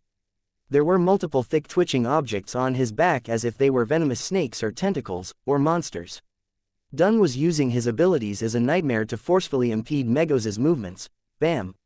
Bam! Bam! With a mere struggle from Megos, the thick tentacle-like objects that protruded from Dunn's back exploded at the same time. A large amount of blood splattered out, covering every corner of the room like rain. Dunn wasn't disappointed at the result, for the blood had been absorbed by the black threads created by Saint Selena's ashes. They had been absorbed. The countless cold, smooth, tentacle-like threads entered a frenzy. They swarmed forward and bound Megos tightly, wrapping themselves around her bulging, squirming stomach. Klein was as nervous as he was excited. He prepared to shout the ancient Hermes word for light. Wah! Wah! Wah! The cries of a baby could be heard once again, more frequent, and more incessant this time around. The countless black threads suddenly came to a pause, retreating and trembling again as if they had all been struck by lightning. Dunn's expression changed when he realized that Megos was about to free herself. Without hesitation, he retracted his right palm, formed a claw, and stabbed it into his own chest, his left chest. He quickly pulled out his right hand, his fingers holding a bloody heart tightly. It was a still beating heart that brought with it the sereneness of the night and a dream. Captain, Klein watched helplessly as Dunn Smith stuffed the heart into the urn containing Saint Selena's ashes. His vision quickly blurred. Crying that sounded like a late-night nightmare resounded. The countless cold and serene threads once again resumed their efforts as they wrapped themselves tightly around Megos. This time, they didn't loosen their bindings despite the cries coming from the baby in Megos' stomach. In fact, they even sealed the terrifying sounds within the body. Klein's tears fell together with his blood. He uttered a simple Hermes term in a deep voice, light. The light that illuminates the darkness. The light that brings warmth. He infused almost all of his remaining spirituality into the thin gold piece etched with mysterious symbols, causing his mind to immediately turn blank and dizzy. Having mustered the last of his strength, Klein tossed out the flaring sun charm at Megos, who was still bound by the countless black threads. The black threads didn't retract this time, having not followed their instincts, as if they were being willed by someone. Dunn's fresh heart was still beating within the box containing Saint Selena's ashes. The sunlight once again shone in from the hole in the ceiling, shining through all 3 stories, right into the Blackthorn Security Company, as if it were a corporeal pillar. It was guided here by the flaring sun charm, and it was focused on Megos. The sunlight fused with the top of the headless monster, and then exploded like the sun. In the burning white splendor, Klein closed his eyes. This last scene was etched deep into his mind. Megos' body lost its left arm, head, and multiple pieces of flesh. Its charred body crumbled instantly. The half-illusory, terrifying creature within her body no longer had the support of a physical body and couldn't complete the last stage of its transformation. It turned into a furious ball of black gas, dissolving amidst the light and flames. The entire building shook violently, but this was only due to the released energy of the flaring sun charm. The charm was different from a normal bomb. Its powers were concentrated, yet restrained. Klein fought to stabilize his body. He opened his eyes and looked ahead a few seconds later. He saw that the walls had crumbled. He saw a charred circle where Megos once stood. Surprisingly, the floor had only melted slightly. He saw a burned, bloody placenta on the ground. He saw Dunn Smith standing on the spot, still wearing his black windbreaker. He saw the heart in the box of St. Selena's ashes still beating slowly. He saw Leonard Mitchell lying on the opposite side. His outcome was unknown. The exhausted Klein felt elated and felt that he could still use ritualistic magic to save the captain. He felt that Megos and her baby were truly finished. No, it was more accurate to say that the latter had suffered an interruption and was exorcised. At that moment, Dunn Smith turned to look at Klein. His pale face had a warm and relaxed expression, and his voice still as mellow as it usually was. "We saved Tingen." After saying this, it was as if he had returned to the time when he was 20. He no longer appeared stern and serious as he winked at Klein with his left eye. Klein's expression froze. He saw the heart in the box of St. Selena's ashes stop beating. It turned into a resplendent ball of light before scattering into the surroundings. He saw the captain fall backward, his arms losing their strength. It felt like the scene was made up of a series of paintings, but Klein could do nothing to stop it. The box of St. Selena's ashes fell onto the ground, just like Klein's heart. Thud. Thud. Even though the box wasn't covered, the darkness within the box sealed the opening, preventing the resplendent sand-like ashes from falling out. The box rolled a distance away towards Klein. Dunn Smith fell to the wrecked floor, his deep gray eyes having lost all their luster. He was looking at the hole in the ceiling, the sunlight pouring down on his face. "Captain." Klein's vision blurred once again. He wanted to shout, but that word and the subsequent words were stuck in his throat. "We miss you too." At that moment, the box containing St. Selena's ashes had rolled to his feet. Suddenly, Klein felt a pain in his chest, his pupils violently constricted as he froze in place. He looked down to see a slightly pale palm, drenched in blood, coming out the left side of his chest. Megos isn't dead, no, a new enemy, the mastermind behind the scenes. Am I going to die? Klein quickly lost his consciousness, his eyes almost losing focus. His body slumped to the side. His breathing gradually slowed and, he finally felt the palm pull back quickly. He saw a pair of brand new leather boots, and a hand reaching downward, a slightly pale hand. It grabbed the urn of St. Selena's ashes. Klein's vision went black, and he lost all consciousness. Burned and shattered objects were scattered around in the now destroyed Blackthorn Security Company, but there wasn't a single sound. It was just like a cemetery. A few minutes later, Leonard Mitchell's body moved, his eyes opening slowly. He propped himself up with difficulty and surveyed the surroundings. He saw Dunn Smith on the ground. He also saw Klein, who had his eyes staring wide as a look of shock was plastered across his face. Dunn and Klein both had visible wounds on the left sides of their chests. "No," Leonard squeezed out the word from his throat as he staggered towards Klein's corpse, that wasn't far away from Dunn. He kept checking them, going between the two repeatedly, but all he could do was accept this irreversible truth. Leonard's knees buckled as his knees plopped to the ground. His green eyes were filled with pain as tears streamed down his cheeks, washing away the blood and dust. He turned his head and listened for 2 seconds and suddenly sprawled forward. He let out an angry roar and clenched his palms into fists, and heavily pounded the floor. Leonard kept tearing up as he pounded the floor. Amidst his sorrow was a feeling of clear hatred and a clear sense of self-abhorrence. Thud. Thud. Thud. Leonard looked up when he heard the sounds of hurried footsteps and saw the members of the mandated punishers and the machinery hive mind that had just arrived at the scene through his blurred vision. Chapter 210. Story. In a Tingen suburb, there was a house with a green lawn. The house had a garden that had begun to wither at the beginning of September. Attached to the house was a crimson chimney. There was a desk next to the window in the bedroom of that house. An ordinary notebook was spread open on the table. A slightly pale hand flipped the notebook to the very first page, then it quickly flipped to the back. As the paper flipped, the rows of words appeared faintly. Regents, a member from the secret order, sold the Antigonus. Family's notebook is an ordinary ancient book by accident due to the influence both of weariness and illusions. It was a coincidence that made logical sense. Affected by the calling of the Antigonus family's bloodline, the notebook secretly affects its owners, one after the other. After repeated changes in ownership, it came to Tingen. It fell into the hands of the members of the Aurora Order, Sirius Arapis and Hannes Vincent. After they flipped through the content that temporarily appeared in the notebook and copied the corresponding potion formulas, Sirius and Hannes were worried that the Secret Order, who were good at divination, would track them down. After discussing it, they decided to avoid the risk by selling it to another person. They didn't wait for Mr. Z's reply, perhaps because he stayed at Enmat Harbor. Through Sirius's introduction, Hannes got to know Welch McGovern from the Koya University's Department of History. Then, Hannes sold the Antigonus family's notebook to McGovern as an ordinary ancient book. Subsequently, Sirius was attracted by the treasure that was said to exist on the main peak of the Hornassus mountain range. He started to visit the Deweyville Library and research the mountain. He didn't think that there would be any problems, so he left his real address and name. That aligned with his personality.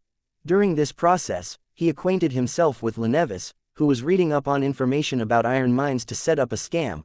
Lenevis's hidden lunacy and swindling ability were well appreciated by Sirius. He decided to nurture him into a member of the Aurora Order. Of course, before that, an investigation was inevitable. Sirius covertly informed Lenevis about the evil ritual of praying to the true creator to deliver his spawn into this world. But he knew that the possibility of Lenevis succeeding was very low, because the difficulty level of the ritual was very high, and the requirements were very harsh. However, the latter expressed his strong interest in the matter, tempted by the possibility of obtaining a deity's approval. He planned to complete the ritual simultaneously as he carried out the plans of establishing his steelworks company. The cunning Lenevis could tell that there was something fishy about Sirius Arapis. But for his personal goal, he didn't expose him. He visited Hood Eugen in the asylum once again. They had known each other long ago, and they knew about their respective situations. After a dark divination, the Antigonus family's notebook was awakened fully. Welch and his classmate died. The lucky survivor, Klein Moretti, sent it to Ray Bieber's house under the influence of the notebook. It was a destined ending. Many rows were scribbled off and new content followed. For some baffling reason, and a lack of sufficient explanations, Klein didn't commit suicide after that and somehow managed to stay alive. In the Nighthawks investigation of Welch's case that followed, he met Dunn Smith and joined the Nighthawks. Although it had already exceeded in Zangwill's description, it didn't affect the development of the story. Bacchus and his brothers were down on their luck. They lost their last chip at the gambling tables and were drowning in debt. In a bid to obtain money, they decided to kidnap and blackmail the somewhat wealthy individuals. When they were looking for their final hideout, they chanced upon the room opposite Ray Bieber's apartment. By then, Ray Bieber was already seduced by the power offered by the Antigonus family's notebook. He hoped to digest the gift left behind by his ancestors. However, he was in a semi-insane state, and he couldn't make the best and safest choice. He abandoned his dead mother, but he continued remaining in Tingen City. He only found a more elusive spot to carry out his digestion ritual. It was truly pathetic. If he had been slightly smarter, the story could have become even more complicated, but his decision was made based on his instincts and his poor state of mind. Bacchus and company purchased weapons and took the youngest son, Elliot, of the tobacco merchant, Vicroy, and held him for ransom. Finally, they successfully carried out the abduction and took Elliot back to the apartment opposite Ray Bieber's. Vicroy's butler was entrusted with looking for help from a security company. Because of Welch's mysterious death, security companies were short on hands. Clay chanced upon a deliveryman and happened to discover the existence of the Blackthorn Security Company. Leonard Mitchell and Klein accepted the job. Relying on their Beander powers, they quickly saved the merchant's son. Regrettably, Klein didn't immediately realize that clues to the Antigonus family's notebook were in the apartment opposite them. However, his spirituality reminded him in his dream. As such, the Tingen Nighthawks discovered corresponding clues. Sealed artifact 2049 arrived in Tingen. With the aid of the Antigonus family's puppet, Dunn Smith led the Nighthawks to find Ray Bieber before interrupting his digestion procedure. Ray Bieber became a monster, and the situation was out of control. In the end, the Nighthawks skillfully worked together and took care of Monster Bieber, but they immediately faced the attack of a member from the Secret Order. More rows were scribbled away again, and the original content was impossible to read. Leonard Mitchell, who possesses a secret, was going to end the situation.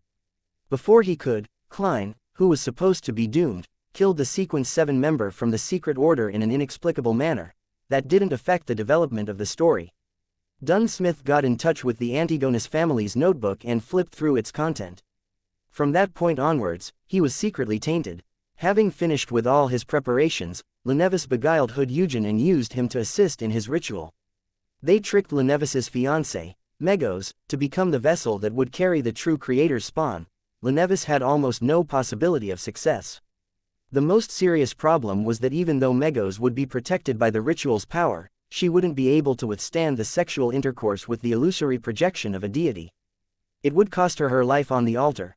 At that moment, the kind Zangwill helped Lenevis in secret. He split off half a piece of a descendant of death's characteristic that he obtained and planted it into Megos's body ahead of time. Hood Eugen made Megos enter a semi-unconscious state and convinced her that the true creator's illusory projection was Lenevis. Nourished by the accumulated resentment, gloominess, and oppression of the factory district, the ritual succeeded. Megos was pregnant with the true creator's spawn. The deity saw through the coincidences, but since he wished to break through the shackles placed on him by the 7 deities, he didn't refuse. Hood Eugen was contaminated. After the ritual succeeded, the mad Lenevis regained his rationality. He clearly knew that if the deity's spawn was to descend into the world, Lenevis, himself, would become one of the sacrificial offerings. How could a mortal be the father of a deity's son? This was blasphemy of the highest order. Lenevis decided to leave Tingen ahead of time and left clues to the Nighthawks, the mandated punishers, and the machinery hive-mind so that they could resolve the repercussions of his actions. There was ultimately a price needed for lunacy. However, Lenevis didn't write the letter directly to the Beander squads. He thought it would make him look stupid. He decided to leave the letter in one of the houses that he rented. He pretended to be playing a game with the Beyonders from official bodies. As such, he didn't bring up Hood Eugen's contamination and brought with him everything that he had obtained. Just in case, he informed Sirius Arapis in the safest way he could. The latter didn't quite believe him, but he could faintly feel the possibility of success. Selena Wood accidentally chanced upon the real magic mirror divination incantation from her mysticism teacher, Hannes Vincent. Her bold attempt was interrupted by Klein Moretti by coincidence. The latter successfully resolved this supernatural incident that might have caused serious casualties. The Nighthawks then investigated Hannes Vincent, who had recently been awarded. Therefore, Dunsmith coincidentally saw a clear image of the true creator in his dream and suffered severe injuries. However, he wasn't contaminated because of what happened. That would have been noticed by the upper echelons of the Nighthawks. The injury made Dunsmith's contamination by the Antigonus family notebook worsen. His absent-mindedness and forgetfulness worsened, and he was getting closer and closer to satisfying Zangwill's requirements. Many rows were scribbled away again. Seriously unbelievable. Klein Moretti noticed Zangwill's secret influence and saw the crimson chimney. This is because he was reminded by the teacher from the Koya University's Department of History, Azik. He possesses many secrets. But even so, it's astounding enough for Klein to discover actual clues. It's unexplainable. Regardless of the reason, Zangwill continued to act, and the story continues. Klein coincidentally ran into Sirius at the library and had no choice but to kill him. Hence, the clues leading to Lenevis were abruptly severed, and the discovery of the problem was delayed. Klein met Megos, but his spirituality stopped him from observing her closely. However, he didn't notice the subtle abnormality. That is logical. Our stories aren't made up randomly. He searched for the red chimney, but he always opted for a route that didn't include his target. Maybe in another 2 or 3 months, when he was on the last batch, he would find the real red chimney house. Rows and rows of writings were scribbled away, more than all of the previous rows added together. Dunsmith's problem was alleviated. His condition obviously became better. He actually mastered the acting method. And this was taught to him by Klein Moretti, who found inspiration from Daily Simone and Old Neil's example. No, Zangwill didn't believe that, but he could only change his original plans slightly. New elements in the story came to play. Azik decided to go to Backland in search of his lost memories. It wasn't long until Klein and Dunn found clues from Hood Eugen. In order to ensure that Tingen City's Conservative Party and New Party would be in complete opposition, Madame Sharon, who wanted to vent the accumulated madness after her transformation, decided to take the risk and murder Member of Parliament John Maynard. Her motive wasn't strong enough, but she took action anyway. There are always times when people are not clear-minded enough, and she happened to be in that stage.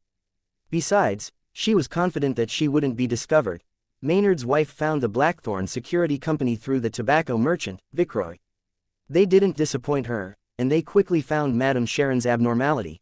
Dunn Smith, who possessed power that was close to Sequence 6, decided to take action first.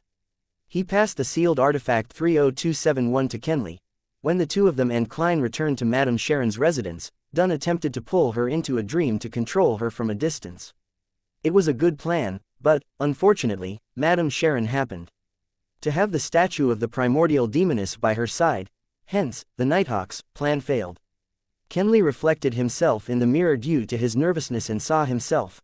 Madame Sharon was taken care of while Kenley died. Dunn blamed himself and consumed Kenley's Beander characteristic as he usually did. His digestion procedure was interrupted as a result and was delayed. As such, his mental state became unstable. Under the circumstances, Leonard and Klein noticed the letter left behind by Lenevis. Megos received a baffling summoning and arrived at Zudaland Street. She entered the Blackthorn Security Company, and the baby in her stomach was at a critical point in its development. It couldn't stop her urges. Dunn made a detailed plan, a plan that was right, but he made one mistake. If he steeled his resolve to Megos behind Channy's gate, he would have stood a chance with the aid of the environment and the items present. If he wanted to wait for backup, he definitely shouldn't have just taken St. Selena's urn out. Unfortunately, Dunn's mind wasn't in the right place due to recent events, and he didn't think of the most critical point. A deity's son would be able to feel the threat of the saint's urn. Hence, it was triggered and started to absorb its mother's strength in a bid to be born ahead of time, even though it wasn't exactly ready. Azek was in Backland, but he wasn't a traveler, so he couldn't rush back in such short notice. A few rows were scribbled away. Megos became a monster, and the fight began. With the aid of the saint's urn, blood vessel thief, and two high-level charms that strangely appeared, Megos died and the deity's son was exorcised. Dunn Smith died as a result, and the power of St. Selena's ashes was severely damaged as well. That went perfectly within Zangwill's intentions. Zangwill didn't get a chance to showcase himself, but it didn't hinder him from achieving his goal. He killed Klein Moretti, the fellow who kept disrupting his plans, and he took away St. Selena's ashes. Zangwill set up a ritual with the remaining half of the characteristic of Death's descendant. He consumed St. Selena's ashes and successfully advanced from Sequence 5 of the Death Sequence pathway, Gatekeeper, to Sequence 4 of the Evernight Sequence pathway, Nightwatcher. As such, he received godhood characteristics and became a demigod. The sun continues to shine brilliantly on the land. Nearly no one in Tingen City realized how they narrowly escaped a huge disaster. Monster Ademisal would be left very confused about it. The notebook was flipped to the last page. A middle-aged man that was holding onto the book had dark blonde hair, a dark blue eye that was nearly black, a tall nose, and tightly pursed lips. His facial features were like that of a statue and didn't have a single wrinkle. He held a classic quill with his slightly pale hand and wrote a line clearly without dipping into any ink. He ended with a simple sentence. Tingen's story ends here. The papers rustled as he closed the book, leaving only a brown cover. Chapter 211, Funeral. In the basement of St. Selena Cathedral, in the guardroom outside Channy's gate, Leonard Mitchell was leaning on the back of his chair, his legs were propped up on the table. His eyes were vacant without any focus. Even though he had been healed using ritualistic magic, he still looked terrible, as if he had obtained reprieve from a severe illness without fully recovering. At the moment, the powerful Beyonders sent by the Holy Cathedral were creating another seal behind the Channy's gate since the ashes of St. Selena was lost. They had conflicting opinions, some wanting to fill in the gap of power using a new holy item, while the others believed that there was no need to go through all the trouble. After all, to the Church of the Evernight Goddess, holy items were rare and incredibly precious. What they suggested was lowering the presence of the Nighthawks in Tingen and transferring the artifacts with living characteristics or difficult to seal artifacts to the headquarters at the Cathedral of Serenity in Backland's diocese, only leaving behind those that could be controlled more easily. They intended to send a telegram to propose a meeting of the higher-ups, to get a vote from the archbishops and high-ranking deacons. Leonard was uninterested in this debate. He felt as if he had become a living corpse, with no sorrow, grief, agitation, or excitement. He was abnormally numb. He didn't want to face anyone. All he wanted was to stay alone in the corner. Occasionally, he would feel puzzled about why the murderer would only take away Klein's Beander characteristic and leave Captain Dunn Smith's one intact. Thud. Thud. Thud. Footsteps reverberated in the corridor. Tron, whose right arm had been bandaged, appeared at the door of the guardroom. While Klein and the others were attacking Megos and attempting to save Tingen City, she and the keepers within Channy's gate were doing battle against a portion of the sealed artifacts. If it wasn't for the timely arrival of the members of the mandated Punishers and the machinery hivemind, or the eventual arrival of the reinforcements from the Holy Cathedral, she also might have lost her life. But even so, the elderly keeper failed to last until the end. He fought to his death, under the call of duty. Leonard, I found an unencrypted telegram in the captain's office. It was sent over by the Holy Cathedral, Tron said. Leonard's green eyes moved slightly, finally coming to life. He faintly recalled the sound of a new telegram coming in, but the battle was about to begin. He and Klein didn't have the time to pay attention to it. What does it say? Leonard noticed that his tone was unusually raspy. The white-haired and black-eyed Tron replied without hesitation, beware of Ince Zangwill. Beware of sealed artifact 008. Ince Zangwill, the archbishop that betrayed the church, the gatekeeper who failed his advancement, sealed artifact 008, an ordinary-looking quill, Leonard muttered at first as he searched his memories, then he tilted his head to the side. He suddenly narrowed his eyes, the dispirited feelings and sadness disappeared from his body. So that's how it was. Leonard pulled his feet back and stood up, his green eyes burning with a passion. He looked at Tron and said, I intend to apply to join the Red Gloves. The Red Gloves was a code name for the elite team of Nighthawks. Under normal circumstances, Nighthawk teams were situated locally and had regions under their jurisdiction. They were not permitted to capture criminals outside of their area of jurisdiction without permission. As such, some evildoers would change their location after every crime, making it terribly inconvenient for the Nighthawks. To deal with this, the Church of the Evernight Goddess set up the Red Gloves. They were carefully selected elites, some even possessing incomplete holy items. Their mission was to reinforce Nighthawk teams that had called for help, as well as track down and arrest evildoers without any restrictions. In some circles, they were also called pursuers, or hunting dogs. Red Gloves, but their lowest requirement is Sequence 7. Besides, the dangers the Red Gloves face are many times higher than an ordinary Nighthawk squad, Tron said in concern and doubt. Leonard smiled coldly. I'm close to advancing soon. His eyes became cold. He clenched his teeth and said to himself, I want revenge. Ince Zangwill, you must live until the day I become powerful enough. All right, Sika seemed to have guessed Leonard's thoughts. She sighed. Almost half of our team will be new faces. It's rare to see a Nighthawk team become so ravaged. Leonard's expression darkened. He clenched his teeth and asked, are the bodies ready? Yes. Sika nodded indiscernibly. Leonard suddenly stepped towards the door. I'll notify their families. I'll deal with the scene I don't want to deal with the most. I'll do it. At 2 Daffodil Street, Melissa sat on the sofa, inspecting the 3 tickets in her hands. She was looking at the words, the printed date, and the seat numbers. Benson was sitting beside her, observing his sister with a smile. He had a relaxed posture. Suddenly, they heard the doorbell. Ding dong, ding dong. Melissa glanced at their busy maid Bella, then she took the 3 tickets with her and stood up, looking a little confused. She briskly ran to the door. Her black hair was shinier than it was before, her face no longer skinny. The color of her skin had a ruddy color, and her brown eyes looked brighter and energetic.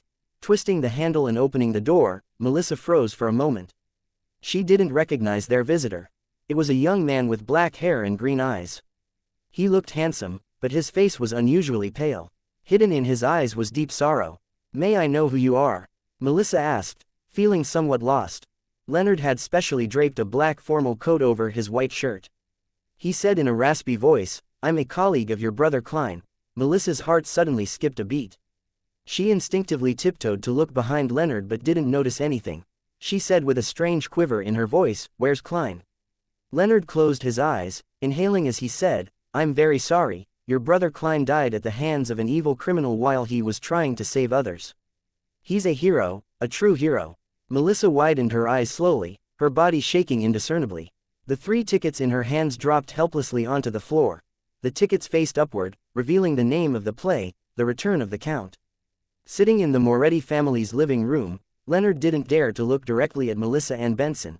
But he couldn't stop scenes of what they looked like from flashing through his mind. That girl filled with youthfulness and vibrancy had her eyes wide open. She didn't speak, and her eyes were unfocused. Her silence made her appear like a puppet. The man who looked a little like Klein maintained a normal posture, but he would slip into a daze from time to time. His words came out slowly. "That's the gist of the matter. I'm very sorry that I was unable to prevent it in a timely manner. The Blackthorn Security Company, the police department, and those that he helped have promised a bereavement compensation of about £6,000, Leonard said, as his eyes darted around. Suddenly, Benson interrupted him. His voice was hoarse as he asked, "Where's his body?" "I'm asking where's Klein's body." He puckered his lips and paused. "When can we see him?" "In the company. You can see him now," Leonard answered, unable to mask his grief. "All right." Benson moved his rigid lips with great difficulty. "Let me use the bathroom first." Without waiting for Leonard's reply, he quickly entered the bathroom and slammed the door closed. He stood in front of the sink and turned on the tap, allowing the water to flow. He bent down and repeatedly splashed water onto his face. As he did that, his actions came to a sudden stop. Nothing changed for a long time, leaving only the sound of running water reverberating in the bathroom. A few minutes later, Benson lifted his head and looked into the mirror. He saw that his face was covered in water droplets. The redness in his eyes was impossible to hide now. A few days later, in a corner of the Raphael Cemetery. After finishing Dunn's funeral, the crowd gathered before a new tombstone. On it was Klein's black and white photograph, a very scholarly photograph. Melissa stood before the grave, her eyes without focus. Beside her, Elizabeth kept wiping away her tears. Leonard, Benson, Fry, and Brett carried the coffin and walked over, lowering the coffin into the grave. After the priest gave the eulogy and individual prayers, the grave was filled with soil, covering the black coffin bit by bit. At this moment, Melissa knelt down and tossed in the copper whistle she found on her brother's body. Leonard turned and looked at the scene, his heart wincing. However, he admired how strong this girl was. He knew that this girl didn't cry after receiving the bad news. Instead, she stayed pitifully quiet. The grave was leveled and a stone slab was laid over it. Leonard took a final look at Klein's tombstone. There were 3 lines to his epitaph. The best elder brother, the best younger brother, the best colleague. Under the mournful atmosphere, the members of the Blackthorn Security Company gradually left. Selina and Elizabeth also bade farewell under the urging of their families. The only people left behind were Benson and Melissa. "I'll get a rental carriage." Benson was in a terrible condition. It was as if he hadn't slept for a long time. "All right," Melissa nodded. After seeing her brother leave, she turned to look at the tombstone. She squatted down and buried her face in her arms. After some silence, Melissa suddenly scolded, "Stupid." She cried as she wept silently. Her tears just wouldn't stop. Night time, at the Raphael Cemetery. The copper-skinned Azek stood in front of Klein's grave holding a bouquet of white flowers. He didn't speak for the longest time until he finally sighed and muttered to himself, "I'm sorry, I was 10 minutes late. But I think I know who it was." He bent over and set the bouquet of flowers down before turning to leave the cemetery. He also left Tingen, but he didn't retrieve the copper whistle. The place was quiet and serene under the illumination of the crimson moonlight. Suddenly, the stone slab sealing the grave was flipped open. A pale hand extended out from the soil. A hand came out. The gravestone was shoved aside. The lid of the coffin was pushed open. Klein sat upright and looked around, lost. His memory was still frozen at the scene with the brand new leather boots, and the palm that grabbed onto the urn of St. Selina's ashes. Everything after that felt like a dreamless sleep. Klein instinctively lowered his head and unbuttoned his shirt. He looked at the left side of his chest, only to see that his ravaged injury and missing heart were squirming as they healed, similar to how he recovered from the bullet wound through his temple back when he looked into the mirror. The only difference was that this time, the recovery was much slower and much more difficult. Chapter 212, Avenger. In the northern part of the Lowen Kingdom, the September breeze, that had an additional coldness to it, howled through the cemetery. It was even gloomier and colder than usual. The cold jolted Klein back to his senses as he muttered with a rueful smile, "It looks like there are still some secrets behind my transmigration. But it seems like I'll only be able to resurrect another 2 times at most, not anymore, and if I were to minced up or completely crushed, who knows if this recovery ability that doesn't usually appear would even be useful." After half a minute, Klein buttoned his suit and realized that he was wearing his newest shirt and tuxedo, but they were now covered in soil and dirt. Benson and Melissa really have no idea how to save money, the thought popped into his head. He supported his weight on his hand and flipped up into a standing position, realizing that he still had his clown abilities. The best elder brother, the best younger brother, the best colleague. Klein looked at his tombstone and read the inscription. He felt his heart wince, seemingly sensing the despondent feelings Melissa and Benson had experienced. This is probably even more depressing than watching Captain die before my eyes, he sighed and retracted his gaze. He squatted down and closed the coffin lid. His thoughts were still scattered, but Klein knew that he had to take care of the scene as soon as possible and not let anyone notice. Resurrection wasn't something any commoner could accept. If the Nighthawks, mandated punishers, or the machinery hivemind learned of this, Klein believed that he wouldn't have a great ending. Of course, if it was on Earth, he could deceive the people into believing that he was the Blessed One of God, the man of salvation, had he consumed the lawyer or swindler potions. However, in the world he was in, there was a real God that could respond to rituals. He scraped the soil back together and covered it with the stone slab. Klein clapped his hands and stood up once again. At that moment, the scene didn't appear strange. He was just like a gentleman who came to offer his condolences late at night. The only oddity was that the person in the photo on the tombstone looked exactly like him. During the process of filling his grave, his spirituality noticed the existence of Azek's copper whistle. Hence, he dug it out and wiped it clean. However, Klein didn't intend to summon the messenger immediately. He decided to figure out the situation first. Klein lifted his left hand and saw the topaz pendant that was still wrapped around his wrist. I guess this is considered a burial object. He gave a self-deprecating laugh and took off the pendulum. He looked around, and his face grew solemn. Captain should be buried in this cemetery as well, I guess.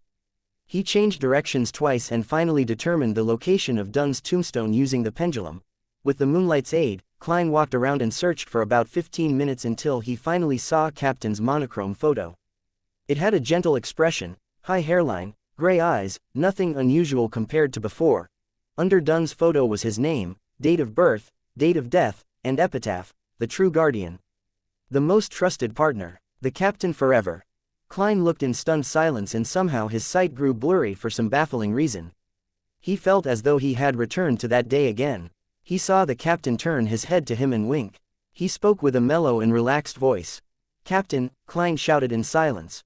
He stood there like a statue for a good few minutes until he suddenly said with a smile, "Captain, your mental state was definitely not the best that day. You even said things like you could bring old Neil into the dreamland if he hadn't lost control. He was a mystery prior, and you're a nightmare. You couldn't consume the Beander characteristic that he left behind. Yes, you didn't ask me what powerful offensive attacks I had. Was it trust, or did you forget about it? But, you definitely guessed something. I only took one sealed artifact and said it was for Leonard. Even without a brain, you could have guessed that I had the extra means for a powerful attack."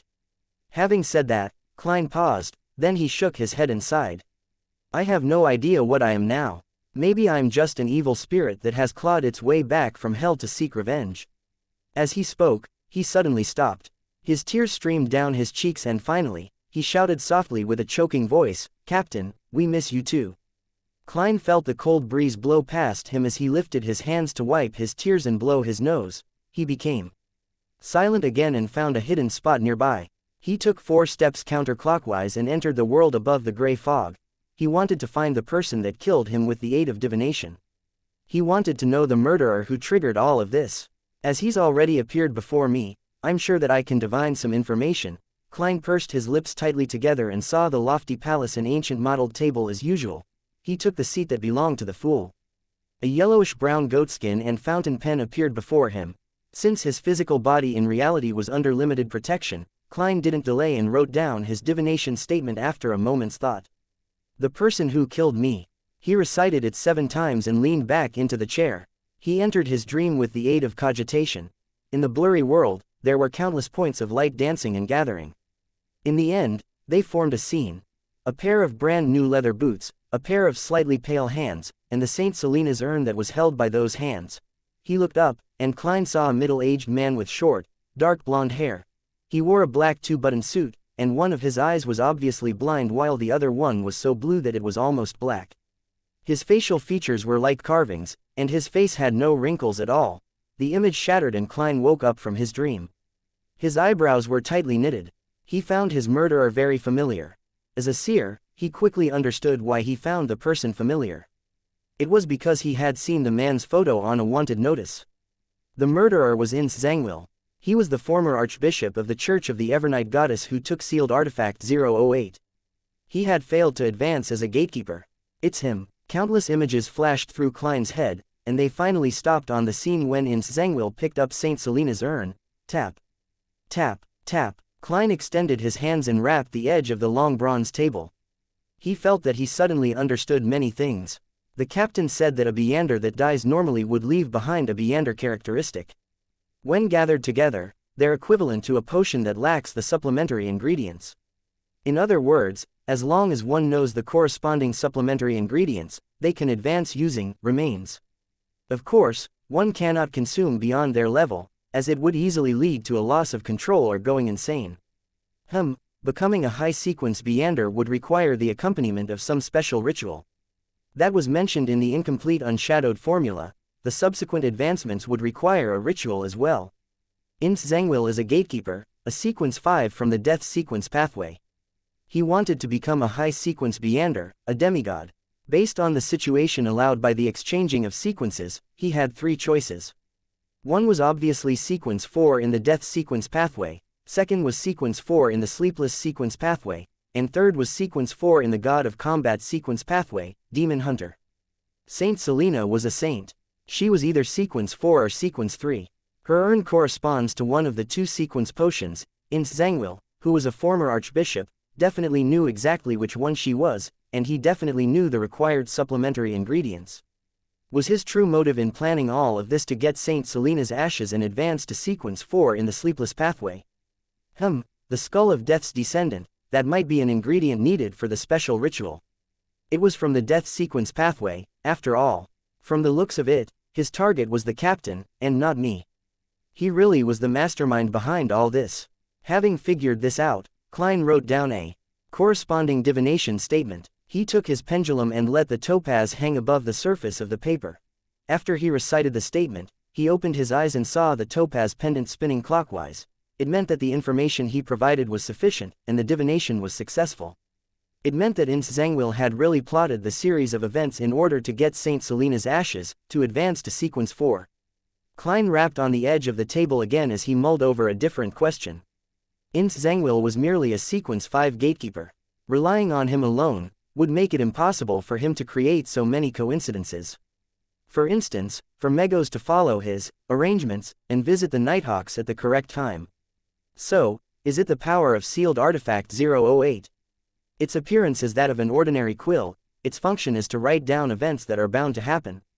No, it couldn't be that easy, otherwise, Ins Zangwil could write that Saint Selena's urn grew a pair of wings and flew into his hands. Then, he could have just waited at home. There must be certain restrictions. 008 most likely doesn't possess direct combat ability. Otherwise, Ins Zangwil could have stormed through Channy's gate in Tingen. As one of the most dangerous sealed artifacts, perhaps it can let people act according to its description without realizing it. That was the reason behind all the coincidences.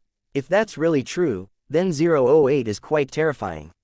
Even Megos, who was pregnant with the son of an evil god, adhered to its arrangements. No wonder grade 0 sealed artifacts are extremely dangerous. They're of the highest importance and of the highest confidentiality.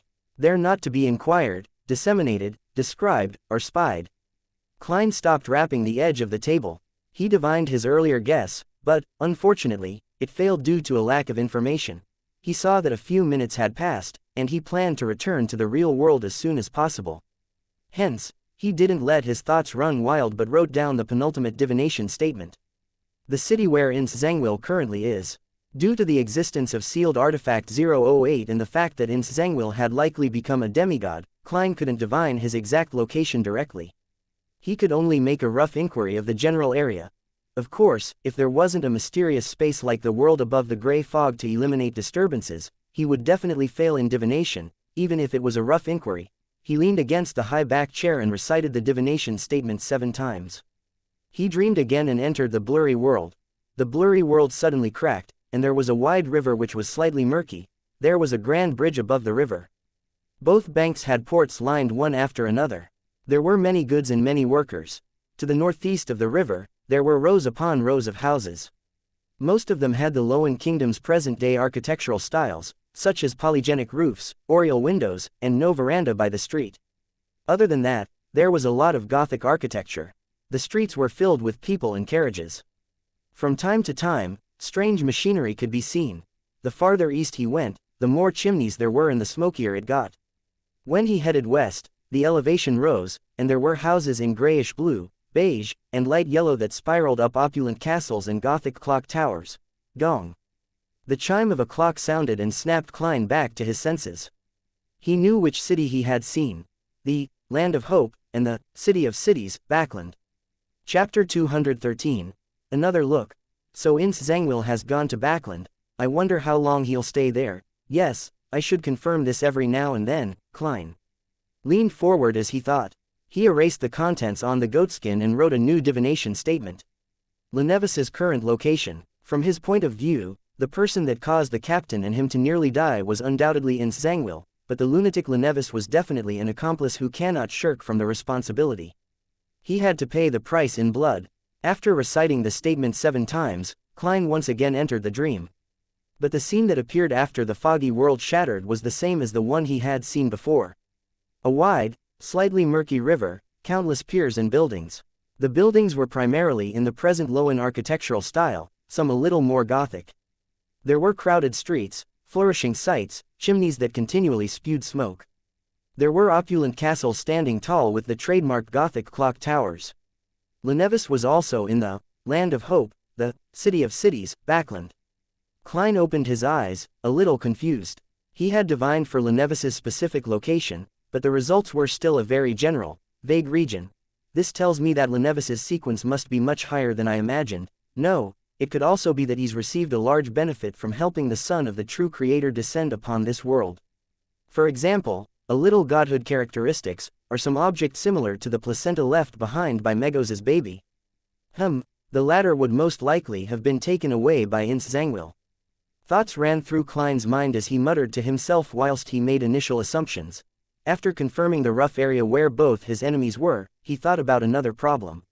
He still didn't have the ability to exact revenge. Even if Lenevis is only a sequence 7, or even 8, it wouldn't be easy to deal with him if he did indeed receive a large benefit. Lenevis is also obviously very crafty. He could outwit and defeat Beyonders more powerful than himself. Ince Zangwill is even more terrifying.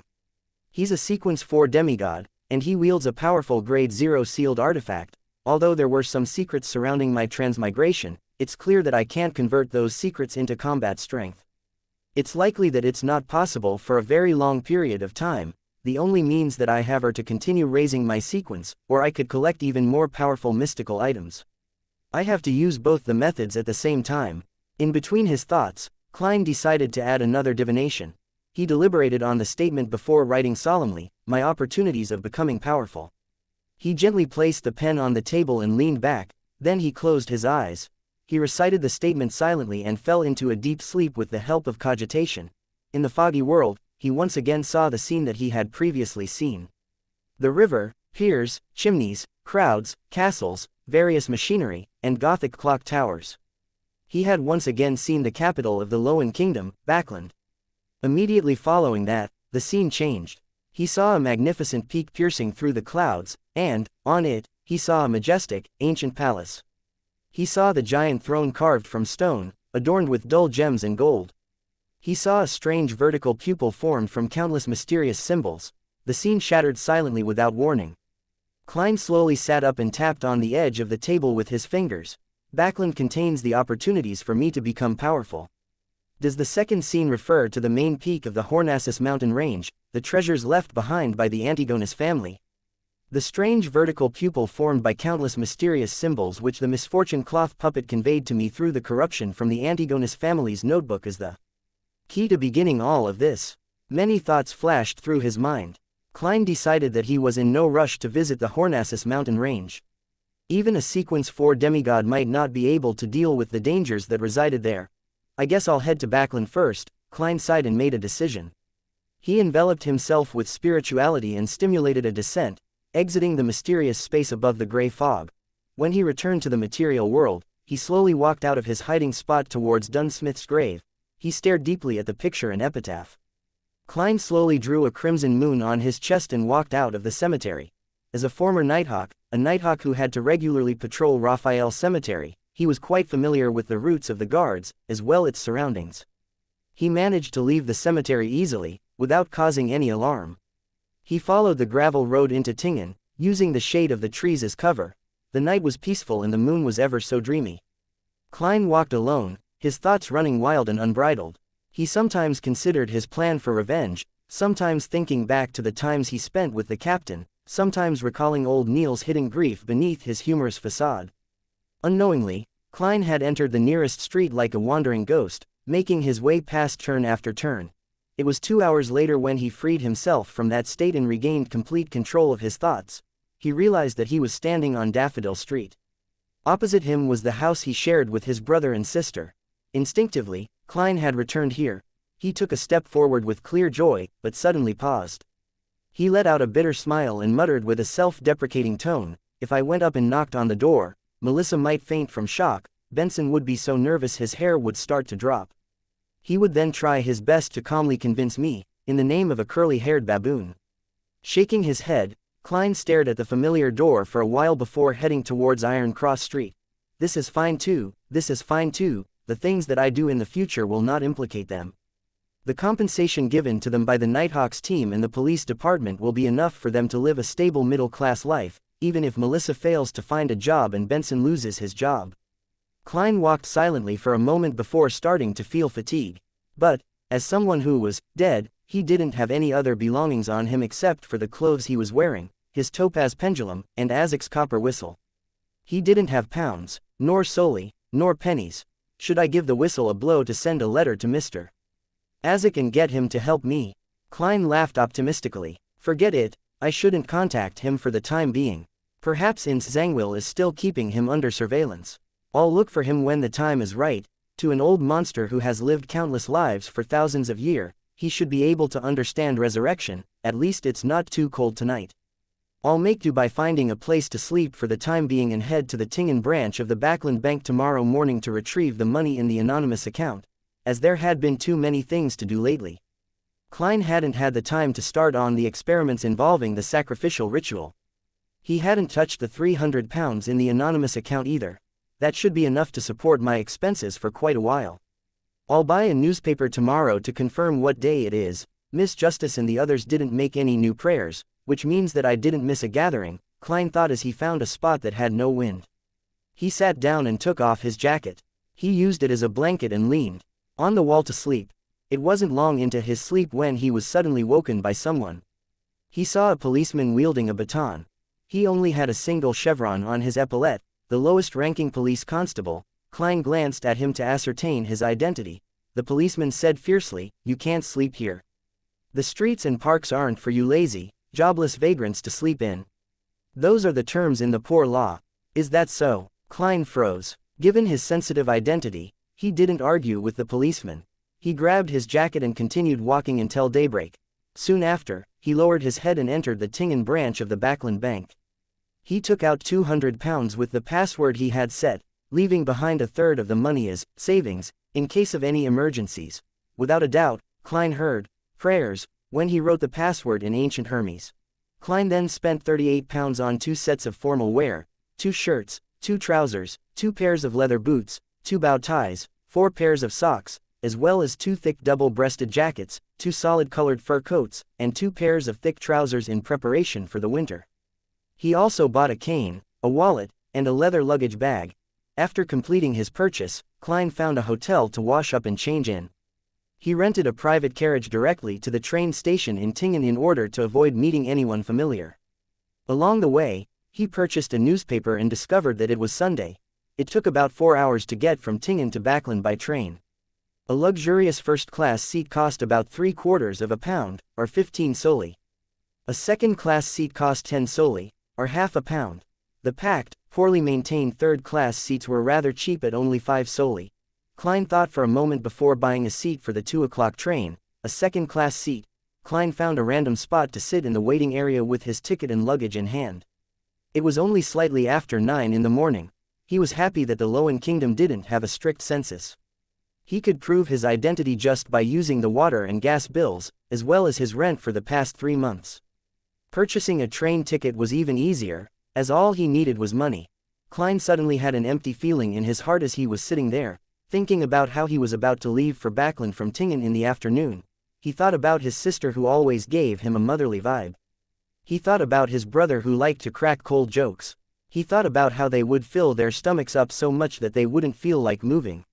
Recalling these scenes, Klein suddenly laughed.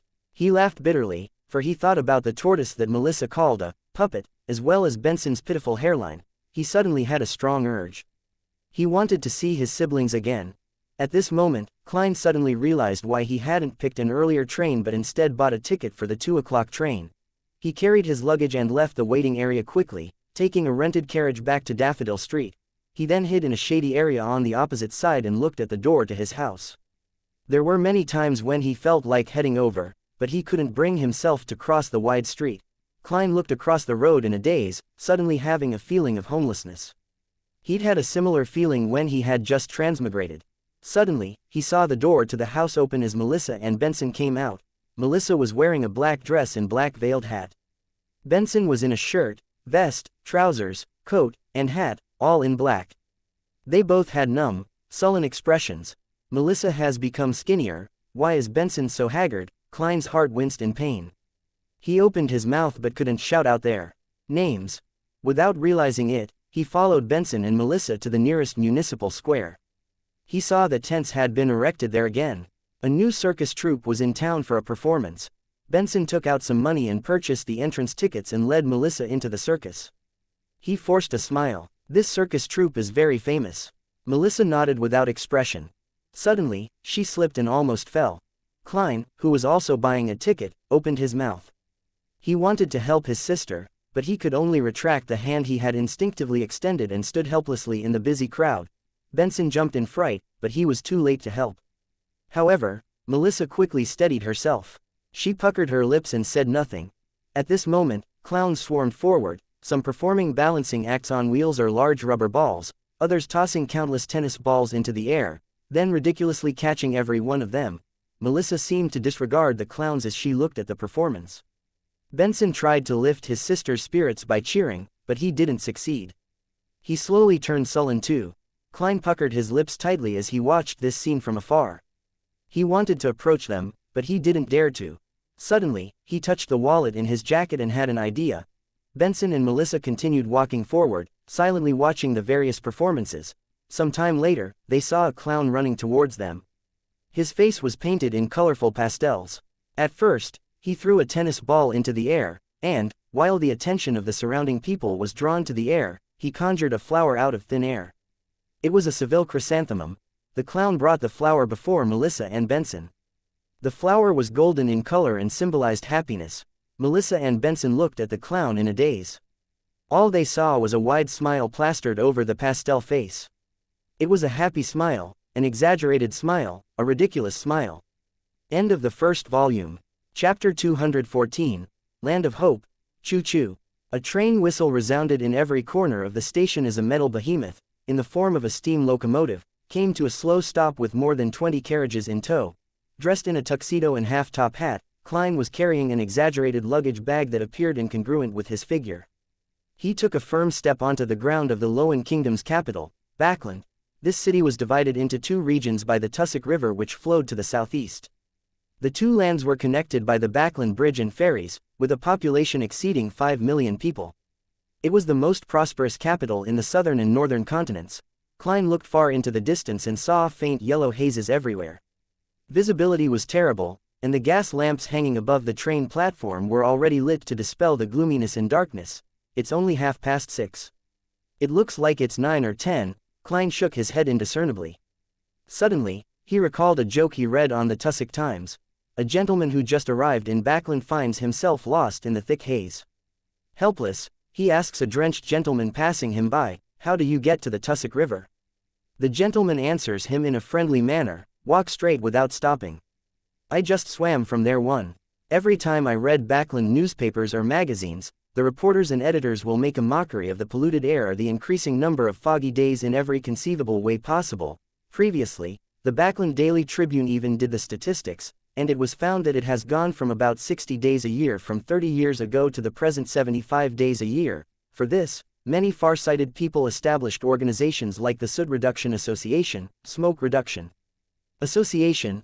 Apparently, there was a bill in September that motioned the need to establish the National Atmospheric Pollution Council. Klein lowered his huge luggage bag and pinched his nose to gain respite from the sudden discomfort.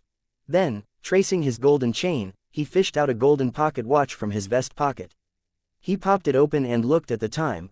When he truly bade farewell to his siblings, he had especially visited a department store and spent £4.10 solely to buy a golden pocket watch and matched it with a golden chain worth £1.05 solely.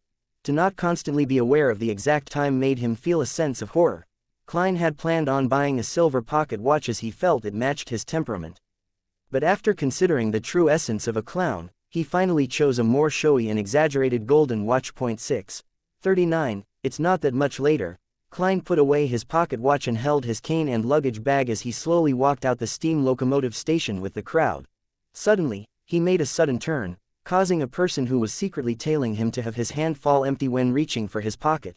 Klein was unfazed by this episode as he followed the cement-paved road and mixed into the crowd, arriving at an intersection in front of him. There was a lawn and garden that circled around a column that resembled a chimney.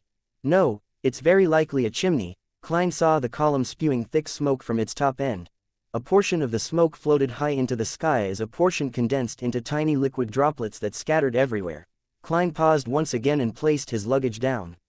He spread open the newspaper and map that he had held onto using his other hand. While on the steam locomotive, he had already planned where he was going to go or what to do next.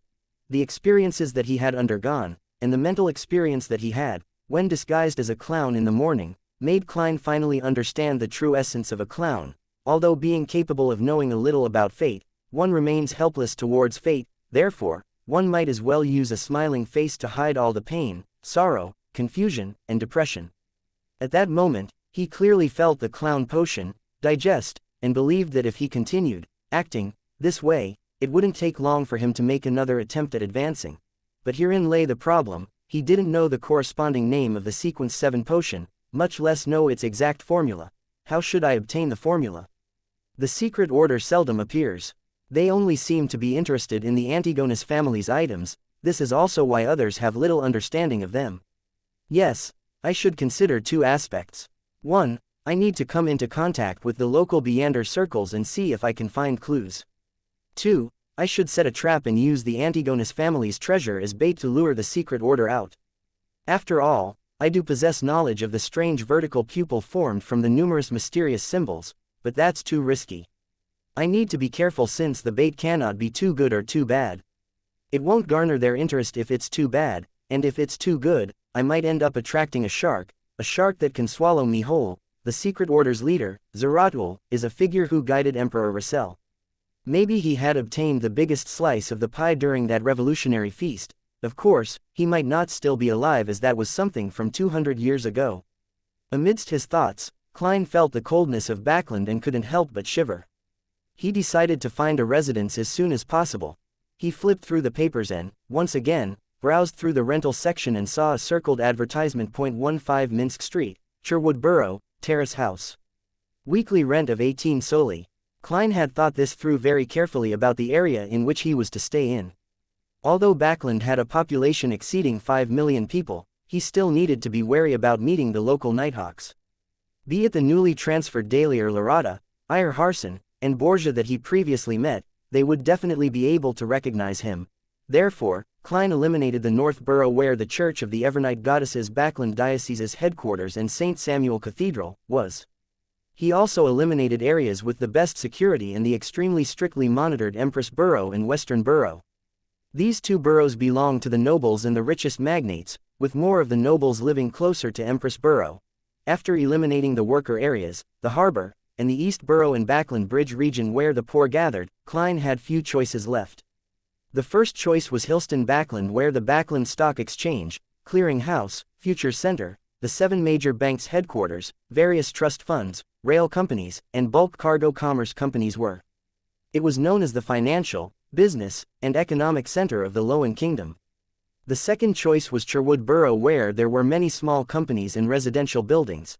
The two boroughs had a lot of people in them, and the security was relatively good. It was good for hiding in.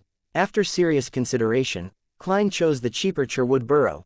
The reason why he didn't seek out organizations like the Capital Housing Improvement Company or Capital Housing Improvement Association was due to the fact that they needed identification which he couldn't produce at the moment. If I can't find a place to rent today, I'll find a motel that doesn't need any identification to stay for the night. Klein gathered the things in his hand and carried his luggage. According to the map, he walked towards what seemed like a department store's entrance. That was the Backland Metro's entrance. Yes, a metro. The first time Klein saw the word, metro, on the newspapers and magazines, he nearly jumped in fright. He never expected that such a transportation vehicle had become a reality in this era which hadn't entered the age of electricity. It was born 25 years ago. It first connected both banks of the Tussock River and had now expanded to the key city boroughs. Of course, there weren't many stations. Through the main door, Klein followed the people ahead of him as he walked to the ticketing booth. After being in line for a few minutes, he finally saw a cashier with a head with beautiful golden hair. The lady didn't raise her head. All she did was point at the wooden board by the side of the window with the prices. Peak period 7 a.m. to 9 a.m., 6 p.m. to 8 p.m., 10-minute headway, 0.15-minute headway for all other times. First class seat, 6 pence. Second class seat, 4 pence. Third class seat, 3 pence. Return trips are respectively, 9, 6, 5 pence. Annual pass. First class, £8. Second class, £5 10 solely. Third class, no annual pass. It's cheaper than I imagined. There's actually no distance restriction. Melissa would definitely love this more than a horse carriage. This is the culmination of machinery, Klein thought as he suddenly felt upset. He revealed a brilliant smile and fished out 4 pence and handed it to the cashier. Second class seat, smack. The cashier tore a ticket and stamped it before handing it to Klein. After finding the line that led to Sherwood Borough and passing through the not very strict security checks, Klein went down the flight of stairs and quickly came to the platform. He followed the labels on the ground and found the corresponding location for second-class seats. He didn't wait long before he heard the chugging sound of the train and the thunderous steam whistle. He saw a huge steam locomotive. Its large and meandering body, together with its black metallic luster and complex machinery, mixed together to form a unique beauty. Backland's metro still used steam locomotives. The smoke that they spewed was specially designed to enter a pipe above and travel through a chimney, out into the world. This was also the true usage for the lawn and garden out on the streets. Amidst the screeching sound of metal, Klein first waited for the passengers to alight before carrying his cane and luggage over slowly. He then allowed the conductor to check his tickets. Unlike the third-class seats, the second-class seats were one person to a seat, so there were no concerns about having one seat snatched. Just as Klein sat down, stowed away his luggage, and leaned on his cane, he suddenly heard hurried footsteps. He subconsciously looked towards the door and saw a thin, adolescent boy rush into the carriage. The boy was wearing a coat that didn't suit his age. He wore a rounded top hat and carried a ragged haversack. He kept his head very low. "I'm sorry, I got on the wrong carriage. I'm from third class." He showed his ticket and apologized to the passengers before briskly walking towards the third-class carriage. Klein retracted his gaze and once again confirmed his destination as he waited for the doors to the carriage to close. At that moment, he heard chaotic and hurried footsteps. He then saw a few men dressed in black coats and half-top hats rush into the carriage. Are they chasing after that 15-year-old boy? Klein instinctively had such a thought. He shook his head gently and continued reading his newspapers and map, just like the other passengers on board the carriage. Chapter 215, Mrs. Sammer. "Did you see a teenage boy? He's wearing an old coat." One of the men who dashed into the carriage asked the conductor fiercely. Klein glanced at the man through the corner of his eyes. He was thin and hardy, his skin a dark shade from prolonged exposure to the sun. His eyes were much more recessed than the typical Lowen Kingdom citizen, a Highlander. Or a mixed blood, he nodded thoughtfully. In the middle of the northern continent, the point where the Hornassus mountain range began, there was a highland which was extremely hot and dry. Most of it belonged under the Fanapotter Kingdom, while the area west belonged to the Intis Republic. The area to the east belonged to the Lowen Kingdom. Its natives were thin and barbarians, but they were brave and skillful in warfare. A long time ago, they posed as one of the biggest problems for the three nations. But with the advancement of gunpowder, and the changes in the way war was carried out, these Highlanders eventually recognized reality and submitted. A large number of them left the highlands and entered Backland, Trier, Fanapotter City, and the various flourishing cities or ports in the northern continent. Some were workers, while others became grunts of the local triads. They dared to kill and showed no fear of thorny situations. The conductor was a man in his 20s. He shrank back when he heard that as he pointed in the direction of the third-class carriage. I saw him, he went that way. The leader, wearing a black coat and half-top hat, nodded indiscernibly. He led his men and rushed to the third-class carriage and showed no concern towards the surrounding passengers. If I were that boy, I would have already alighted from the third-class carriage. As Klein read his newspaper, he began letting his thoughts stray. About a minute later, the train whistled as the carriage doors closed. Chug. Chug. The steam metro began speeding up as it cruised along. But at that moment, Klein suddenly sensed something as he looked up. To see the door leading to the other second-class carriages. The teenage boy walked slowly into the carriage wearing his old coat and round top hat while carrying a ragged haversack. He looked adolescent and had refined facial features. His red eyes were staid and solemn. Impressive. He alighted from the third-class carriage and circled around to enter from the first-class carriage again.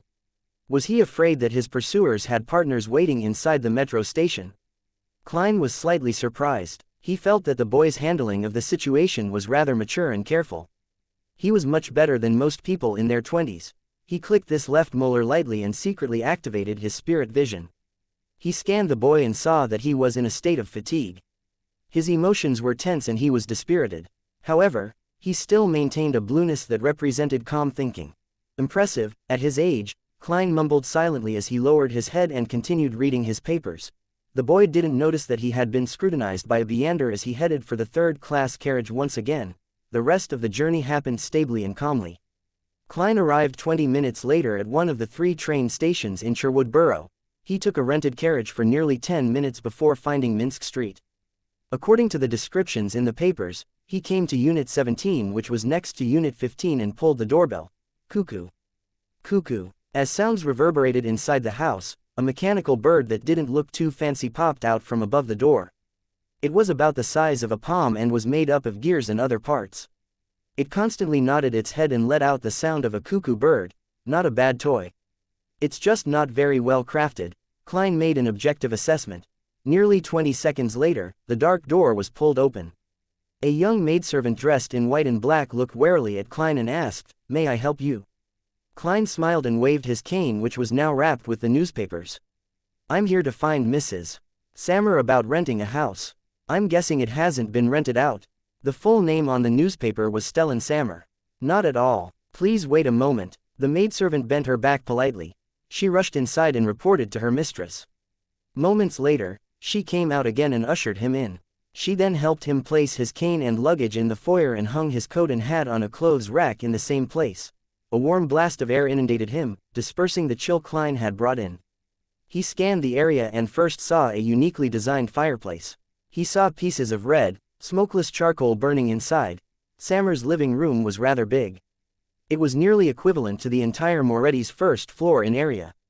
Certain areas were decorated with carpets or oil paintings of beautiful sceneries. The maidservant brought Klein to the sofa and said to her mistress in a pale yellow dress, "Madam, the guest is here." The mistress was in her 30s. She had blonde hair and blue eyes. She looked rather pretty and had preserved her youthfulness well. She held a silver-inlaid feathered royal fan in her hand. As she was at home, and the fireplace made for a warm environment, she didn't wear anything around her neck, revealing her white bosom and shiny long neck. "Hello there, Mrs. Sammer." Klein pressed one palm to his chest and bowed. "Mrs. Sammer smiled in a reserved manner. "Good evening. Please, have a seat. Do you wish for some coffee or tea?" Klein sat on the sofa and answered frankly, "Tea, please." "Julienne, Marquis black tea," instructed Mrs. Sammer. She then turned her eyes to Klein and asked, "How might I address you?" "Sherlock Moriarty. You can call me Sherlock." Klein had long thought of a fake name. At that moment, he caught a whiff of a fragrance from the kitchen and saw complicated pipes. Heh, those are my husband's designs. Although his actual job is a manager at the Coim Company, he's a machinery enthusiast. He's also a member of the Kingdom's Soot Reduction Association. Mrs. Sammer noticed Klein's gaze and explained with a smile. "Mrs., there's no need to go into such detail. I'm not here on a blind date with your husband," Klein lampooned as he said without his smile waning, "Mrs. Sammer, I wish to rent the Unit 15. Mrs. Sammer straightened her back as she sat elegantly. She said with a smile, I have to remind you of certain things. Unit 15 doesn't have such pipes, reclining chairs, card tables, mahogany kitchen cabinets, fine porcelain, silver cutlery, gold-plated tea sets, or removable carpets. She pointed at the things in her house as she introduced them, one after another. After she was done, she added, it originally belonged to my elder sister and brother-in-law, but due to a business failure, my brother-in-law had no choice but to move to the southern continent. They have a plantation at Balam. However, I don't agree with their choice. This is just too unfair for my niece and nephew. There are no good grammar schools there, not even a good home tutor. Mrs., that's not something I would like to know. Klein nodded sincerely and said, apart from the weather, there's no place in the southern continent that can compare with Backland. His agreement satisfied Mrs. Sammer greatly as her eyes darted slightly. This house still has a 3 years lease. I wish for you to pay a year's rent at once, 18 soldi a week. The use of the furniture will cost 1 soldi. I can collect a deposit of £50. Klein shook his head and smiled. Mrs. Sammer, you should be able to tell that I just arrived in Backland. I don't know what will happen to me in time. To pay £50 for a deposit will lower my ability to resist any risks. My limit is half a year, £25. He still planned on renting another 1-bedroom apartment in Backland's East Borough. He would use it to change his clothes, undergo disguises, and shirk off any tailing. It was necessary for what he planned to do. Stellan nodded slightly and asked, have you studied at grammar school? Klein chuckled and said, yes, I later self-studied history. Do you have any identification with you? Asked Stellan casually. I'm sorry, I was in a hurry when I left home and forgot to bring it with me. I forgot to introduce myself. I'm from Midseashire. Klein deliberately used the accent his classmate, Welch, often used. When he said, forgot, it reminded him of Captain Dunsmith. The smile on his face turned even more brilliant. At this moment, the maidservant, Julienne, brought a cup of black tea over. The cup was porcelain white with classic flowery patterns. Some areas were plated in gold. Klein took a sip and found the fragrance distant. The mix of sourness and sweetness were perfect, and it was clearly much better than the Sib black tea he often drank. Very authentic Marquis black tea. He complimented with a description which couldn't be faulted. Mrs. Stellan Sammer curled her lips and said, then, let's do half a year's rent, £25. Klein thanked her and engaged in a few minutes of idle chatter with her until another maidservant found a service contract from the study. After both parties signed the contract, Klein counted £25 while feeling the pinch and pushed it to Mrs. Sammer. Stellan counted it silently before smiling. Mr. Moriarty, I believe you'll be finding a job in Backland. Yes, Klein answered, feeling a little lost. The corners of Stellan's mouth hooked up. I can give you some suggestions. With a weekly salary lower than £3, it would be difficult for you to live in Sherwood Borough. Your rent, food expenses, water, gas, and charcoal expenses, transport expenses, and everything else added up will cost at least £2.5 soldi. Believe me, this is Backland.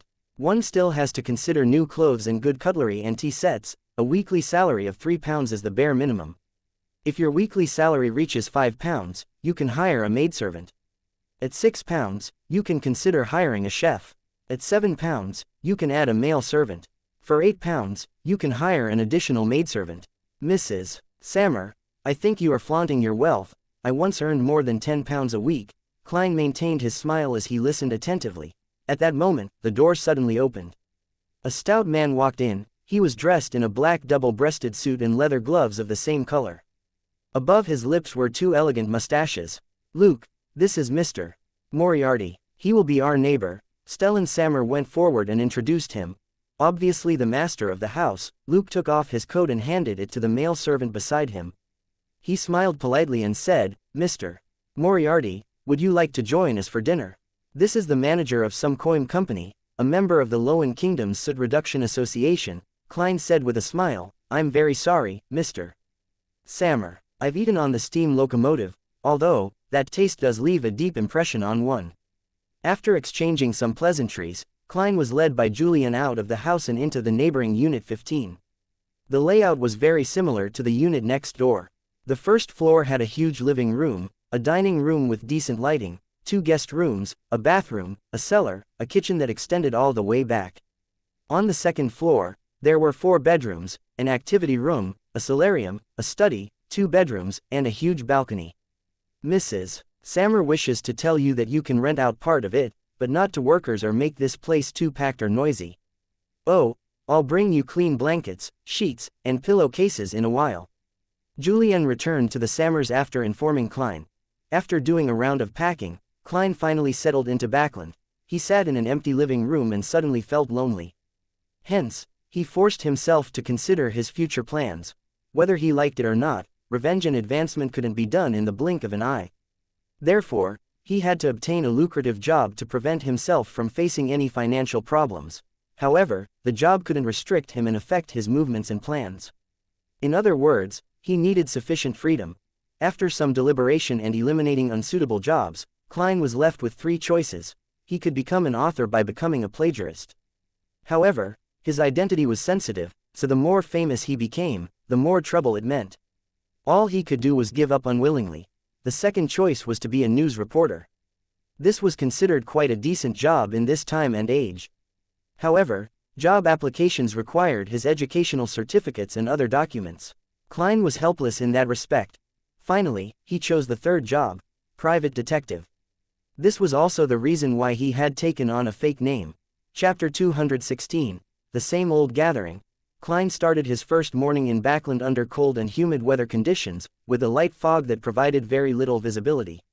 For breakfast, he had 1 liter worth of cheap tea, costing 1 penny, and 2 pieces of toast with inferior butter in the center. He was busy the entire morning, but he first went to the Sherwood Borough's Backland Bulletin to post a tiny advertisement for a month at the cost of £30.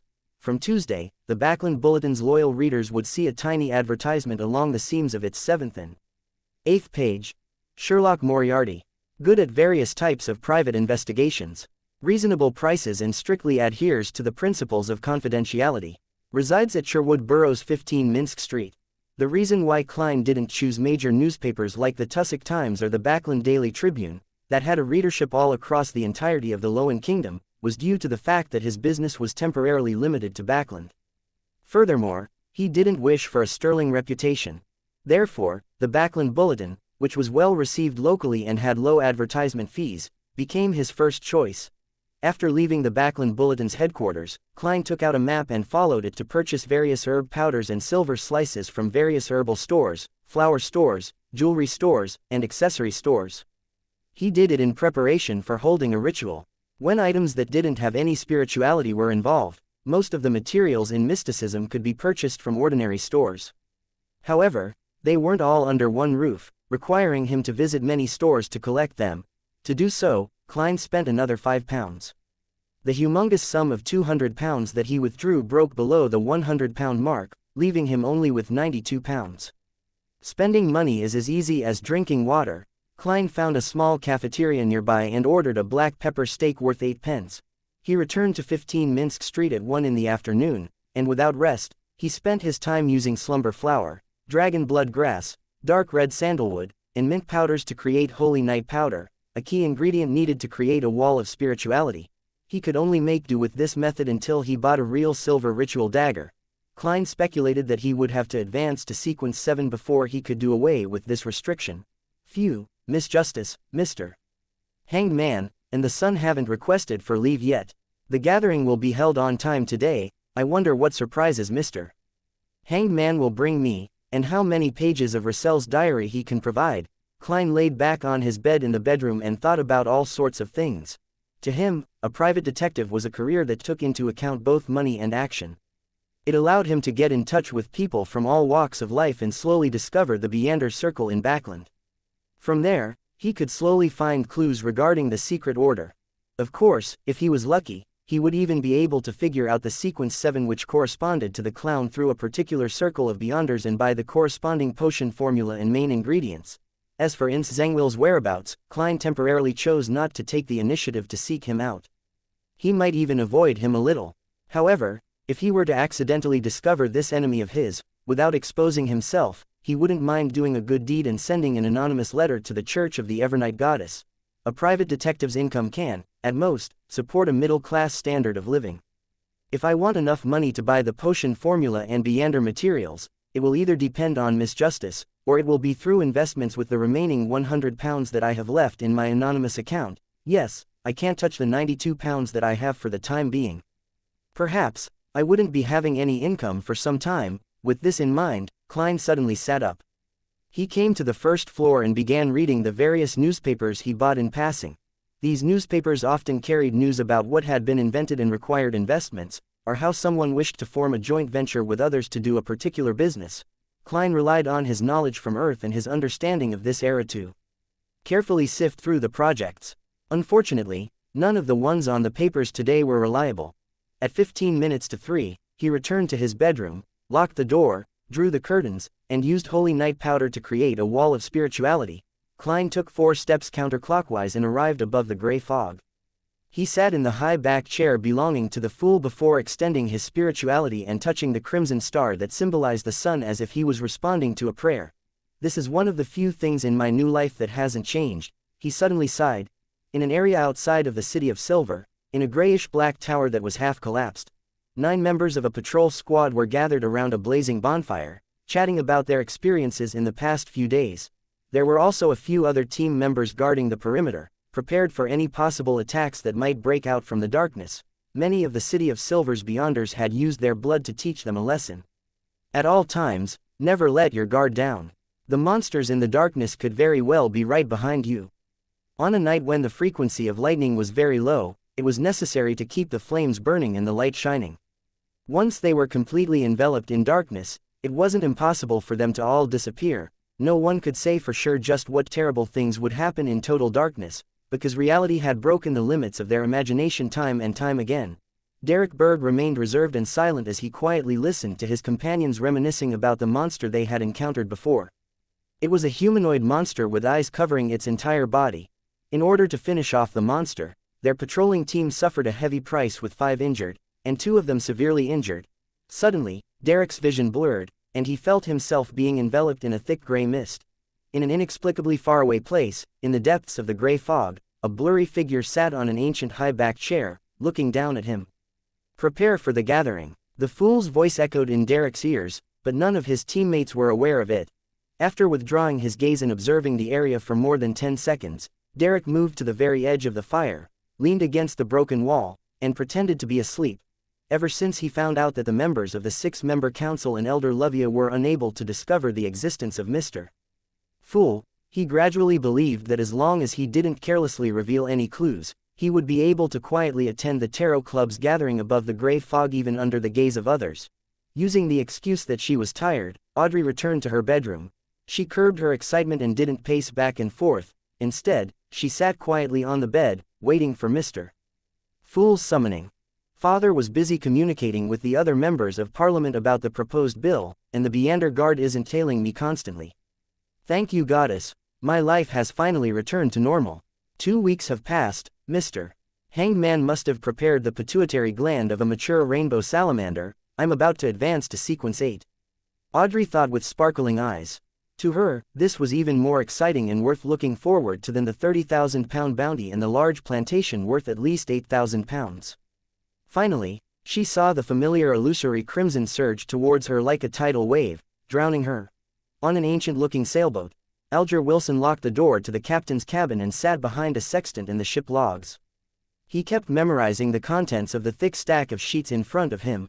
After the investigations, he left the bustle of Backland without any qualms after being rewarded by the upper echelons and returned to the sea, carrying a batch of secretly copied Russell diary pages. After digesting the seafarer potion, I'll be able to advance normally. My contributions are enough for me to trade for the formula and ingredients. However, this will expose the fact that I know the acting method. There are advantages and disadvantages. Alger shook his head, suddenly distracted. At that moment, he felt the summoning of the Fool. His mind suddenly recalled the face of Rear Admiral Hurricane Keelangos, whose flesh and blood quickly rotted as pieces of his face peeled off. Alger instinctively lowered his head, allowing the crimson tide to engulf him. Above the gray fog, inside the palace that looked like a giant's residence. Having activated his spirit vision, Klein examined Justice, the Hanged Man, and the Sun to confirm their current states. Audrey was about to happily greet everyone when she suddenly saw the Hanged Man gesturing to her before rushing to speak before her. Mr. Fool, I've obtained 19 pages of Russell's diary this time. Here, I must thank you for sending your adorer to help me get rid of Kilangos.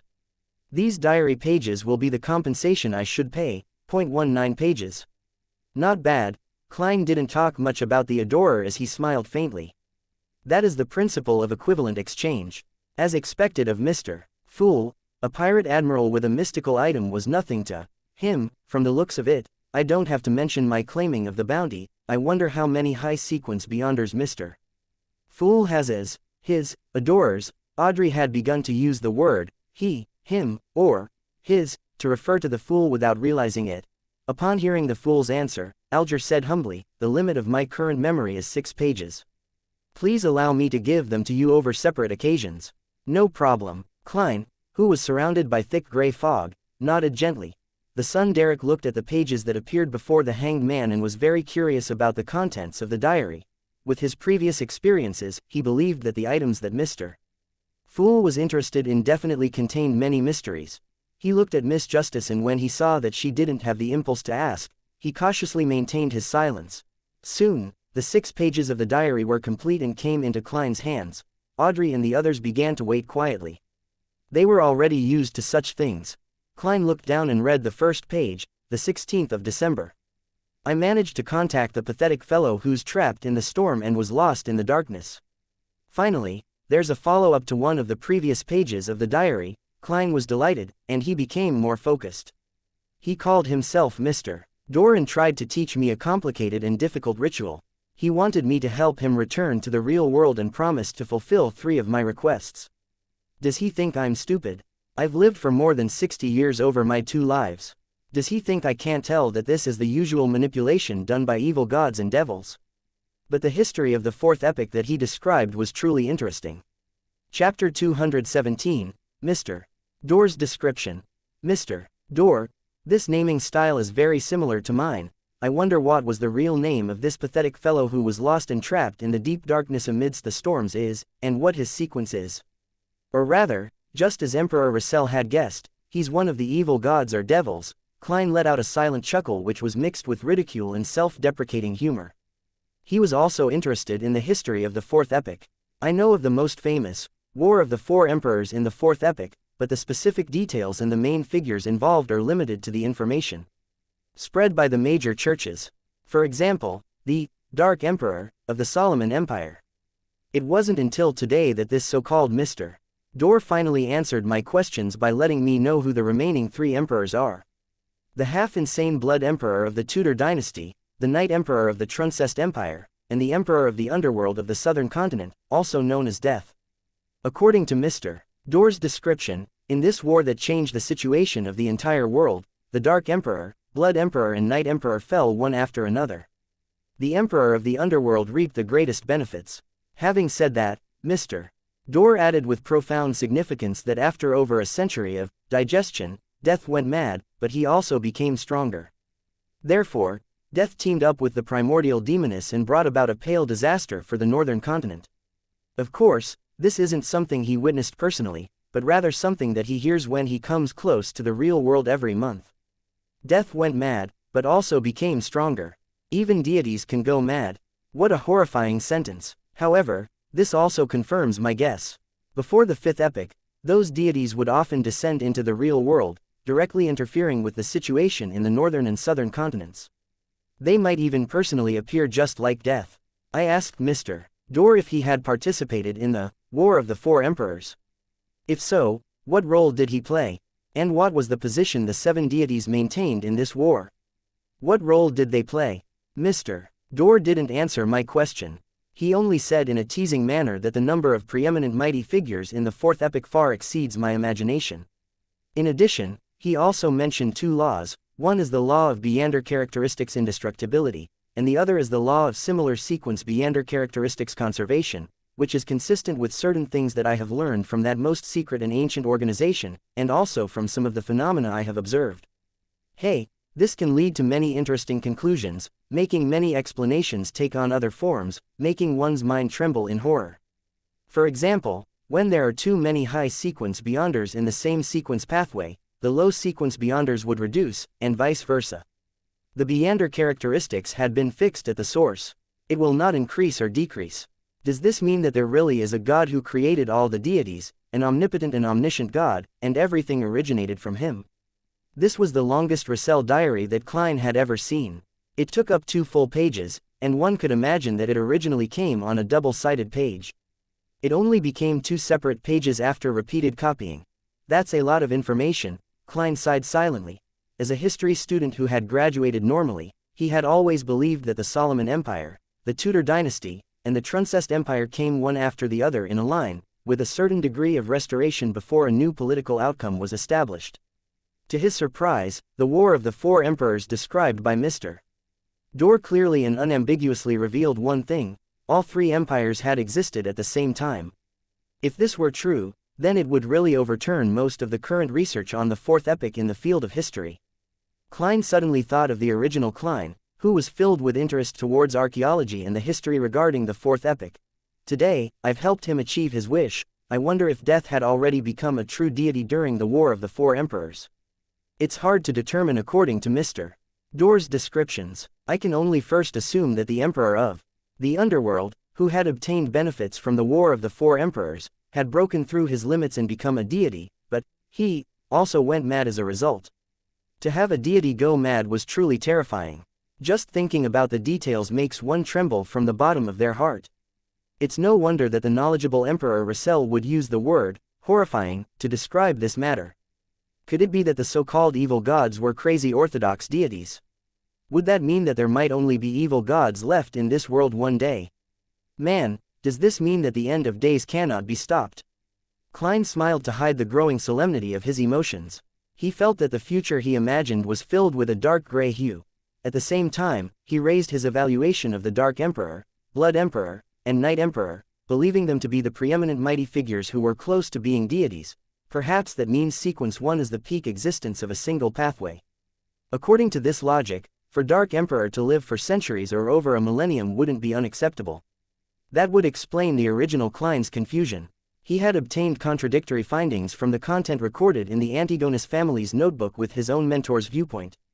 He believed that the Dark Emperor was the common name used by every emperor of the Solomon Empire. Perhaps, the Dark Emperor had always been the same Dark Emperor. Of course, other possibilities cannot be eliminated. For example, they could have been replaced 2 or 3 times, but as the name of that pathway's sequence 1, Dark Emperor. I wonder who Mr. Dorr is in the history of the 4th epoch.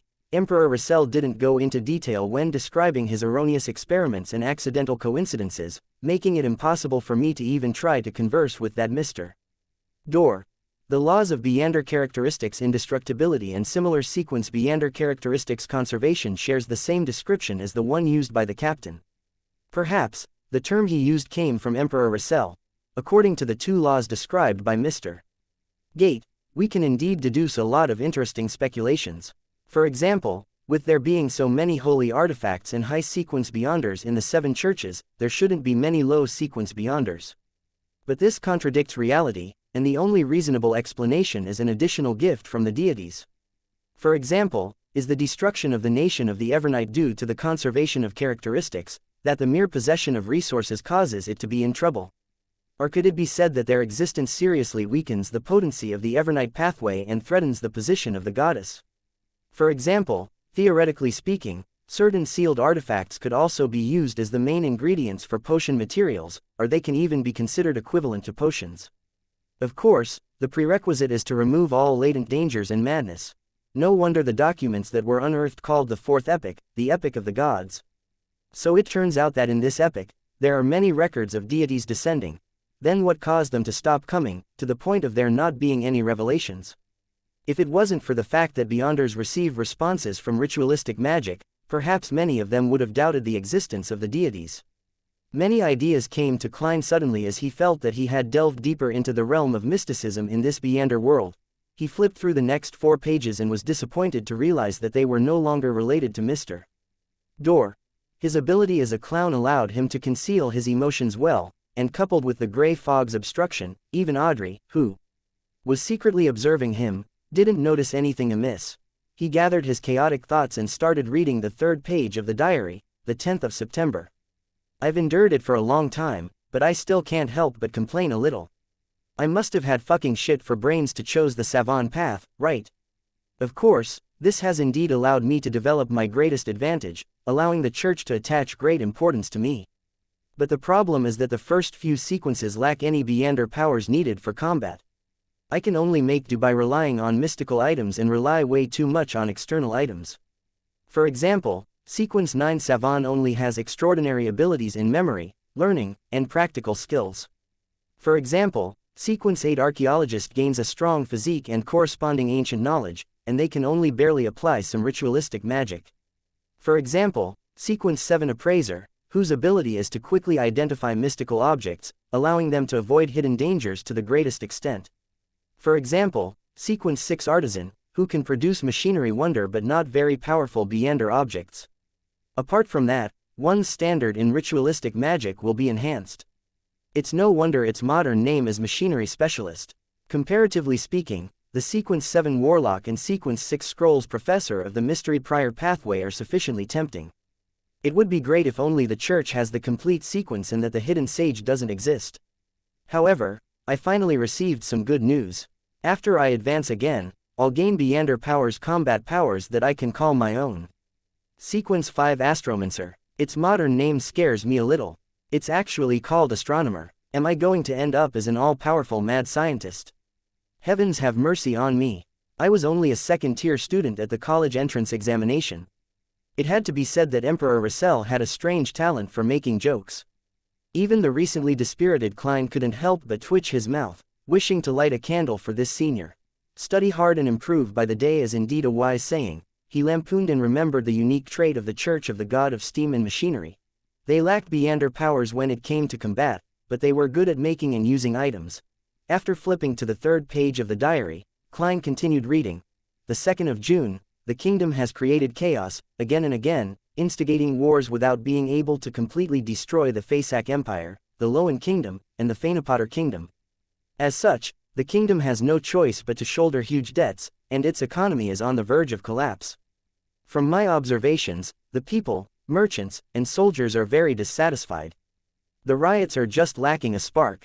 This is my chance, but I have to be very careful. The Sauron family has witnessed the history of the Fourth Epoch and is an ancient family with a high possibility of having high sequence Beyonders. I need the support of the Church, as well as gain a tacit agreement with the Church of the Eternal Blazing Sun. I can't appear immediately. First, I'll let the rebels destroy order before I end it all as a protector. Consul Russell Gustav, I like that name. Chapter 218, Free General Knowledge. June 3rd. After discussing with Edwards and the others, I gave up on the idea of reaching a tacit understanding with the Church of the Eternal Blazing Sun. This might very well reveal my true intentions, making the Sauron family and the ancient nobles who support them aware of them in advance and carry out a direct approach. That would make matters extremely difficult and dangerous. It's a pity that Grimm died in the Sea of Fog. He was the smartest among us. Descend into chaos. Descend. Only with everything in chaos will I get the chance to fish in troubled waters. Only when the Sauron family is incapable of handling this situation will the Church of the Eternal Blazing Sun reluctantly acknowledge me. Perhaps I should give some help to those rebels, but how should I conceal myself so that no one would notice? June 4th, Zeratul from the Secret Order came to visit me in incognito very suddenly. And then, Klein was just feeling intrigued over the reason why Zeratul, leader of the Secret Order, would seek Russell on the eve of the rebellion and coup d'état when he realized that the 2 subsequent pages had nothing to do with it. This made him feel a sense of irrepressible anger.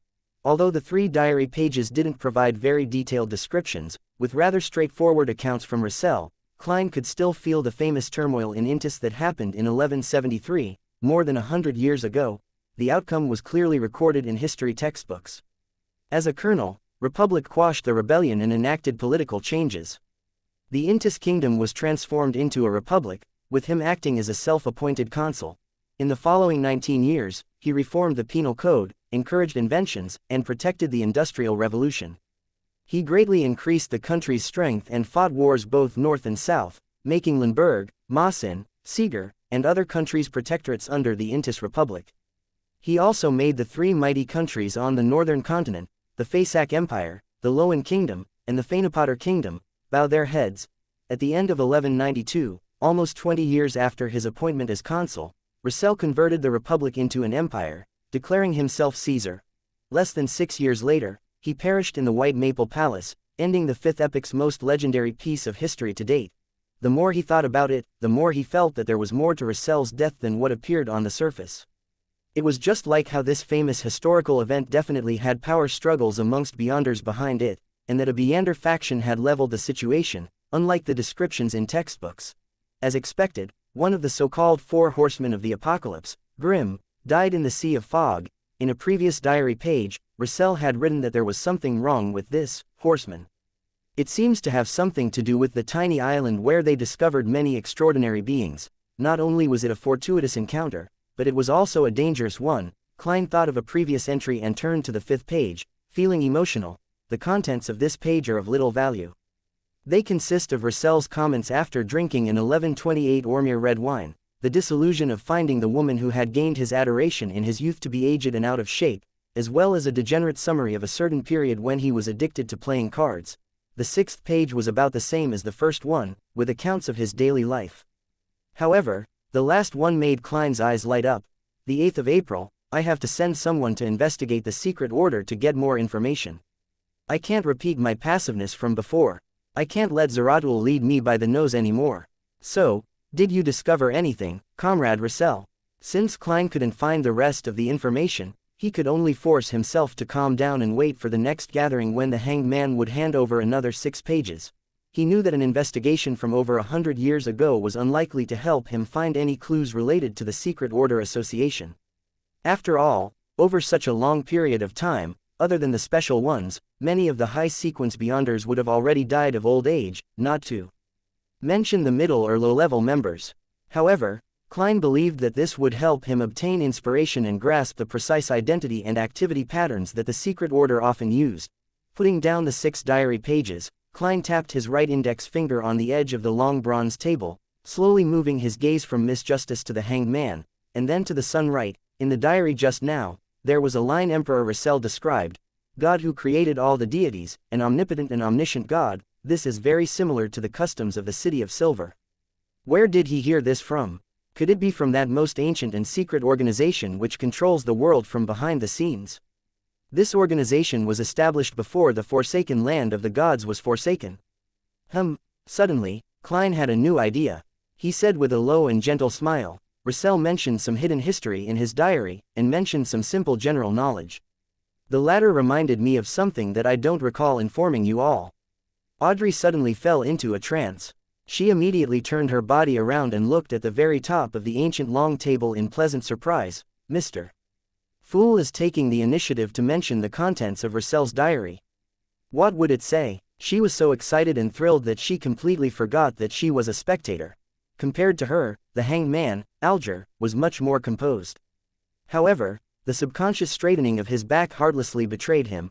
Only the son, Derek, had always believed that the items of interest to Mr. Fool contained many mysteries, but he didn't know anything about Emperor Russell and didn't know what this name represented in the northern continent.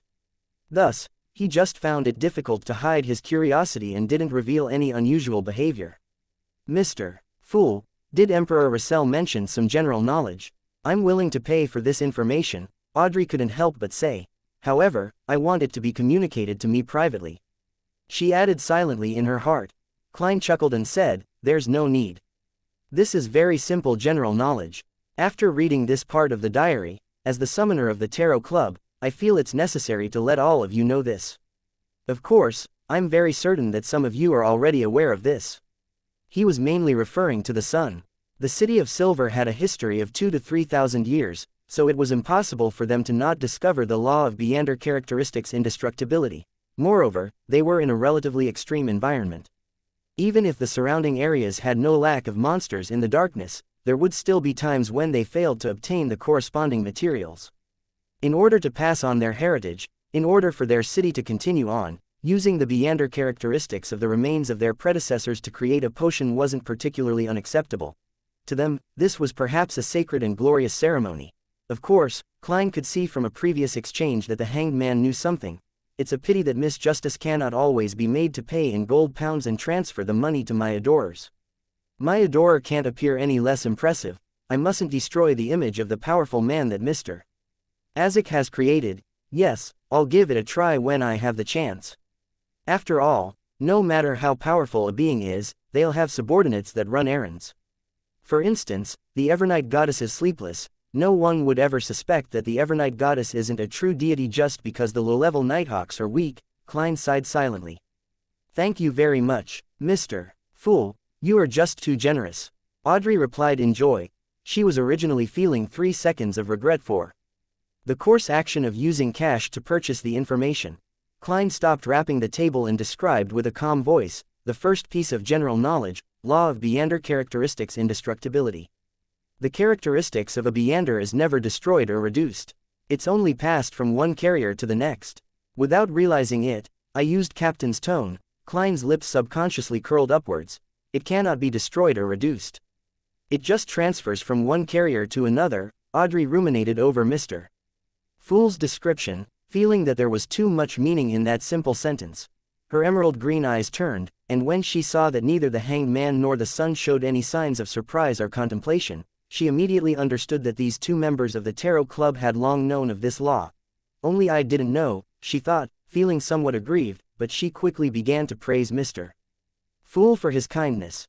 At this point, Klein added, after a rampager dies, they will leave behind an item of Beander characteristics.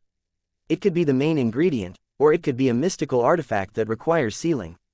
An ordinary Beander's death results in similar results. However, the item left behind will be equivalent to the corresponding potion without the supplementary ingredients. Of course, the item alone will contain Beander powers.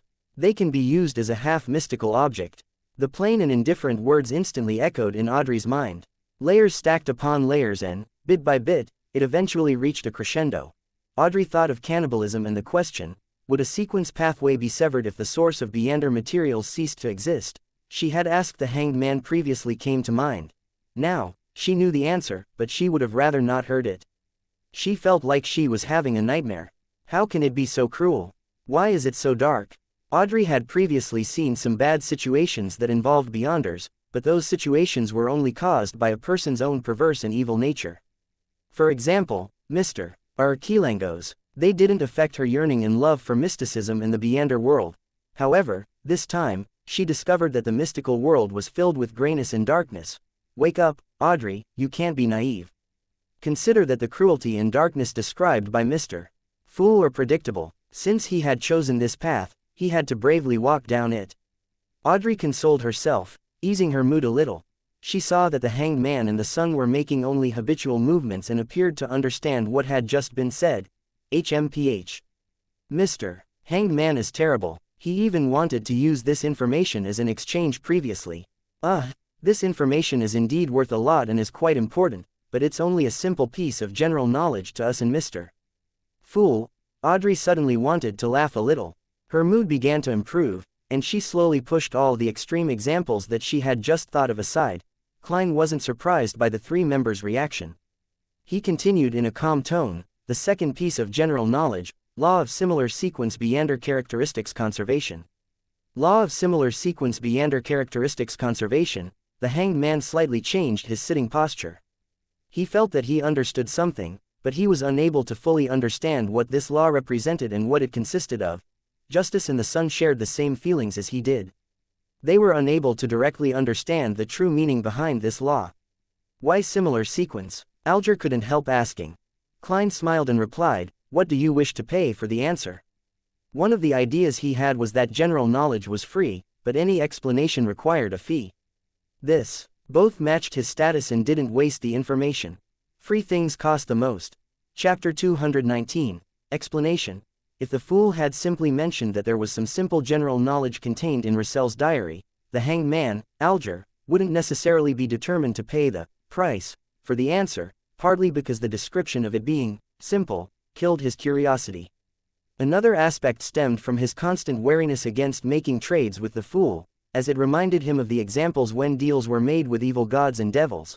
But now that he knew the so-called contents of simple general knowledge, his interest was piqued. Yet, he was unable to understand parts of the description, much less gain any actual or deep grasp of the concept. Therefore, he couldn't hold back his urges to ask in absolute reverence, Mr. Fool, what kind of payment do you want? Yes, Yes. Justice Audrey nodded her head nearly indiscernibly but very frequently, indicating that this was something she wanted to ask as well. Although the son Derek remained silent and didn't make any additional body gestures, the look he gave to the fool explained everything. Klein, who was waiting for such a response, smiled and said, "Information regarding the secret order." The secret order, the hanged man. Alger muttered to himself. He wasn't unfamiliar with this term.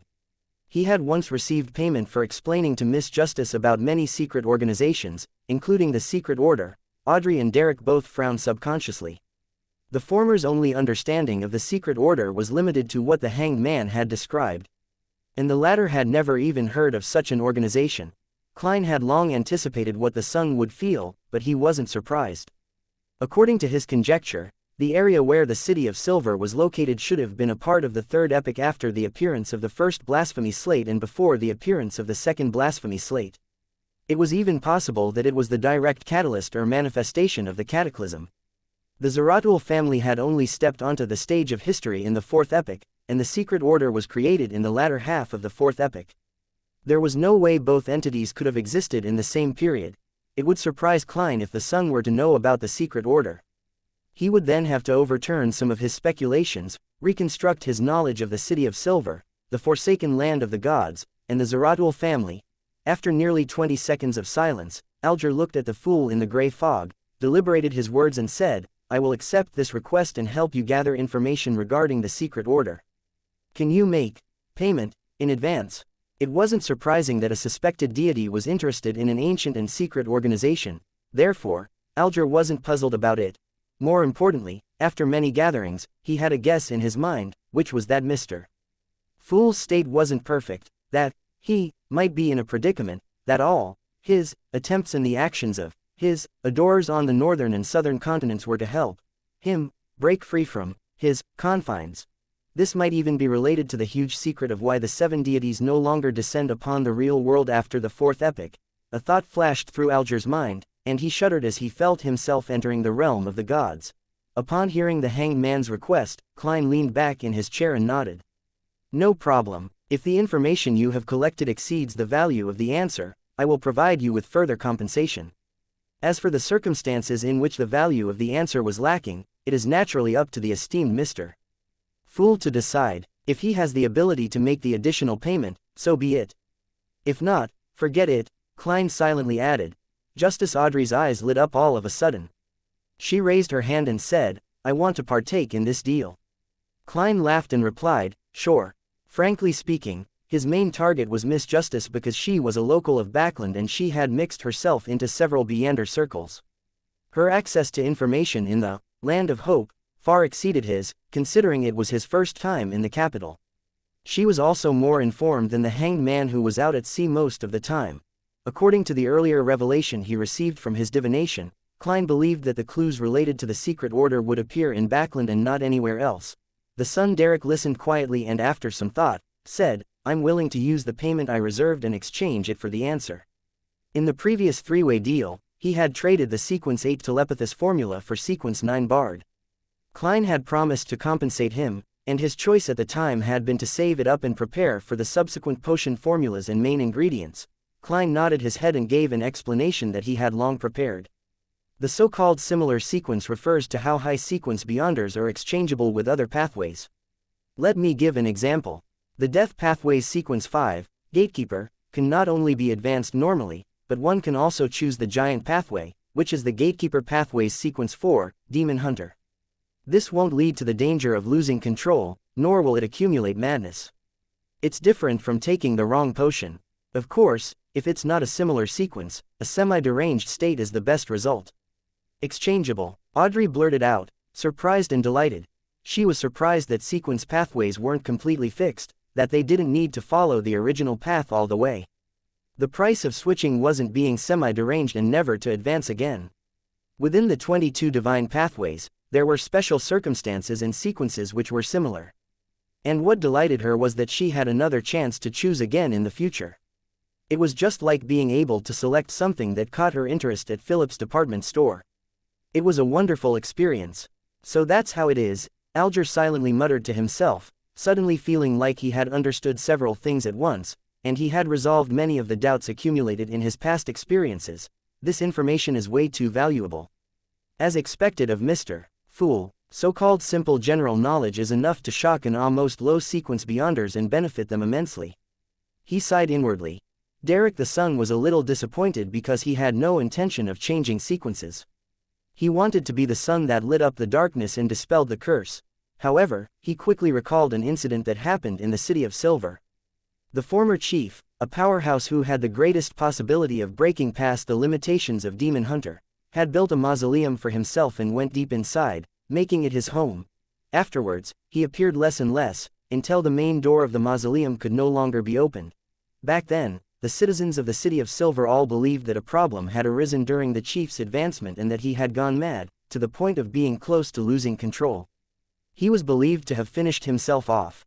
Now, combined with the description from the fool, the son suddenly thought of another possibility. That chief might have been attempting to advance in sequence through a similar pathway. In one of his explorations deep into the darkness, he had acquired the corresponding formula for the death pathway, and the mausoleum might have been a special requirement, but in the end, he still failed.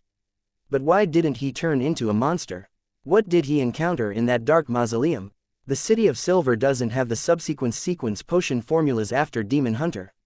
As these thoughts crossed his mind, Derek was suddenly jolted back to his senses by Miss Justice's reserved voice. Mr. Fool, may I ask what other pathways are exchangeable with the spectator sequencer pathway? Sequence 4 Demon Hunter sounds pretty good. That's very suitable for me, very suitable for Justice. Audrey admired the first high sequence name that she knew. I want to know too. Klein was tempted to answer Miss Justice's question in such a manner. Before he could say anything, Audrey added in a faltering tone, I can pay for the answer to this question. How many gold pounds do you think is enough? I believe that your adorer will need a certain amount of funds for their activities. Having said that, she recalled how Mr.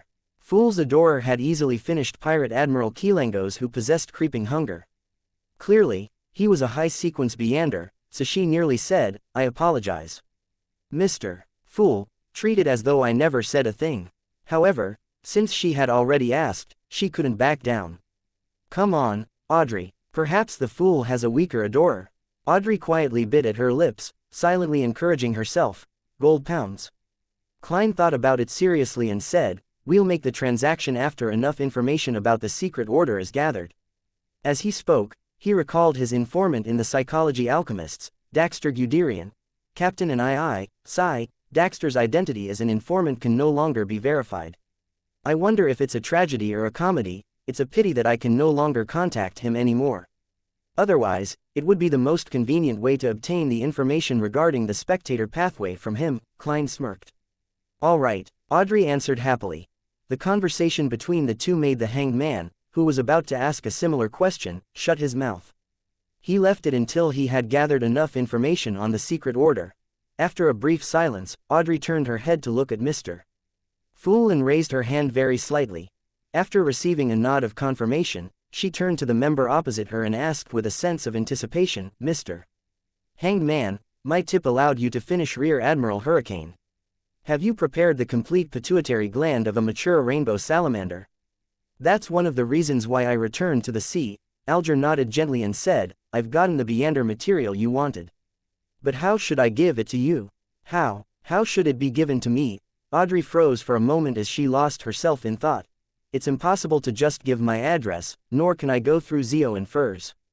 That will reveal the fact that I'm a Beander. It's not impossible. Emperor Russell once said that when we should choose the lesser of two evils. At that moment, Klein's heart stirred. He lightly tapped the edge of the long table and smiled. Sir, are you willing to cooperate with me in making an attempt regarding this matter? Chapter 220, Klein's Sacrificial Trial. Attempt. Justice was instantly thrilled as she nodded her, acting reserved and elegant. I'm very willing to cooperate. As a spectator, she clearly remembered that Mr. Fool had only used the word, attempt, on two things. The first time involved bringing her and the hanged man into this mysterious space, and the second time was when they were given an honorary name so that they could attempt to make a prayer. And the outcome was sufficiently successful, revealing his true nature. What would it be this time? It really is something to look forward to. Audrey restrained her impatience and tried her best to behave as a qualified spectator. Attempt, Alger suddenly tensed up, viewing the fool's proposal with utmost wariness. What does he want to do? What is his true purpose? Is this good or bad for me? One by one, thoughts popped up in his mind. The rapidly rotting appearance of Rear Admiral Hurricane Kilangos surfaced in Alger's mind. Finally, he lowered his head and respectfully replied, "Your wish is my wish." Beside him, Derek looked at the hanged man, and then at Justice, wondering why they were so sensitive to this so-called attempt. Klein lightly tapped his fingers on the edge of the long bronze table and smiled. This attempt will make your transaction easier and safer, and it will definitely be sufficiently confidential. He turned his head to the side and looked at the hanged man. He said with a moderate pace, "Do you remember the sacrificial ritual described by the sun?" Klein had deliberately mentioned it to show how open he was. It made it difficult for the members of the Tarot Club to imagine that the sacrificial ceremony he was about to provide had actually first been obtained from the sun and that he had gone through all that time and effort back then to trick the sun out of a template sacrificial ritual. "I remember. I do come into contact with such things usually," Alger answered truthfully, but his heart was throbbing. Since the Orthodox gods rarely responded to similar rituals, the word sacrifice had often been equated to evil gods and devils in the fifth epic. Thinking about how this could lead to a terrifying outcome, the hanged man felt as if he was walking at the edge of the abyss. If he wasn't careful, he would fall in, only to be eroded and devoured. Klein followed his plans and didn't provide further explanations. He nodded slightly and said, "My idea is for you to sacrifice the Beander material to me through the ritual and I'll bestow them to Miss Justice. A transaction like this will be beneficial for both of you." "That can be done." Audrey was instantly dumbfounded. She felt that this exceeded the limits of her imagination, but she very quickly came to her senses and understood the advantages of this method and the true nature of a deity hidden behind this simple act. "Mr. Fool is great. As expected, our Tarot Club will be different from the other secret organizations. We'll use the method of deities to exchange for material goods and ingredients." Audrey almost said, "Praise the lady," in her mind out of habit, but in the end, she said, "Praise Mr. Fool," instead. Alger turned even warier as he entered a state of calm thoughts. "Honorable Mr. Fool, what do I need to do?"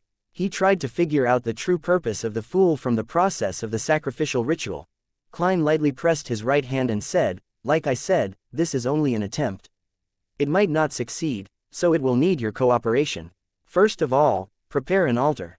There's no need to make it too complicated, it can be very simple and crude. The only requirement is to engrave or draw this symbol." As he spoke, a screen of light appeared in front of him. On it was the symbol of the hidden, pupil-less eye, and the mysterious symbol of the partial contorted lines, the same symbol on the back of the fool's chair. After previous experiments without using materials with spirituality, Klein was certain that the sacrificial ceremony he designed could create an illusory gate above the gray fog, similar to the door of summoning.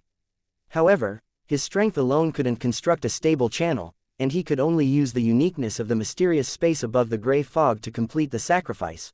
Therefore, he was 90% confident that the ceremony would be successful.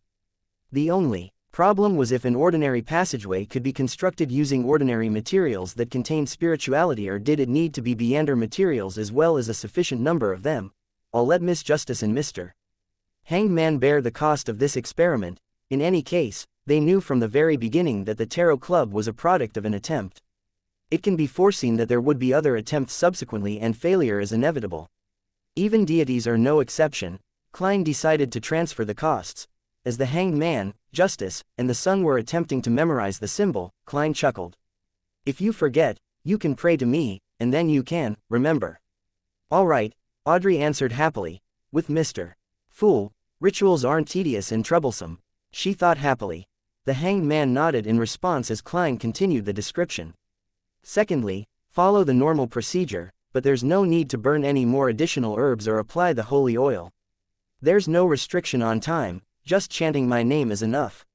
Remember, use ancient Hermes or Jotun to recite this piece of prayer. Your devoted servant prays for your attention. I pray for you to take his offerings. I pray for you to open the gates to your kingdom. After you finish chanting, combine the materials that contain spirituality with the natural power created by the incantation, and await my response. If you don't succeed in this step, change from materials containing spirituality to Beyonder materials, and try again from the beginning. After listening quietly to the procedure, Alger felt that his previous guess was very likely to be the truth. The fool was in a predicament. He offered alluring attempts, making attempts one step at a time, and planned to use himself, justice, and the sun to slowly break free of the restrictions. In the end, he might even descend into the real world.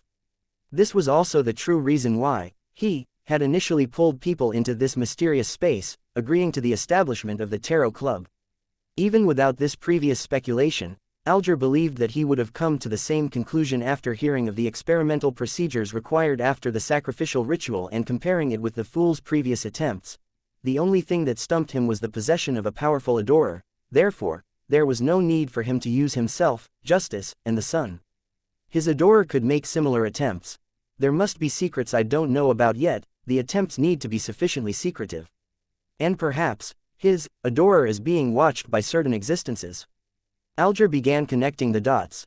After Klein finished describing the ritual, he asked in a low but gentle voice, "The sacrificial ritual needs a specific time. Mr. Hanged Man, when do you plan on making the attempt?" This was different from responding to a request which could have a delayed response. The stable passage created by the sacrificial ritual could only exist for a very short period of time, so Klein had to wait above the gray fog ahead of time. The rainbow salamander's pituitary gland is the only Beyonder material I have with me for the time being. As for materials with spirituality, I do have quite a lot, Mr. Fool. Once the gathering ends, I'll immediately attempt the first scenario. If it fails, I'll seek out other Beyonder materials. Once I obtain anything, I'll inform you by praying to confirm a time, Alger said as he couldn't help but turn his gaze towards Miss Justice. As a spectator, Audrey instantly understood what he meant. She answered without the slightest hesitation, "If any additional Beyonder materials are required, I'll compensate you afterward." "Well, I can't guarantee the specific type of material you would want." As expected of the wealthy, Miss Justice, the fool, Klein, couldn't help but sigh before chuckling. "We have come to an agreement." He looked at Justice and said after some thought, "Once Mr. Hanged Man's attempt succeeds, I'll inform you of the bestowment ceremony." All right, Audrey was entirely confident with Mr. Fool's abilities. After answering the question, a sudden thought struck her as she realized that the exchange of money could also be done through this method. Of course, this was only if the attempt was a success. "I wonder if items without any spirituality would work or not. I'll ask Mr. Fool again after the attempt is successful." Audrey's lips curled as she thought of the beautiful future. With the sacrifice and bestowment topic coming to an end, she deliberated for a few seconds before saying, "Mr. Fool, I've found 2 ladies suitable for our tarot club. They're both Beyonders and have their own circle and resources in Backland. They're also able to keep a secret and have decent personalities. Are you willing to let them join the gathering? Does Justice want to strengthen her faction within the tarot club?" This was the most instinctual thought that Alger had. Derek was very interested in this matter as he looked sideways at Mr. Fool, waiting for his answer in anticipation. Klein appeared to be in a bit of a dilemma. Previously, he had imagined that the members of the tarot club wouldn't know each other, and they would then develop their own subordinates, forming a relatively tight and secretive organization. This way, even if a certain member was exposed, captured, or had their spirit channeled, it wouldn't have much of an impact on the tarot club. But Miss Justice's description just happened to hit his weak spot. He was hoping to find clues regarding the secret order in Lenevis by acquainting himself with Beyonders with different circles and resources in Backland. If it's done through Justice, the person involved would eventually hold back. However, I'm not sure if it's possible to pull them up above the gray fog simply by reciting my name. In order to maintain his image, Klein didn't think too much and instead procrastinated on it. He said calmly, "It will require a certain amount of examination. Miss Justice, use a clandestine method that wouldn't expose yourself to let them know of my name to garner interest in them." When Audrey saw that her proposal was about to be accepted, she immediately responded in excitement, "Yes, Mr. Fool." After a few more exchanges, the gathering came to an end.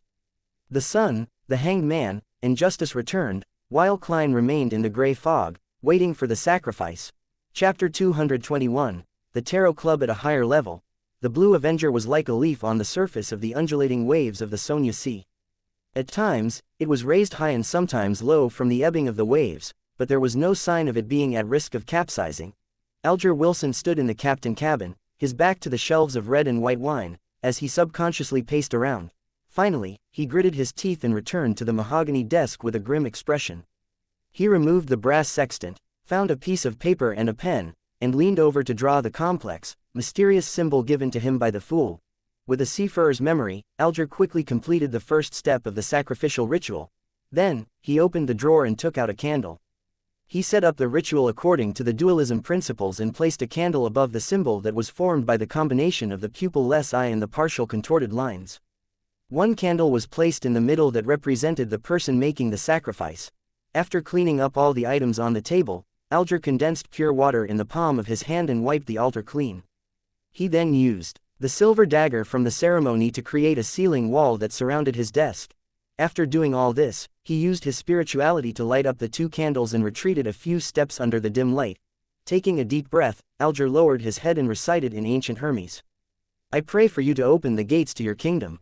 This ancient incantation reverberated within the wall of spirituality, stirring up spiraling gales as they swept forth with the force of nature. It was the oldest sacrificial language created by human beyonders, and it contained many mysteries itself. However, it lacked sufficient protection for the user. Bearing with the pain that was akin to having knives slicing across his skin, Alger took out a small dark brown glass bottle from his pocket, unscrewed the lid, and poured out a lot of sesame-shaped granules. These granules swirled with a metallic luster and exuded an indescribable sense of beauty. Alger scattered these granules into the wind. The gale grew stronger but was no longer tempestuous. It was dyed in 2 separate colors, silver and black. As they continued to collide and mix, the 2 differently colored winds were infused into the candle flame that symbolized the fool, burgeoning and tearing open an illusory ordinary-sized door. Its surface was carved with the same symbol that Alger had drawn. At this moment, Klein witnessed the appearance of the hazy door behind his high-backed chair. He could feel the spirituality in the air that was rippling apart and stimulating the mysterious space. It seems to be working. Klein suddenly had a premonition and immediately spread out his spirituality, infusing it with upheavals and stimulation. Amidst the insubstantial sounds, the blurry door slowly opened. In the captain cabin, Alger suddenly saw the illusory door, formed out of wind and light, open. Behind it was deep darkness formed from an innumerable number of almost invisible shadows. They were lustrous splendors encompassing massive amounts of knowledge. Situated above them was the thick gray fog with the ancient palace overlooking the real world. Such a scene caused Alger to involuntarily tremble. It was a deep fear, an indescribable excitement. He hurriedly picked up the rainbow salamander's pituitary gland that he had long prepared. He held it with both hands, and, with his head bowed, he raised the palm-sized object which was constantly changing in color and had a soft feel to the ridges to the illusory door. Alger's hands grew lighter under the sudden appearance and instant disappearance of a suction force. He lost the slight tingling sensation that the rainbow salamander's pituitary gland gave him. He didn't dare raise his head until he heard the deep voice of the fool echoing in his ears. You did well. It's my honor, Alger answered without any hesitation. He looked ahead again, only to see that the illusory door had disappeared. The gale had stopped, and the candle flames had returned to their original state. After the candles were extinguished according to the normal procedures, Alger sat down with a complicated expression and said to himself silently, in the beginning, only people could be pulled into the world above the gray fog. After a while, responses could be made by listening to prayers. Now, sacrifices and bestowment can be performed. Mr. Fool is freeing himself from his predicament one step at a time, and bit by bit, will he enter the real world. This guess or conclusion frightened and worried Alger, but he also felt a bit of delight. At least I'm a member of the Tarot Club, one of the earliest members, he sighed. In the majestic palace above the gray fog, Klein was playing with the pituitary gland of the rainbow salamander. Various colors were reflected on his face as they constantly changed. Colors. A slight tingling sensation came from his palm, and a strong sense of accomplishment filled his heart, causing him to reveal a genuine smile. In the future, the Tarot Club will become even more miraculous. After reflecting over the situation, Klein extended his spirituality and sent his will to the crimson star representing Miss Justice. After returning to her bedroom, Audrey was no longer able to sit quietly on the edge of the bed. She would restlessly flip through the books by her bed and from time to time, scrutinize herself in the mirror with an unfocused gaze.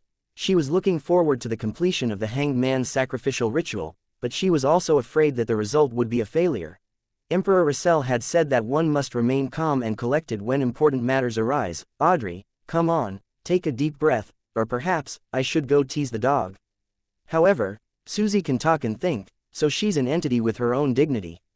I can't just casually tease her. Audrey's mind wandered, her hand unconsciously ringing an ornate doll dressed in splendid clothing.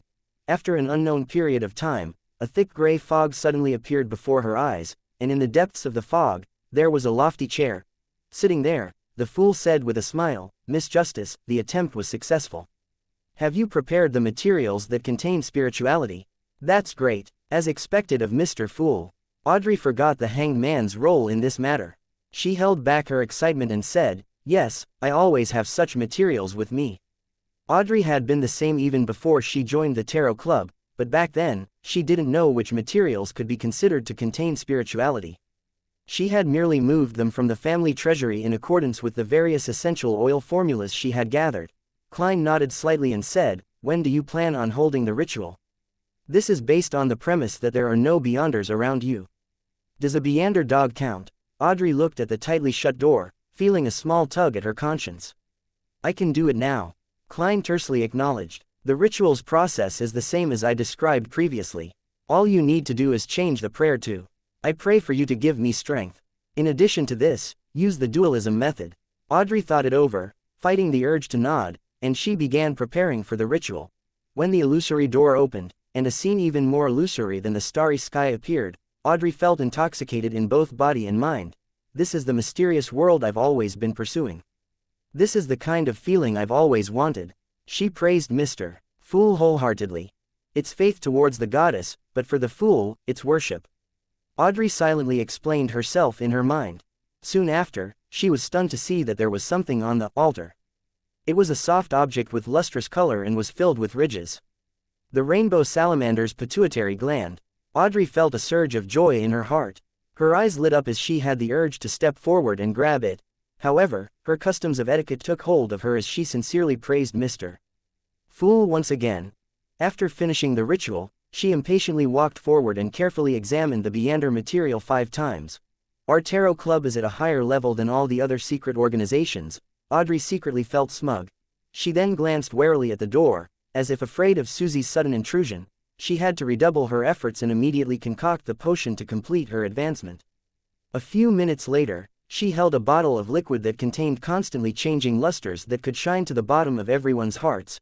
She confidently drank the telepathous potion and successfully tied through the integration stage with the beyonder characteristics, achieving an advancement. The view before her seemed to clear up significantly, with a great increase in other aspects. Audrey familiarly used cogitation to restrain the dissipating spirituality. After her sequence stabilized, she smiled and walked briskly to the door, letting in the golden retriever. She saw the obvious suspicion on Susie's face. You took far longer than usual. Susie didn't hide her thoughts. Audrey sat down on an ottoman and dryly laughed before changing the subject. Susie, tell me, how should I secretly inform Zio and Furs about a particular matter without revealing myself, yet get them interested? Before she finished her sentence, Audrey had begun to seriously ponder over the mission Mr. Fool had assigned her. Then, she looked at Susie, and Susie looked back at her.